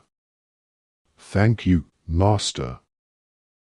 He extended the bleeding stump, but Voldemort laughed again. "The other arm, Wormtail." "Master, please. Please." Voldemort bent down and pulled out Wormtail's left arm. He forced the sleeve of Wormtail's robes up past his elbow, and Harry saw something upon the skin there, something like a vivid red tattoo, a skull with a snake protruding from its mouth, the image that had appeared in the sky at the Quidditch World Cup, the Dark Mark. Voldemort examined it carefully, ignoring Wormtail's uncontrollable weeping. "It is back," he said softly. "They will all have noticed it. And now, we shall see. Now we shall know." He pressed his long white forefinger to the brand on Wormtail's arm. The scar on Harry's forehead seared with a sharp pain again, and Wormtail let out a fresh howl. Voldemort removed his fingers from Wormtail's mark, and Harry saw that it had turned jet black. A look of cruel satisfaction on his face. Voldemort straightened up, threw back his head, and stared around at the dark graveyard. "How many will be brave enough to return when they feel it?" he whispered, his gleaming red eyes fixed upon the stars. "And how many will be foolish enough to stay away?" He began to pace up and down before Harry and Wormtail, eyes sweeping the graveyard all the while. After a minute or so, he looked down at Harry again, a cruel smile twisting his snake-like face. "You stand, Harry Potter, upon the remains of my late father," he hissed softly. "A muggle and a fool. Very like your dear mother. But they both had their uses, did they not? Your mother died to defend you as a child. And I killed my father, and see how useful he has proved himself, in death." Voldemort laughed again. Up and down he paced, looking all around him as he walked, and the snake continued to circle in the grass. "You see that house upon the hillside, Potter? My father lived there. My mother, a witch who lived here in this village, fell in love with him, but he abandoned her when she told him what she was. He didn't like magic, my father. He left her and returned to his muggle parents before I was even born, Potter, and she died giving birth to me, leaving me to be raised in a muggle orphanage. But I vowed to find him. I revenged myself upon him, that fool who gave me his name, Tom Riddle." Still he paced, his red eyes darting from grave to grave. "Listen to me, reliving family history," he said quietly. "Why, I am growing quite sentimental. But look, Harry, my true family returns. The air was suddenly full of the swishing of cloaks. Between graves, behind the yew tree, in every shadowy space, wizards were apparating. All of them were hooded and masked, and one by one they moved forward. Slowly, cautiously, as though they could hardly believe their eyes. Voldemort stood in silence, waiting for them. Then one of the Death Eaters fell to his knees, crawled toward Voldemort, and kissed the hem of his black robes. "Master! Master!" he murmured. The Death Eaters behind him did the same, each of them approaching Voldemort on his knees and kissing his robes, before backing away and standing up, forming a silent circle, which enclosed Tom Riddler's grave, Harry, Voldemort, and the sobbing and twitching heap that was Wormtail. Yet they left gaps in the circle, as though waiting for more people. Voldemort, however, did not seem to expect more. He looked around at the hooded faces, and though there was no wind, a rustling seemed to run around the circle, as though it had shivered. "Welcome, Death Eaters," said Voldemort quietly. 13 years. 13 years since last we met. Yet you answer my call as though it were yesterday. We are still united under the dark mark, then, or are we? He put back his terrible face and sniffed, his slit-like nostrils widening. "I smell guilt," he said. "There is a stench of guilt upon the air." A second shiver ran around the circle, as though each member of it longed, but did not dare, to step back from him. "I see you all, whole and healthy, with your powers intact, such prompt appearances, and I ask myself, why did this band of wizards never come to the aid of their master, to whom they swore eternal loyalty?" No one spoke. No one moved except Wormtail, who was upon the ground, still sobbing over his bleeding arm. "And I answer myself," whispered Voldemort, "they must have believed me broken, they thought I was gone.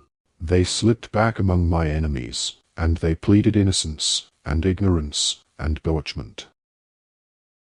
And then I ask myself, but how could they have believed I would not rise again? They, who knew the steps I took, long ago, to guard myself against mortal death. They, who had seen proofs of the immensity of my power in the times when I was mightier than any wizard living. And I answer myself, perhaps they believed a still greater power could exist, one that could vanquish even Lord Voldemort. Perhaps they now pay allegiance to another, perhaps the champion of commoners, of mudbloods and muggles, Albus Dumbledore. At the mention of Dumbledore's name, the members of the circle stirred, and some muttered and shook their heads. Voldemort ignored them. "It is a disappointment to me.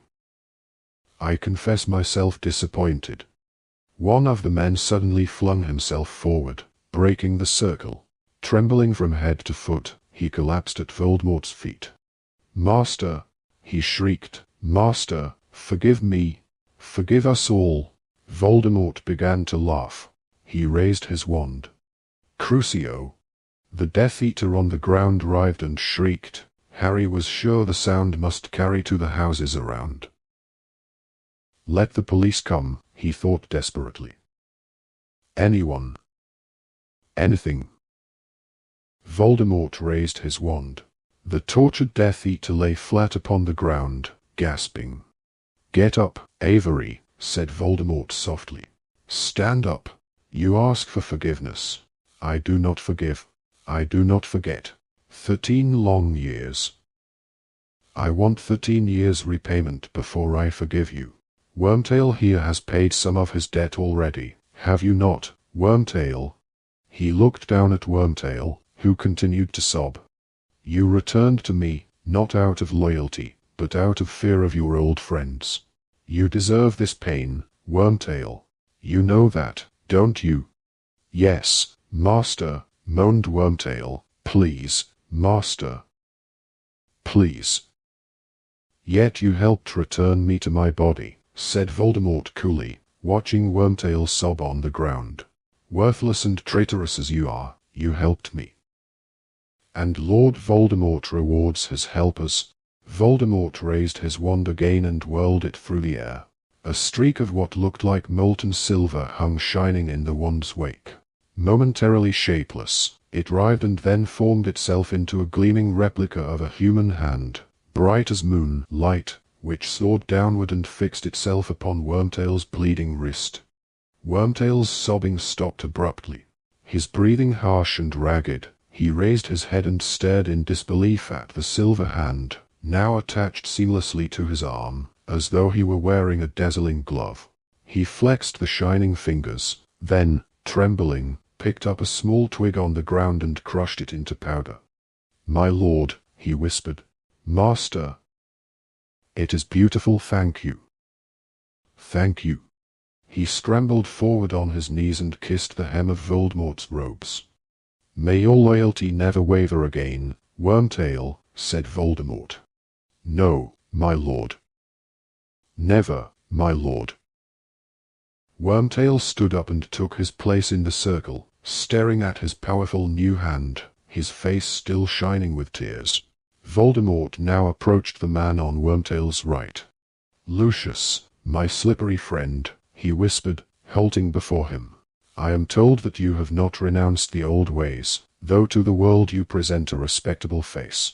You are still ready to take the lead in a spot of Muggle torture, I believe. Yet you never tried to find me, Lucius. Your exploits at the Quidditch World Cup were fun, I dare say. But might not your energies have been better directed toward finding and aiding your master?" "My lord, I was constantly on the alert," came Lucius Malfoy's voice swiftly from beneath the hood. "Had there been any sign from you, any whisper of your whereabouts, I would have been at your side immediately. Nothing could have prevented me. And yet you ran from my mark, when a faithful Death Eater sent it into the sky last summer," said Voldemort lazily, and Mr. Malfoy stopped talking abruptly. "Yes, I know all about that, Lucius. You have disappointed me. I expect more faithful service in the future." "Of course, my lord, of course." "You are merciful, thank you." Voldemort moved on, and stopped, staring at the space large enough for two people that separated Malfoy and the next man. "The Lestranges should stand here," said Voldemort quietly. "But they are entombed in Azkaban. They were faithful. They went to Azkaban rather than renounce me. When Azkaban is broken open, the Lestranges will be honored beyond their dreams. The Dementors will join us. They are our natural allies. We will recall the banished giants. I shall have all my devoted servants returned to me, and an army of creatures whom all fear." He walked on. Some of the Death Eaters he passed in silence, but he paused before others and spoke to them. "McNair. Destroying dangerous beasts for the Ministry of Magic now, Wormtail tells me. You shall have better victims than that soon, McNair. Lord Voldemort will provide." "Thank you, Master, thank you," murmured McNair. And here, Voldemort moved on to the two largest hooded figures. "We have Crabbe. You will do better this time, will you not, Crabbe? And you, Goyle?" They bowed clumsily, muttering dully. "Yes, Master. We will, Master." "The same goes for you, Not," said Voldemort quietly as he walked past a stooped figure in Mr. Goyle's shadow. "My lord, I prostrate myself before you. I am your most faithful." "That will do," said Voldemort. He had reached the largest gap of all, and he stood surveying it with his blank, red eyes, as though he could see people standing there. "And here we have 6 missing Death Eaters. 3 dead in my service. 1, too cowardly to return, he will pay. 1, who I believe has left me forever. He will be killed, of course, and 1, who remains my most faithful servant, and who has already re-entered my service." The Death Eaters stirred, and Harry saw their eyes dart sideways at one another through their masks. "He is at Hogwarts, that faithful servant, and it was through his efforts that our young friend arrived here tonight." "Yes," said Voldemort, a grin curling his lipless mouth as the eyes of the circle flashed in Harry's direction. Harry Potter has kindly joined us for my rebirthing party. One might go so far as to call him my guest of honor." There was a silence. Then the Death Eater to the right of Wormtail stepped forward, and Lucius Malfoy's voice spoke from under the mask. "Master, we crave to know. We beg you to tell us how you have achieved this miracle. How you managed to return to us." "Ah, what a story it is, Lucius," said Voldemort. "And it begins and ends with my young friend here." He walked lazily over to stand next to Harry, so that the eyes of the whole circle were upon the two of them. The snake continued to circle. "You know, of course, that they have called this boy my downfall," Voldemort said softly, his red eyes upon Harry, whose scar began to burn so fiercely that he almost screamed in agony. "You all know that on the night I lost my powers and my body, I tried to kill him. His mother died in the attempt to save him and unwittingly provided him with a protection I admit I had not foreseen. I could not touch the boy." Voldemort raised one of his long white fingers and put it very close to Harry's cheek. "His mother left upon him the traces of her sacrifice. This is old magic. I should have remembered it. I was foolish to overlook it. But no matter. I can touch him now." Harry felt the cold tip of the long white finger touch him, and thought his head would burst with the pain. Voldemort laughed softly in his ear, then took the finger away and continued addressing the Death Eaters. "I miscalculated, my friends, I admit it. My curse was deflected by the woman's foolish sacrifice, and it rebounded upon myself. Ah, pain beyond pain, my friends, nothing could have prepared me for it. I was ripped from my body, I was less than spirit, less than the meanest ghost. But still, I was alive. What I was, even I do not know. I, who have gone further than anybody along the path that leads to immortality. You know my goal, to conquer death. And now, I was tested, and it appeared that one or more of my experiments had worked. For I had not been killed, though the curse should have done it. Nevertheless, I was as powerless as the weakest creature alive, and without the means to help myself. For I had no body, and every spell that might have helped me required the use of a wand. I remember only forcing myself, sleeplessly, endlessly, second by second, to exist. I settled in a faraway place, in a forest, and I waited surely, one of my faithful Death Eaters would try and find me. One of them would come and perform the magic I could not, to restore me to a body. But I waited in vain. The shiver ran once more around the circle of listening Death Eaters. Voldemort let the silence spiral horribly before continuing. Only one power remained to me. I could possess the bodies of others. But I dared not go where other humans were plentiful, for I knew that the auras were still abroad and searching for me. I sometimes inhabited animals, snakes, of course, being my preference, but I was little better off inside them than as pure spirit, for their bodies were ill-adapted to perform magic. And my possession of them shortened their lives. None of them lasted long. Then, 4 years ago, the means for my return seemed assured. A wizard, young, foolish, and gullible, wandered across my path in the forest I had made my home. Oh, he seemed the very chance I had been dreaming of, for he was a teacher at Dumbledore's school. He was easy to bend to my will. He brought me back to this country, and after a while, I took possession of his body, to supervise him closely as he carried out my orders. But my plan failed. I did not manage to steal the Sorcerer's Stone. I was not to be assured immortal life. I was thwarted. Thwarted, once again, by Harry Potter. Silence once more. Nothing was stirring, not even the leaves on the yew tree. The Death Eaters were quite motionless, the glittering eyes in their masks fixed upon Voldemort, and upon Harry. The servant died when I left his body, and I was left as weak as ever I had been. Voldemort continued. I returned to my hiding place far away, and I will not pretend to you that I didn't then fear that I might never regain my powers. Yes, that was perhaps my darkest hour. I could not hope that I would be sent another wizard to possess, and I had given up hope, now, that any of my Death Eaters cared what had become of me. One or two of the masked wizards in the circle moved uncomfortably, but Voldemort took no notice. And then, not even a year ago, when I had almost abandoned hope, it happened at last. A servant returned to me.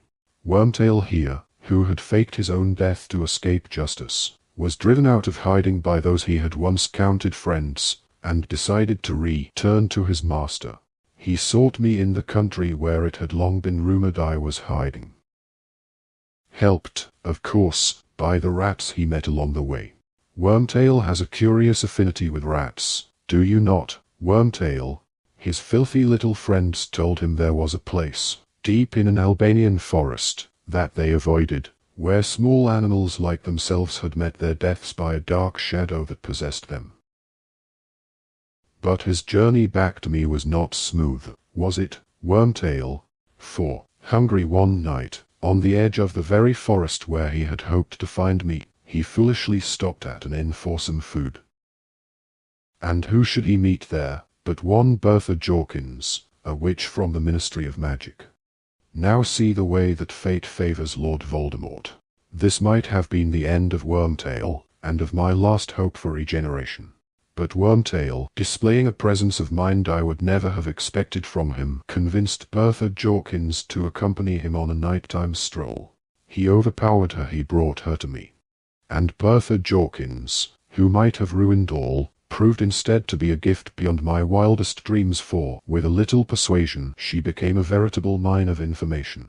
She told me that the Triwizard Tournament would be played at Hogwarts this year. She told me that she knew of a faithful Death Eater who would be only too willing to help me, if I could only contact him. She told me many things. But the means I used to break the memory charm upon her were powerful, and when I had extracted all useful information from her, her mind and body were both damaged beyond repair. She had now served her purpose. I could not possess her. I disposed of her. Voldemort smiled his terrible smile, his red eyes blank and pitiless.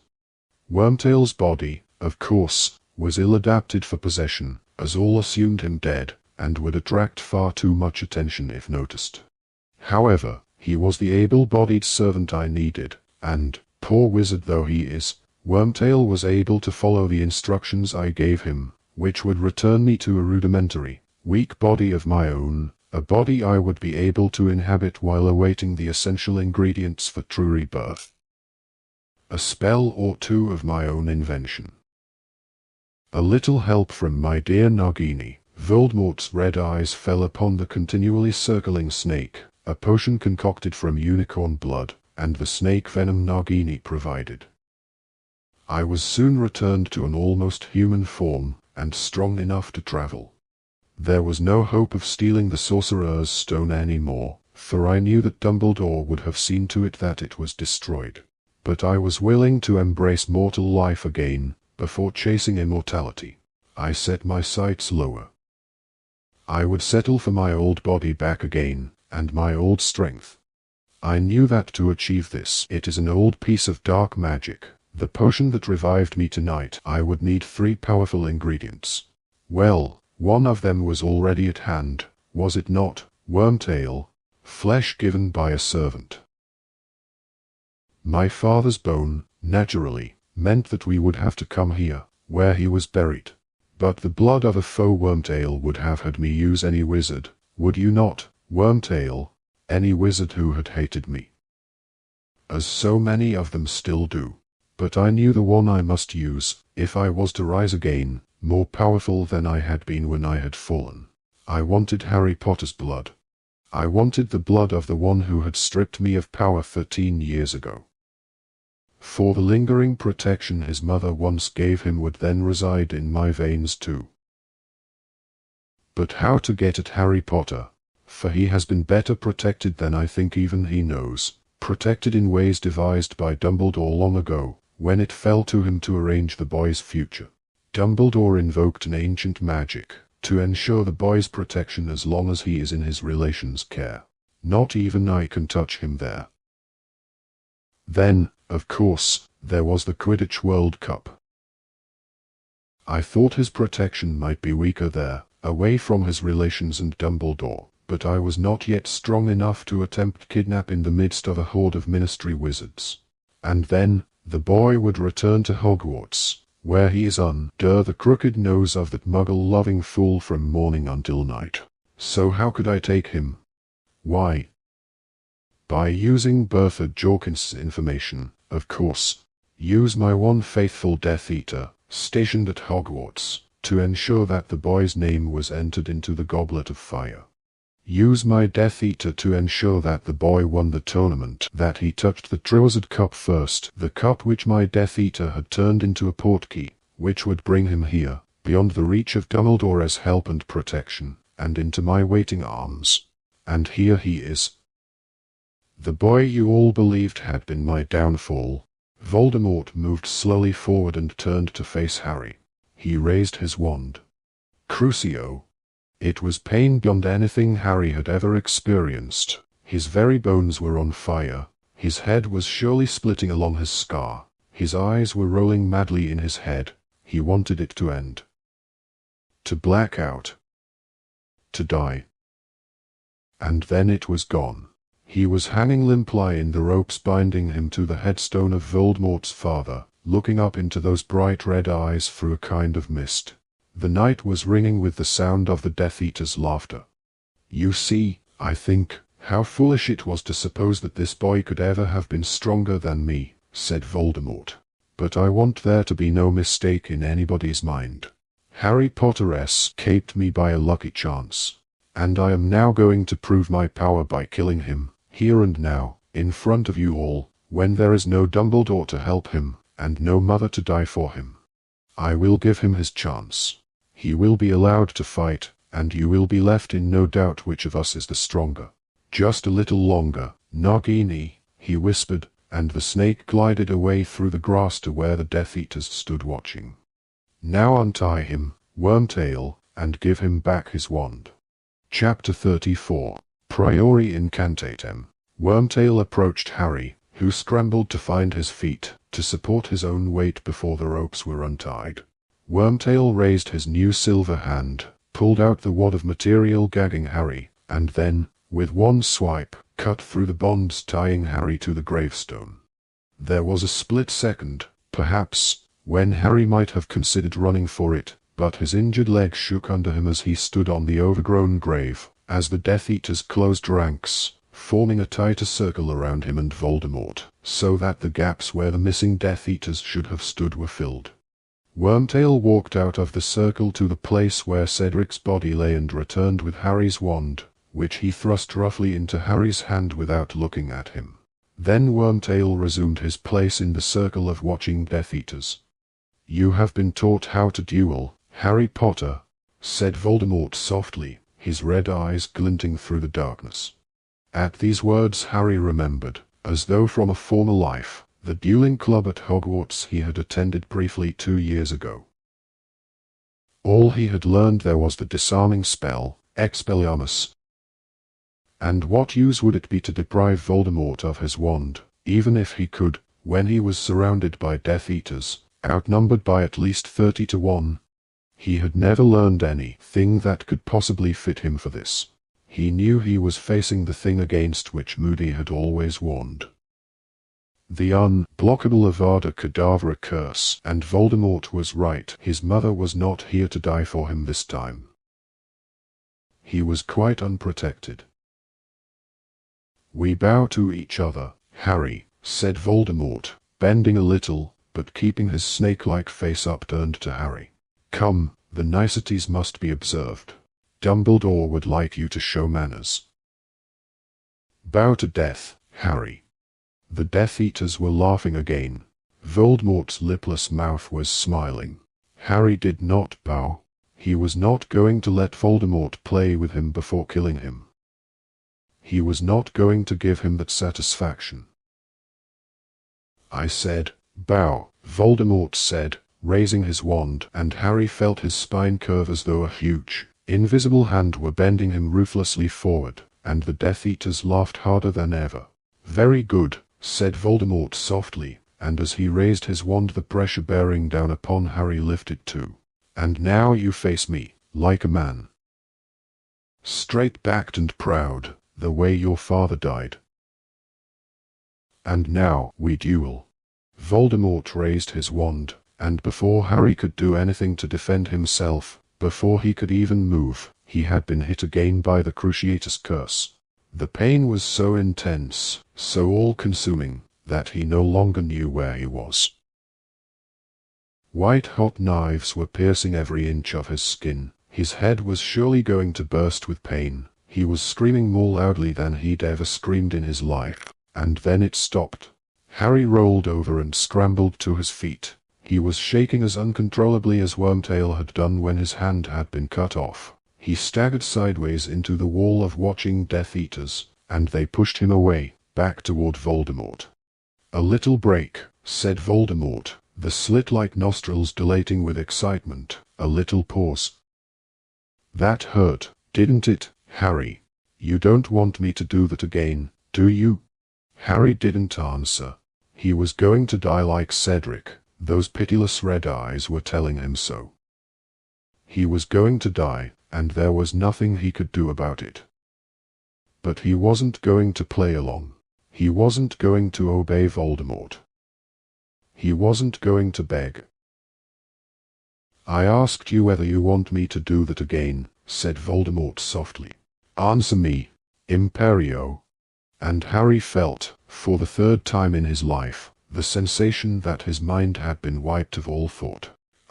It was bliss, not to think. It was as though he were floating, dreaming. "Just answer no. Say no. Just answer no." "I will not," said a stronger voice, in the back of his head. "I won't answer. Just answer no. I won't do it, I won't say it. Just answer no. I won't." And these words burst from Harry's mouth. They echoed through the graveyard, and the dream state was lifted as suddenly as though cold water had been thrown over him. Back rushed the aches that the Cruciatus curse had left all over his body. Back rushed the realization of where he was, and what he was facing. "You won't," said Voldemort quietly, and the Death Eaters were not laughing now. "You won't say no, Harry. Obedience is a virtue I need to teach you before you die. Perhaps another little dose of pain." Voldemort raised his wand, but this time Harry was ready. With the reflexes born of his Quidditch training, he flung himself sideways onto the ground. He rolled behind the marble headstone of Voldemort's father, and he heard it crack as the curse missed him. "We are not playing hide-and-seek, Harry," said Voldemort's soft, cold voice, drawing nearer, as the Death Eaters laughed. "You cannot hide from me. Does this mean you are tired of our duel?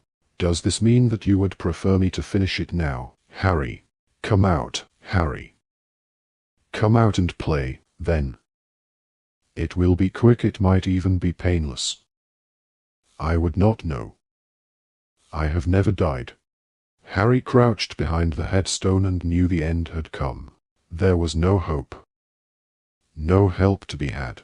And as he heard Voldemort draw nearer still, he knew one thing only, and it was beyond fear or reason. He was not going to die crouching here like a child playing hide-and-seek. He was not going to die kneeling at Voldemort's feet. He was going to die upright like his father. And he was going to die trying to defend himself, even if no defense was possible. Before Voldemort could stick his snake-like face around the headstone, Harry stood up. He gripped his wand tightly in his hand, thrust it out in front of him, and threw himself around the headstone, facing Voldemort. Voldemort was ready. As Harry shouted, "Expelliarmus!" Voldemort cried, "Avada Kedavra!" A jet of green light issued from Voldemort's wand just as a jet of red light blasted from Harry's. They met in midair, and suddenly Harry's wand was vibrating as though an electric charge were surging through it. His hand seized up around it. He couldn't have released it if he'd wanted to, and a narrow beam of light connected the two wands, neither red nor green, but bright, deep gold. Harry, following the beam with his astonished gaze, saw that Voldemort's long white fingers too were gripping a wand that was shaking and vibrating. And then, nothing could have prepared Harry for this. He felt his feet lift from the ground. He and Voldemort were both being raised into the air, their wands still connected by the thread of shimmering golden light. They glided away from the tombstone of Voldemort's father and then came to rest on a patch of ground that was clear and free of graves. The Death Eaters were shouting. They were asking Voldemort for instructions. They were closing in, reforming the circle around Harry and Voldemort, the snakes slithering at their heels, some of them drawing their wands. The golden thread connecting Harry and Voldemort splintered. Though the wands remained connected, 1,000 more beams arced high over Harry and Voldemort, crisscrossing all around them, until they were enclosed in a golden, dome-shaped web, a cage of light, beyond which the Death Eaters circled like jackals, their cries strangely muffled now.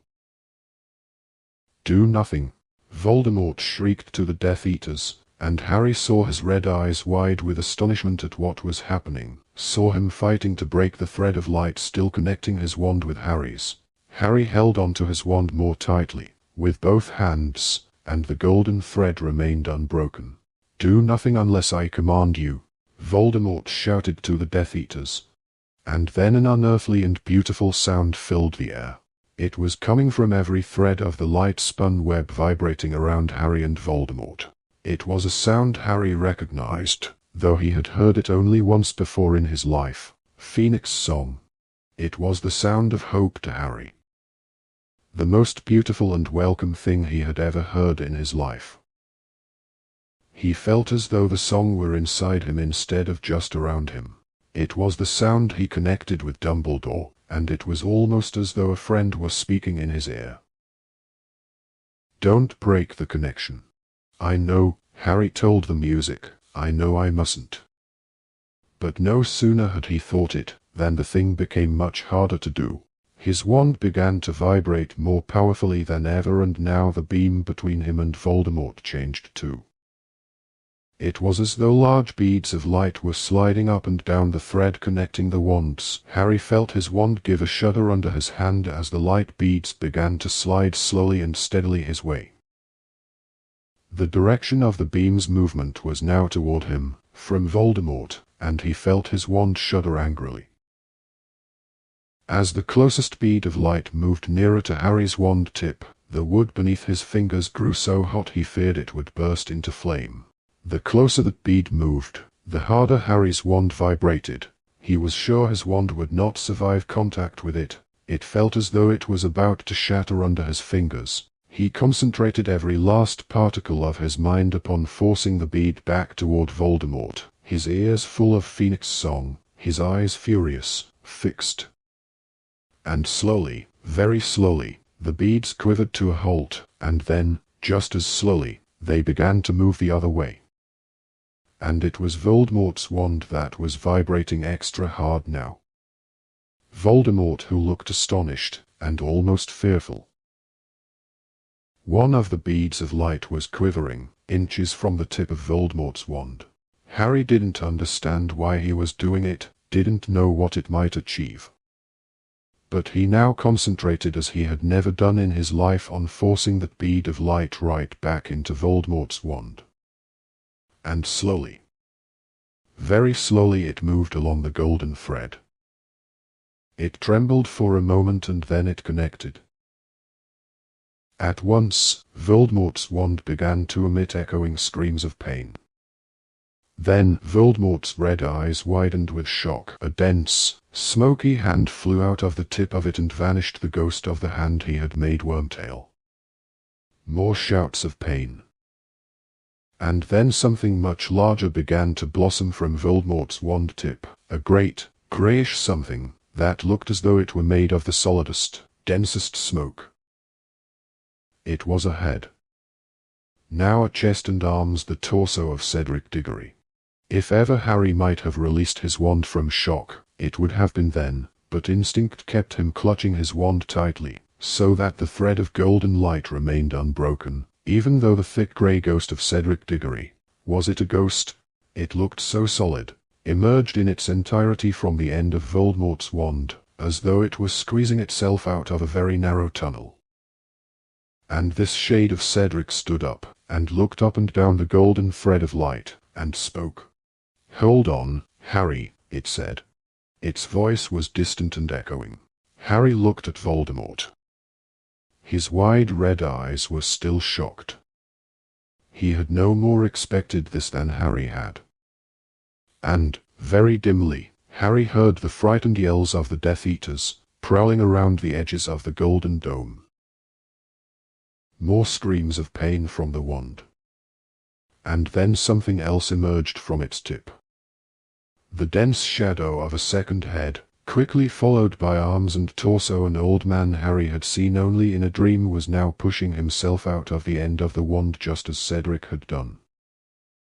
And his ghost, or his shadow, or whatever it was, fell next to Cedric's, and surveyed Harry and Voldemort, and the golden web, and the connected wands, with mild surprise, leaning on his walking stick.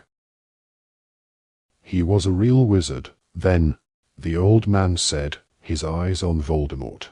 "Killed me, that one did. You fight him, boy." But already, yet another head was emerging. And this head, grey as a smoky statue, was a woman's. Harry, both arms shaking now as he fought to keep his wand still, saw her drop to the ground and straighten up like the others, staring. The shadow of Bertha Jorkins surveyed the battle before her with wide eyes. "Don't let go, now," she cried, and her voice echoed like Cedric's as though from very far away. "Don't let him get you, Harry, don't let go." She and the other two shadowy figures began to pace around the inner walls of the golden web, while the Death Eaters flitted around the outside of it. And Voldemort's dead victims whispered as they circled the dulles, whispered words of encouragement to Harry, and hissed words Harry couldn't hear to Voldemort. And now another head was emerging from the tip of Voldemort's wand. And Harry knew when he saw it who it would be. He knew, as though he had expected it from the moment when Cedric had appeared from the wand. Knew, because the woman was the one he'd thought of more than any other tonight. The smoky shadow of a young woman with long hair fell to the ground as Bertha had done, straightened up, and looked at him. And Harry, his arms shaking madly now, looked back into the ghostly face of his mother. "Your father's coming," she said quietly. "Hold on for your father. It will be all right. Hold on." And he came. First his head, then his body. Tall and untidy-haired like Harry, the smoky, shadowy form of James Potter blossomed from the end of Voldemort's wand, fell to the ground, and straightened like his wife. He walked close to Harry, looking down at him, and he spoke in the same distant, echoing voice as the others, but quietly, so that Voldemort, his face now livid with fear as his victims prowled around him, could not hear. "When the connection is broken, we will linger for only moments. But we will give you time. You must get to the portkey, it will return you to Hogwarts. Do you understand, Harry?" "Yes," Harry gasped, fighting now to keep a hold on his wand, which was slipping and sliding beneath his fingers. "Harry," whispered the figure of Cedric, "take my body back, will you? Take my body back to my parents." "I will," said Harry, his face screwed up with the effort of holding the wand. "Do it now," whispered his father's voice. "Be ready to run. Do it now." "Now," Harry yelled. He didn't think he could have held on for another moment anyway. He pulled his wand upward with an almighty wrench, and the golden thread broke. The cage of light vanished. The phoenix song died, but the shadowy figures of Voldemort's victims did not disappear. They were closing in upon Voldemort, shielding Harry from his gaze, and Harry ran as he had never run in his life, knocking two stunned Death Eaters aside as he passed, He zigzagged behind headstones, feeling their curses following him, hearing them hit the headstones. He was dodging curses and graves, pelting towards Cedric's body, no longer aware of the pain in his leg, his whole being concentrated on what he had to do. Stun him, he heard Voldemort scream. 10 feet from Cedric, Harry dived behind a marble angel to avoid the jets of red light and saw the tip of its wing shatter as the spells hit it. Gripping his wand more tightly, he dashed out from behind the angel. Impedimenta, he bellowed, pointing his wand wildly over his shoulder at the Death Eaters running at him. From a muffled yell, he thought he had stopped at least one of them, but there was no time to stop and look. He jumped over the cup and dived as he heard more wand blasts behind him. More jets of light flew over his head as he fell, stretching out his hand to grab Cedric's arm. "Stand aside. I will kill him. He is mine," shrieked Voldemort. Harry's hand had closed on Cedric's wrist. One tombstone stood between him and Voldemort, but Cedric was too heavy to carry, and the cup was out of reach. Voldemort's red eyes flamed in the darkness. Harry saw his mouth curl into a smile, saw him raise his wand. "Accio!" Harry yelled, pointing his wand at the Triwizard cup. It flew into the air and soared toward him. Harry caught it by the handle. He heard Voldemort's scream of fury at the same moment that he felt the jerk behind his navel that meant the portkey had worked. It was speeding him away in a whirl of wind and color, and Cedric along with him. They were going back. Chapter 35. Veritaserum. Harry felt himself slam flat into the ground. His face was pressed into grass. The smell of it filled his nostrils. He had closed his eyes while the portkey transported him, and he kept them closed now. He did not move. All the breath seemed to have been knocked out of him. His head was swimming so badly he felt as though the ground beneath him were swaying like the deck of a ship. To hold himself steady, he tightened his hold on the two things he was still clutching, the smooth, cold handle of the Triwizard cup and Cedric's body. He felt as though he would slide away into the blackness gathering at the edges of his brain if he let go of either of them. Shock and exhaustion kept him on the ground, breathing in the smell of the grass, waiting. Waiting for someone to do something. Something to happen. And all the while, his scar burned dully on his forehead. A torrent of sound deafened and confused him. There were voices everywhere, footsteps, screams. He remained where he was, his face screwed up against the noise, as though it were a nightmare that would pass. Then a pair of hands seized him roughly and turned him over. "Harry! Harry!" He opened his eyes. He was looking up at the starry sky, and Albus Dumbledore was crouched over him. The dark shadows of a crowd of people pressed in around them, pushing nearer. Harry felt the ground beneath his head reverberating with their footsteps. He had come back to the edge of the maze. He could see the stands rising above him, the shapes of people moving in them, the stars above. Harry let go of the cup, but he clutched Cedric to him even more tightly. He raised his free hand and seized Dumbledore's wrist, while Dumbledore's face swam in and out of focus. "He's back," Harry whispered. "He's back. Voldemort. What's going on? What's happened?" The face of Cornelius Fudge appeared upside down over Harry. It looked white, appalled. "My God, Diggory," it whispered.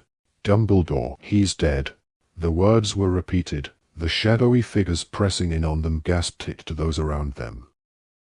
And then others shouted it, screeched it into the night. "He's dead. He's dead. Cedric Diggory. Dead." "Harry, let go of him," he heard Fudge's voice say, and he felt fingers trying to pry him from Cedric's limp body, but Harry wouldn't let him go. Then Dumbledore's face, which was still blurred and misted, came closer. "Harry, you can't help him now. It's over. Let go." "He wanted me to bring him back," Harry muttered. It seemed important to explain this. "He wanted me to bring him back to his parents." "That's right, Harry. Just let go now." Dumbledore bent down, and with extraordinary strength for a man so old and thin, raised Harry from the ground and set him on his feet. Harry swayed. His head was pounding. His injured leg would no longer support his weight. The crowd around them jostled, fighting to get closer, pressing darkly in on him. What's happened? What's wrong with him? Digger is dead. He'll need to go to the hospital wing, Fudge was saying loudly. He's ill, he's injured. Dumbledore, Digger's parents, they're here, they're in the stands. I'll take Harry. Dumbledore, I'll take him. No, I would prefer. Dumbledore, Amos Digger is running. He's coming over. Don't you think you should tell him before he sees? Harry, stay here. Girls were screaming, sobbing hysterically. The scene flickered oddly before Harry's eyes. It's all right, son, I've got you. Come on. Hospital wing. Dumbledore said stay, said Harry thickly, the pounding in his scar making him feel as though he was about to throw up. His vision was blurring worse than ever. You need to lie down. Come on now. Someone larger and stronger than he was half pulling, half carrying him through the frightened crowd. Harry heard people gasping, screaming, and shouting as the man supporting him pushed a path through them, taking him back to the castle. Across the lawn, past the lake and the Durmstrang ship, Harry heard nothing but the heavy breathing of the man helping him walk. What happened, Harry? The man asked at last as he lifted Harry up the stone steps. Clunk, clunk, clunk. It was Mad-Eye Moody. Cup was a portkey, said Harry as they crossed the entrance hall. Took me and Cedric to a graveyard. And Voldemort was there. Lord Voldemort. Clunk, clunk, clunk, up the marble stairs. The Dark Lord was there. What happened then? Killed Cedric. They killed Cedric. And then, clunk, clunk, clunk, along the corridor. Made a potion. Got his body back. The Dark Lord got his body back. He's returned. And the Death Eaters came. And then we dueled. You dueled with the Dark Lord. Got away. My wand. Did something funny. I saw my mum and dad. They came out of his wand. In here, Harry. In here, and sit down. You'll be all right now. Drink this. Harry heard a key scrape in a lock and felt a cup being pushed into his hands. Drink it. You'll feel better. Come on, now, Harry, I need to know exactly what happened. Moody helped tip the stuff down Harry's throat. He coughed, a peppery taste burning his throat. Moody's office came into sharper focus, and so did Moody himself. He looked as white as Fudge had looked, and both eyes were fixed unblinkingly upon Harry's face. Voldemort's back, Harry. You're sure he's back? How did he do it? He took stuff from his father's grave, and from Wormtail, and me, said Harry. His head felt clearer. His scar wasn't hurting so badly. He could now see Moody's face distinctly, even though the office was dark. He could still hear screaming and shouting from the distant Quidditch field. What did the Dark Lord take from you? Said Moody. Blood, said Harry, raising his arm. His sleeve was ripped where Wormtail's dagger had torn it. Moody let out his breath in a long, low hiss. And the Death Eaters? They returned. Yes, said Harry. Loads of them. How did he treat them? Moody asked quietly. Did he forgive them? But Harry had suddenly remembered. He should have told Dumbledore. He should have said it straight away. There's a Death Eater at Hogwarts. There's a Death Eater here. They put my name in the Goblet of Fire. They made sure I got through to the end. Harry tried to get up, but Moody pushed him back down. I know who the Death Eater is, he said quietly. Karkaroff, said Harry wildly. Where is he? Have you got him? Is he locked up? Karkaroff, said Moody with an odd laugh. Karkaroff fled tonight, when he felt the dark mark burn upon his arm. He betrayed too many faithful supporters of the Dark Lord to wish to meet them. But I doubt he will get far. The Dark Lord has ways of tracking his enemies. Karkaroff's gone. He ran away. But then he didn't put my name in the goblet. No, said Moody slowly. No, he didn't. It was I who did that. Harry heard, but didn't believe. No, you didn't, he said. You didn't do that. You can't have done. I assure you I did, said Moody, and his magical eye swung around and fixed upon the door, and Harry knew he was making sure that there was no one outside it. At the same time, Moody drew out his wand and pointed it at Harry. He forgave them, then, he said. The Death Eaters who went free. The ones who escaped Azkaban. What? Said Harry. He was looking at the wand Moody was pointing at him. This was a bad joke, it had to be. I asked you, said Moody quietly, whether he forgave the scum who never even went to look for him. Those treacherous cowards who wouldn't even brave Azkaban for him. The faithless, worthless bits of filth who were brave enough to cavort in masks at the Quidditch World Cup, but fled at the sight of the dark mark when I fired it into the sky. You fired? What are you talking about? I told you, Harry. I told you. If there's one thing I hate more than any other, it's a Death Eater who walked free. They turned their backs on my master when he needed them most. I expected him to punish them. I expected him to torture them. Tell me he hurt them, Harry. Moody's face was suddenly lit with an insane smile. Tell me he told them that I alone remained faithful. Prepared to risk everything to deliver to him the one thing he wanted above all. You didn't. It can't be you. Who put your name in the Goblet of Fire, under the name of a different school? I did. Who frightened off every person I thought might try to hurt you or prevent you from winning the tournament? I did. Who nudged Hagrid into showing you the dragons? I did. Who helped you see the only way you could beat the dragon? I did. Moody's magical eye had now left the door. It was fixed upon Harry. His lopsided mouth leered more widely than ever. It hasn't been easy, Harry, guiding you through these tasks without arousing suspicion. I have had to use every ounce of cunning I possess, so that my hand would not be detectable in your success. Dumbledore would have been very suspicious if you had managed everything too easily. As long as you got into that maze, preferably with a decent head start, then, I knew, I would have a chance of getting rid of the other champions and leaving your way clear. But I also had to contend with your stupidity. The second task, that was when I was most afraid we would fail. I was keeping watch on you, Potter.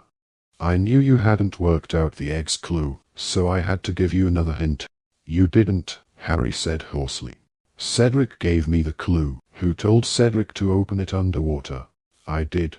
I trusted that he would pass the information on to you.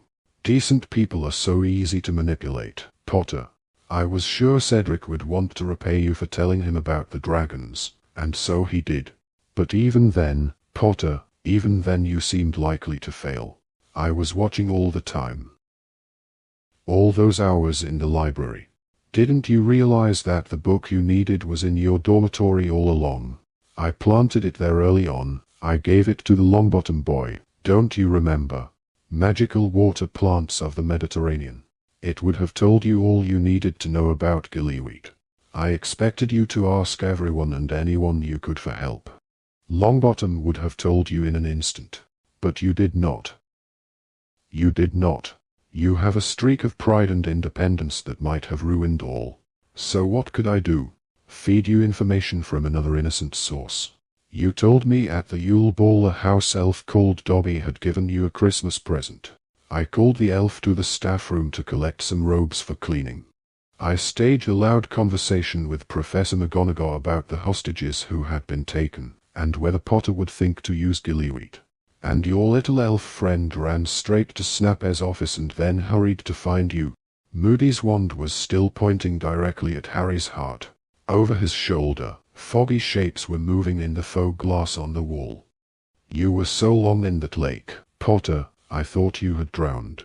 But luckily, Dumbledore took your idiocy for nobility, and marked you high for it. I breathed again.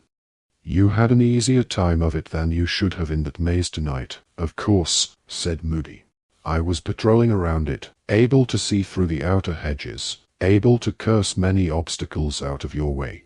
I stunned Fleur Delacour as she passed. I put the imperious curse on Crumb, so that he would finish Diggory and leave your path to the cup clear. Harry stared at Moody. He just didn't see how this could be. Dumbledore's friend, the famous Auror. The one who had caught so many Death Eaters. It made no sense. No sense at all. The foggy shapes in the fog glass were sharpening, had become more distinct. Harry could see the outlines of 3 people over Moody's shoulder, moving closer and closer.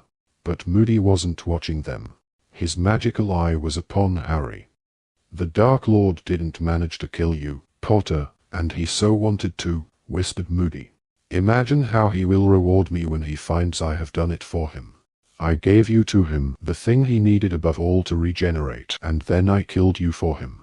I will be honored beyond all other Death Eaters. I will be his dearest, his closest supporter. Closer than a son. Moody's normal eye was bulging, the magical eye fixed upon Harry. The door was barred, and Harry knew he would never reach his own wand in time. The Dark Lord and I, said Moody, and he looked completely insane now, towering over Harry, leering down at him, have much in common. Both of us, for instance, had very disappointing fathers. Very disappointing indeed. Both of us suffered the indignity, Harry, of being named after those fathers. And both of us had the pleasure. The very great pleasure. Of killing our fathers to ensure the continued rise of the Dark Order. You're mad, Harry said. He couldn't stop himself. You're mad. Mad, am I? Said Moody, his voice rising uncontrollably. We'll see. We'll see who's mad, now that the Dark Lord has returned, with me at his side. He is back. Harry Potter, you did not conquer him, and now I conquer you. Moody raised his wand. He opened his mouth. Harry plunged his own hand into his robes. Stupefy. There was a blinding flash of red light, and with a great splintering and crashing, the door of Moody's office was blasted apart. Moody was thrown backward onto the office floor. Harry, still staring at the place where Moody's face had been, saw Albus Dumbledore, Professor Snape, and Professor McGonagall looking back at him out of the fog glass. He looked around and saw the 3 of them standing in the doorway, Dumbledore in front, his wand outstretched. At that moment, Harry fully understood for the first time why people said Dumbledore was the only wizard Voldemort had ever feared. The look upon Dumbledore's face as he stared down at the unconscious form of Mad-Eye Moody was more terrible than Harry could have ever imagined.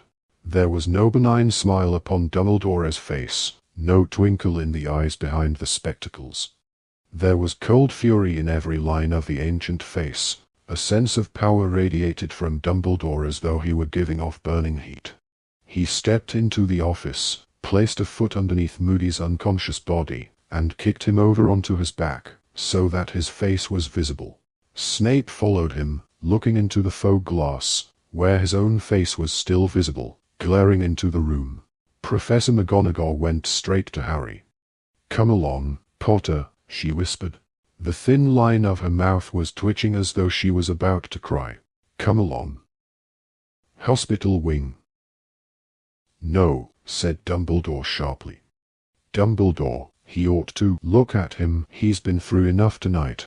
He will stay, Minerva, because he needs to understand," said Dumbledore curtly. "Understanding is the first step to acceptance, and only with acceptance can there be recovery. He needs to know who has put him through the ordeal he has suffered tonight, and why." "Moody," Harry said. He was still in a state of complete disbelief. "How can it have been Moody?" "This is not Aleister Moody," said Dumbledore quietly. "You have never known Aleister Moody. The real Moody would not have removed you from my sight after what happened tonight. The moment he took you, I knew and I followed. Dumbledore bent down over Moody's limp form and put a hand inside his robes. He pulled out Moody's hip flask and a set of keys on a ring. Then he turned to Professors McGonagall and Snape. Severus, please fetch me the strongest truth potion you possess, and then go down to the kitchens and bring up the house elf called Winky. Minerva, kindly go down to Hagrid's house, where you will find a large black dog sitting in the pumpkin patch. Take the dog up to my office, tell him I will be with him shortly, then come back here. If either Snape or McGonagall found these instructions peculiar, they hid their confusion. Both turned at once and left the office. Dumbledore walked over to the trunk with 7 locks, fitted the first key in the lock, and opened it. It contained a mass of spell books. Dumbledore closed the trunk, placed a second key in the second lock, and opened the trunk again. The spellbooks had vanished. This time it contained an assortment of broken sneakoscopes, some parchment and quills, and what looked like a silvery invisibility cloak. Harry watched, astounded, as Dumbledore placed the 3rd, 4th, 5th, and 6th keys in their respective locks, reopening the trunk, and each time revealing different contents. Then he placed the 7th key in the lock, threw open the lid, and Harry let out a cry of amazement. He was looking down into a kind of pit, an underground room, and lying on the floor some 10 feet below, apparently fast asleep, thin and starved in appearance, was the real Mad-Eye Moody. His wooden leg was gone, the socket that should have held the magical eye looked empty beneath its lid, and chunks of his grizzled hair were missing. Harry stared, thunderstruck, between the sleeping Moody in the trunk and the unconscious Moody lying on the floor of the office. Dumbledore climbed into the trunk, lowered himself, and fell lightly onto the floor beside the sleeping Moody. He bent over him. Stunned, controlled by the imperious curse, very weak, he said. Of course, they would have needed to keep him alive. Harry, throw down the impostor's cloak, he's freezing. Madame Pomfrey will need to see him, but he seems in no immediate danger. Harry did as he was told. Dumbledore covered Moody in the cloak, tucked it around him, and clambered out of the trunk again. Then he picked up the hip flask that stood upon the desk, unscrewed it, and turned it over. A thick glutinous liquid splattered onto the office floor. Polyjuice potion, Harry, said Dumbledore. You see the simplicity of it, and the brilliance. For Moody never does drink except from his hip flask, he's well known for it. The impostor needed, of course, to keep the real Moody close by, so that he could continue making the potion. You see his hair. Dumbledore looked down on the Moody in the trunk. The impostor has been cutting it off all year, see where it is uneven. But I think, in the excitement of tonight, our fake Moody might have forgotten to take it as frequently as he should have done. On the hour. Every hour we shall see. Dumbledore pulled out the chair at the desk and sat down upon it, his eyes fixed upon the unconscious Moody on the floor. Harry stared at him too. Minutes passed in silence. Then, before Harry's very eyes, the face of the man on the floor began to change. The scars were disappearing, the skin was becoming smooth, the mangled nose became whole and started to shrink. The long mane of grizzled grey hair was withdrawing into the scalp and turning the color of straw. Suddenly, with a loud clunk, the wooden leg fell away as a normal leg regrew in its place. Next moment, the magical eyeball had popped out of the man's face as a real eye replaced it. It rolled away across the floor and continued to swivel in every direction. Harry saw a man lying before him, pale-skinned, slightly freckled, with a mop of fair hair. He knew who he was. He had seen him in Dumbledore as Pensieve, had watched him being led away from court by the Dementors, trying to convince Mr. Crouch that he was innocent. But he was lined around the eyes now and looked much older. There were hurried footsteps outside in the corridor. Snape had returned with Winky at his heels. Professor McGonagall was right behind them. "Crouch," Snape said, stopping dead in the doorway. Barty Crouch. Good heavens, said Professor McGonagall, stopping dead and staring down at the man on the floor. Filthy, disheveled, Winky peered around Snape's legs. Her mouth opened wide and she let out a piercing shriek. Master Barty, what is you doing here? She flung herself forward onto the young man's chest. You has killed him. You has killed him. You has killed Master's son. He is simply stunned. Winky, said Dumbledore. Step aside, please. Severus, you have the potion. Snape handed Dumbledore a small glass bottle of completely clear liquid, the Veritaserum with which he had threatened Harry in class. Dumbledore got up, bent over the man on the floor, and pulled him into a sitting position against the wall beneath the faux glass, in which the reflections of Dumbledore, Snape, and McGonagall were still glaring down upon them all. Winky remained on her knees, trembling, her hands over her face. Dumbledore forced the man's mouth open and poured 3 drops inside it. Then he pointed his wand at the man's chest and said, "Renovate." Crouch's son opened his eyes. His face was slack, his gaze unfocused. Dumbledore knelt before him, so that their faces were level. "Can you hear me?" Dumbledore asked quietly. The man's eyelids flickered. "Yes," he muttered. "I would like you to tell us," said Dumbledore softly, "how you came to be here. How did you escape from Azkaban?" Crouch took a deep, shuddering breath, then began to speak in a flat, expressionless voice. "My mother saved me. She knew she was dying. She persuaded my father to rescue me as a last favor to her. He loved her as he had never loved me. He agreed. They came to visit me. They gave me a draught of Polyjuice potion containing one of my mother's hairs. She took a draught of Polyjuice potion containing one of my hairs. We took on each other's appearance." Winky was shaking her head, trembling. "Say no more, Master Barty, say no more. You is getting your father into trouble." But Crouch took another deep breath and continued in the same flat voice. "The Dementors are blind. They sensed one healthy, one dying person entering Azkaban. They sensed one healthy, one dying person leaving it. My father smuggled me out, disguised as my mother, in case any prisoners were watching through their doors. My mother died a short while afterward in Azkaban. She was careful to drink Polyjuice potion until the end. She was buried under my name and bearing my appearance. Everyone believed her to be me." The man's eyelids flickered. "And what did your father do with you, when he had got you home?" said Dumbledore quietly. "Staged my mother's death. A quiet, private funeral. That grave is empty. The house elf nursed me back to health. Then I had to be concealed. I had to be controlled. My father had to use a number of spells to subdue me. When I had recovered my strength, I thought only of finding my master, of returning to his service." "How did your father subdue you?" said Dumbledore. "The imperious curse," Crouch said. "I was under my father's control. I was forced to wear an invisibility cloak day and night. I was always with the house elf. She was my keeper and caretaker. She pitied me. She persuaded my father to give me occasional treats, rewards for my good behavior."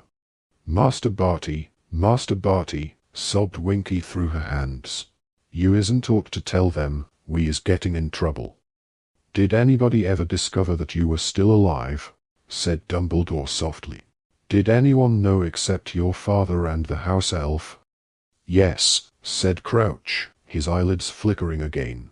"A witch in my father's office. Bertha Jorkins. She came to the house with papers for my father's signature. He was not at home.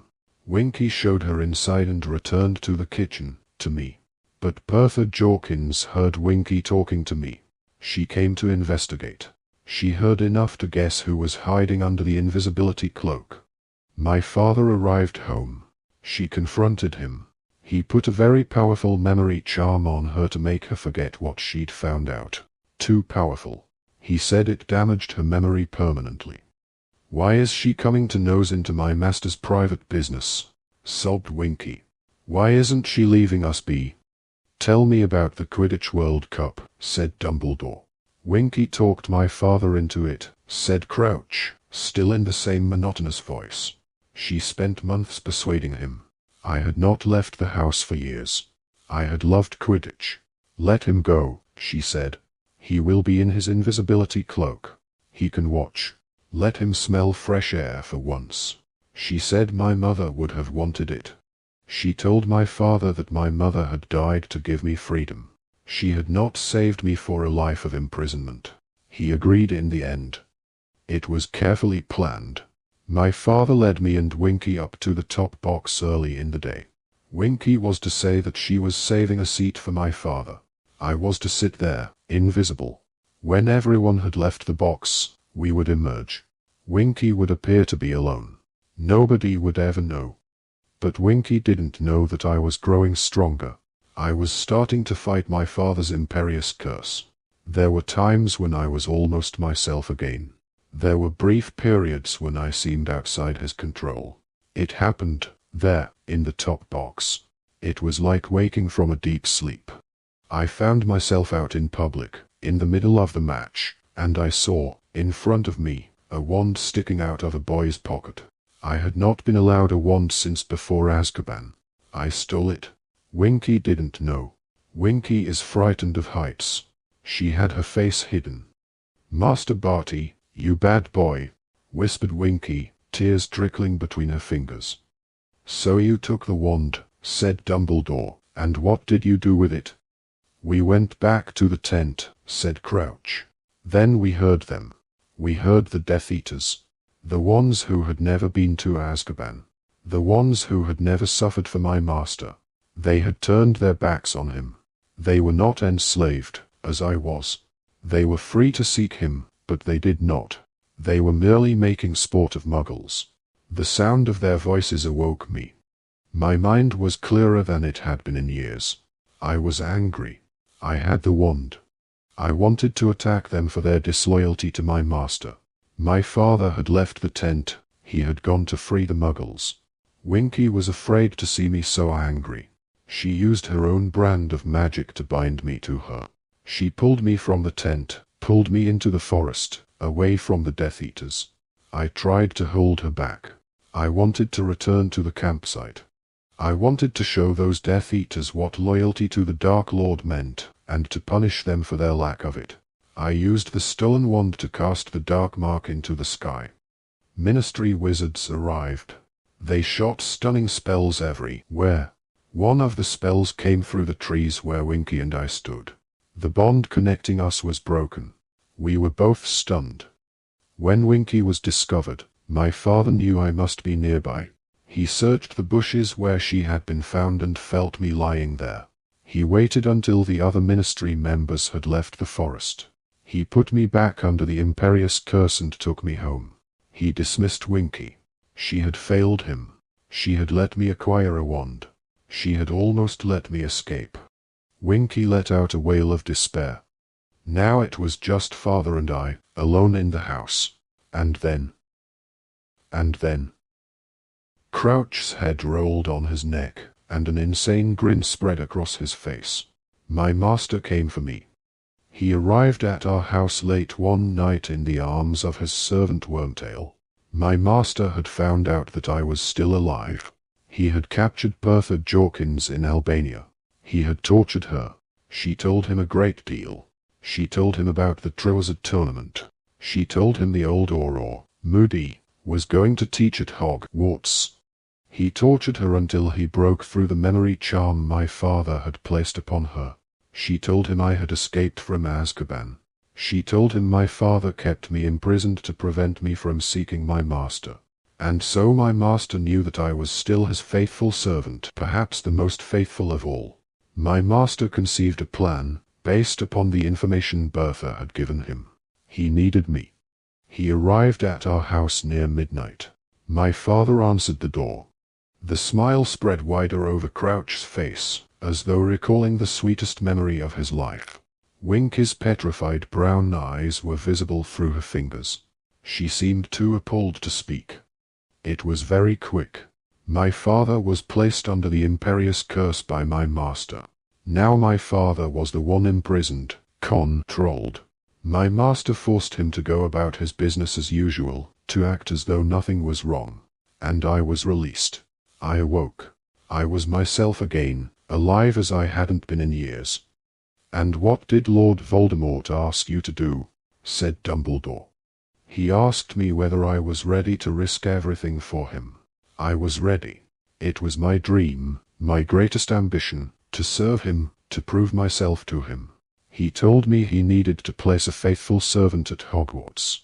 A servant who would guide Harry Potter through the Triwizard Tournament without appearing to do so. A servant who would watch over Harry Potter, ensure he reached the Triwizard Cup, turn the cup into a portkey, which would take the first person to touch it to my master. But first, you needed Aleister Moody," said Dumbledore. His blue eyes were blazing, though his voice remained calm. "Wormtail and I did it.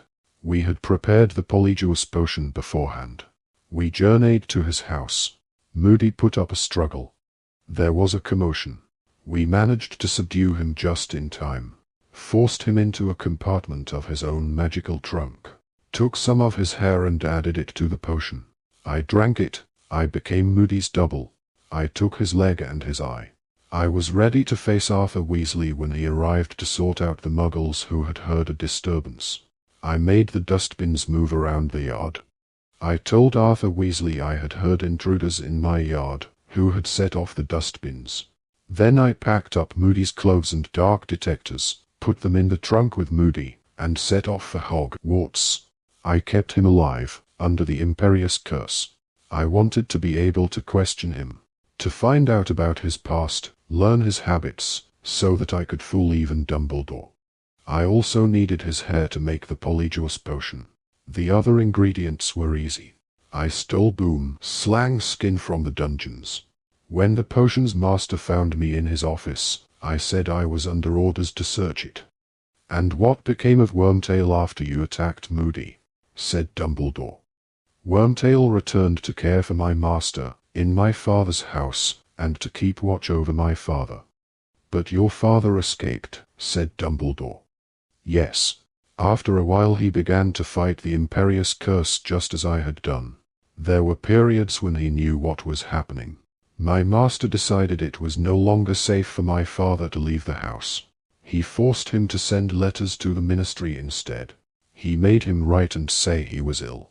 But Wormtail neglected his duty. He was not watchful enough. My father escaped. My master guessed that he was heading for Hogwarts. My father was going to tell Dumbledore everything, to confess. He was going to admit that he had smuggled me from Azkaban. My master sent me word of my father's escape. He told me to stop him at all costs. So I waited and watched. I used the map I had taken from Harry Potter. The map that had almost ruined everything." "Map," said Dumbledore quickly. "What map is this?" "Potter's map of Hogwarts. Potter saw me on it. Potter saw me stealing more ingredients for the Polyjuice potion from Snape's office one night. He thought I was my father. We have the same first name. I took the map from Potter that night. I told him my father hated dark wizards. Potter believed my father was after Snape. For a week I waited for my father to arrive at Hogwarts. At last, one evening, the map showed my father entering the grounds. I pulled on my invisibility cloak and went down to meet him. He was walking around the edge of the forest. Then Potter came, and Crumb. I waited. I could not hurt Potter. My master needed him. Potter ran to get Dumbledore. I stunned Crumb. I killed my father." "No," wailed Winky. Master Barty, what is you saying?" "You killed your father," Dumbledore said, in the same soft voice. "What did you do with the body?" "Carried it into the forest. Covered it with the invisibility cloak. I had the map with me. I watched Potter run into the castle. He met Snape. Dumbledore joined them. I watched Potter bringing Dumbledore out of the castle. I walked back out of the forest, doubled around behind them, went to meet them. I told Dumbledore Snape had told me where to come. Dumbledore told me to go and look for my father. I went back to my father's body. Watched the map. When everyone was gone, I transfigured my father's body. He became a bone.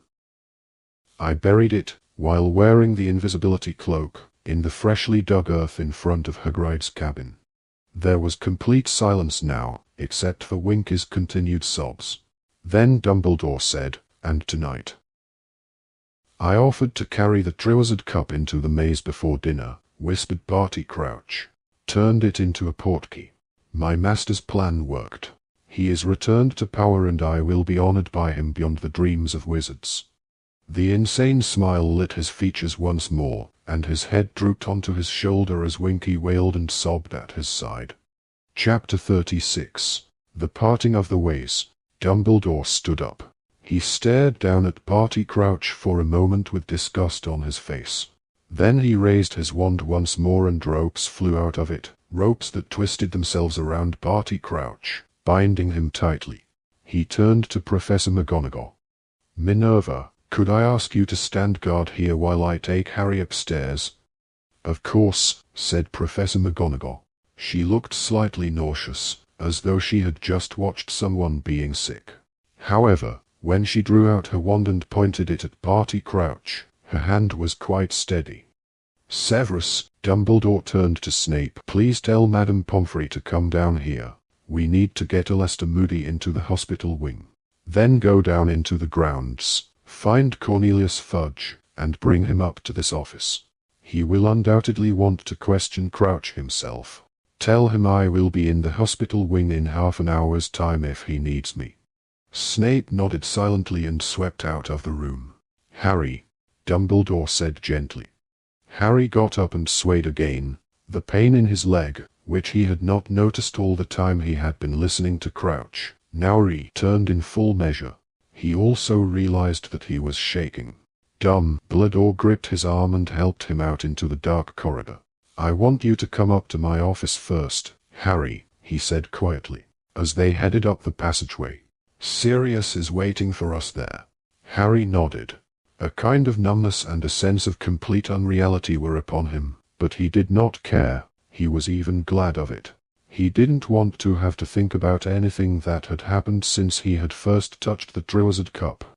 He didn't want to have to examine the memories, fresh and sharp as photographs, which kept flashing across his mind. Mad-Eye Moody, inside the trunk. Wormtail, slumped on the ground, cradling his stump of an arm. Voldemort, rising from the steaming cauldron. Cedric, dead. Cedric, asking to be returned to his parents. "Professor," Harry mumbled, "where are Mr. and Mrs. Diggory?" "They are with Professor Sprout," said Dumbledore. His voice, which had been so calm throughout the interrogation of Barty Crouch, shook very slightly for the first time. She was head of Cedric's house, and knew him best. They had reached the stone gargoyle. Dumbledore gave the password, it sprang aside, and he and Harry went up the moving spiral staircase to the oak door. Dumbledore pushed it open. Sirius was standing there. His face was white and gaunt as it had been when he had escaped to Azkaban. In one swift moment, he had crossed the room. "Harry, are you all right? I knew it. I knew something like this. What happened?" His hands shook as he helped Harry into a chair in front of the desk. "What happened?" he asked more urgently. Dumbledore began to tell Sirius everything Barty Crouch had said. Harry was only half listening. So tired every bone in his body was aching. He wanted nothing more than to sit here, undisturbed, for hours and hours, until he fell asleep and didn't have to think or feel anymore. There was a soft rush of wings. Fawkes the Phoenix had left his perch, flown across the office, and landed on Harry's knee. "Lo, Fawkes," said Harry quietly. He stroked the Phoenix's beautiful scarlet and gold plumage. Fawkes blinked peacefully up at him. There was something comforting about his warm weight. Dumbledore stopped talking. He sat down opposite Harry, behind his desk. He was looking at Harry, who avoided his eyes. Dumbledore was going to question him. He was going to make Harry relive everything. "I need to know what happened after you touched the portkey in the maze, Harry," said Dumbledore. We can leave that till morning, can't we, Dumbledore? Said Sirius harshly. He had put a hand on Harry's shoulder. Let him have a sleep. Let him rest. Harry felt a rush of gratitude toward Sirius, but Dumbledore took no notice of Sirius's words. He leaned forward toward Harry. Very unwillingly, Harry raised his head and looked into those blue eyes. If I thought I could help you, Dumbledore said gently, by putting you into an enchanted sleep and allowing you to postpone the moment when you would have to think about what has happened tonight, I would do it. But I know better. Numbing the pain for a while will make it worse when you finally feel it. You have shown bravery beyond anything I could have expected of you. I ask you to demonstrate your courage one more time. I ask you to tell us what happened. The phoenix let out one soft, quavering note. It shivered in the air, and Harry felt as though a drop of hot liquid had slipped down his throat into his stomach, warming him and strengthening him. He took a deep breath and began to tell them. As he spoke, visions of everything that had passed that night seemed to rise before his eyes. He saw the sparkling surface of the potion that had revived Voldemort. He saw the Death Eaters apparating between the graves around them. He saw Cedric's body, lying on the ground beside the cup. Once or twice, Sirius made a noise as though about to say something, his hand still tight on Harry's shoulder, but Dumbledore raised his hand to stop him, and Harry was glad of this, because it was easier to keep going now he had started. It was even a relief. He felt almost as though something poisonous were being extracted from him. It was costing him every bit of determination he had to keep talking, yet he sensed that once he had finished, he would feel better. When Harry told of Wormtail piercing his arm with the dagger, however, Sirius let out a vehement exclamation and Dumbledore stood up so quickly that Harry started. Dumbledore walked around the desk and told Harry to stretch out his arm. Harry showed them both the place where his robes were torn and the cut beneath them. He said my blood would make him stronger than if he'd used someone else's, Harry told Dumbledore. He said the protection my mother left in me, he'd have it too. And he was right. He could touch me without hurting himself. He touched my face.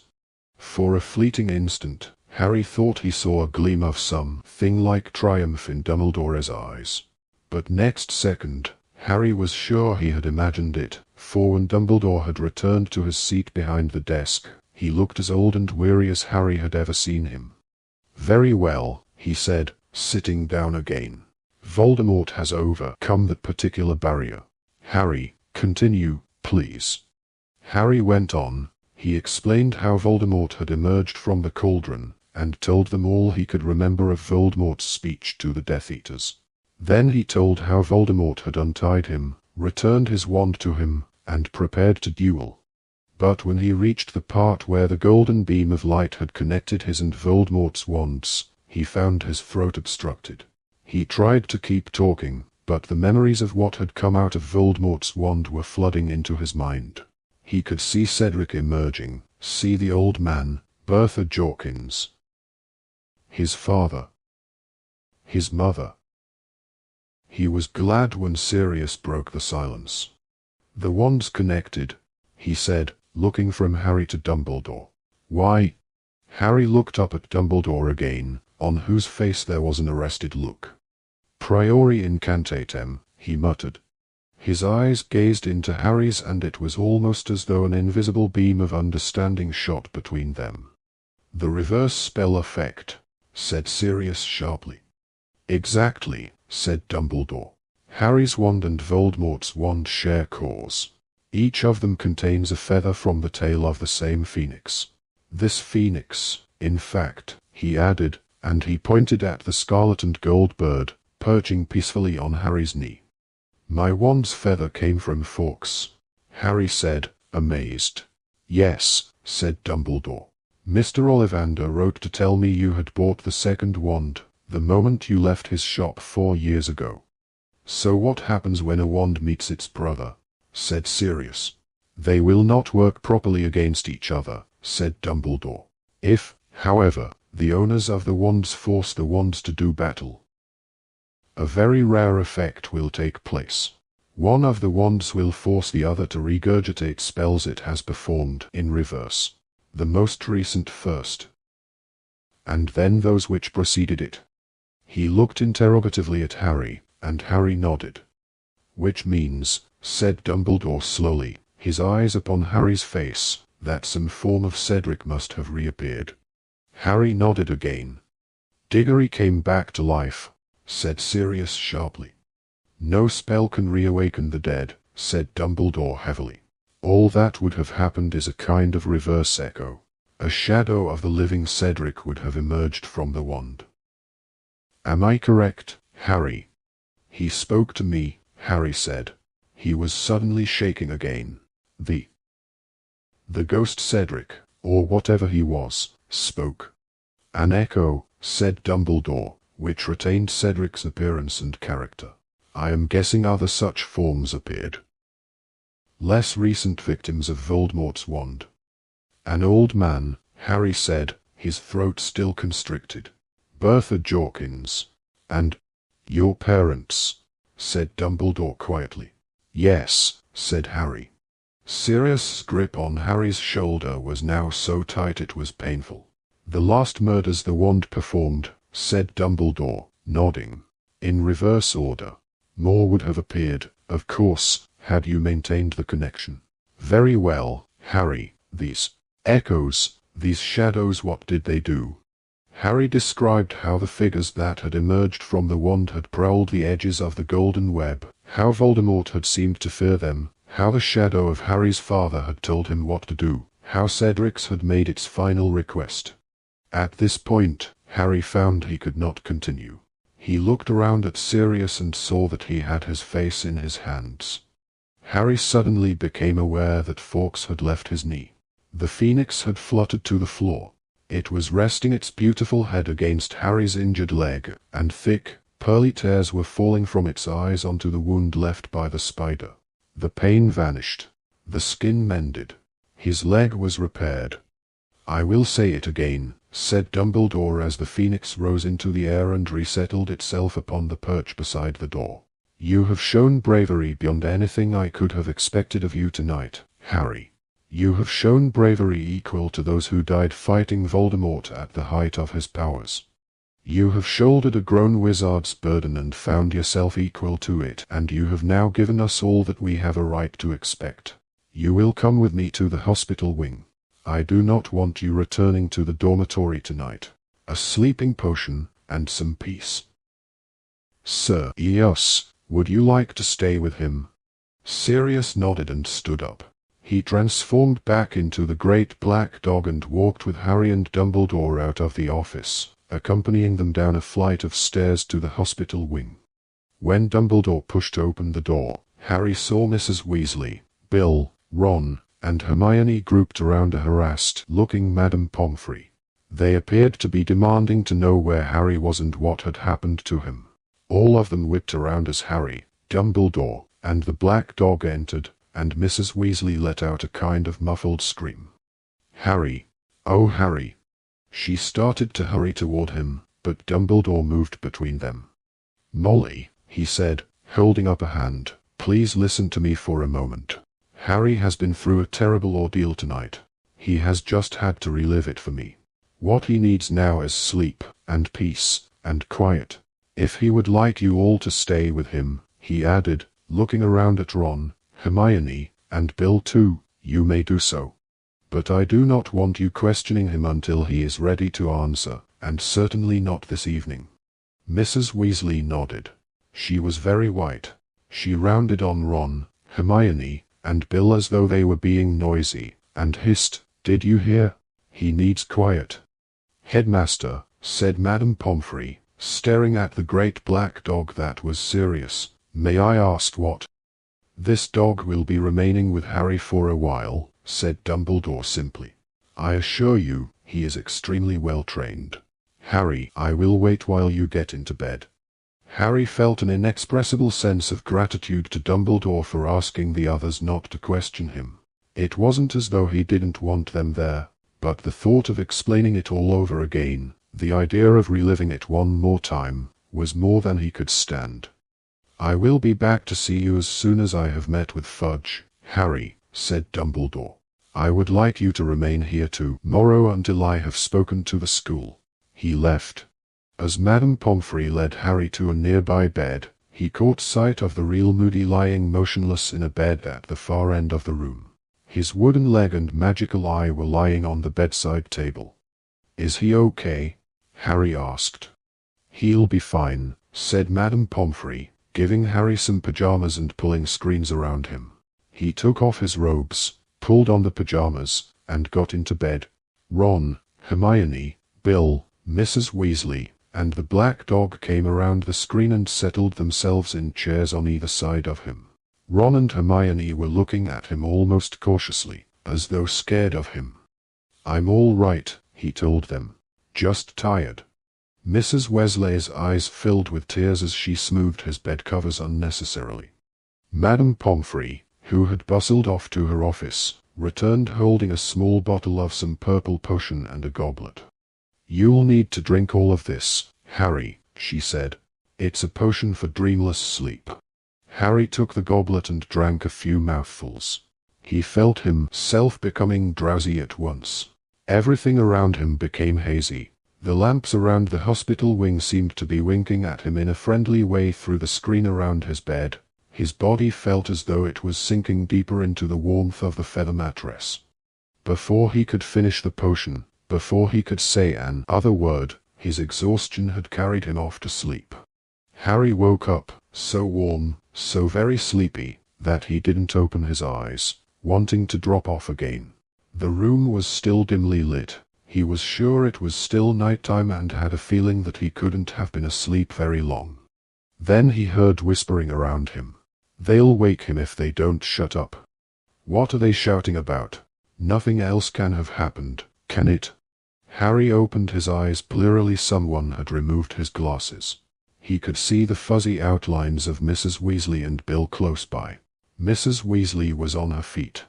"That's Fudge's voice," she whispered. "And that's Minerva McGonagall's, isn't it? But what are they arguing about?" Now Harry could hear them too, people shouting and running toward the hospital wing. "Regrettable, but all the same, Minerva," Cornelius Fudge was saying loudly. "You should never have brought it inside the castle," yelled Professor McGonagall. "When Dumbledore finds out." Harry heard the hospital doors burst open. Unnoticed by any of the people around his bed, all of whom were staring at the door as Bill pulled back the screens, Harry sat up and put his glasses back on. Fudge came striding up the ward. Professors McGonagall and Snape were at his heels. "Where's Dumbledore?" Fudge demanded of Mrs. Weasley. "He's not here," said Mrs. Weasley angrily. "This is a hospital wing, Minister. Don't you think you'd do better to?" But the door opened, and Dumbledore came sweeping up the ward. "What has happened?" said Dumbledore sharply, looking from Fudge to Professor McGonagall. "Why are you disturbing these people? Minerva, I'm surprised at you. I asked you to stand guard over Barty Crouch." "There is no need to stand guard over him anymore, Dumbledore," she shrieked. "The minister has seen to that."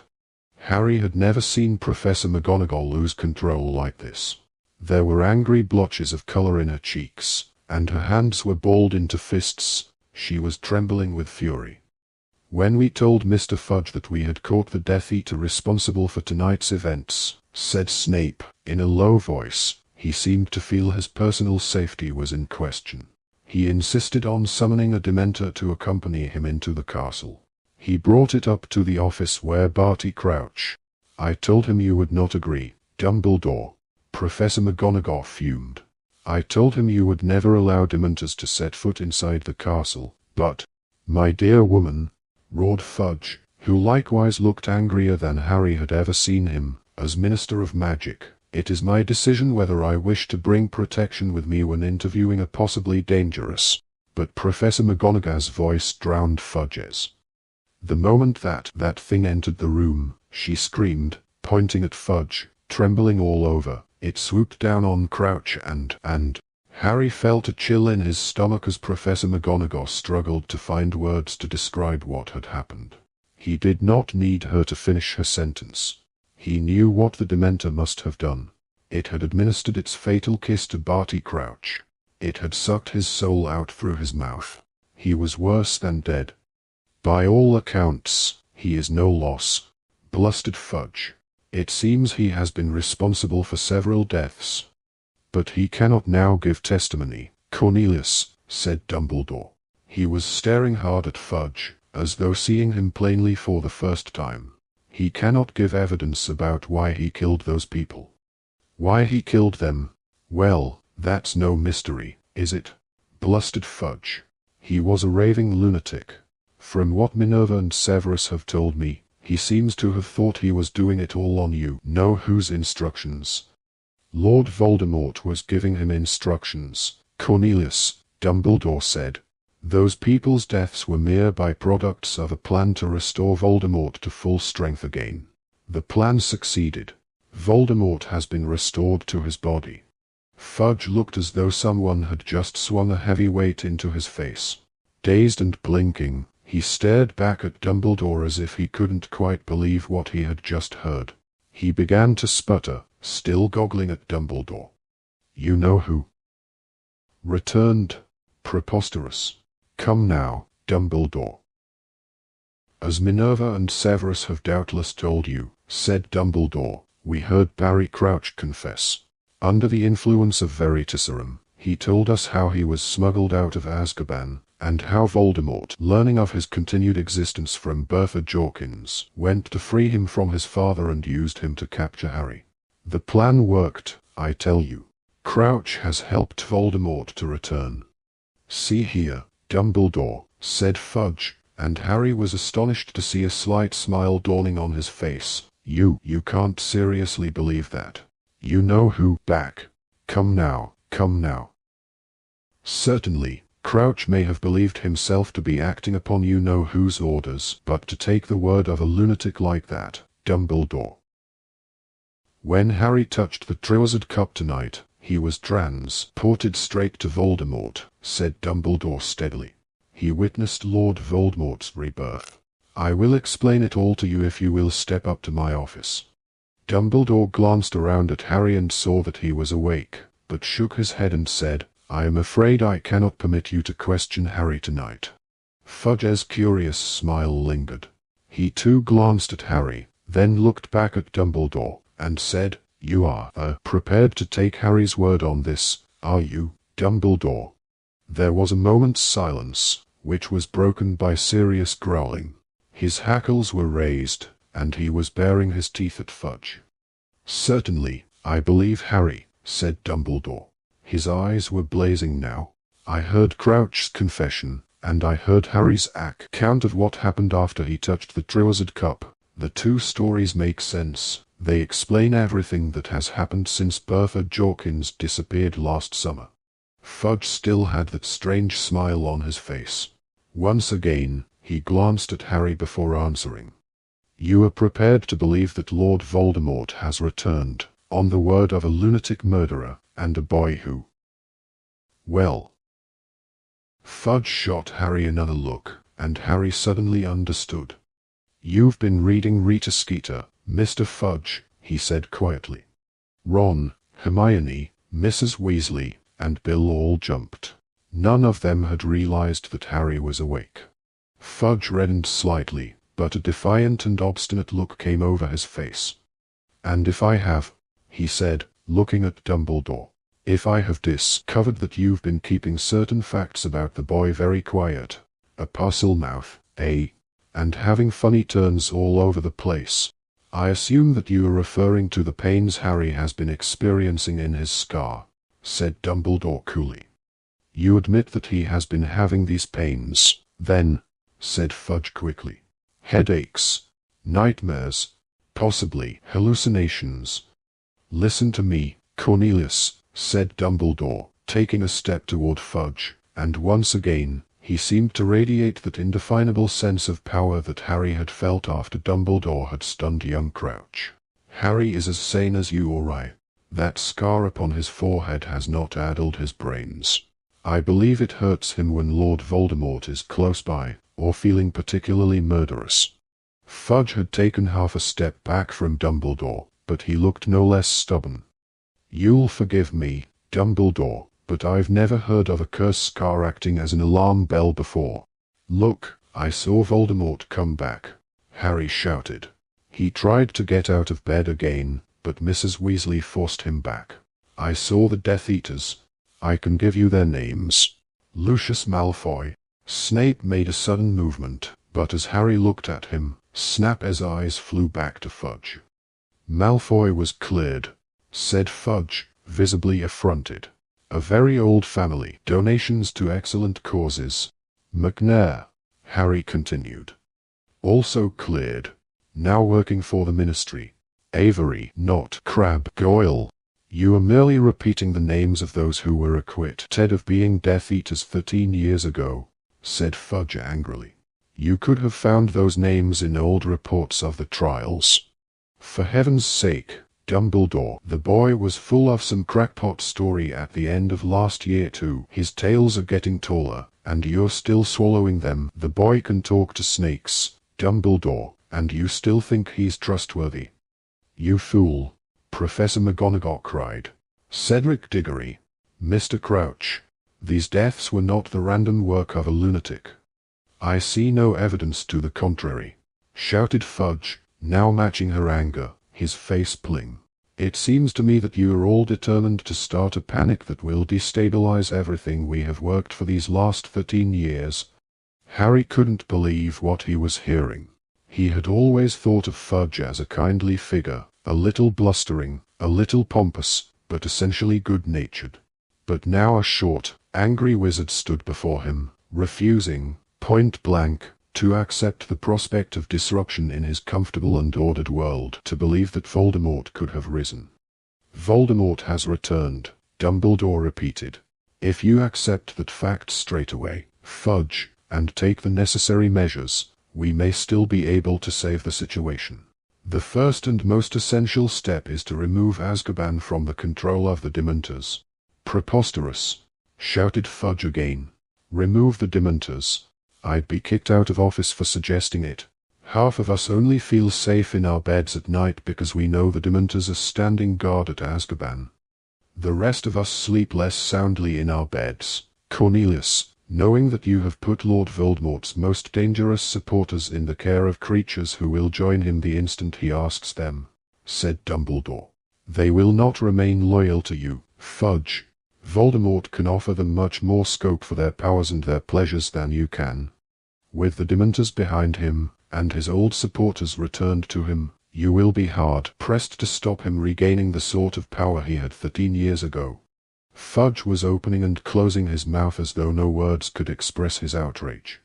"The second step you must take, and at once," Dumbledore pressed on, "is to send envoys to the Giants." "Envoys to the Giants?" Fudge shrieked, finding his tongue again. "What madness is this? Extend them the hand of friendship, now, before it is too late," said Dumbledore, "or Voldemort will persuade them, as he did before, that he alone among wizards will give them their rights and their freedom." You cannot be serious," Fudge gasped, shaking his head and retreating further from Dumbledore. "If the magical community got wind that I had approached the Giants, people hate them, Dumbledore. End of my career." "You are blinded," said Dumbledore, his voice rising now, the aura of power around him palpable, his eyes blazing once more, "by the love of the office you hold, Cornelius. You place too much importance, and you always have done, on the so-called purity of blood. You fail to recognize that it matters not what someone is born, but what they grow to be. Your Dementor has just destroyed the last remaining member of a pure blood family as old as any, and see what that man chose to make of his life. I tell you now, take the steps I have suggested, and you will be remembered, in office or out, as one of the bravest and greatest ministers of magic we have ever known. Fail to act, and history will remember you as the man who stepped aside and allowed Voldemort a second chance to destroy the world we have tried to rebuild." "Insane," whispered Fudge, still backing away. "Mad." And then there was silence. Madame Pomfrey was standing frozen at the foot of Harry's bed, her hands over her mouth. Mrs. Weasley was still standing over Harry, her hand on his shoulder to prevent him from rising. Bill, Ron, and Hermione were staring at Fudge. "If your determination to shut your eyes will carry you as far as this, Cornelius," said Dumbledore, "we have reached a parting of the ways. You must act as you see fit. And I shall act as I see fit." Dumbledore's voice carried no hint of a threat. It sounded like a mere statement, but Fudge bristled as though Dumbledore were advancing upon him with a wand. "Now, see here, Dumbledore," he said, waving a threatening finger. "I've given you free rein, always. I've had a lot of respect for you. I might not have agreed with some of your decisions, but I've kept quiet. There aren't many who'd have let you hire werewolves, or keep Hagrid, or decide what to teach your students without reference to the Ministry. But if you're going to work against me, the only one against whom I intend to work," said Dumbledore, "is Lord Voldemort. If you are against him, then we remain, Cornelius, on the same side." It seemed Fudge could think of no answer to this. He rocked backward and forward on his small feet for a moment and spun his bowler hat in his hands. Finally, he said, with a hint of a plea in his voice, "He can't be back, Dumbledore, he just can't be." Snape strode forward, past Dumbledore, pulling up the left sleeve of his robes as he went. He stuck out his forearm and showed it to Fudge, who recoiled. "There," said Snape harshly. "There. The dark mark. It is not as clear as it was an hour or so ago, when it burned black, but you can still see it. Every Death Eater had the sign burned into him by the Dark Lord. It was a means of distinguishing one another, and his means of summoning us to him. When he touched the mark of any Death Eater, we were to disapparate, and apparate, instantly, at his side. This mark has been growing clearer all year. Karkaroff's too. Why do you think Karkaroff fled tonight? We both felt the mark burn. We both knew he had returned. Karkaroff fears the Dark Lord's vengeance. He betrayed too many of his fellow Death Eaters to be sure of a welcome back into the fold." Fudge stepped back from Snape too. He was shaking his head. He did not seem to have taken in a word Snape had said. He stared, apparently repelled by the ugly mark on Snape's arm, then looked up at Dumbledore and whispered, "I don't know what you and your staff are playing at, Dumbledore, but I have heard enough. I have no more to add. I will be in touch with you tomorrow, Dumbledore, to discuss the running of this school. I must return to the Ministry." He had almost reached the door when he paused. He turned around, strode back down the dormitory, and stopped at Harry's bed. "Your winnings," he said shortly, taking a large bag of gold out of his pocket and dropping it onto Harry's bedside table. 1,000 galleons. There should have been a presentation ceremony, but under the circumstances. He crammed his bowler hat onto his head and walked out of the room, slamming the door behind him. The moment he had disappeared, Dumbledore turned to look at the group around Harry's bed. "There is work to be done," he said. "Molly. Am I right in thinking that I can count on you and Arthur?" "Of course you can," said Mrs. Weasley. She was white to the lips, but she looked resolute. "We know what Fudge is. It's Arthur's fondness for muggles that has held him back at the Ministry all these years. Fudge thinks he lacks proper wizarding pride." "Then I need to send a message to Arthur," said Dumbledore. "All those that we can persuade of the truth must be notified immediately, and he is well placed to contact those at the Ministry who are not as short-sighted as Cornelius." "I'll go to Dad," said Bill, standing up. "I'll go now." "Excellent," said Dumbledore. "Tell him what has happened. Tell him I will be in direct contact with him shortly. He will need to be discreet, however. If Fudge thinks I am interfering at the Ministry, leave it to me," said Bill.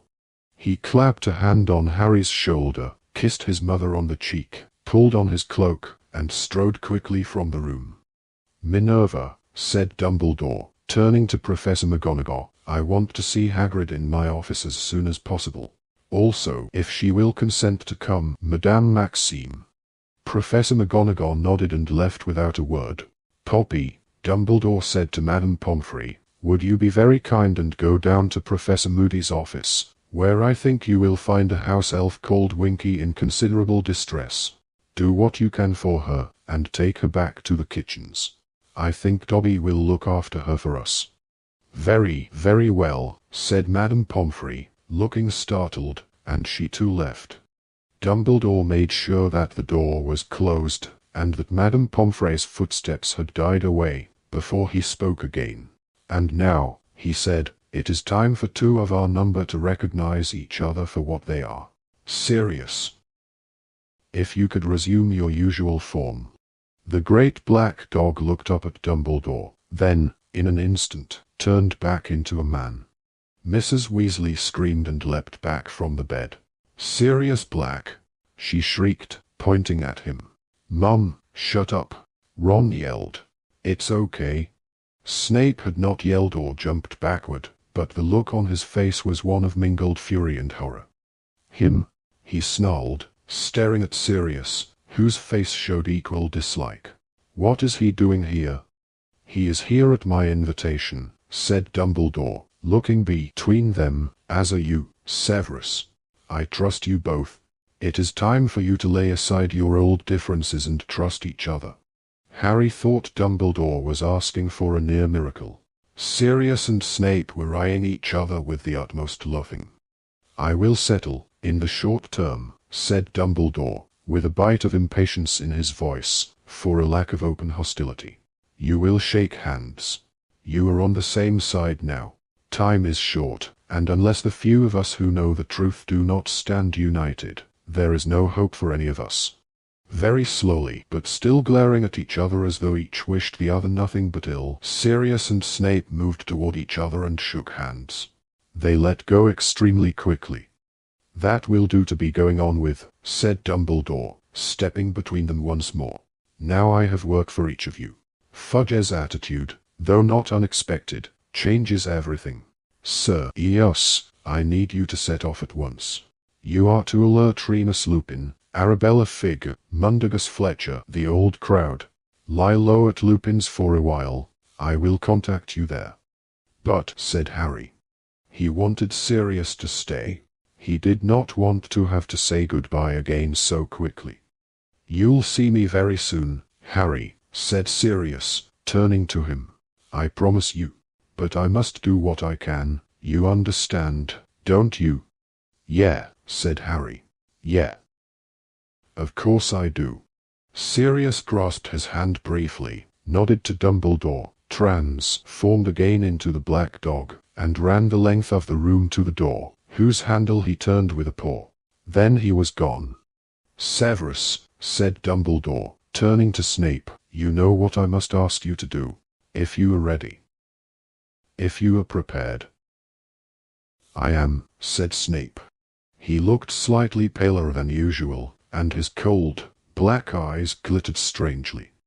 "Then good luck," said Dumbledore, and he watched, with a trace of apprehension on his face, as Snape swept wordlessly after Sirius. It was several minutes before Dumbledore spoke again. "I must go downstairs," he said finally. "I must see the Diggories. Harry, take the rest of your potion. I will see all of you later." Harry slumped back against his pillows as Dumbledore disappeared. Hermione, Ron, and Mrs. Weasley were all looking at him. None of them spoke for a very long time. "You've got to take the rest of your potion, Harry," Mrs. Weasley said at last. Her hand nudged the sack of gold on his bedside cabinet as she reached for the bottle and the goblet. "You have a good long sleep. Try and think about something else for a while. Think about what you're going to buy with your winnings." "I don't want the gold," said Harry in an expressionless voice. "You have it. Anyone can have it. I shouldn't have won it. It should have been Cedric's." The thing against which he had been fighting on and off ever since he had come out of the maze was threatening to overpower him. He could feel a burning, prickling feeling in the inner corners of his eyes. He blinked and stared up at the ceiling. "It wasn't your fault, Harry," Mrs. Weasley whispered. "I told him to take the cup with me," said Harry. Now the burning feeling was in his throat too. He wished Ron would look away. Mrs. Weasley set the potion down on the bedside cabinet, bent down, and put her arms around Harry. He had no memory of ever being hugged like this, as though by a mother. The full weight of everything he had seen that night seemed to fall in upon him as Mrs. Weasley held him to her. His mother's face, his father's voice, the sight of Cedric, dead on the ground, all started spinning in his head until he could hardly bear it, until he was screwing up his face against the howl of misery fighting to get out of him. There was a loud slamming noise, and Mrs. Weasley and Harry broke apart. Hermione was standing by the window. She was holding something tight in her hand. "Sorry," she whispered. "Your potion, Harry," said Mrs. Weasley quickly, wiping her eyes on the back of her hand. Harry drank it in one gulp. The effect was instantaneous. Heavy, irresistible waves of dreamless sleep broke over him. He fell back onto his pillows and thought no more. Chapter 37. The Beginning. When he looked back, even a month later, Harry found he had only scattered memories of the next few days. It was as though he had been through too much to take in any more. The recollections he did have were very painful. The worst, perhaps, was the meeting with the Diggorys that took place the following morning. They did not blame him for what had happened. On the contrary, both thanked him for returning Cedric's body to them. Mr. Diggory sobbed through most of the interview. Mrs. Diggory's grief seemed to be beyond tears. He suffered very little then, she said, when Harry had told her how Cedric had died.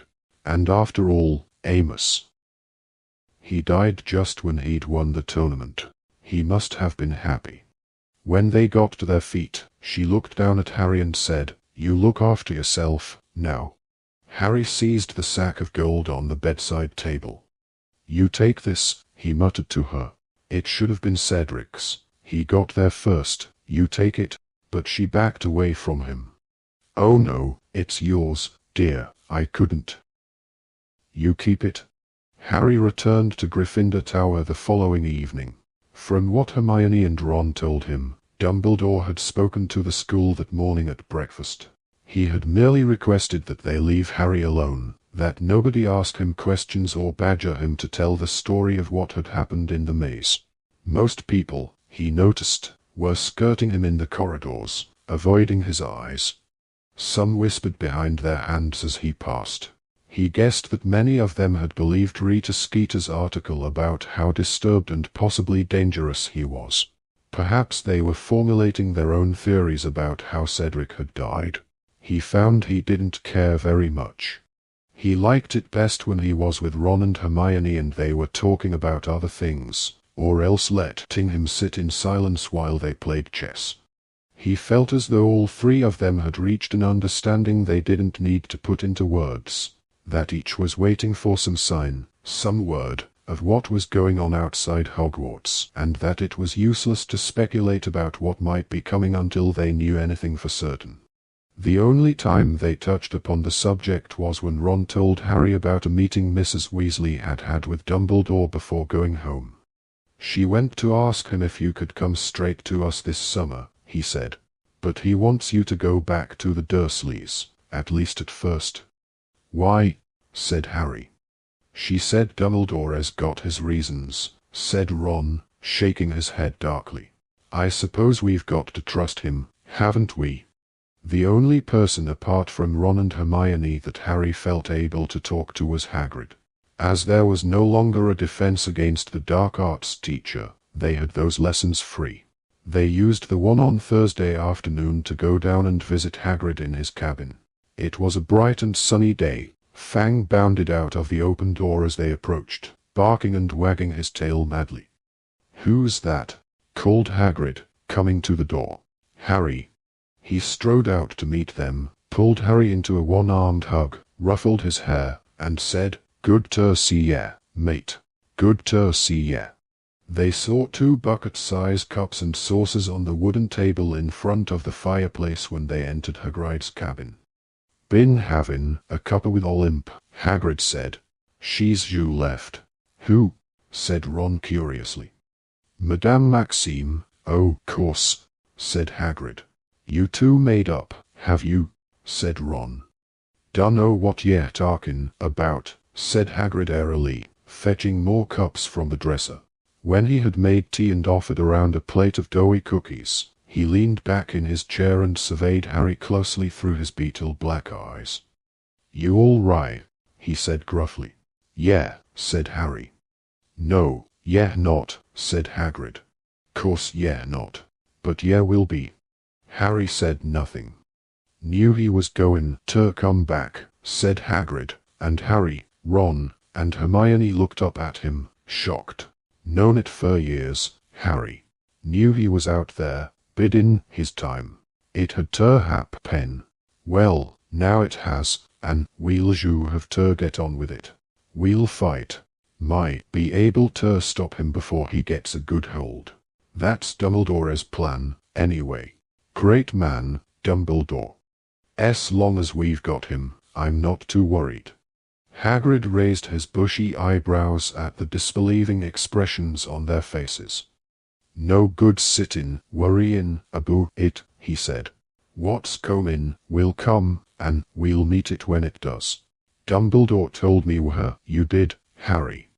Hagrid's chest swelled as he looked at Harry. "Ye did as much as your father would have done, and I can give ye no higher praise than that." Harry smiled back at him. It was the first time he'd smiled in days. "What's Dumbledore asked you to do, Hagrid?" he asked. "He sent Professor McGonagall to ask you and Madame Maxime to meet him that night." "Got a little job for me over the summer," said Hagrid. "Secret, though. I'm not supposed to talk about it, no, not even to you lot. Madame Maxime you might be coming with me. I think she will. Think I got her persuaded." "Is it to do with Voldemort?" Hagrid flinched at the sound of the name. "Might be," he said evasively. "Now, who'd like to come and visit the last Sprout with me? I was joking, he added hastily, seeing the looks on their faces. It was with a heavy heart that Harry packed his trunk up in the dormitory on the night before his return to Privet Drive. He was dreading the leaving feast, which was usually a cause for celebration, when the winner of the Inter-House Championship would be announced. He had avoided being in the Great Hall when it was full ever since he had left the hospital wing, preferring to eat when it was nearly empty to avoid the stares of his fellow students. When he, Ron, and Hermione entered the hall, they saw at once that the usual decorations were missing. The Great Hall was normally decorated with the winning house's colors for the leaving feast. Tonight, however, there were black drapes on the wall behind the teacher's table. Harry knew instantly that they were there as a mark of respect to Cedric.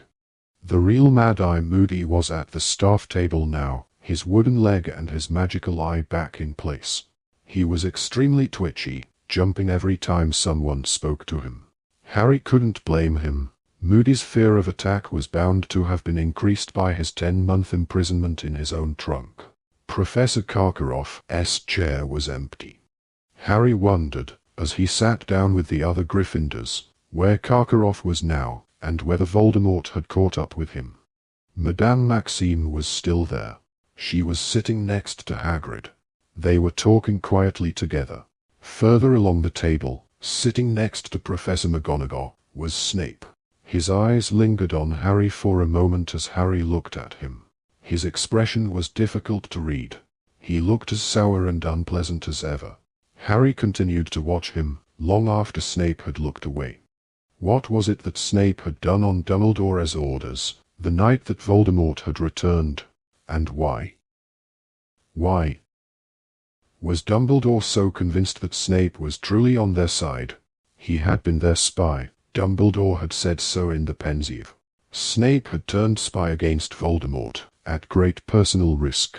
Was that the job he had taken up again? Had he made contact with the Death Eaters, perhaps? Pretended that he had never really gone over to Dumbledore, that he had been, like Voldemort himself, biding his time? Harry's musings were ended by Professor Dumbledore, who stood up at the staff table. The Great Hall, which in any case had been less noisy than it usually was at the leaving feast, became very quiet. "The end," said Dumbledore, looking around at them all, of another year. He paused, and his eyes fell upon the Hufflepuff table. Theirs had been the most subdued table before he had gotten to his feet, and theirs were still the saddest and palest faces in the hall. "There is much that I would like to say to you all tonight," said Dumbledore, "but I must first acknowledge the loss of a very fine person, who should be sitting here," he gestured toward the Hufflepuffs, "enjoying our feast with us. I would like you all, please, to stand, and raise your glasses, to Cedric Diggory." They did it, all of them. The benches scraped as everyone in the hall stood, and raised their goblets, and echoed, in one loud, low, rumbling voice, "Cedric Diggory." Harry caught a glimpse of Cho through the crowd. There were tears pouring silently down her face. He looked down at the table as they all sat down again. Cedric was a person who exemplified many of the qualities that distinguish Hufflepuff House, Dumbledore continued. He was a good and loyal friend, a hard worker, he valued fair play. His death has affected you all, whether you knew him well or not. I think that you have the right, therefore, to know exactly how it came about. Harry raised his head and stared at Dumbledore. Cedric Diggory was murdered by Lord Voldemort. A panicked whisper swept the great hall. People were staring at Dumbledore in disbelief, in horror. He looked perfectly calm as he watched them mutter themselves into silence. "The Ministry of Magic," Dumbledore continued, "does not wish me to tell you this. It is possible that some of your parents will be horrified that I have done so, either because they will not believe that Lord Voldemort has returned, or because they think I should not tell you so, young as you are. It is my belief, however, that the truth is generally preferable to lies, and that any attempt to pretend that Cedric died as the result of an accident, or some sort of blunder of his own, is an insult to his memory." Stunned and frightened, every face in the hall was turned toward Dumbledore now. Or almost every face. Over at the Slytherin table, Harry saw Draco Malfoy muttering something to Crabbe and Goyle. Harry felt a hot, sick swoop of anger in his stomach. He forced himself to look back at Dumbledore. "There is somebody else who must be mentioned in connection with Cedric's death," Dumbledore went on. "I am talking, of course, about Harry Potter." A kind of ripple crossed the great hall as a few heads turned in Harry's direction before flicking back to face Dumbledore. "Harry Potter managed to escape Lord Voldemort," said Dumbledore. "He risked his own life to return Cedric's body to Hogwarts. He showed, in every respect, the sort of bravery that few wizards have ever shown in facing Lord Voldemort, and for this, I honor him." Dumbledore turned gravely to Harry and raised his goblet once more. Nearly everyone in the great hall followed suit. They murmured his name, as they had murmured Cedric's, and drank to him. But through a gap in the standing figures, Harry saw that Malfoy, Crabbe, Goyle, and many of the other Slytherins had remained defiantly in their seats, their goblets untouched. Dumbledore, who after all possessed no magical eye, did not see them. When everyone had once again resumed their seats, Dumbledore continued, "The Triwizard Tournament's aim was to further and promote magical understanding. In the light of what has happened, of Lord Voldemort's return, such ties are more important than ever before." Dumbledore looked from Madame Maxime and Hagrid, to Fleur Delacour and her fellow Spayton's students, to Victor Krum and the Durmstrangs at the Slytherin table. Krum, Harry saw, looked wary, almost frightened, as though he expected Dumbledore to say something harsh. "Every guest in this hall," said Dumbledore, and his eyes lingered upon the Durmstrang students, "will be welcomed back here at any time, should they wish to come. I say to you all, once again, in the light of Lord Voldemort's return, we are only as strong as we are united, as weak as we are divided. Lord Voldemort's gift for spreading discord and enmity is very great. We can fight it only by showing an equally strong bond of friendship and trust. Differences of habit and language are nothing at all if our aims are identical and our hearts are open. It is my belief, and never have I so hoped that I am mistaken, that we are all facing dark and difficult times. Some of you in this hall have already suffered directly at the hands of Lord Voldemort. Many of your families have been torn asunder. A week ago, a student was taken from our midst. Remember, Cedric.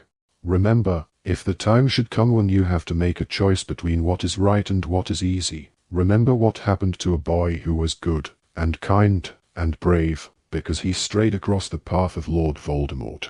Remember Cedric Diggory. Harry's trunk was packed. Hedwig was back in her cage on top of it. He, Ron, and Hermione were waiting in the crowded entrance hall with the rest of the fourth years for the carriages that would take them back to Hogsmeade Station. It was another beautiful summer's day. He supposed that Privet Drive would be hot and leafy, its flower beds a riot of color, when he arrived there that evening. The thought gave him no pleasure at all. Ari. He looked around. Fleur Delac was hurrying up the stone steps into the castle. Beyond her, far across the grounds, Harry could see Hagrid helping Madame Maxime to back two of the giant horses into their harness. The Spaten's carriage was about to take off. "We will see each other again, I hope," said Fleur as she reached him, holding out her hand. "I am hoping to get a job there, to improve my English." "It's very good already," said Ron in a strangled sort of voice. Fleur smiled at him. Hermione scowled. "Goodbye, Ari," said Fleur, turning to go. "It has been a pleasure meeting you."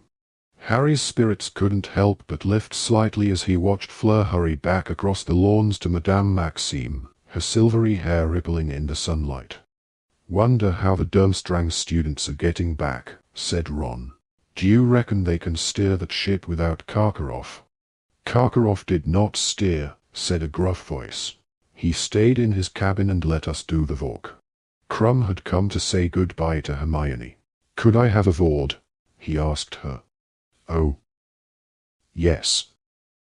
"All right," said Hermione, looking slightly flustered, and following Krum through the crowd and out of sight. "You'd better hurry up," Ron called loudly after her. "The carriages'll be here in a minute." He let Harry keep a watch for the carriages, however, and spent the next few minutes craning his neck over the crowd to try and see what Krum and Hermione might be up to. They returned quite soon. Ron stared at Hermione, but her face was quite impassive. "I liked Diggory," said Krum abruptly to Harry. "He was always polite to me. Always. Even though I was from Durmstrang with Karkaroff," he added, scowling. "Have you got a new headmaster yet?" said Harry. Krum shrugged. He held out his hand as Fleur had done, shook Harry's hand, and then Ron's. Ron looked as though he was suffering some sort of painful internal struggle. Krum had already started walking away when Ron burst out, "Can I have your autograph?" Hermione turned away, smiling at the horseless carriages that were now trundling toward them up the drive, as Krum, looking surprised but gratified, signed a fragment of parchment for Ron. The weather could not have been more different on the journey back to King's Cross than it had been on their way to Hogwarts the previous September. There wasn't a single cloud in the sky. Harry, Ron, and Hermione had managed to get a compartment to themselves. Pigwidgeon was once again hidden under Ron's dress robes to stop him from hooting continually. Hedwig was dozing, her head under her wing, and Crookshanks was curled up in a spare seat like a large, furry ginger cushion. Harry, Ron, and Hermione talked more fully and freely than they had all week as the train sped them southward. Harry felt as though Dumbledore's speech at the leaving feast had unblocked him, somehow. It was less painful to discuss what had happened now. They broke off their conversation about what action Dumbledore might be taking, even now, to stop Voldemort only when the lunch trolley arrived. When Hermione returned from the trolley and put her money back into her school bag, she dislodged a copy of the Daily Prophet that she had been carrying in there. Harry looked at it, unsure whether he really wanted to know what it might say, but Hermione, seeing him looking at it, said calmly, "There's nothing in there. You can look for yourself, but there's nothing at all. I've been checking every day. Just a small piece the day after the third task saying you won the tournament. They didn't even mention Cedric. Nothing about any of it. If you ask me, Fudge is forcing them to keep quiet." "He'll never keep Rita quiet," said Harry. "Not on a story like this." "Oh, Rita hasn't written anything at all since the third task," said Hermione in an oddly constrained voice. "As a matter of fact," she added, her voice now trembling slightly, "Rita Skeeter isn't going to be writing anything at all for a while. Not unless she wants me to spill the beans on her." "What are you talking about?" said Ron. "I found out how she was listening in on private conversations when she wasn't supposed to be coming onto the grounds," said Hermione in a rush. Harry had the impression that Hermione had been dying to tell them this for days, but that she had restrained herself in light of everything else that had happened. "How was she doing it?" said Harry at once. "How did you find out?" said Ron, staring at her. "Well, it was you, really, who gave me the idea, Harry," she said. "Did I?" said Harry, perplexed. "How?" "Bugging," said Hermione happily. "But you said they didn't work." "Oh, not electronic bugs," said Hermione. "No, you see. Rita Skeeter," Hermione's voice trembled with quiet triumph, "is an unregistered animagus. She can turn." Hermione pulled a small sealed glass jar out of her bag. "Into a beetle." "You're kidding," said Ron. "You haven't." "She's not." "Oh yes she is," said Hermione happily, brandishing the jar at them. Inside were a few twigs and leaves and one large, fat beetle. "That's never—" "You're kidding," Ron whispered, lifting the jar to his eyes. "No, I'm not," said Hermione, beaming. "I caught her on the windowsill in the hospital wing. Look very closely, and you'll notice the markings around her antennae are exactly like those foul glasses she wears." Harry looked and saw that she was quite right. He also remembered something. There was a beetle on the statue the night we heard Hagrid telling Madame Maxime about his mum. "Exactly," said Hermione. "And Victor pulled a beetle out of my hair after we'd had our conversation by the lake. And unless I'm very much mistaken, Rita was perched on the windowsill of the divination class the day your scar hurt. She's been buzzing around for stories all year." "When we saw Malfoy under the tree," said Ron slowly. "He was talking to her, in his hand," said Hermione. "He knew, of course. That's how she's been getting all those nice little interviews with the Slytherins.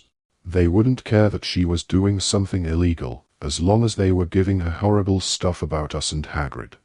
Hermione took the glass jar back from Ron and smiled at the beetle, which buzzed angrily against the glass. "I've told her I'll let her out when we get back to London," said Hermione. "I've put an unbreakable charm on the jar, you see, so she can't transform. And I've told her she's to keep her quill to herself for a whole year. See if she can't break the habit of writing horrible lies about people." Smiling serenely, Hermione placed the beetle back inside her school bag. The door of the compartment slid open. "Very clever, Granger," said Draco Malfoy. Crabbe and Goyle were standing behind him. All three of them looked more pleased with themselves, more arrogant and more menacing, than Harry had ever seen them. "So," said Malfoy slowly, advancing slightly into the compartment and looking slowly around at them, a smirk quivering on his lips. "You caught some pathetic reporter, and Potter's Dumbledore's favorite boy again. Big deal." His smirk widened. Crabbe and Goyle leered. "Trying not to think about it, are we?" said Malfoy softly, looking around at all three of them. "Trying to pretend it hasn't happened." "Get out," said Harry. He had not been this close to Malfoy since he had watched him muttering to Crabbe and Goyle during Dumbledore's speech about Cedric. He could feel a kind of ringing in his ears. His hand gripped his wand under his robes. "You've picked the losing side, Potter. I warned you. I told you you ought to choose your company more carefully. Remember, when we met on the train, first day at Hogwarts, I told you not to hang around with riffraff like this." He jerked his head at Ron and Hermione. "Too late now, Potter. They'll be the first to go, now the Dark Lord's back. Mudbloods and Muggle lovers first." "Well, second." Diggory was there. It was as though someone had exploded a box of fireworks within the compartment. Blinded by the blaze of the spells that had blasted from every direction, deafened by a series of bangs, Harry blinked and looked down at the floor. Malfoy, Crabbe, and Goyle were all lying unconscious in the doorway. He, Ron, and Hermione were on their feet, all three of them having used a different hex. Nor were they the only ones to have done so. "Thought we'd see what those three were up to," said Fred matter-of-factly, stepping onto Goyle and into the compartment. He had his wand out, and so did George, who was careful to tread on Malfoy as he followed Fred inside. "Interesting effect," said George, looking down at Crabbe. "Who used the Furnunculus curse?" "Me," said Harry. "Odd," said George lightly. "I used jelly legs. Looks as though those two shouldn't be mixed. He seems to have sprouted little tentacles all over his face. Well, let's not leave them here, they don't add much to the decor." Ron, Harry, and George kicked, rolled, and pushed the unconscious Malfoy, Crabbe, and Goyle, each of whom looked distinctly the worse for the jumble of jinxes with which they had been hit, out into the corridor, then came back into the compartment and rolled the door shut. "Exploding snap, anyone?" said Fred, pulling out a pack of cards. They were halfway through their fifth game when Harry decided to ask them. "You going to tell us, then," he said to George, "who you were blackmailing?" "Oh," said George darkly. "That. It doesn't matter," said Fred, shaking his head impatiently. "It wasn't anything important. Not now, anyway." "We've given up," said George, shrugging. But Harry, Ron, and Hermione kept on asking, and finally, Fred said, all right, if you really want to know." "It was Ludo Bagman." "Bagman?" said Harry sharply. "Are you saying he was involved in—" "Nah," said George gloomily. "Nothing like that. Stupid git. He wouldn't have the brains." "Well, what, then?" said Ron. Fred hesitated, then said, "You remember that bet we had with him at the Quidditch World Cup, about how Ireland would win, but Crumb would get the snitch?" "Yeah," said Harry and Ron slowly. "Well, the git paid us in leprechaun gold he'd caught from the Irish mascots." So, said Fred impatiently, "it vanished, didn't it? By next morning, it had gone." "But it must have been an accident, mustn't it?" said Hermione. George laughed very bitterly. "Yeah, that's what we thought, at first. We thought if we just wrote to him, and told him he'd made a mistake, he'd cough up. But nothing doing. Ignored our letter. We kept trying to talk to him about it at Hogwarts, but he was always making some excuse to get away from us. In the end, he turned pretty nasty," said Fred. "Told us we were too young to gamble, and he wasn't giving us anything. So we asked for our money back," said George glowering. "He didn't refuse," gasped Hermione. "Right in one," said Fred. "But that was all your savings," said Ron. "Tell me about it," said George. "Course, we found out what was going on in the end. Lee Jordan's dad had had a bit of trouble getting money off Bagman as well. Turns out he's in big trouble with the goblins. Borrowed loads of gold off them. A gang of them cornered him in the woods after the World Cup and took all the gold he had, and it still wasn't enough to cover all his debts. They followed him all the way to Hogwarts to keep an eye on him. He's lost everything gambling. Hasn't got 2 galleons to rub together. And you know how the idiot tried to pay the goblins back." "How?" said Harry. "He put a bet on you, mate," said Fred. "Put a big bet on you to win the tournament. Bet against the goblins." "So that's why he kept trying to help me win," said Harry. "Well, I did win, didn't I? So he can pay you your gold." "Nope," said George, shaking his head. "The goblins play as dirty as him. They say you drew with Diggory, and Bagman was betting you'd win outright. So Bagman had to run for it. He did run for it right after the third task." George sighed deeply and started dealing out the cards again. The rest of the journey passed pleasantly enough.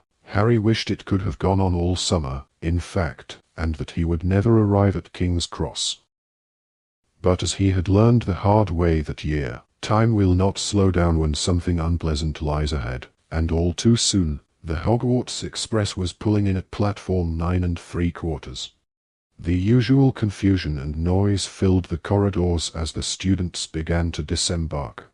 Ron and Hermione struggled out past Malfoy, Crabbe, and Goyle, carrying their trunks. Harry, however, stayed put. "Fred, George, wait a moment." The twins turned. Harry pulled open his trunk and drew out his Triwizard winnings. "Take it," he said, and he thrust the sack into George's hands. "What?" said Fred, looking flabbergasted.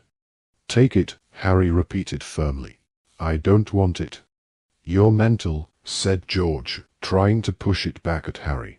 "No, I'm not," said Harry. "You take it, and get inventing. It's for the joke shop." "He is mental," Fred said in an almost awed voice. "Listen," said Harry firmly. "If you don't take it, I'm throwing it down the drain. I don't want it and I don't need it. But I could do with a few laughs. We could all do with a few laughs. I've got a feeling we're going to need them more than usual before long." "Harry," said George weakly, weighing the money bag in his hands, "there's got to be 1,000 galleons in here." "Yeah," said Harry, grinning. "Think how many canary creams that is." The twins stared at him. "Just don't tell your mum where you got it. Although she might not be so keen for you to join the ministry anymore, come to think of it." "Harry," Fred began, but Harry pulled out his wand. "Look," he said flatly, "take it, or I'll hex you. I know some good ones now. Just do me one favor, okay? Buy Ron some different dress robes and say they're from you."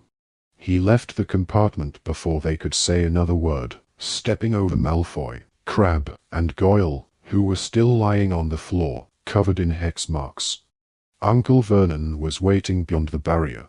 Mrs. Weasley was close by him. She hugged Harry very tightly when she saw him and whispered in his ear, "I think Dumbledore will let you come to us later in the summer. Keep in touch, Harry." "See you, Harry," said Ron, clapping him on the back. "Bye, Harry," said Hermione, and she did something she had never done before, and kissed him on the cheek. "Harry, thanks," George muttered, while Fred nodded fervently at his side. Harry winked at them, turned to Uncle Vernon, and followed him silently from the station. There was no point worrying yet, he told himself, as he got into the back of the Dursleys' car. As Hagrid had said, what would come, would come. And he would have to meet it when it did. The end.